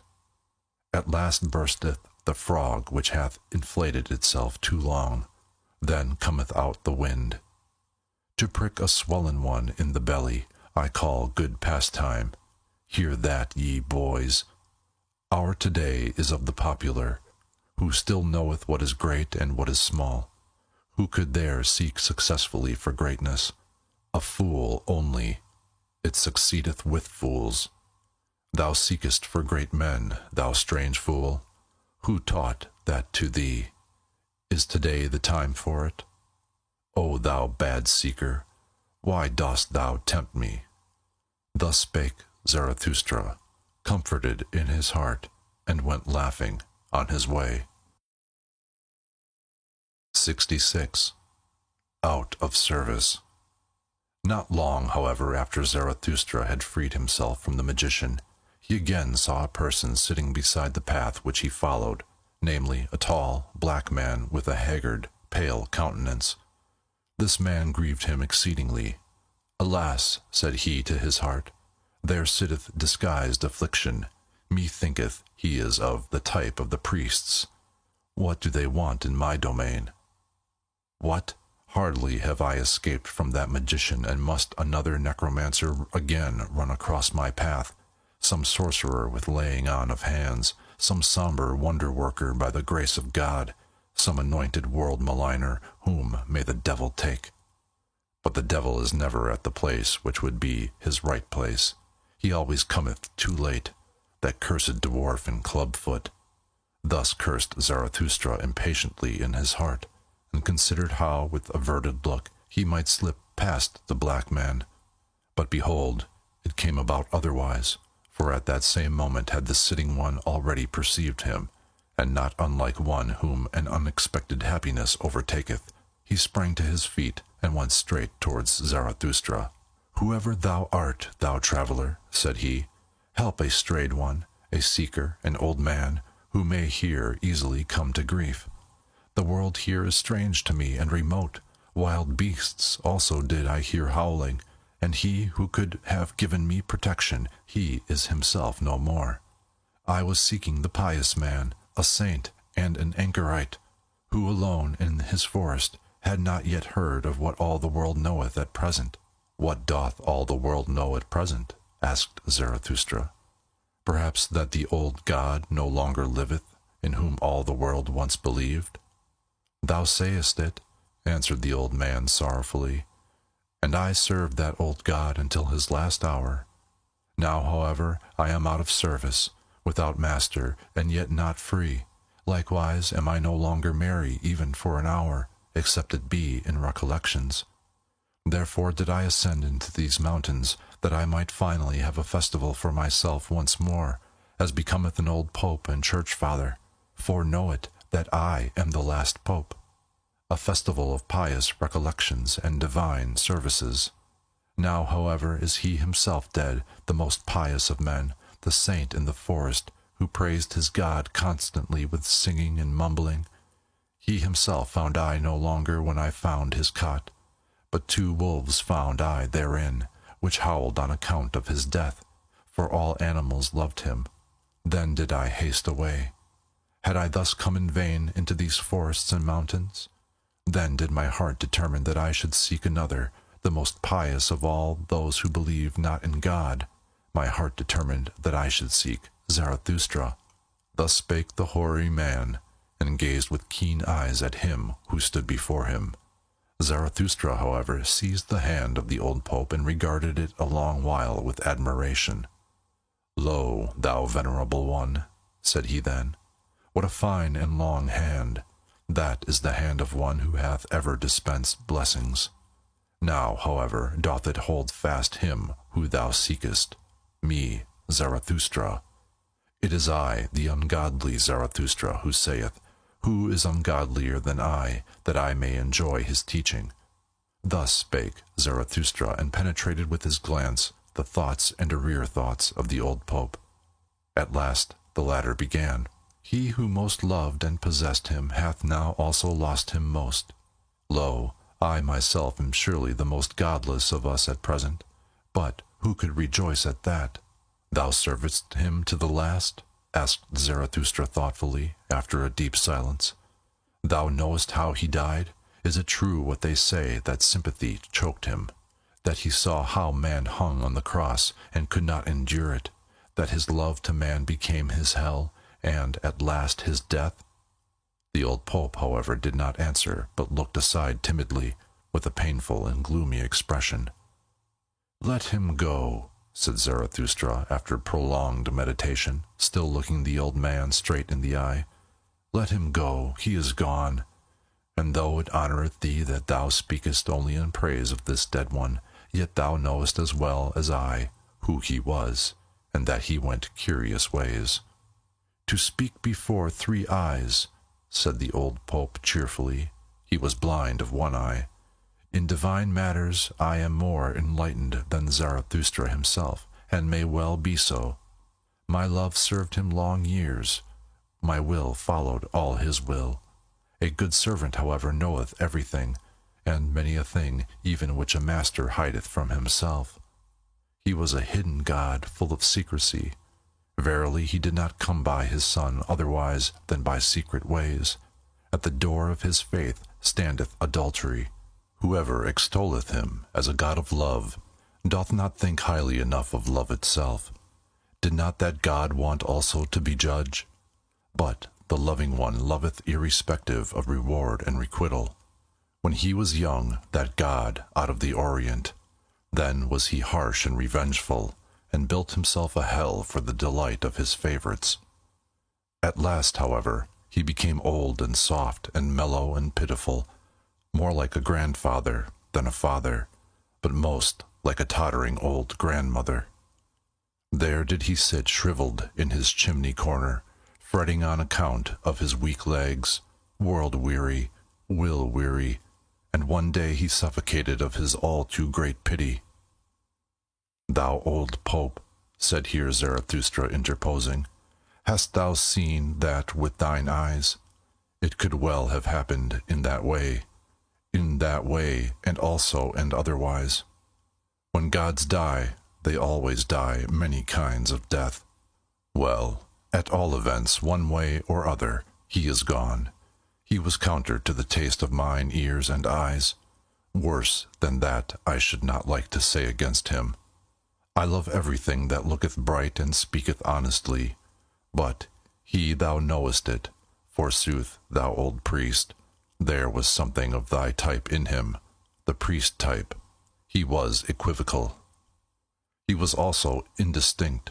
How he raged at us, this wrath-snorter, because we understood him badly. But why did he not speak more clearly? And if the fault lay in our ears, why did he give us ears that heard him badly? If there was dirt in our ears, well, who put it in them? Too much miscarried with him, this potter who had not learned thoroughly, that he took revenge on his pots and creations, however, because they turned out badly. That was a sin against good taste. There is also good taste in piety.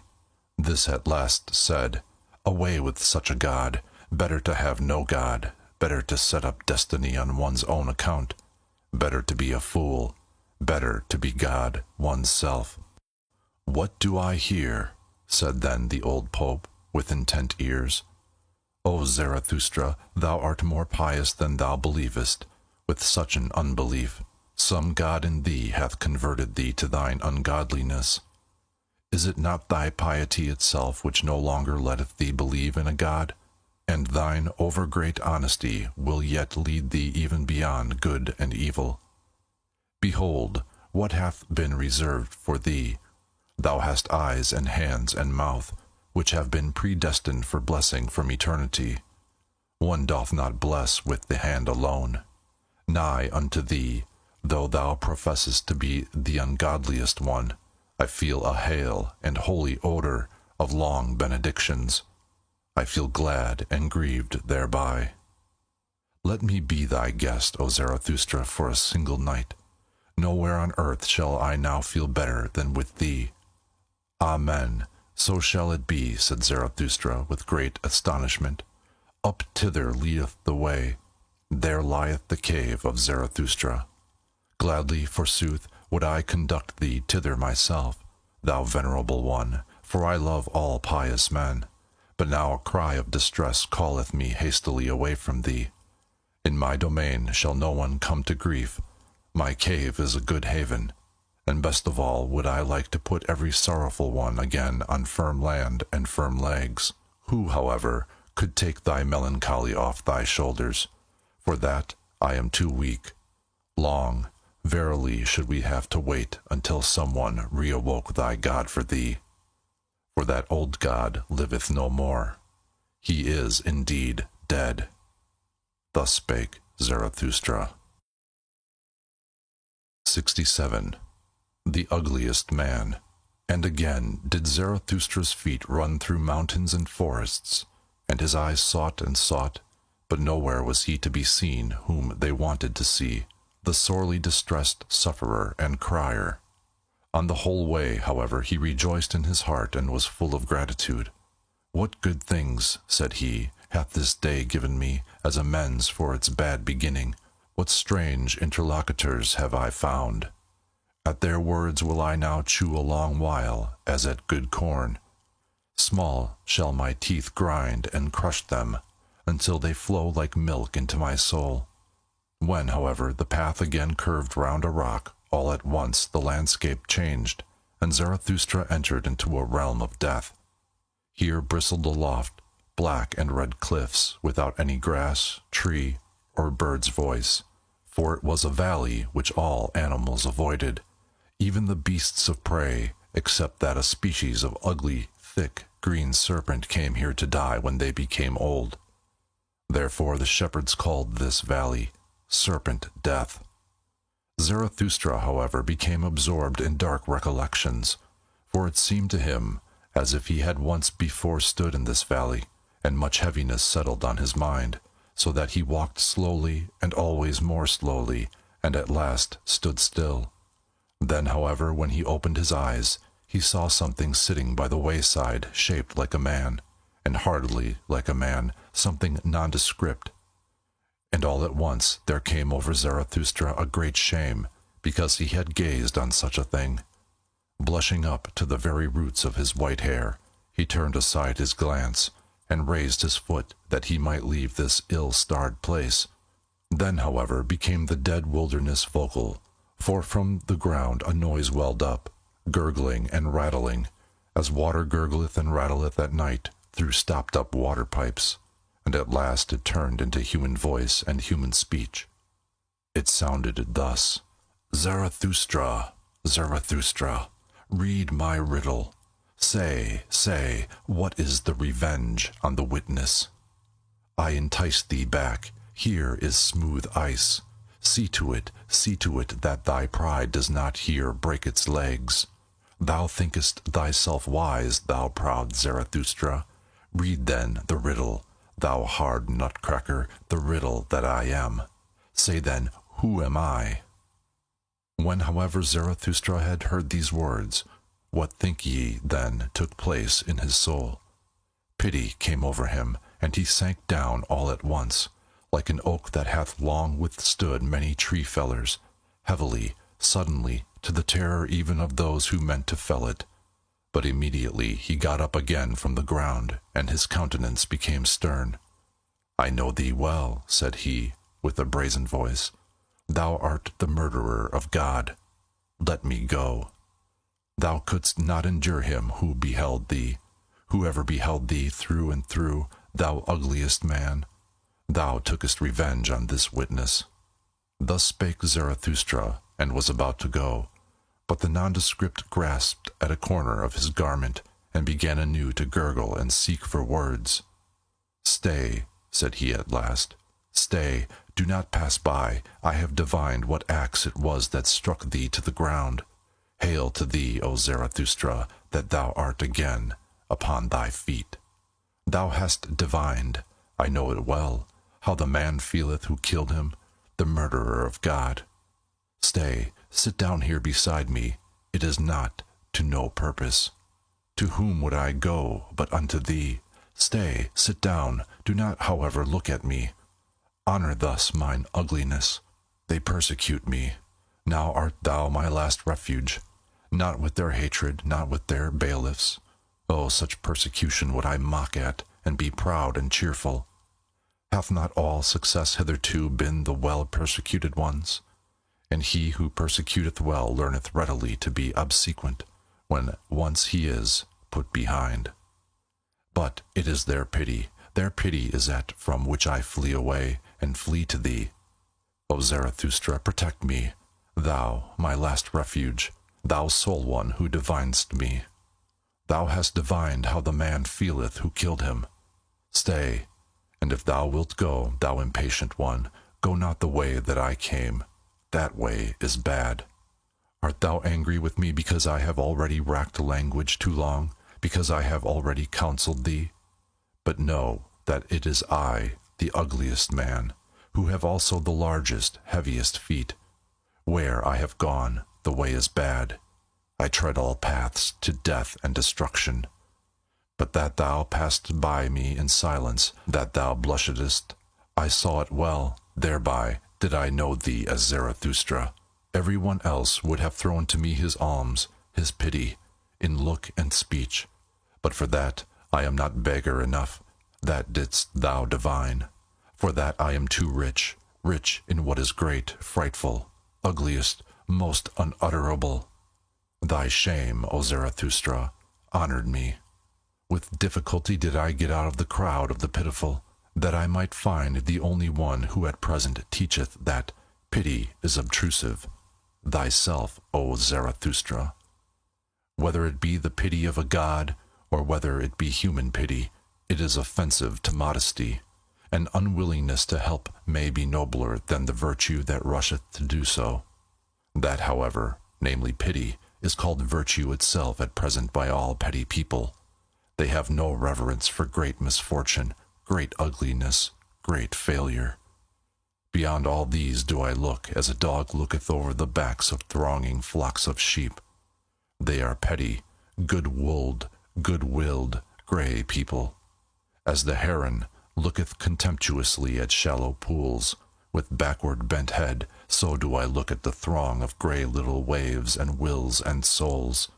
Too long have we acknowledged them to be right, those petty people, so we have at last given them power as well, and now do they teach that good is only what petty people call good, and truth is at present what the preacher spake who himself sprang from them, that singular saint and advocate of the petty people, who testified of himself, I am the truth.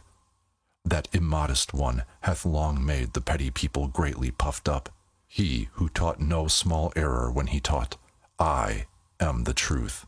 Hath an immodest one ever been answered more courteously?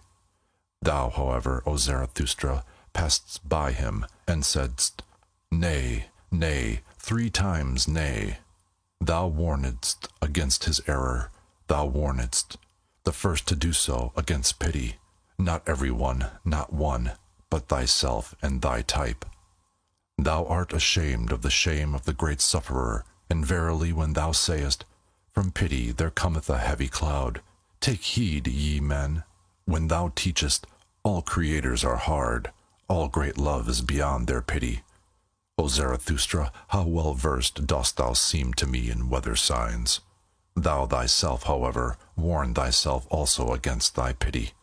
For many are on their way to thee, many suffering, doubting, despairing, drowning, freezing ones. I warn thee also against myself. Thou hast read my best, my worst riddle, myself, and what I have done. I know the axe that felleth thee, but he had to die. He looked with eyes which beheld everything. He beheld men's depths and dregs, all his hidden ignominy and ugliness. His pity knew no modesty. He crept into my dirtiest corners. This most prying, over-intrusive, over-pitiful one had to die. He ever beheld me. On such a witness I would have revenge, or not live myself. The God who beheld everything, and also man, that God had to die. Man cannot endure it that such a witness should live. Thus spake the ugliest man. Zarathustra, however, got up and prepared to go on, for he felt frozen to the very bowels. Thou nondescript, said he, thou warnest me against thy path. As thanks for it I praise mine to thee. Behold, up thither is the cave of Zarathustra. My cave is large and deep and hath many corners. There findeth he that is most hidden his hiding place. And close beside it there are 100 lurking places, and by places for creeping, fluttering, and hopping creatures. Thou outcast, who hast cast thyself out, thou wilt not live amongst men and men's pity? Well then, do like me. Thus wilt thou learn also from me. Only the doer learneth.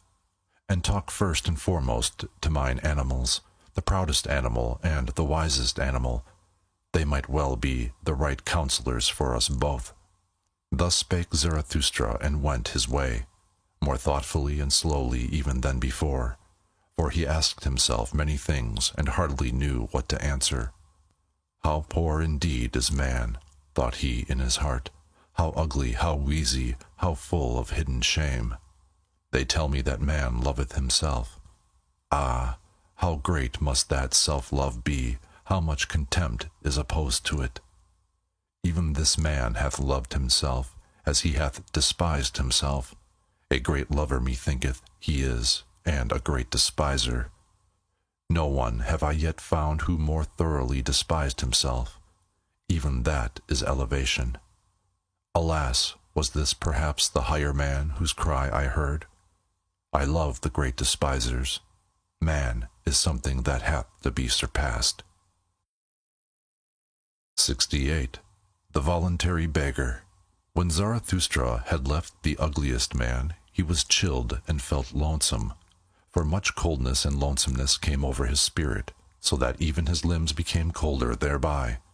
When, however, he wandered on, uphill and down, at times past green meadows, though also sometimes over wild, stony couches where formerly perhaps an impatient brook had made its bed, then he turned all at once warmer and heartier again. What hath happened unto me? He asked himself. Something warm and living quickeneth me. It must be in the neighborhood. Already am I less alone. Unconscious companions and brethren rove around me. Their warm breath toucheth my soul. When, however, he spied about and sought for the comforters of his lonesomeness, behold, there were kine there standing together on an eminence, whose proximity and smell had warmed his heart. The kine, however, seemed to listen eagerly to a speaker, and took no heed of him who approached. When, however, Zarathustra was quite nigh unto them, then did he hear plainly that a human voice spake in the midst of the kine, and apparently all of them had turned their heads towards the speaker. Then ran Zarathustra up speedily and drove the animals aside, for he feared that someone had here met with harm, which the pity of the kine would hardly be able to relieve. But in this he was deceived, for behold, there sat a man on the ground who seemed to be persuading the animals to have no fear of him, a peaceable man, and preacher on the mount, out of whose eyes kindness itself preached. What dost thou seek here? Called out Zarathustra in astonishment. What do I here seek? Answered he. The same that thou seekest, thou mischief-maker, that is to say, happiness upon earth. To that end, however, I would fain learn of these kine, for I tell thee that I have already talked half a morning unto them, and just now were they about to give me their answer. Why dost thou disturb them? Except we be converted and become as kine, we shall in no wise enter into the kingdom of heaven, for we ought to learn from them one thing, ruminating. And verily, although a man should gain the whole world and yet not learn one thing, ruminating, what would it profit him? He would not be rid of his affliction. His great affliction, that, however, is at present called disgust. Who hath not at present his heart, his mouth, and his eyes full of disgust? Thou also, but behold these kine. Thus spake the preacher on the mount, and turned then his own look towards Zarathustra, for hitherto it had rested lovingly on the kine. Then, however, he put on a different expression. "Who is this with whom I talk?" he exclaimed, frightened, and sprang up from the ground. "This is the man without disgust. This is Zarathustra himself, the surmounter of the great disgust. This is the eye, this is the mouth, this is the heart of Zarathustra himself." And whilst he thus spake, he kissed with overflowing eyes the hands of with whom he spake, and behaved altogether like one to whom a precious gift and jewel hath fallen unawares from heaven. The kine, however, gazed at it all, and wondered. "Speak not of me, thou strange one, thou amiable one," said Zarathustra, and restrained his affection. "Speak to me firstly of thyself. Art thou not the voluntary beggar who once cast away great riches, who was ashamed of his riches and of the rich, and fled to the poorest to bestow upon them his abundance and his heart? But they received me not," said the voluntary beggar. "Thou knowest it, forsooth. So I went at last to the animals and to those kine." "Then learnedst thou," interrupted Zarathustra, "how much harder it is to give properly than to take properly, and that bestowing well is an art, the last, subtlest master art of kindness." "Especially nowadays," answered the voluntary beggar. "At present, that is to say, when everything low hath become rebellious and exclusive and haughty in its manner, in the manner of the populace. For the hour hath come, thou knowest it, forsooth, for the great evil, long, slow, mob and slave insurrection. It extendeth and extendeth. Now doth it provoke the lower classes, all benevolence and petty giving, and the over-rich may be on their guard. Whoever at present drip, like bulgy bottles, out of all too small necks, of such bottles at present one willingly breaketh the necks. Wanton avidity, bilious envy, careworn revenge, populous pride, all these struck mine eye. It is no longer true that the poor are blessed. The kingdom of heaven, however, is with the kine."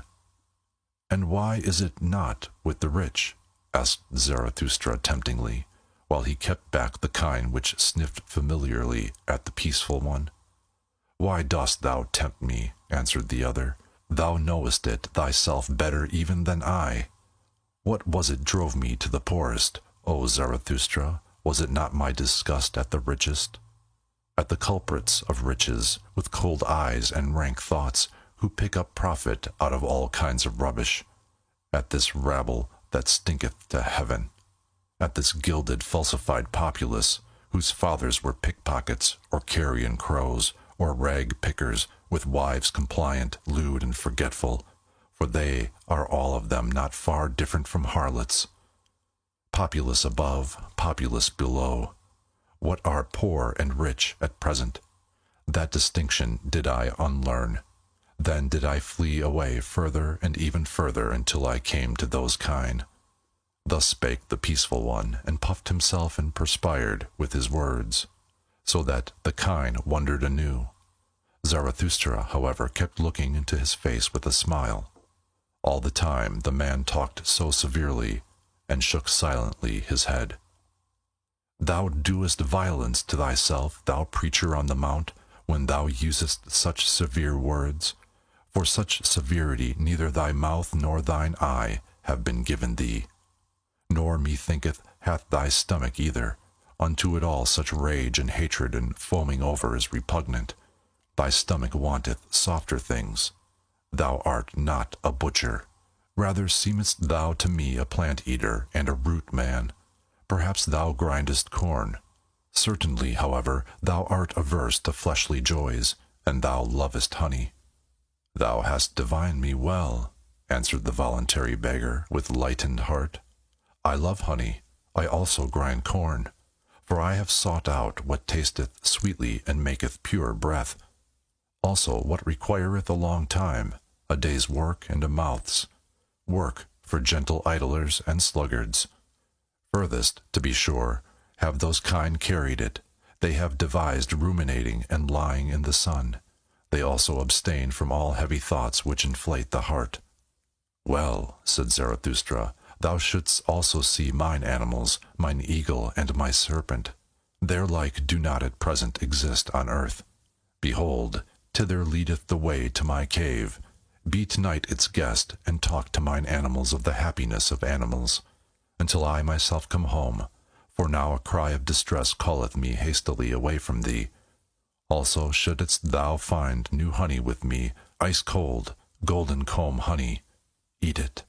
Now, however, take leave at once of thy kind, thou strange one, thou amiable one, though it be hard for thee, for they are thy warmest friends and preceptors.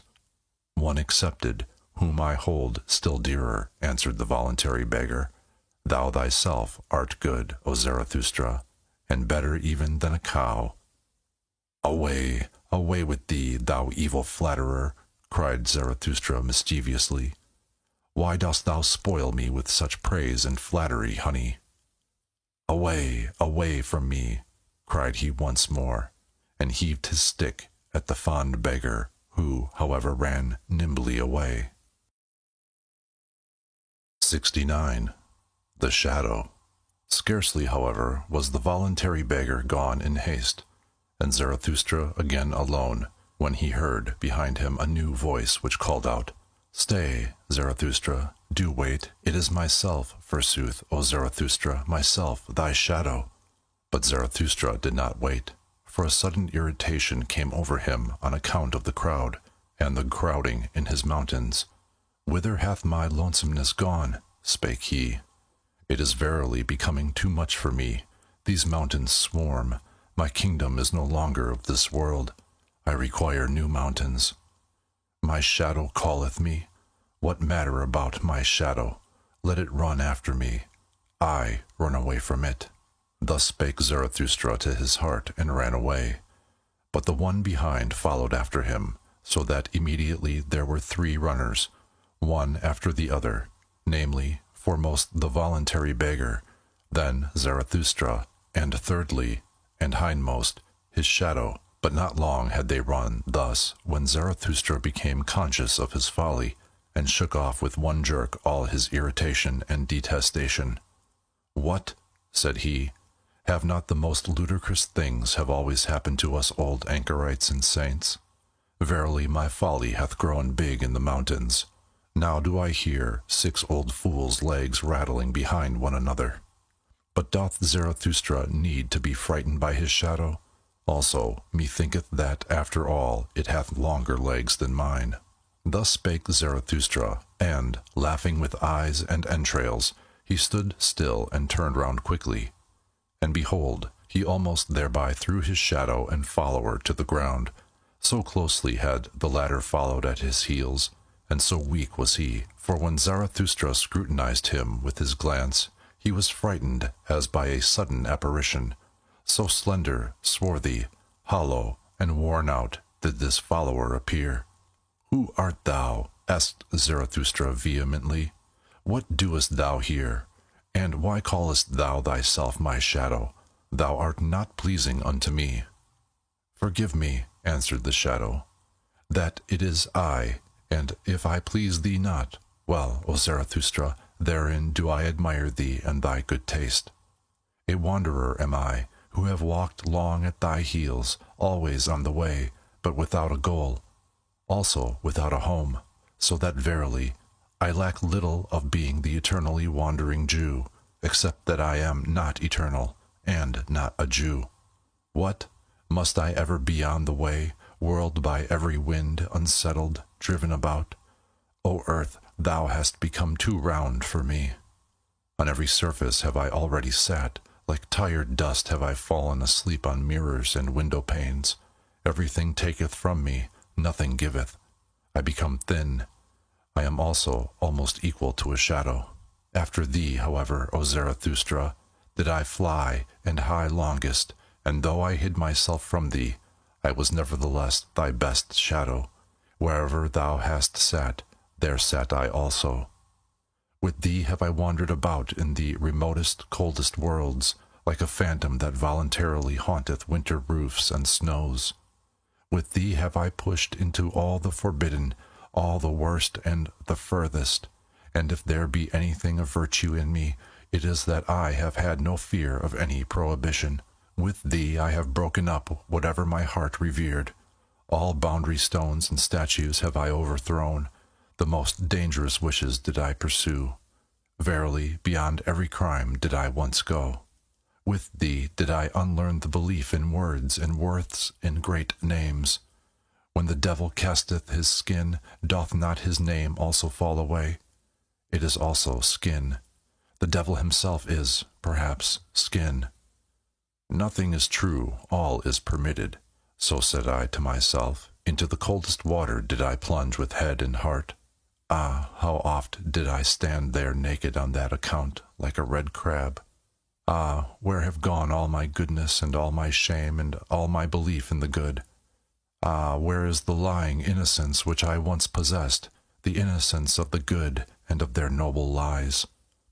Too oft, verily, did I follow close to the heels of truth. Then did it kick me on the face. Sometimes I meant to lie, and behold, then only did I hit the truth. Too much hath become clear unto me. Now it doth not concern me any more. Nothing liveth any longer that I love. How should I still love myself? To live as I incline, or not to live at all, so do I wish, so wisheth also the holiest. But alas, how have I still inclination? Have I still a goal, a haven towards which my sail is set, a good wind? Ah, he only who knoweth whither he saileth knoweth what wind is good, and a fair wind for him. What still remaineth to me?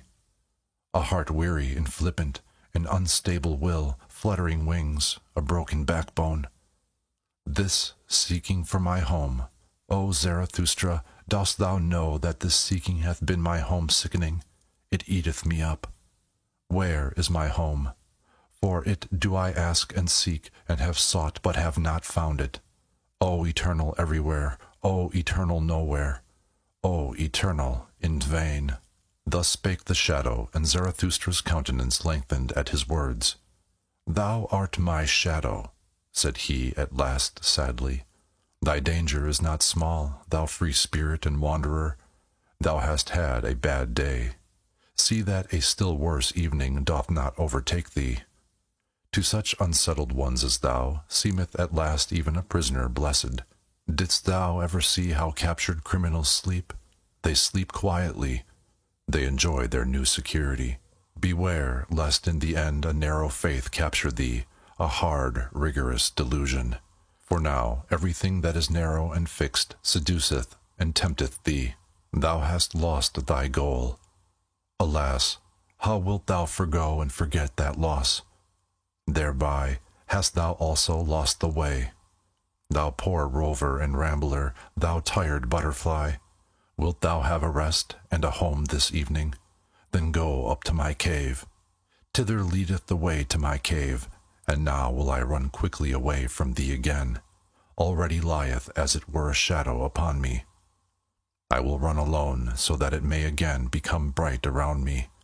Therefore must I still be a long time merrily upon my legs. In the evening, however, there will be dancing with me. Thus spake Zarathustra. 70. Noontide. And Zarathustra ran and ran, but he found no one else, and was alone, and ever found himself again. He enjoyed and quaffed his solitude, and thought of good things for hours.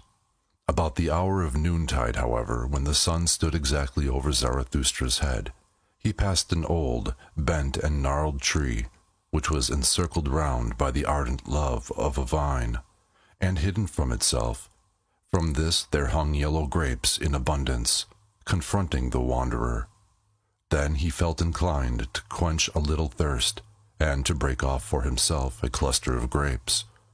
When, however, he had already his arm outstretched for that purpose, he felt still more inclined for something else, namely, to lie down beside the tree at the hour of perfect noontide, and sleep.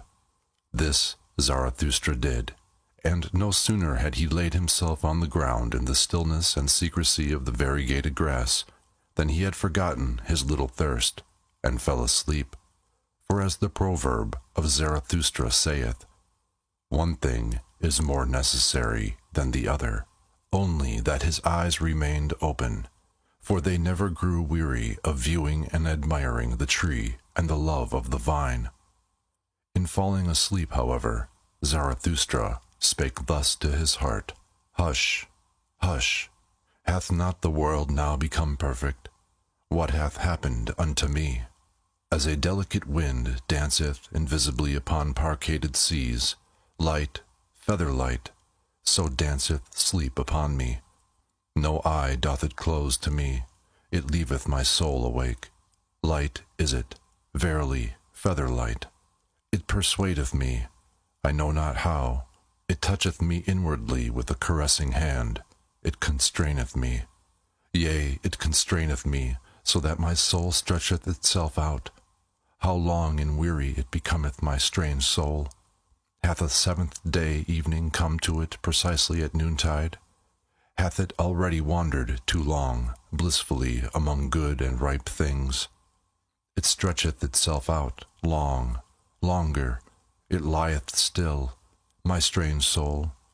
Too many good things hath it already tasted. This golden sadness oppresseth it. It distorteth its mouth.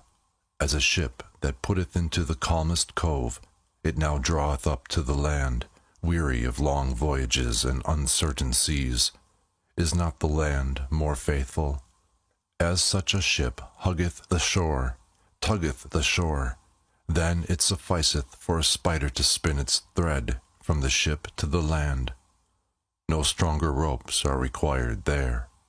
As such a weary ship in the calmest cove, so do I also now repose, night to the earth, faithful, trusting, waiting, bound to it with the lightest threads. O happiness, wilt thou perhaps sing, O my soul? Thou liest in the grass, but this is the secret, solemn hour when no shepherd playeth his pipe. Take care, hot noontide sleepeth on the fields. Do not sing. Hush, the world is perfect. Do not sing, thou prairie bird, my soul. Do not even whisper. Lo, hush, the old noontide sleepeth, it moveth its mouth. Doth it not just now drink a drop of happiness, as an old brown drop of golden happiness, golden wine? Something whisketh over it, its happiness laugheth. Thus laugheth a god. Hush, for happiness, how little sufficeth for happiness. Thus spake I once and thought myself wise, but it was a blasphemy. That have I now learned. Wise fools speak better. The least thing precisely, the gentlest thing, the lightest thing, a lizard's rustling, a breath, a whisk, an eye-glance, little maketh up the best happiness. Hush, what hath befallen me? Hark, hath time flown away? Do I not fall? Have I not fallen? Hark, into the well of eternity. What happeneth to me? Hush, it stingeth me, alas, to the heart? To the heart. Oh, break up, my heart after such happiness, after such a sting. What? Hath not the world just now become perfect, round and ripe? Oh, for the long round ring, whither doth it fly? Let me run after it, quick. Hush. And here Zarathustra stretched himself, and felt that he was asleep. Up, said he to himself, thou sleeper, thou noontide sleeper. Well then, up, ye old legs. It is time, and more than time. Many a good stretch of road is still awaiting you. Now have ye slept your fill, for how long a time? A half eternity. Well then, now up, mine old heart. For how long after such a sleep mayest thou remain awake? But then did he fall asleep anew, and his soul spake against him, and defended itself, and lay down again. Leave me alone, hush! Hath not the world just now become perfect? Oh, for the golden round ball! Get up, said Zarathustra, thou little thief, thou sluggard. What? Still stretching thyself, yawning, sighing, failing into deep wells. Who art thou then, O my soul? And here he became frightened, for a sunbeam shot down from heaven upon his face. O heaven above me, said he, sighing, and sat upright. Thou gazest at me, thou hearkenest unto my strange soul. When wilt thou drink this drop of dew that fell upon all earthly things? When wilt thou drink this strange soul? When, thou well of eternity? Thou joyous awful noontide abyss, when wilt thou drink my soul back into thee? Thus spake Zarathustra, and rose from his couch beside the tree, as if awakening from a strange drunkenness. And behold, there stood the sun still exactly above his head. One might, however, rightly infer therefrom that Zarathustra had not then slept long. 71. The Greeting. It was late in the morning only when Zarathustra, after long useless searching and strolling about, again came home to his cave. When, however, he stood over against it not more than 20 paces therefrom, the thing happened which he now least of all expected. He heard anew the great cry of distress, and, extraordinary, this time the cry came out of his own cave. It was a long, manifold, peculiar cry, and Zarathustra plainly distinguished that it was composed of many voices. Although heard at a distance, it might sound like the cry out of a single mouth. Thereupon Zarathustra rushed forward to his cave, and behold, what a spectacle awaited him after that concert! For there did they all sit together whom he had passed during the day, the king on the right and the king on the left, the old magician, the pope, the voluntary beggar, the shadow, the intellectually conscientious one, the sorrowful soothsayer, and the ass.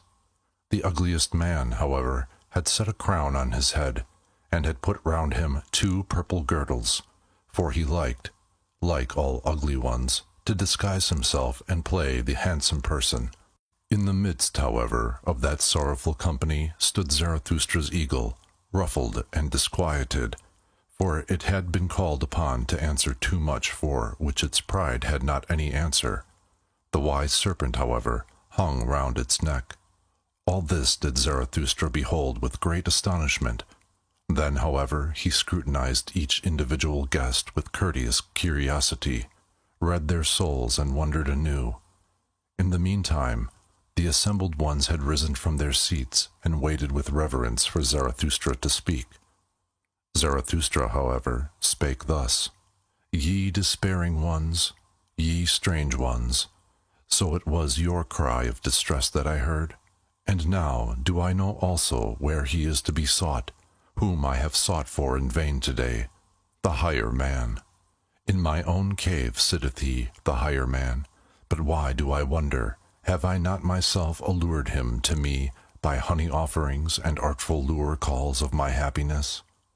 But it seemeth to me that ye are badly adapted for company. Ye make one another's hearts fretful, ye that cry for help, when ye sit here together. There is one that must first come, one who will make you laugh once more, a good, jovial buffoon, a dancer, a wind, a wild romp, some old fool. What think ye? Forgive me, however, ye despairing ones, for speaking such trivial words before you, unworthy, verily, of such guests. But ye do not divine what maketh my heart wanton. Ye yourselves do it, and your aspect, forgive it me. For every one becometh courageous, who beholdeth a despairing one. To encourage a despairing one, every one thinketh himself strong enough to do so. To myself have ye given this power, a good gift, mine honorable guests. and excellent guests present. Well, do not then upbraid when I also offer you something of mine. This is mine empire, and my domain. That which is mine, however, shall this evening and tonight be yours. Mine animals shall serve you. Let my cave be your resting place. At house and home with me shall no one despair. In my purlieus do I protect every one from his wild beasts. And that is the thing which I offer you, security. The second thing, however, is my little finger. And when ye have that, then take the whole hand also, yea, and the heart with it. Welcome here, welcome to you, my guests. Thus spake Zarathustra, and laughed with love and mischief. After this greeting his guests bowed once more and were reverentially silent. The king on the right, however, answered him in their name. O Zarathustra, by the way in which thou hast given us thy hand and thy greeting, we recognize thee as Zarathustra. Thou hast humbled thyself before us. Almost hast thou hurt our reverence. Who, however, could have humbled himself as thou hast done with such pride? That uplifteth ourselves. A refreshment is it to our eyes and hearts. To behold this, merely, gladly would we ascend higher mountains than this. For as eager beholders have we come. We wanted to see what brighteneth dim eyes. And lo, now is it all over with our cries of distress. Now are our minds and hearts opened and enraptured. Little is lacking for our spirits to become wanton. There is nothing, O Zarathustra, that groweth more pleasingly on earth than a lofty, strong will. It is the finest growth. An entire landscape refresheth itself at one such tree. To the pine do I compare him, O Zarathustra, which groweth up like thee, tall, silent, hardy, solitary, of the best, supplest wood, stately, in the end, however, grasping out for its dominion with strong green branches, asking weighty questions of the wind, the storm, and whatever is at home on high places, answering more weightily, a commander, a victor. Oh, who should not ascend high mountains to behold such growths? At thy tree, O Zarathustra, the gloomy and ill-constituted also refreshed themselves. At thy look, even the wavering become steady and heal their hearts. And verily, towards thy mountain and thy tree do many eyes turn today. A great longing hath arisen, and many have learned to ask, Who is Zarathustra? And those into whose ears thou hast at any time dripped thy song and thy honey, all the hidden ones, the lone dwellers, and the twain dwellers, have simultaneously said to their hearts, Doth Zarathustra still live? It is no longer worth while to live. Everything is indifferent, everything is useless, or else we must live with Zarathustra. Why doth he not come who hath so long announced himself? Thus do many people ask, Hath solitude swallowed him up, or should we perhaps go to him? Now doth it come to pass that solitude itself becometh fragile and breaketh open, like a grave that breaketh open and can no longer hold its dead. Everywhere one seeth resurrected ones. Now do the waves rise and rise around thy mountain, O Zarathustra, and however high be thy height, many of them must rise up to thee. Thy boat shall not rest much longer on dry ground, and that we despairing ones have now come into thy cave, and already no longer despair. It is but a prognostic and a presage that better ones are on the way to thee, for they themselves are on the way to thee, the last remnant of God among men, that is to say, all the men of great longing, of great loathing, of great satiety, all who do not want to live unless they learn again to hope, unless they learn from thee, O Zarathustra, the great hope. Thus spake the king on the right, and seized the hand of Zarathustra in order to kiss it. But Zarathustra checked his veneration and stepped back, frightened, fleeing, as it were, silently and suddenly into the far distance.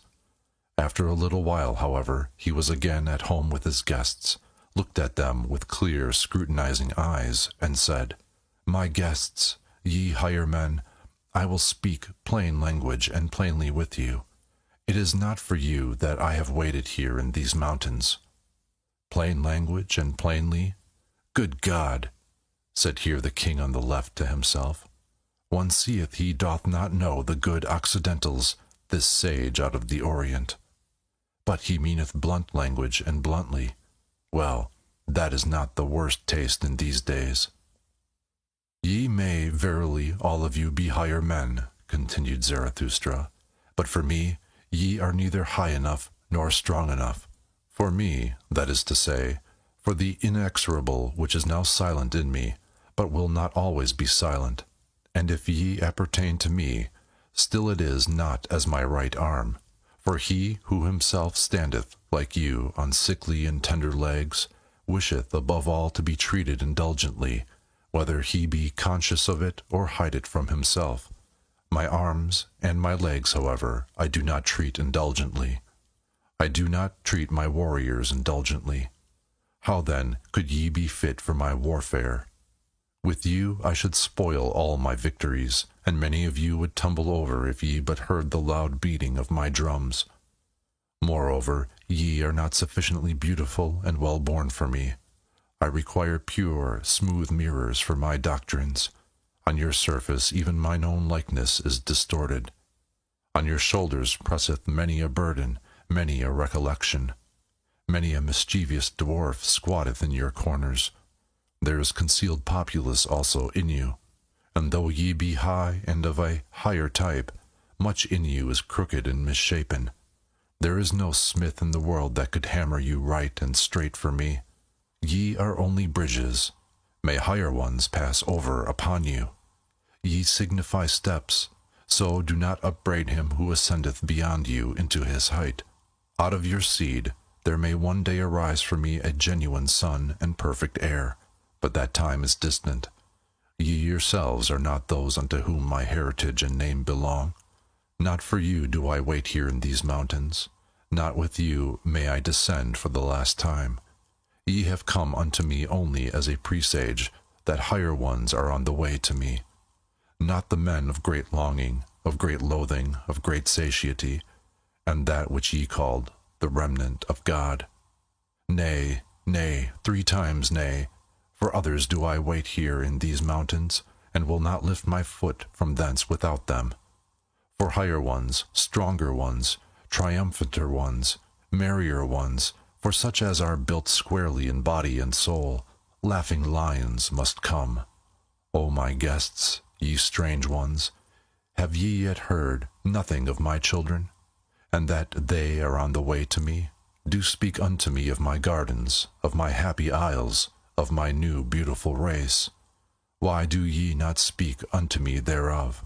This guest's present do I solicit of your love, that ye speak unto me of my children.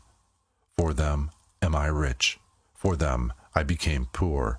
What have I not surrendered? What would I not surrender that I might have one thing, these children, this living plantation, these life trees of my will and of my highest hope?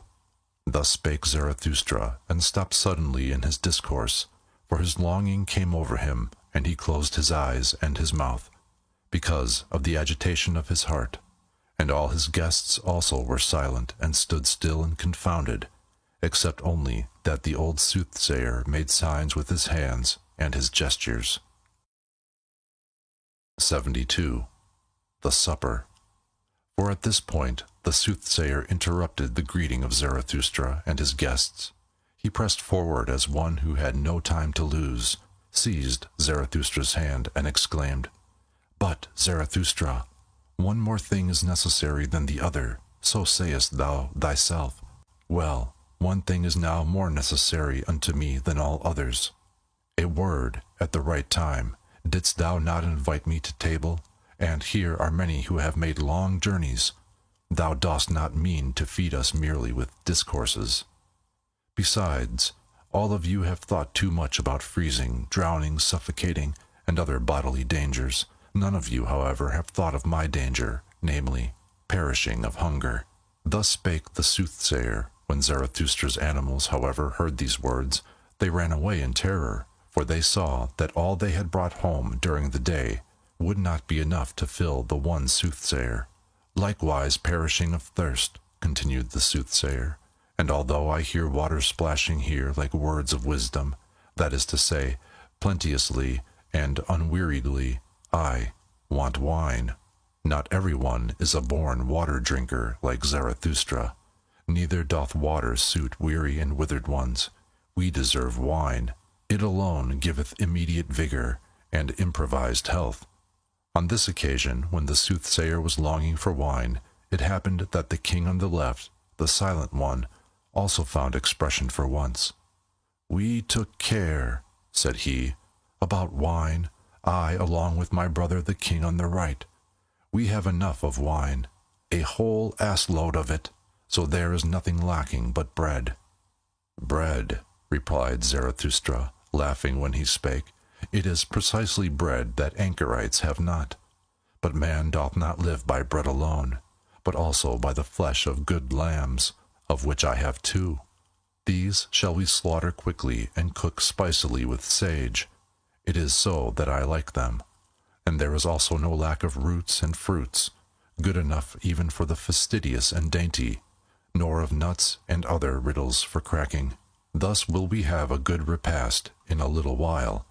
But whoever wisheth to eat with us must also give a hand to the work, even the kings. For with Zarathustra even a king may be a cook." This proposal appealed to the hearts of all of them, save that the voluntary beggar objected to the flesh and wine and spices. "Just hear this glutton, Zarathustra," said he jokingly. "Doth one go into caves and high mountains to make such repasts? Now, indeed, do I understand what he once taught us. Blessed be moderate poverty, and why he wisheth to do away with beggars." "Be of good cheer," replied Zarathustra, "as I am. Abide by thy customs, thou excellent one. Grind thy corn, drink thy water, praise thy cooking, if only it make thee glad. I am a law only for mine own. I am not a law for all. He, however, who belongeth unto me must be strong of bone and light of foot, joyous in fight and feast, no sulker, no John o' dreams, readily for the hardest task as for the feast, healthy and hale. The best belongeth unto mine and me, and if it be not given us, then do we take it. The best food, the purest sky, the strongest thoughts, the fairest women. Thus spake Zarathustra. The king on the right, however, answered and said, "Strange! Did one ever hear such sensible things out of the mouth of a wise man? And verily it is the strangest thing in a wise man, if over and above he be still sensible, and not an ass." Thus spake the king on the right and wondered. The ass, however, with ill will, said, "Yea," to his remark. This, however, was the beginning of that long repast which is called the supper in the history books. At this there was nothing else spoken of but the higher man. 73. The higher man. 1. When I came unto men for the first time, then did I commit the anchorite folly, the great folly. I appeared on the marketplace. And when I spake unto all, I spake unto none. In the evening, however, rope dancers were my companions, and corpses, and I myself almost a corpse. With the new morning, however, there came unto me a new truth. Then did I learn to say, Of what account to me are marketplace and populace noise, and long populous cars? Ye higher men, learn this from me. On the marketplace no one believeth in higher men, but if ye will speak there, very well. The populace, however, blinketh, we are all equal. Ye higher men, so blinketh the populace. There are no higher men, we are all equal. Man is man, before God, we are all equal. Before God, now, however, this God hath died. Before the populace, however, we will not be equal. Ye higher men, away from the marketplace. 2. Before God, Now, however, this God hath died. Ye higher men, this God was your greatest danger. Only since he lay in the grave have ye again arisen. Now only cometh the great noontide. Now only doth the higher man become master. Have ye understood this word, O my brethren? Ye are frightened. Do your hearts turn giddy? Doth the abyss here yawn for you? Doth the hellhound here yelp at you? Well, take heart, ye higher men. Now only travaileth the mountain of the human future. God hath died. Now do we desire the Superman to live. 3. The most careful ask today, how is man to be maintained? Zarathustra, however, asketh, as the first and only one, how is man to be surpassed? The Superman I have at heart, that is the first and only thing to me, and not man, not the neighbor, not the poorest, not the sorriest, not the best, O my brethren. What I can love in man is that he is an overgoing and downgoing. And also in you there is much that maketh me love and hope. In that ye have despised, ye higher men, that maketh me hope. For the great despisers are the great reverers. In that ye have despaired there is much to honor. For ye have not learned to submit yourselves. Ye have not learned petty policy. For today have the petty people become master. They all preach submission and humility, and policy and diligence and consideration, and the long etc. of petty virtues. Whatever is of the effeminate type, whatever originateth from the servile type, and especially the populace mishmash, that wisheth now to be master of all human destiny. O disgust, disgust, disgust! That asketh and never tireth, how is man to maintain himself best, longest, most pleasantly?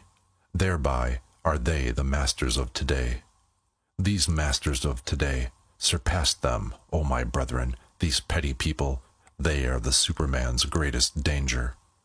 Surpass, ye higher men, the petty virtues, the petty policy, the sand-grain considerateness, the ant-hill trumpery, the pitiable comfortableness, the happiness of the greatest number.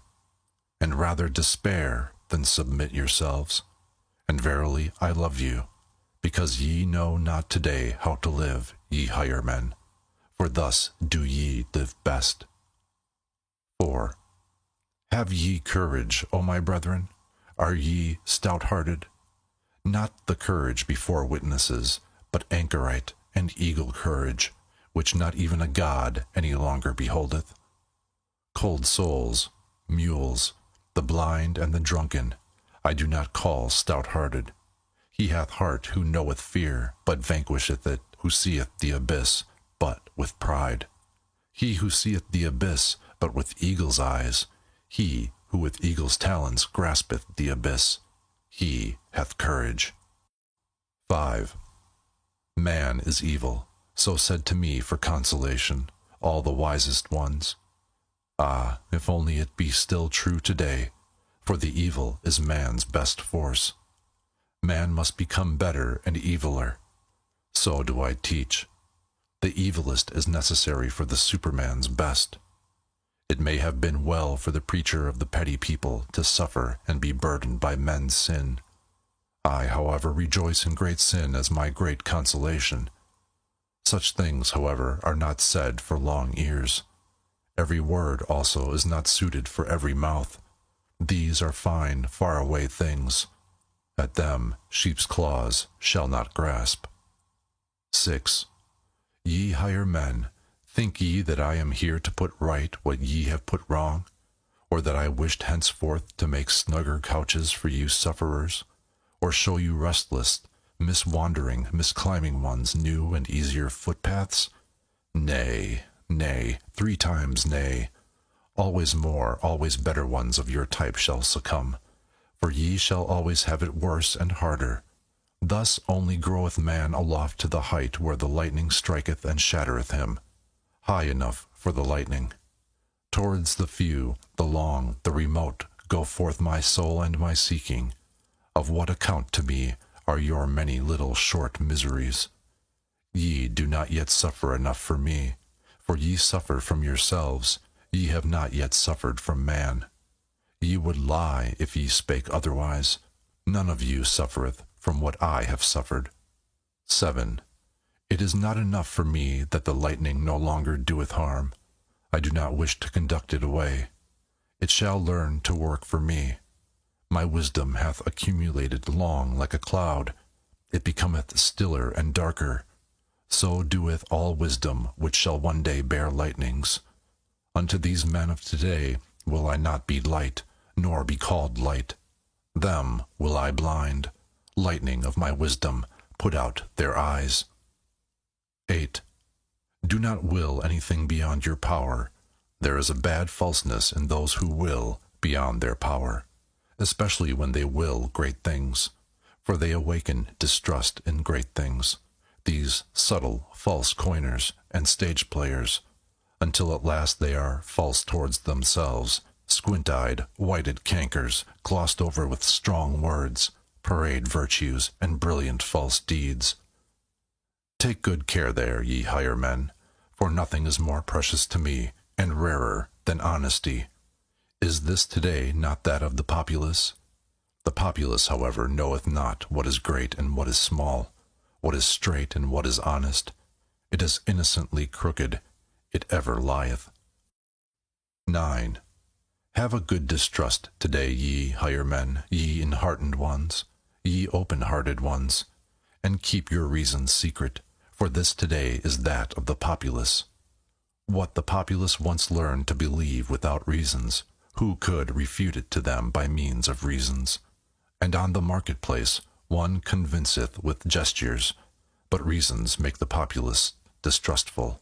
And when truth hath once triumphed there, then ask yourselves with good distrust, what strong error hath fought for it? Be on your guard also against the learned. They hate you because they are unproductive. They have cold, withered eyes before which every bird is unplumed. Such persons vaunt about not lying, but inability to lie is still far from being love to truth. Be on your guard. Freedom from fever is still far from being knowledge. Refrigerated spirits I do not believe in. He who cannot lie doth not know what truth is. 10. If ye would go up high, then use your own legs. Do not get yourselves carried aloft. Do not seat yourselves on other people's backs and heads. Thou hast mounted, however, on horseback. Thou now ridest briskly up to thy goal. Well, my friend, but thy lame foot is also with thee on horseback. When thou reachest thy goal, when thou alightest from thy horse, precisely on thy height, thou higher man, then wilt thou stumble. 11. Ye creating ones, ye higher men, one is only pregnant with one's own child. Do not let yourselves be imposed upon or put upon. Who then is your neighbor? Even if ye act for your neighbor, ye still do not create for him. Unlearn, I pray you this, for, ye creating ones, your very virtue wisheth you to have naught to do with for, and on account of, and because. Against these false little words shall ye stop your ears, for one's neighbor is the virtue only of the petty people. There it is said, like and like, and hand washeth hand. They have neither the right nor the power for your self-seeking. In your self-seeking, ye creating ones, there is the foresight and foreseeing of the pregnant, what no one's eye hath yet seen, namely, the fruit. This sheltereth and saveth and nourisheth your entire love. For your entire love is, namely, with your child, there is also your entire virtue. Your work, your will is your neighbor. Let no false values impose upon you. 12. Ye creating ones, ye higher men, whoever hath to give birth is sick. Whoever hath given birth, however, is unclean. Ask women. One giveth birth, not because it giveth pleasure. The pain maketh hens and poets cackle. Ye creating ones, In you there is much uncleanliness. That is because ye have had to be mothers. A new child, oh, how much new filth, hath also come into the world. Go apart, he who hath given birth shall wash his soul. 13. Be not virtuous beyond your powers, and seek nothing from yourselves opposed to probability. Walk in the footsteps in which your father's virtue hath already walked. How would ye rise high if your father's will should not rise with you? He, however, who would be a firstling, let him take care lest he also become a lastling. And where the voices of your fathers are, there should ye not sit up as saints. He whose fathers were inclined for women, and for strong wine, and flesh of wild boar swine, what would it be if he demanded chastity of himself? A folly would it be. Much verily doth it seem to me for such a one, if he should be the husband of one, or of two, or of three women, and if he founded monasteries and inscribed over their portals the way to holiness, I should still say, what good is it? It is a new folly. He hath founded for himself a penance house and refuge house. Much good may it do, but I do not believe in it. In solitude there groweth what anyone bringeth into it, also the brute in one's nature. Thus is solitude inadvisable unto many. Hath there ever been anything filthier on earth than the saints of the wilderness? Around them was not only the devil loose, but also the swine. 14. Shy, ashamed, awkward, like the tiger whose spring hath failed thus, ye higher men have I often seen you slink aside. A cast which ye made had failed. But what doth it matter, ye dice players? Ye had not learned to play in mock, as one must play in mock. Do we not ever sit at a great table of mocking and playing? And if great things have been a failure with you, have ye yourself therefore been a failure? And if ye yourselves have been a failure, hath man therefore been a failure? If man, however, hath been a failure, well then, never mind. 15. The higher its type, always the seldomer doth a thing succeed. Ye higher men here, have ye not all been failures? Be of good cheer. What doth it matter? How much is still possible? Learn to laugh at yourselves as ye ought to laugh.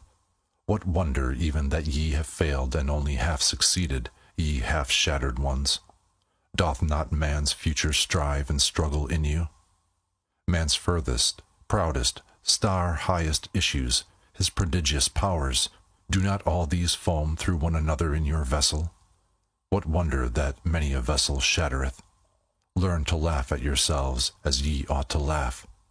Ye higher men, oh, how much is still possible! And verily, how much hath already succeeded? How rich is this earth in small, good, perfect things, in well-constituted things! Set around you small, good, perfect things, ye higher men. Their golden maturity healeth the heart. The perfect teacheth one to hope. 16. What hath hitherto been the greatest sin here on earth? Was it not the word of him who said, Woe unto them that laugh now? Did he himself find no cause for laughter on the earth?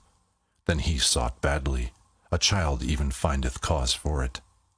He did not love sufficiently. Otherwise would he also have loved us, the laughing ones. But he hated and hooted us, wailing and teeth-gnashing did he promise us. Must one then curse immediately, when one doth not love? That seemeth to me bad taste. Thus did he, however, this absolute one. He sprang from the populace, and he himself just did not love sufficiently. Otherwise would he have raged less, because people did not love him.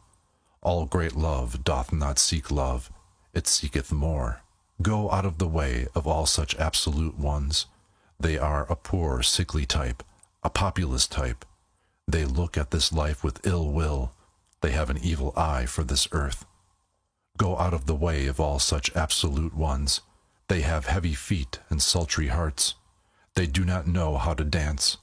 How could the earth be light to such ones? 17. Tortuously do all good things come nigh to their goal. Like cats, they curve their backs, they purr inwardly with their approaching happiness. All good things laugh. His step betrayeth whether a person already walketh on his own path. Just see me walk. He, however, who cometh nigh to his goal, danceth. And verily, a statue have I not become. Not yet do I stand there stiff, stupid, and stony, like a pillar. I love fast racing. And though there be on earth fens and dense afflictions, he who hath light feet runneth even across the mud, and danceth as upon well-swept ice. Lift up your hearts, my brethren, high, higher, and do not forget your legs. Lift up also your legs, ye good dancers, and better still, if ye stand upon your heads. 18. This crown of the laughter, this rose-gnarled crown, I myself have put on this crown. I myself have consecrated my laughter. No one else have I found today potent enough for this. Zarathustra the dancer, Zarathustra the light one, who beckoneth with his pinions, one ready for flight, beckoning unto all birds, ready and prepared, a blissfully light-spirited one. Zarathustra the soothsayer, Zarathustra the sooth-laugher, no impatient one, no absolute one, one who loveth leaps and side-leaps. I myself have put on this crown. 19. Lift up your hearts, my brethren, high, higher, and do not forget your legs. Lift up also your legs, ye good dancers, and better still, if ye stand upon your heads. There are also heavy animals in a state of happiness. There are club-footed ones from the beginning. Curiously do they exert themselves, like an elephant which endeavoureth to stand upon its head. Better, however, to be foolish with happiness than foolish with misfortune. Better to dance awkwardly than walk lamely. So learn, I pray you, my wisdom, ye higher men. Even the worst thing hath two good reverse sides. Even the worst thing hath good dancing legs. So learn, I pray you, ye higher men, to put yourselves on your proper legs. So unlearn, I pray you, the sorrow-sighing, and all the populace sadness. Oh, how sad the buffoons of the populace seem to me today. This today, however, is that of the populace. 20. Do like unto the wind when it rusheth forth from its mountain caves. Unto its own piping will it dance. The seas tremble and leap under its footsteps. That which giveth wings to asses, that which milketh the lioness. Praised be that good, unruly spirit which cometh like a hurricane unto all the present, and unto all the populace, which is hostile to thistleheads and puzzleheads, and to all withered leaves and weeds. Praised be this wild, good, free spirit of the storm, which danceth upon fens and afflictions, as upon meadows, which hateth the consumptive populace dogs, and all the ill-constituted sullen brood. Praised be this spirit of all free spirits, the laughing storm, which bloweth dust into the eyes of all the melanopic and melancholic. Ye higher men, the worst thing in you is that ye have none of you learned to dance as ye ought to dance beyond yourselves. What doth it matter that ye have failed? How many things are still possible? So learn to laugh beyond yourselves. Lift up your hearts, ye good dancers, high, higher, and do not forget the good laughter. This crown of the laughter, this rose garland crown, to you, my brethren, do I cast this crown. Laughing have I consecrated, ye higher men. Learn, I pray you, to laugh. 74. The Song of Melancholy.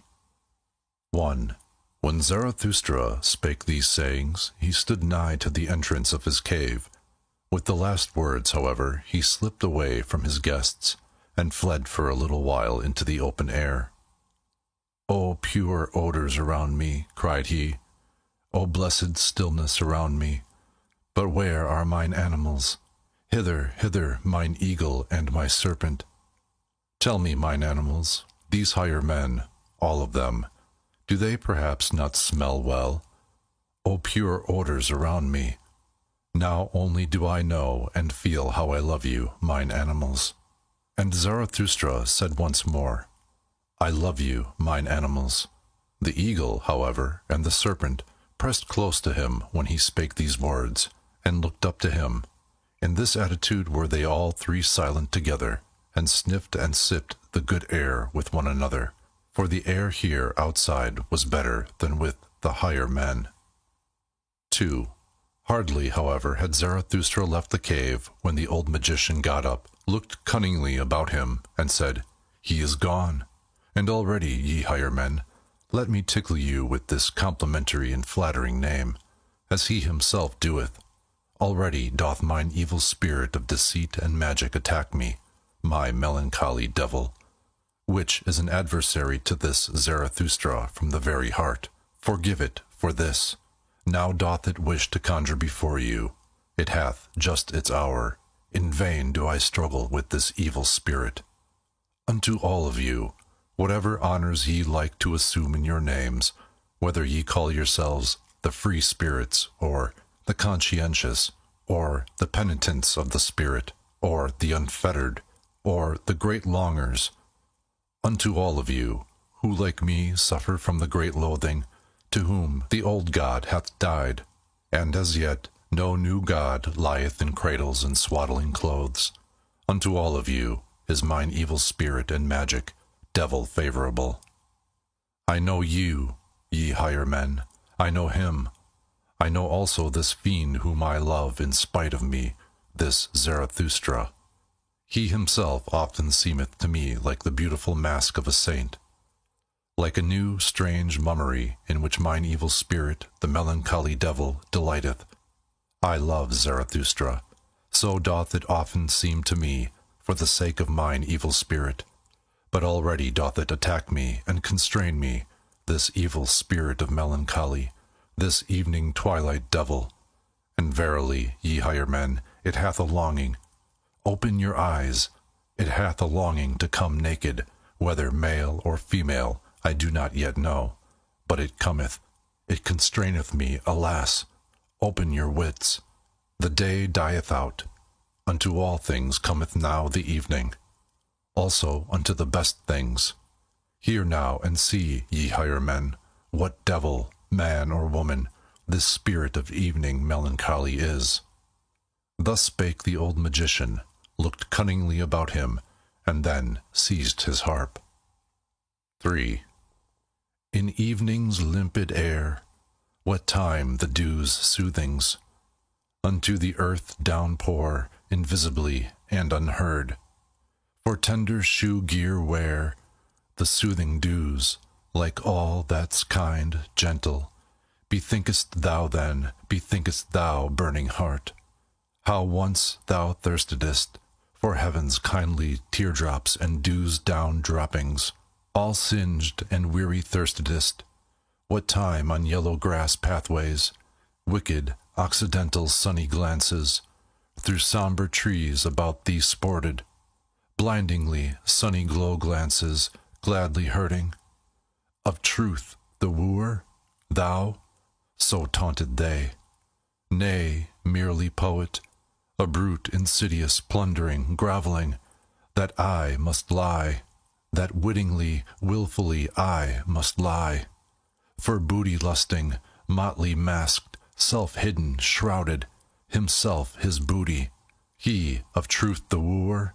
Nay, mere fool, mere poet, just motley speaking, from mask of fool confusedly shouting, circumambling on fabricated word bridges, on motley rainbow arches, twixt the spurious heavenly and spurious earthly, round us roving, round us soaring, mere fool, mere poet, he of truth the wooer? Not still, stiff, smooth, and cold, become an image, a godlike statue, set up in front of temples, as a god's own door-guard. Nay, hostile to all such truthfulness statues, in every desert homelier than at temples, with caddish wantonness, through every window leaping, quickly into chances, every wild forest a-sniffing, greedily longing, sniffing, that thou, in wild forests, 'mong the motley speckled fierce creatures, shouldst rove, sinful sound and fine-colored, with longing lips smacking, blessedly mocking, blessedly hellish, blessedly bloodthirsty, robbing, skulking, lying, roving, or unto eagles like which fixedly long adown the precipice look, adown their precipice, oh how they whirl down now, thereunder, therein, to ever deeper profoundness whirling, then sudden, with aim aright, with quivering flight, on lambkins pouncing, headlong down, sore, hungry, for lambkins longing, fierce 'gainst all lamb spirits, furious fierce all that look, sheep-like, or lamb-eyed, or crisp woolly, grey with lamb-sheep kindliness. Even thus, eagle-like, panther-like, are the poet's desires. Are thine own desires 'neath 1,000 guises? Thou fool, thou poet, thou who all mankind viewedst, so God, as sheep, the God to rend within mankind, as the sheep in mankind, and in rending laughing. That is thine own blessedness, of a panther and eagle blessedness, of a poet and fool the blessedness. In evening's limpid air, what time the moon's sickle, green twixt the purple glowings, and jealous stealeth forth. Of day the foe, with every step in secret, the rosy garland hammocks, down sickling till they've sunken, down nightwards, faded, down sunken.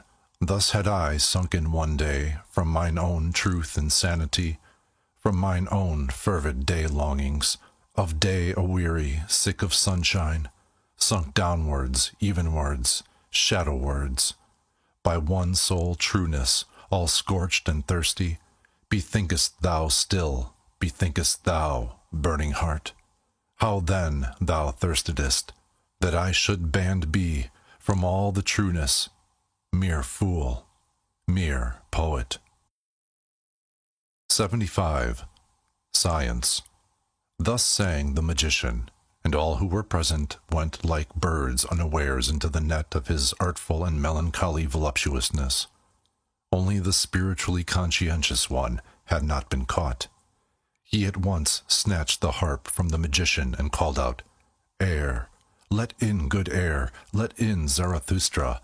Thou makest this cave sultry and poisonous, thou bad old magician! Thou seducest, thou false one, thou subtle one, to unknown desires and deserts. And alas, that such as thou should talk and make ado about the truth. Alas to all free spirits who are not on their guard against such magicians. It is all over with their freedom. Thou teachest and temptest back into prisons. Thou old melancholy devil, out of thy lament soundeth allurement. Thou resemblest those who, with their praise of chastity, secretly invite to voluptuousness." Thus spake the conscientious one. The old magician, however, looked about him, enjoying his triumph, and on that account put up with the annoyance which the conscientious one caused him. "Be still," said he with modest voice. "Good songs want to re-echo well. After good songs one should be long silent. Thus do all those present, the higher men. Thou, however, hast perhaps understood but little of my song. In thee there is little of the magic spirit." "Thou praisest me," replied the conscientious one, "in that thou separatest me from thyself. Very well.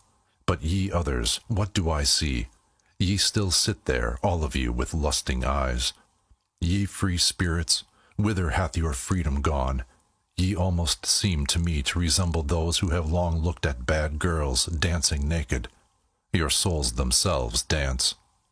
In you, ye higher men, there must be more of that which the magician calleth his evil spirit of magic and deceit.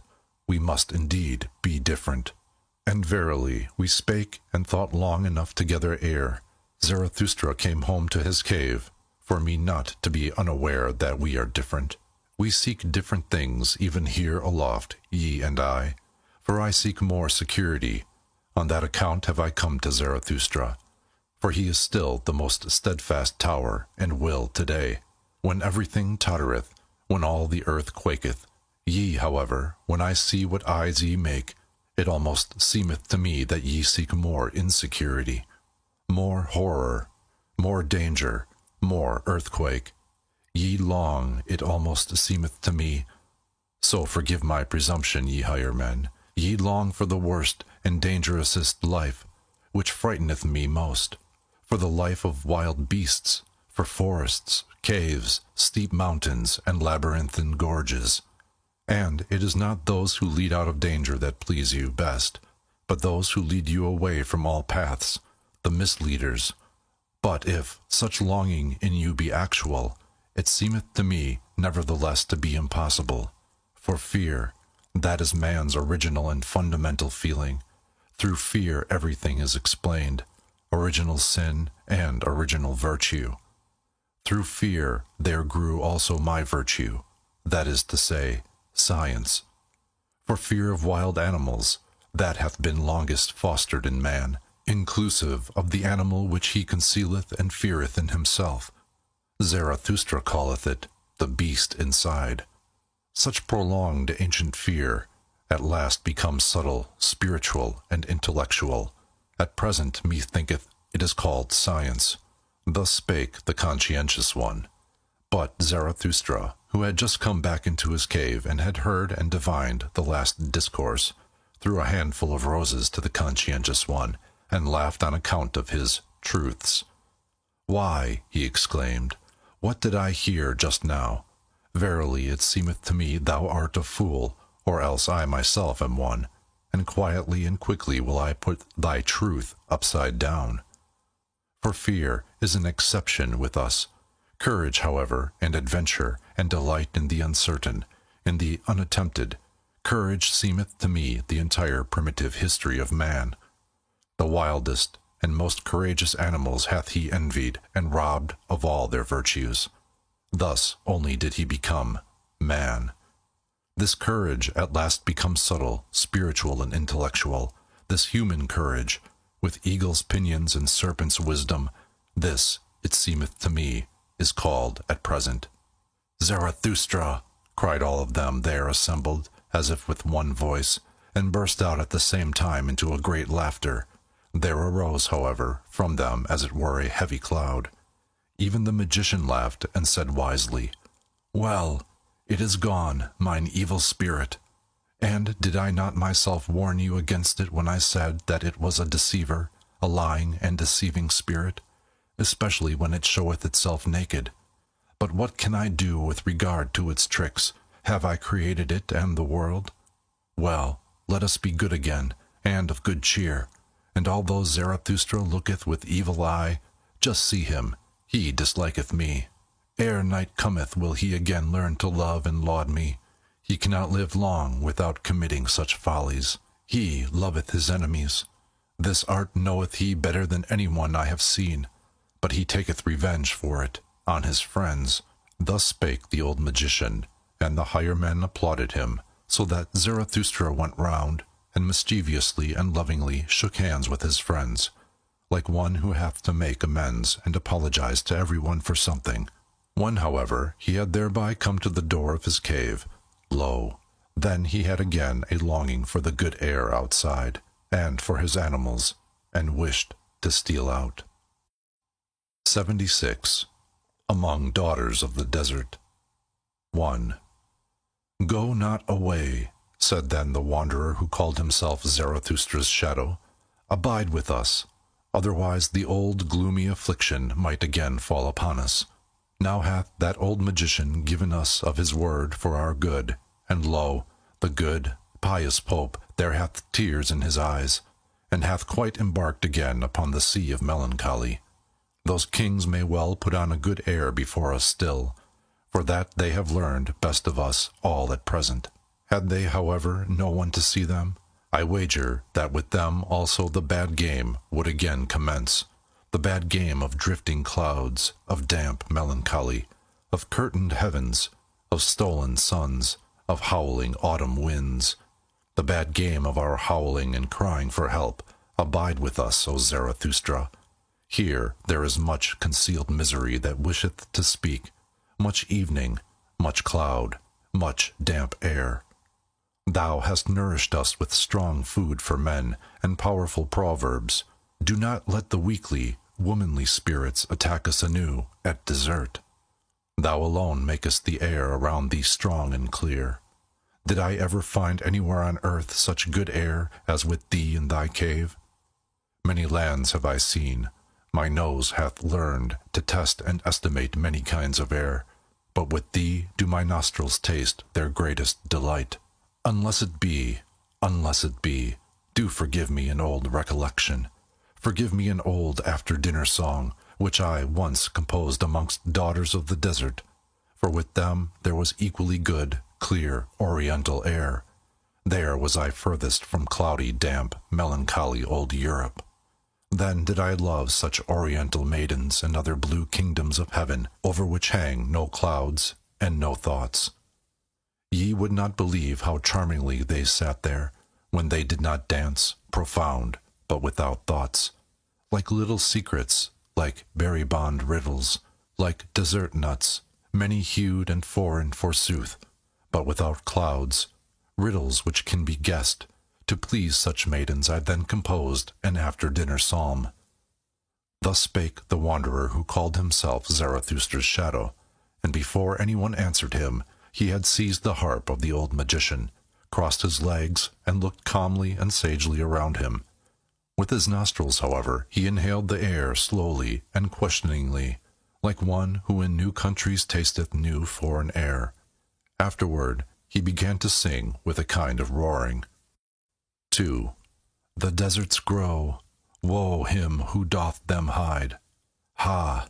Solemnly, in effect solemnly, a worthy beginning, Afrique manner, solemnly, of a lion worthy, or perhaps of a virtuous howl monkey. But it's naught to you, ye friendly damsels dearly loved, at whose own feet to me, the first occasion to a European under palm trees, at seat is now granted, Selah.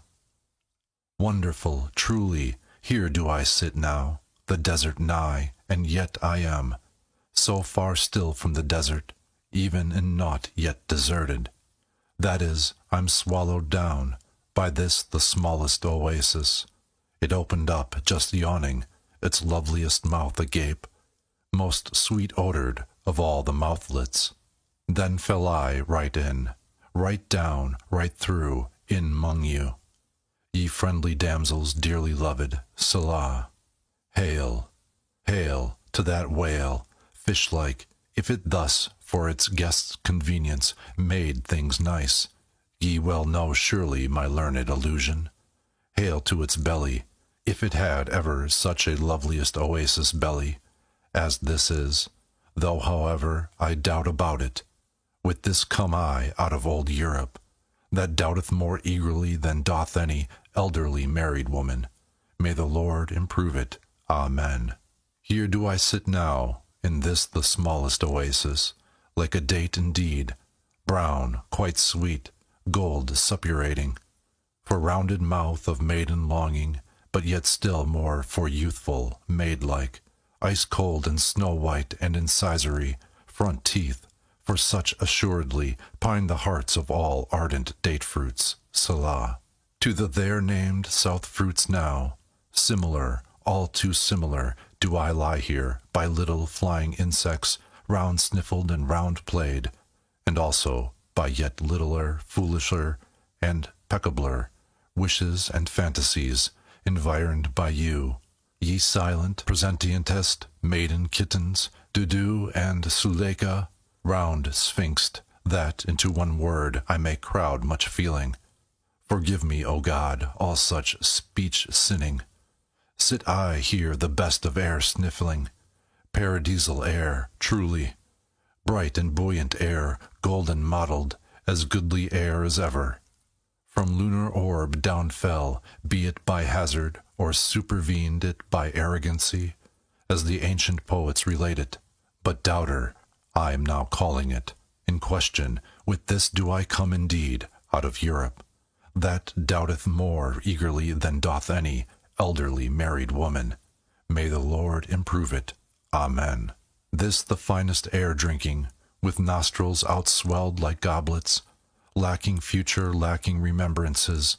Thus do I sit here, ye friendly damsels dearly loved, and look at the palm tree there, how it, to a dance girl like, doth bow and bend, and on its haunches bob. One doth it too, when one vieweth it long.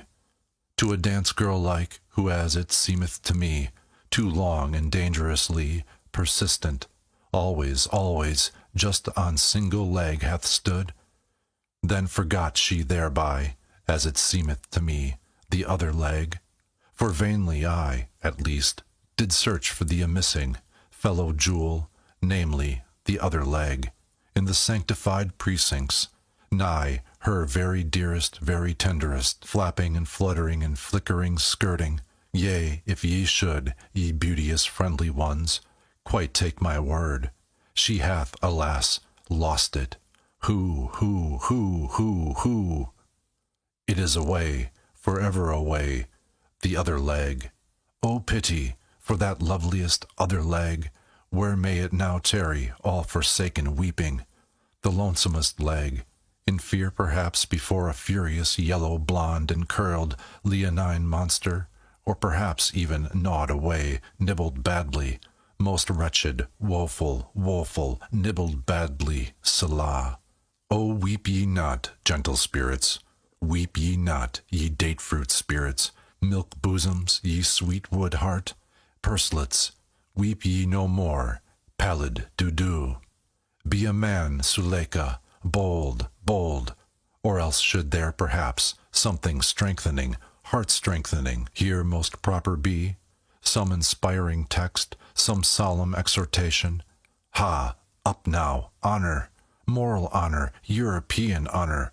Blow again, continue, bellows box of virtue. Ha! Once more thy roaring, thy moral roaring, as a virtuous lion, nigh the daughters of deserts roaring. For virtues outhowl, ye very dearest maidens, in more than every European's fervor, European hot hunger. And now do I stand here, as European. I can't be different, God's help to me. Amen. The deserts grow, woe him who doth them hide. 77. The Awakening. 1. After the song of the wanderer and shadow, the cave became all at once full of noise and laughter, and since the assembled guests all spake simultaneously, and even the ass, encouraged thereby, no longer remained silent, a little aversion and scorn for his visitors came over Zarathustra, although he rejoiced at their gladness, for it seemed to him a sign of convalescence. So he slipped out into the open air and spake to his animals. "Whither hath their distress now gone?" said he, and already did he himself feel relieved of his petty disgust. "With me it seemeth that they have unlearned their cries of distress, though alas, not yet their crying." And Zarathustra stopped his ears, for just then did the yee-ah of the ass mix strangely with the noisy jubilation of those higher men. "They are merry," he began again, "and who knoweth? Perhaps at their host's expense, and if they have learned of me to laugh, still it is not my laughter they have learned. But what matter about that? They are old people. They recover in their own way. They laugh in their own way. Mine ears have already endured worse, and have not become peevish. This day is a victory. He already yieldeth. He fleeth, the spirit of gravity, mine old arch-enemy. How well this day is about to end, which began so badly and gloomily. And it is about to end. Already cometh the evening. Over the sea rideth it hither, the good rider. How it bobbeth, the blessed one, the home-returning one, in its purple saddles. The sky gazeth brightly thereon. The world lieth deep. Oh, all ye strange ones who have come to me, it is already worth while to have lived with me." Thus spake Zarathustra, and again came the cries and laughter of the higher men out of the cave. Then began he anew. They bite at it. My bait taketh, there departeth also from them their enemy, the spirit of gravity. Now do they learn to laugh at themselves. Do I hear rightly? My virile food taketh effect, my strong and savory sayings. And verily, I did not nourish them with flatulent vegetables, but with warrior food, with conqueror food. New desires did I awaken. New hopes are in their arms and legs. Their hearts expand. They find new words. Soon will their spirits breathe wantonness. Such food may sure enough not be proper for children, nor even for longing girls old and young. One persuadeth their bowels otherwise. I am not their physician and teacher. The disgust departeth from these higher men. Well, that is my victory. In my domain they become assured. All stupid shame fleeth away. They empty themselves. They empty their hearts. Good times return unto them. They keep holiday and ruminate. They become thankful. That do I take as the best sign. They become thankful. Not long will it be ere they devise festivals and put up memorials to their old joys. They are convalescents. Thus spake Zarathustra joyfully to his heart, and gazed outward. His animals, however, pressed up to him, and honored his happiness and his silence. 2. All on a sudden, however, Zarathustra's ear was frightened, for the cave which had hitherto been full of noise and laughter became all at once still as death. His nose, however, smelt a sweet-scented vapor and incense odor, as if from burning pine cones. What happeneth? What are they about?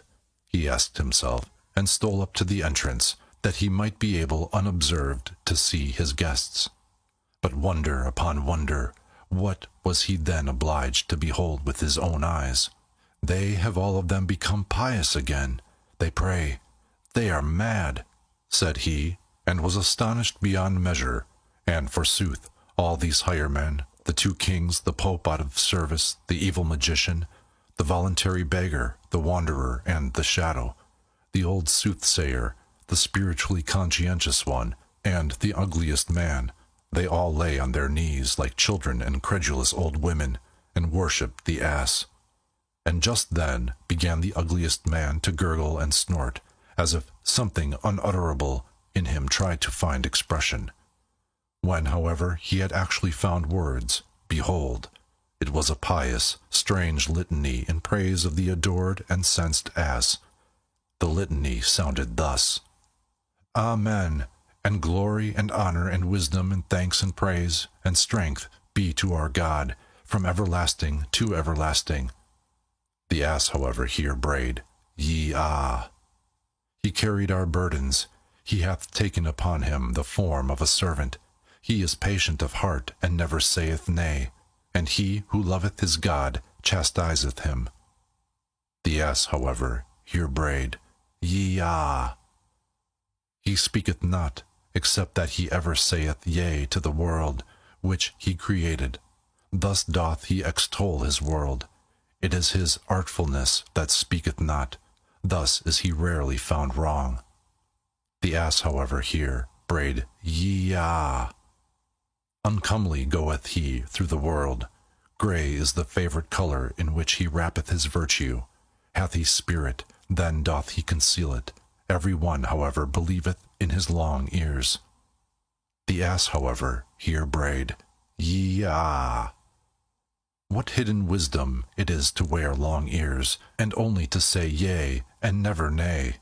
Hath he not created the world in his own image, namely, as stupid as possible? The ass, however, here brayed, Ye-ah. Thou goest straight in crooked ways. It concerneth thee little what seemeth straight or crooked unto us men. Beyond good and evil is thy domain. It is thine innocence not to know what innocence is. The ass, however, here brayed, Ye-ah. Lo, how thou spurnest none from thee, neither beggars nor kings. Thou sufferest little children to come unto thee, and when the bad boys decoy thee, then sayest thou simply, Ye-ah. The ass, however, here brayed, Ye-ah. Yee-ah! Thou lovest she-asses and fresh fakes, thou art no food despiser. A thistle tickleth thy heart when thou chancest to be hungry. There is the wisdom of a god therein. The ass, however, here brayed, Yee-ah! 78. The Ass Festival. 1. At this place in the litany, however, Zarathustra could no longer control himself. He himself carried out Yee-ah, louder even than the ass, and sprang into the midst of his maddened guests. "Whatever are you about, ye grown-up children?" he exclaimed, pulling up the praying ones from the ground. Alas, if anyone else except Zarathustra had seen you, every one would think you were the worst blasphemers, or the very foolishest old women with your new belief. And thou thyself, thou old pope, how is it in accordance with thee to adore an ass in such a manner as God? "O Zarathustra," answered the pope, "forgive me, but in divine matters I am more enlightened even than thou, and it is right that it should be so. Better to adore God so, in this form, than in no form at all. Think over this saying, mine exalted friend. Thou wilt readily divine that in such a saying there is wisdom. He who said, God is a spirit, made the greatest stride and slide hitherto made on earth towards unbelief. Such a dictum is not easily amended again on earth. Mine old heart leapeth and boundeth because there is still something to adore on earth. Forgive it, O Zarathustra, to an old, pious pontiff heart. And thou, said Zarathustra to the wanderer and shadow, thou callest and thinkest thyself a free spirit, and thou here practisest such idolatry and hyolatry? Worse verily doest thou here than with thy bad brown girls, thou bad new believer. It is sad enough, answered the wanderer in shadow. Thou art right, but how can I help it? Thou old god liveth again, O Zarathustra. Thou mayest say what thou wilt. The ugliest man is to blame for it all. He hath reawakened him, and if he say that he once killed him, with God's death is always just a prejudice. And thou, said Zarathustra, thou bad old magician, what didst thou do? Who ought to believe any longer in thee in this free age, when thou believest in such divine donkeyism? It was a stupid thing that thou didst. How couldst thou, a shrewd man, do such a stupid thing? O Zarathustra, answered the shrewd magician, thou art right. It was a stupid thing. It was also repugnant to me. And thou even, said Zarathustra to the spiritually conscientious one, consider and put thy finger to thy nose. Doth nothing go against thy conscience here? Is thy spirit not too cleanly for this praying and the fumes of those devotees? There is something therein, said the spiritually conscientious one, and put his finger to his nose. There is something in this spectacle which even doeth good to my conscience. Perhaps I dare not believe in God. Certain it is, however, that God seemeth to me most worthy of belief in this form. God is said to be eternal, according to the testimony of the most pious. He who hath so much time taketh his time, as slow and as stupid as possible. Thereby can such a one nevertheless go very far, and he who hath too much spirit might well become infatuated with stupidity and folly. Think of thyself, O Zarathustra. Thou thyself, verily, even thou couldst well become an ass through superabundance of wisdom. Doth not the true sage willingly walk on the crookedest paths? The evidence teacheth it, O Zarathustra, thine own evidence. And thou thyself, finally, said Zarathustra, and turned towards the ugliest man, who still lay on the ground, stretching up his arm to the ass, for he gave it wine to drink. Say, thou nondescript, what hast thou been about? Thou seemest to me transformed, thine eyes glow, the mantle of the sublime covereth thine ugliness. What didst thou do? Is it then true what they say, that thou hast again awakened him? And why? Was he not for good reasons killed and made away with? Thou thyself seemest to me awakened. What didst thou do? Why didst thou turn around? Why didst thou get converted? Speak, thou nondescript. O Zarathustra, answered the ugliest man, thou art a rogue. Whether he yet liveth, or again liveth, or is thoroughly dead, which of us both knoweth that best? I ask thee. One thing, however, do I know. From thyself did I learn it once, O Zarathustra. He who wanteth to kill most thoroughly laugheth. Not by wrath, but by laughter doth one kill. Thus spake thou once, O Zarathustra, thou hidden one, thou destroyer without wrath, thou dangerous saint. Thou art a rogue. 2. Then, however, did it come to pass that Zarathustra, astonished at such merely roguish answers, jumped back to the door of his cave, and, turning towards all his guests, cried out with a strong voice, O ye wags, all of you, ye buffoons, why do ye dissemble and disguise yourselves before me? How the hearts of all of you convulsed with delight and wickedness, because ye had at last become again like little children, namely, pious, because ye at last did again as children do, namely, prayed, folded your hands, and said, Good God! But now leave, I pray you, this nursery, mine own cave, where today all childishness is carried on. Cool down here outside your hot child-wantonness and heart tumult. To be sure, except ye become as little children, ye shall not enter into that kingdom of heaven. And Zarathustra pointed aloft with his hands. But we do not all want to enter into the kingdom of heaven. We have become men, so we want the kingdom of earth. 3. And once more began Zarathustra to speak. O my new friends, said he, ye strange ones, ye higher men, how well do ye now please me, since ye have again become joyful. Ye have, verily, all blossomed forth. It seemeth to me that for such flowers as you, new festivals are required. A little valiant nonsense, some divine service and ass festival, some old joyful Zarathustra fool, some blusterer to blow your souls bright. Forget not this night and this ass festival, ye higher men. That did ye devise when with me. That do I take as a good omen. Such things only the convalescents devise. And should ye celebrate it again, this ass festival, do it from love to yourselves.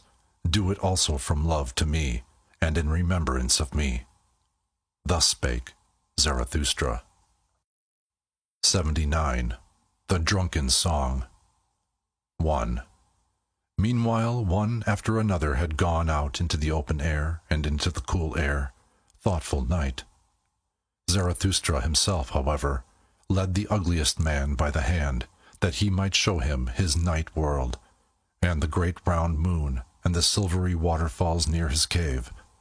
There they at last stood beside one another, all of them old people, but with comforted, brave hearts, and astonished in themselves that it was so well with them on earth. The mystery of the night, however, came nigher and nigher to their hearts, and anew Zarathustra thought of himself, Oh, how well do they now please me, these higher men! But he did not say it aloud, for he respected their happiness and their silence. Then, however, there happened that which in this astonishing long day was the most astonishing. The ugliest man began once more, and for the last time, to gurgle and snort, and when he had at length found expression, behold, there sprang a question plump and plain out of his mouth, a good, deep, clear question, which moved the hearts of all who listened to him. My friends, all of you, said the ugliest man, what think ye? For the sake of this day, I am for the first time content to have lived mine entire life, and that I testify so much is still not enough for me. It is worth while living on the earth.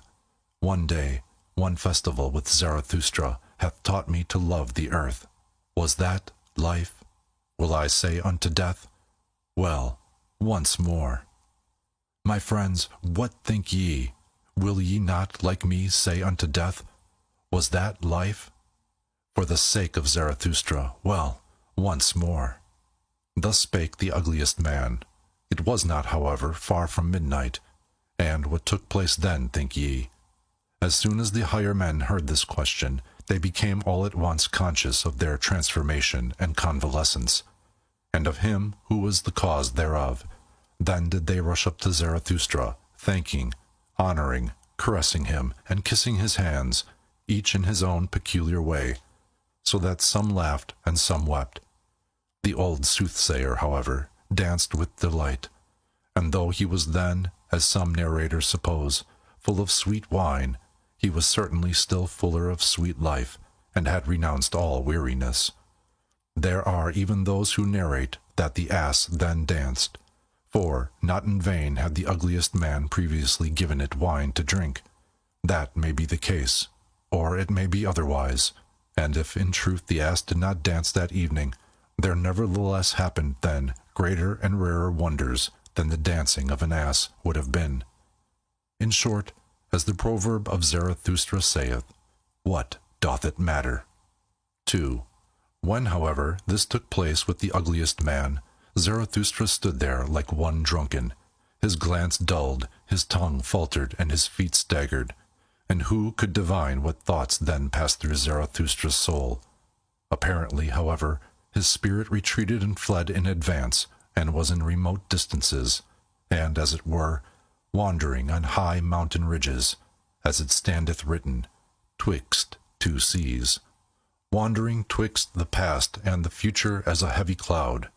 Gradually, however, while the higher men held him in their arms, he came back to himself a little, and resisted with his hands the crowd of the honoring and caring ones, but he did not speak. All at once, however, he turned his head quickly, for he seemed to hear something. Then laid he his finger on his mouth and said, Come. And immediately it became still and mysterious round about. From the depth, however, there came up slowly the sound of a clock bell. Zarathustra listened thereto, like the higher men. Then, however, laid he his finger on his mouth the second time, and said again, Come, come, it is getting on to midnight. And his voice had changed, but still he had not moved from the spot. Then it became yet stiller and more mysterious, and everything hearkened, even the ass, and Zarathustra's noble animals, the eagle and the serpent, likewise the cave of Zarathustra and the big cool moon, and the night itself. Zarathustra, however, laid his hand upon his mouth for the third time and said, Come, come, come, let us now wander. It is the hour. Let us wander into the night. 3. Ye higher men, it is getting on to midnight. Then will I say something into your ears, as that old clock bell saith into mine ear, as mysteriously, as frightfully, and as cordially as that midnight clock bell speaketh it to me, which hath experienced more than one man, which hath already counted the smarting throbbings of your fathers' hearts. Ah, ah, how it sigheth, how it laugheth in its dream, the old, deep, deep midnight. Hush, hush. Then is there many a thing heard which may not be heard by day. Now, however, in the cool air, when even all the tumult of your hearts hath become still, now doth it speak, now is it heard, now doth it steal into the over-wakeful nocturnal souls.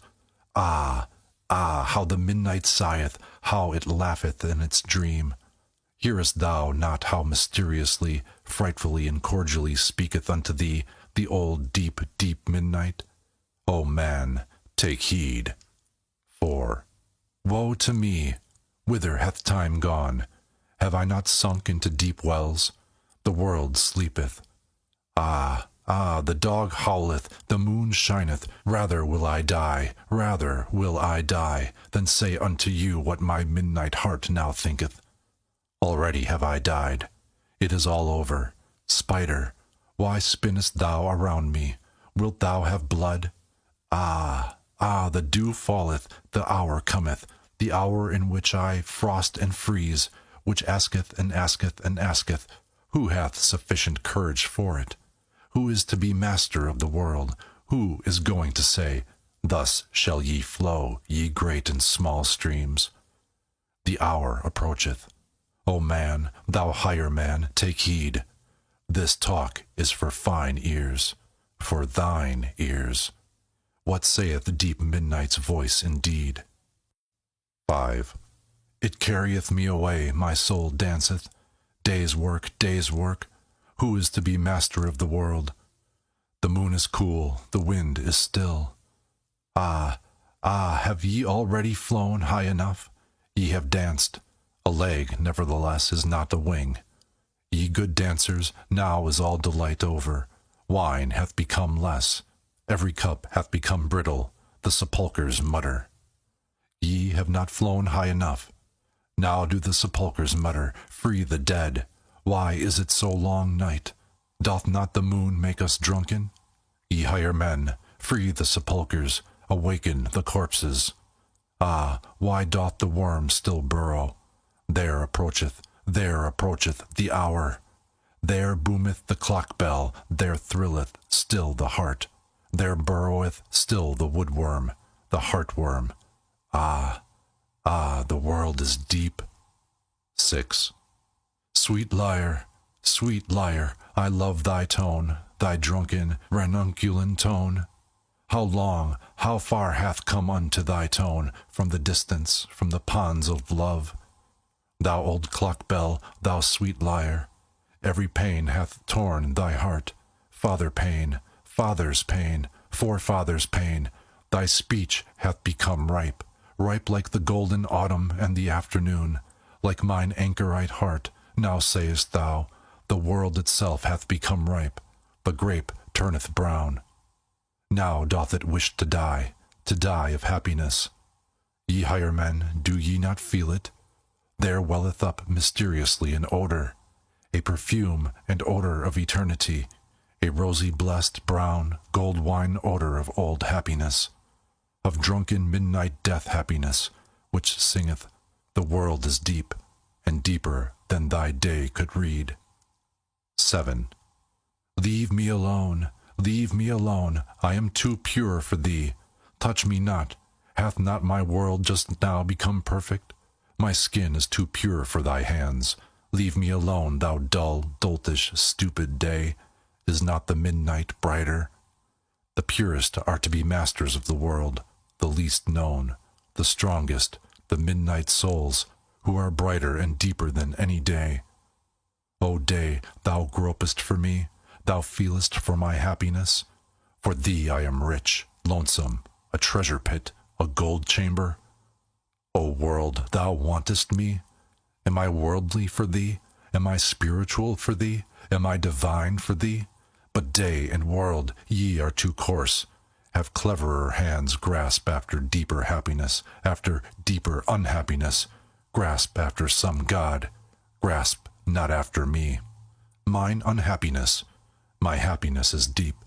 Thou strange day, but yet am I no God, no God's hell. Deep is its woe. 8. God's woe is deeper, thou strange world. Grasp at God's woe, not at me. What am I? A drunken, sweet lyre, a midnight lyre, a bell frog, which no one understandeth, but which must speak before deaf ones, ye higher men. For ye do not understand me. Gone, gone, O youth, O noontide, O afternoon, now have come evening and night and midnight. The dog howleth, the wind. Is the wind not a dog? It whineth, it barketh, it howleth. Ah, how she sigheth, how she laugheth, how she wheezeth and panteth, the midnight. How she just now speaketh soberly, this drunken poetess. Hath she perhaps overdrunk her drunkenness? Hath she become overawake? Doth she ruminate? Her woe doth she ruminate over, in a dream, the old, deep midnight, and still more her joy. For joy, although woe be deep, joy is deeper still than grief can be. 9. Thou grapevine, why dost thou praise me? Have I not cut thee? I am cruel, thou bleedest. What meaneth thy praise of my drunken cruelty? Whatever hath become perfect, everything mature, wanteth to die. So sayest thou. Blessed, blessed be the vinter's knife, but everything immature wanteth to live. Alas, woe saith, Hence, Go, away, thou woe! But everything that suffereth wanteth to live, that it may become mature and lively and longing for the further, the higher, the brighter. I want heirs, so saith everything that suffereth. I want children, I do not want myself. Joy, however, doth not want heirs, it doth not want children. Joy wanteth itself. It wanteth eternity, it wanteth recurrence, it wanteth everything eternally like itself. Woe saith, break, bleed, thou heart, wander, thou leg, thou wing, fly, onward, upward, thou pain. Well, cheer up, O mine old heart. Woe saith, hence, go. 10. Ye higher men, what think ye? Am I a soothsayer, or a dreamer, or a drunkard, or a dream reader, or a midnight bell, or a drop of dew, or a fume and fragrance of eternity? Hear ye it not? Smell ye it not? Just now hath my world become perfect. Midnight is also midday. Pain is also a joy. Curse is also a blessing. Night is also a sun. Go away, or ye will learn that a sage is also a fool. Said ye ever, yea, to one joy? O my friends, then said ye yea also unto all woe. All things are enlinked, enlaced, and enamored. Wanted ye ever once to come twice? Said ye ever, thou pleasest me, happiness, instant, moment? Then wanted ye all to come back again, all anew, all eternal, all enlinked, enlaced, and enamored. Oh, then did ye love the world, ye eternal ones, ye love it eternally, and for all time. And also unto woe do ye say, hence, go, but come back, for joys all want eternity. 11. All joy wanteth the eternity of all things. It wanteth honey, it wanteth less. It wanteth drunken midnight, it wanteth graves, it wanteth grave tears, consolation. It wanteth gilded evening red. What doth not joy want? It is thirstier, hardier, hungrier, more frightful, more mysterious than all woe. It wanteth itself, it biteth into itself. The rings will writheth in it. It wanteth love, it wanteth hate. It is over-rich. It bestoweth, it throweth away, it beggeth for someone to take from it. It thanketh the taker. It would fain be hated. So rich is joy, that it thirsteth for woe, for hell, for hate, for shame, for the lame, for the world, for this world. Oh, ye know it indeed.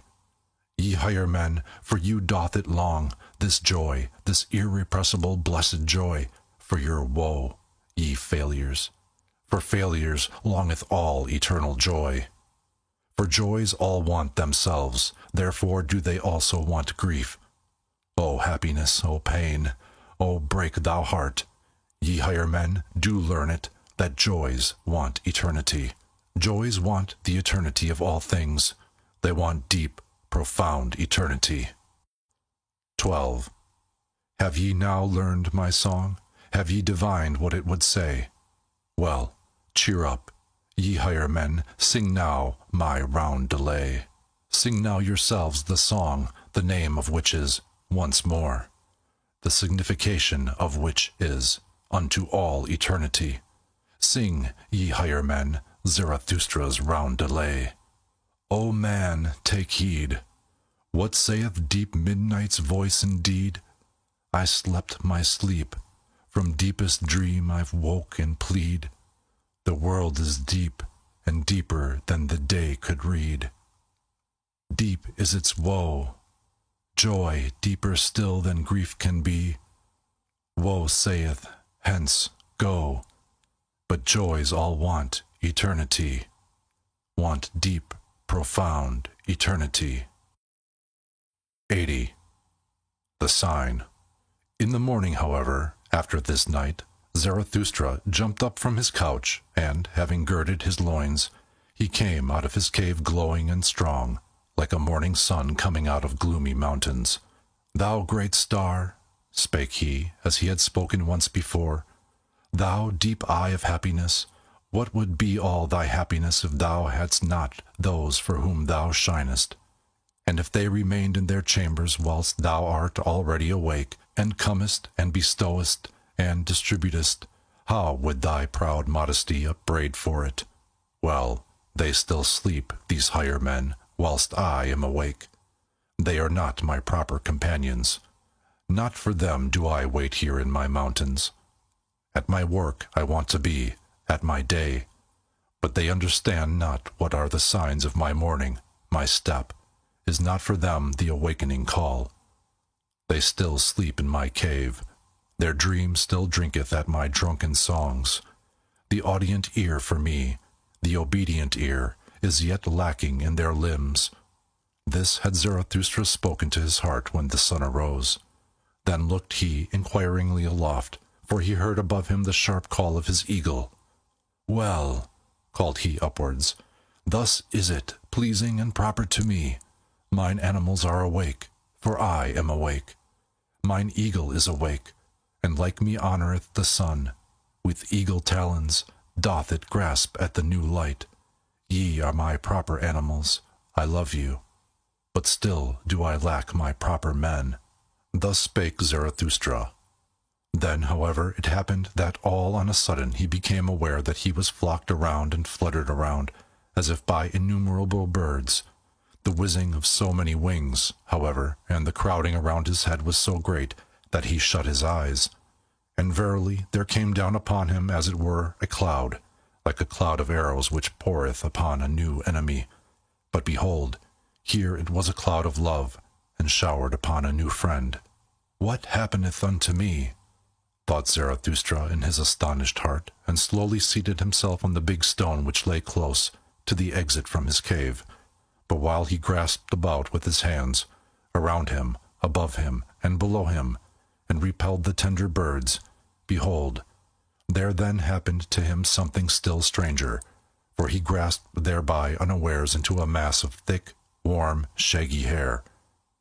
At the same time, however, there sounded before him a roar, a long, soft, lion roar. "The sign cometh," said Zarathustra, and a change came over his heart. And in truth, when it turned clear before him, there lay a yellow, powerful animal at his feet, resting its head on his knee, unwilling to leave him out of love, and doing like a dog which again findeth its old master. The doves, however, were no less eager with their love than the lion, and whenever a dove whisked over its nose, the lion shook its head and wondered and laughed. When all this went on, Zarathustra spake only a word. "My children are nigh, my children." Then he became quite mute. His heart, however, was loosed, and from his eyes there dropped down tears and fell upon his hands, and he took no further notice of anything, but sat there motionless, without repelling the animals further. Then flew the doves to and fro, and perched on his shoulder, and caressed his white hair, and did not tire of their tenderness and joyousness. The strong lion, however, licked away the tears that fell on Zarathustra's hands, and roared and growled shyly. Thus did these animals do. All this went on for a long time, or a short time, for properly speaking, there is no time on earth for such things. Meanwhile, however, the higher men had awakened in Zarathustra's cave, and marshalled themselves for a procession to go meet Zarathustra and give him their morning greeting, for they had found when they awakened that he no longer tarried with them. When, however, they reached the door of the cave, and the noise of their steps had preceded them, the lion started violently. It turned away all at once from Zarathustra, and roaring wildly sprang towards the cave. The higher men, however, when they heard the lion roaring, cried all aloud as with one voice, fled back, and vanished in an instant. Zarathustra himself, however, stunned and strange, rose from his seat, looked around him, stood there astonished, inquired of his heart, bethought himself, and remained alone. "What did I hear?" said he at last slowly. "What happened unto me just now?" But soon there came to him his recollection, and he took in at a glance all that had taken place between yesterday and today. "Here is indeed the stone," said he, and stroked his beard. "On it sat I yestermorn, And here came the soothsayer unto me, and here heard I first the cry which I heard just now, the great cry of distress.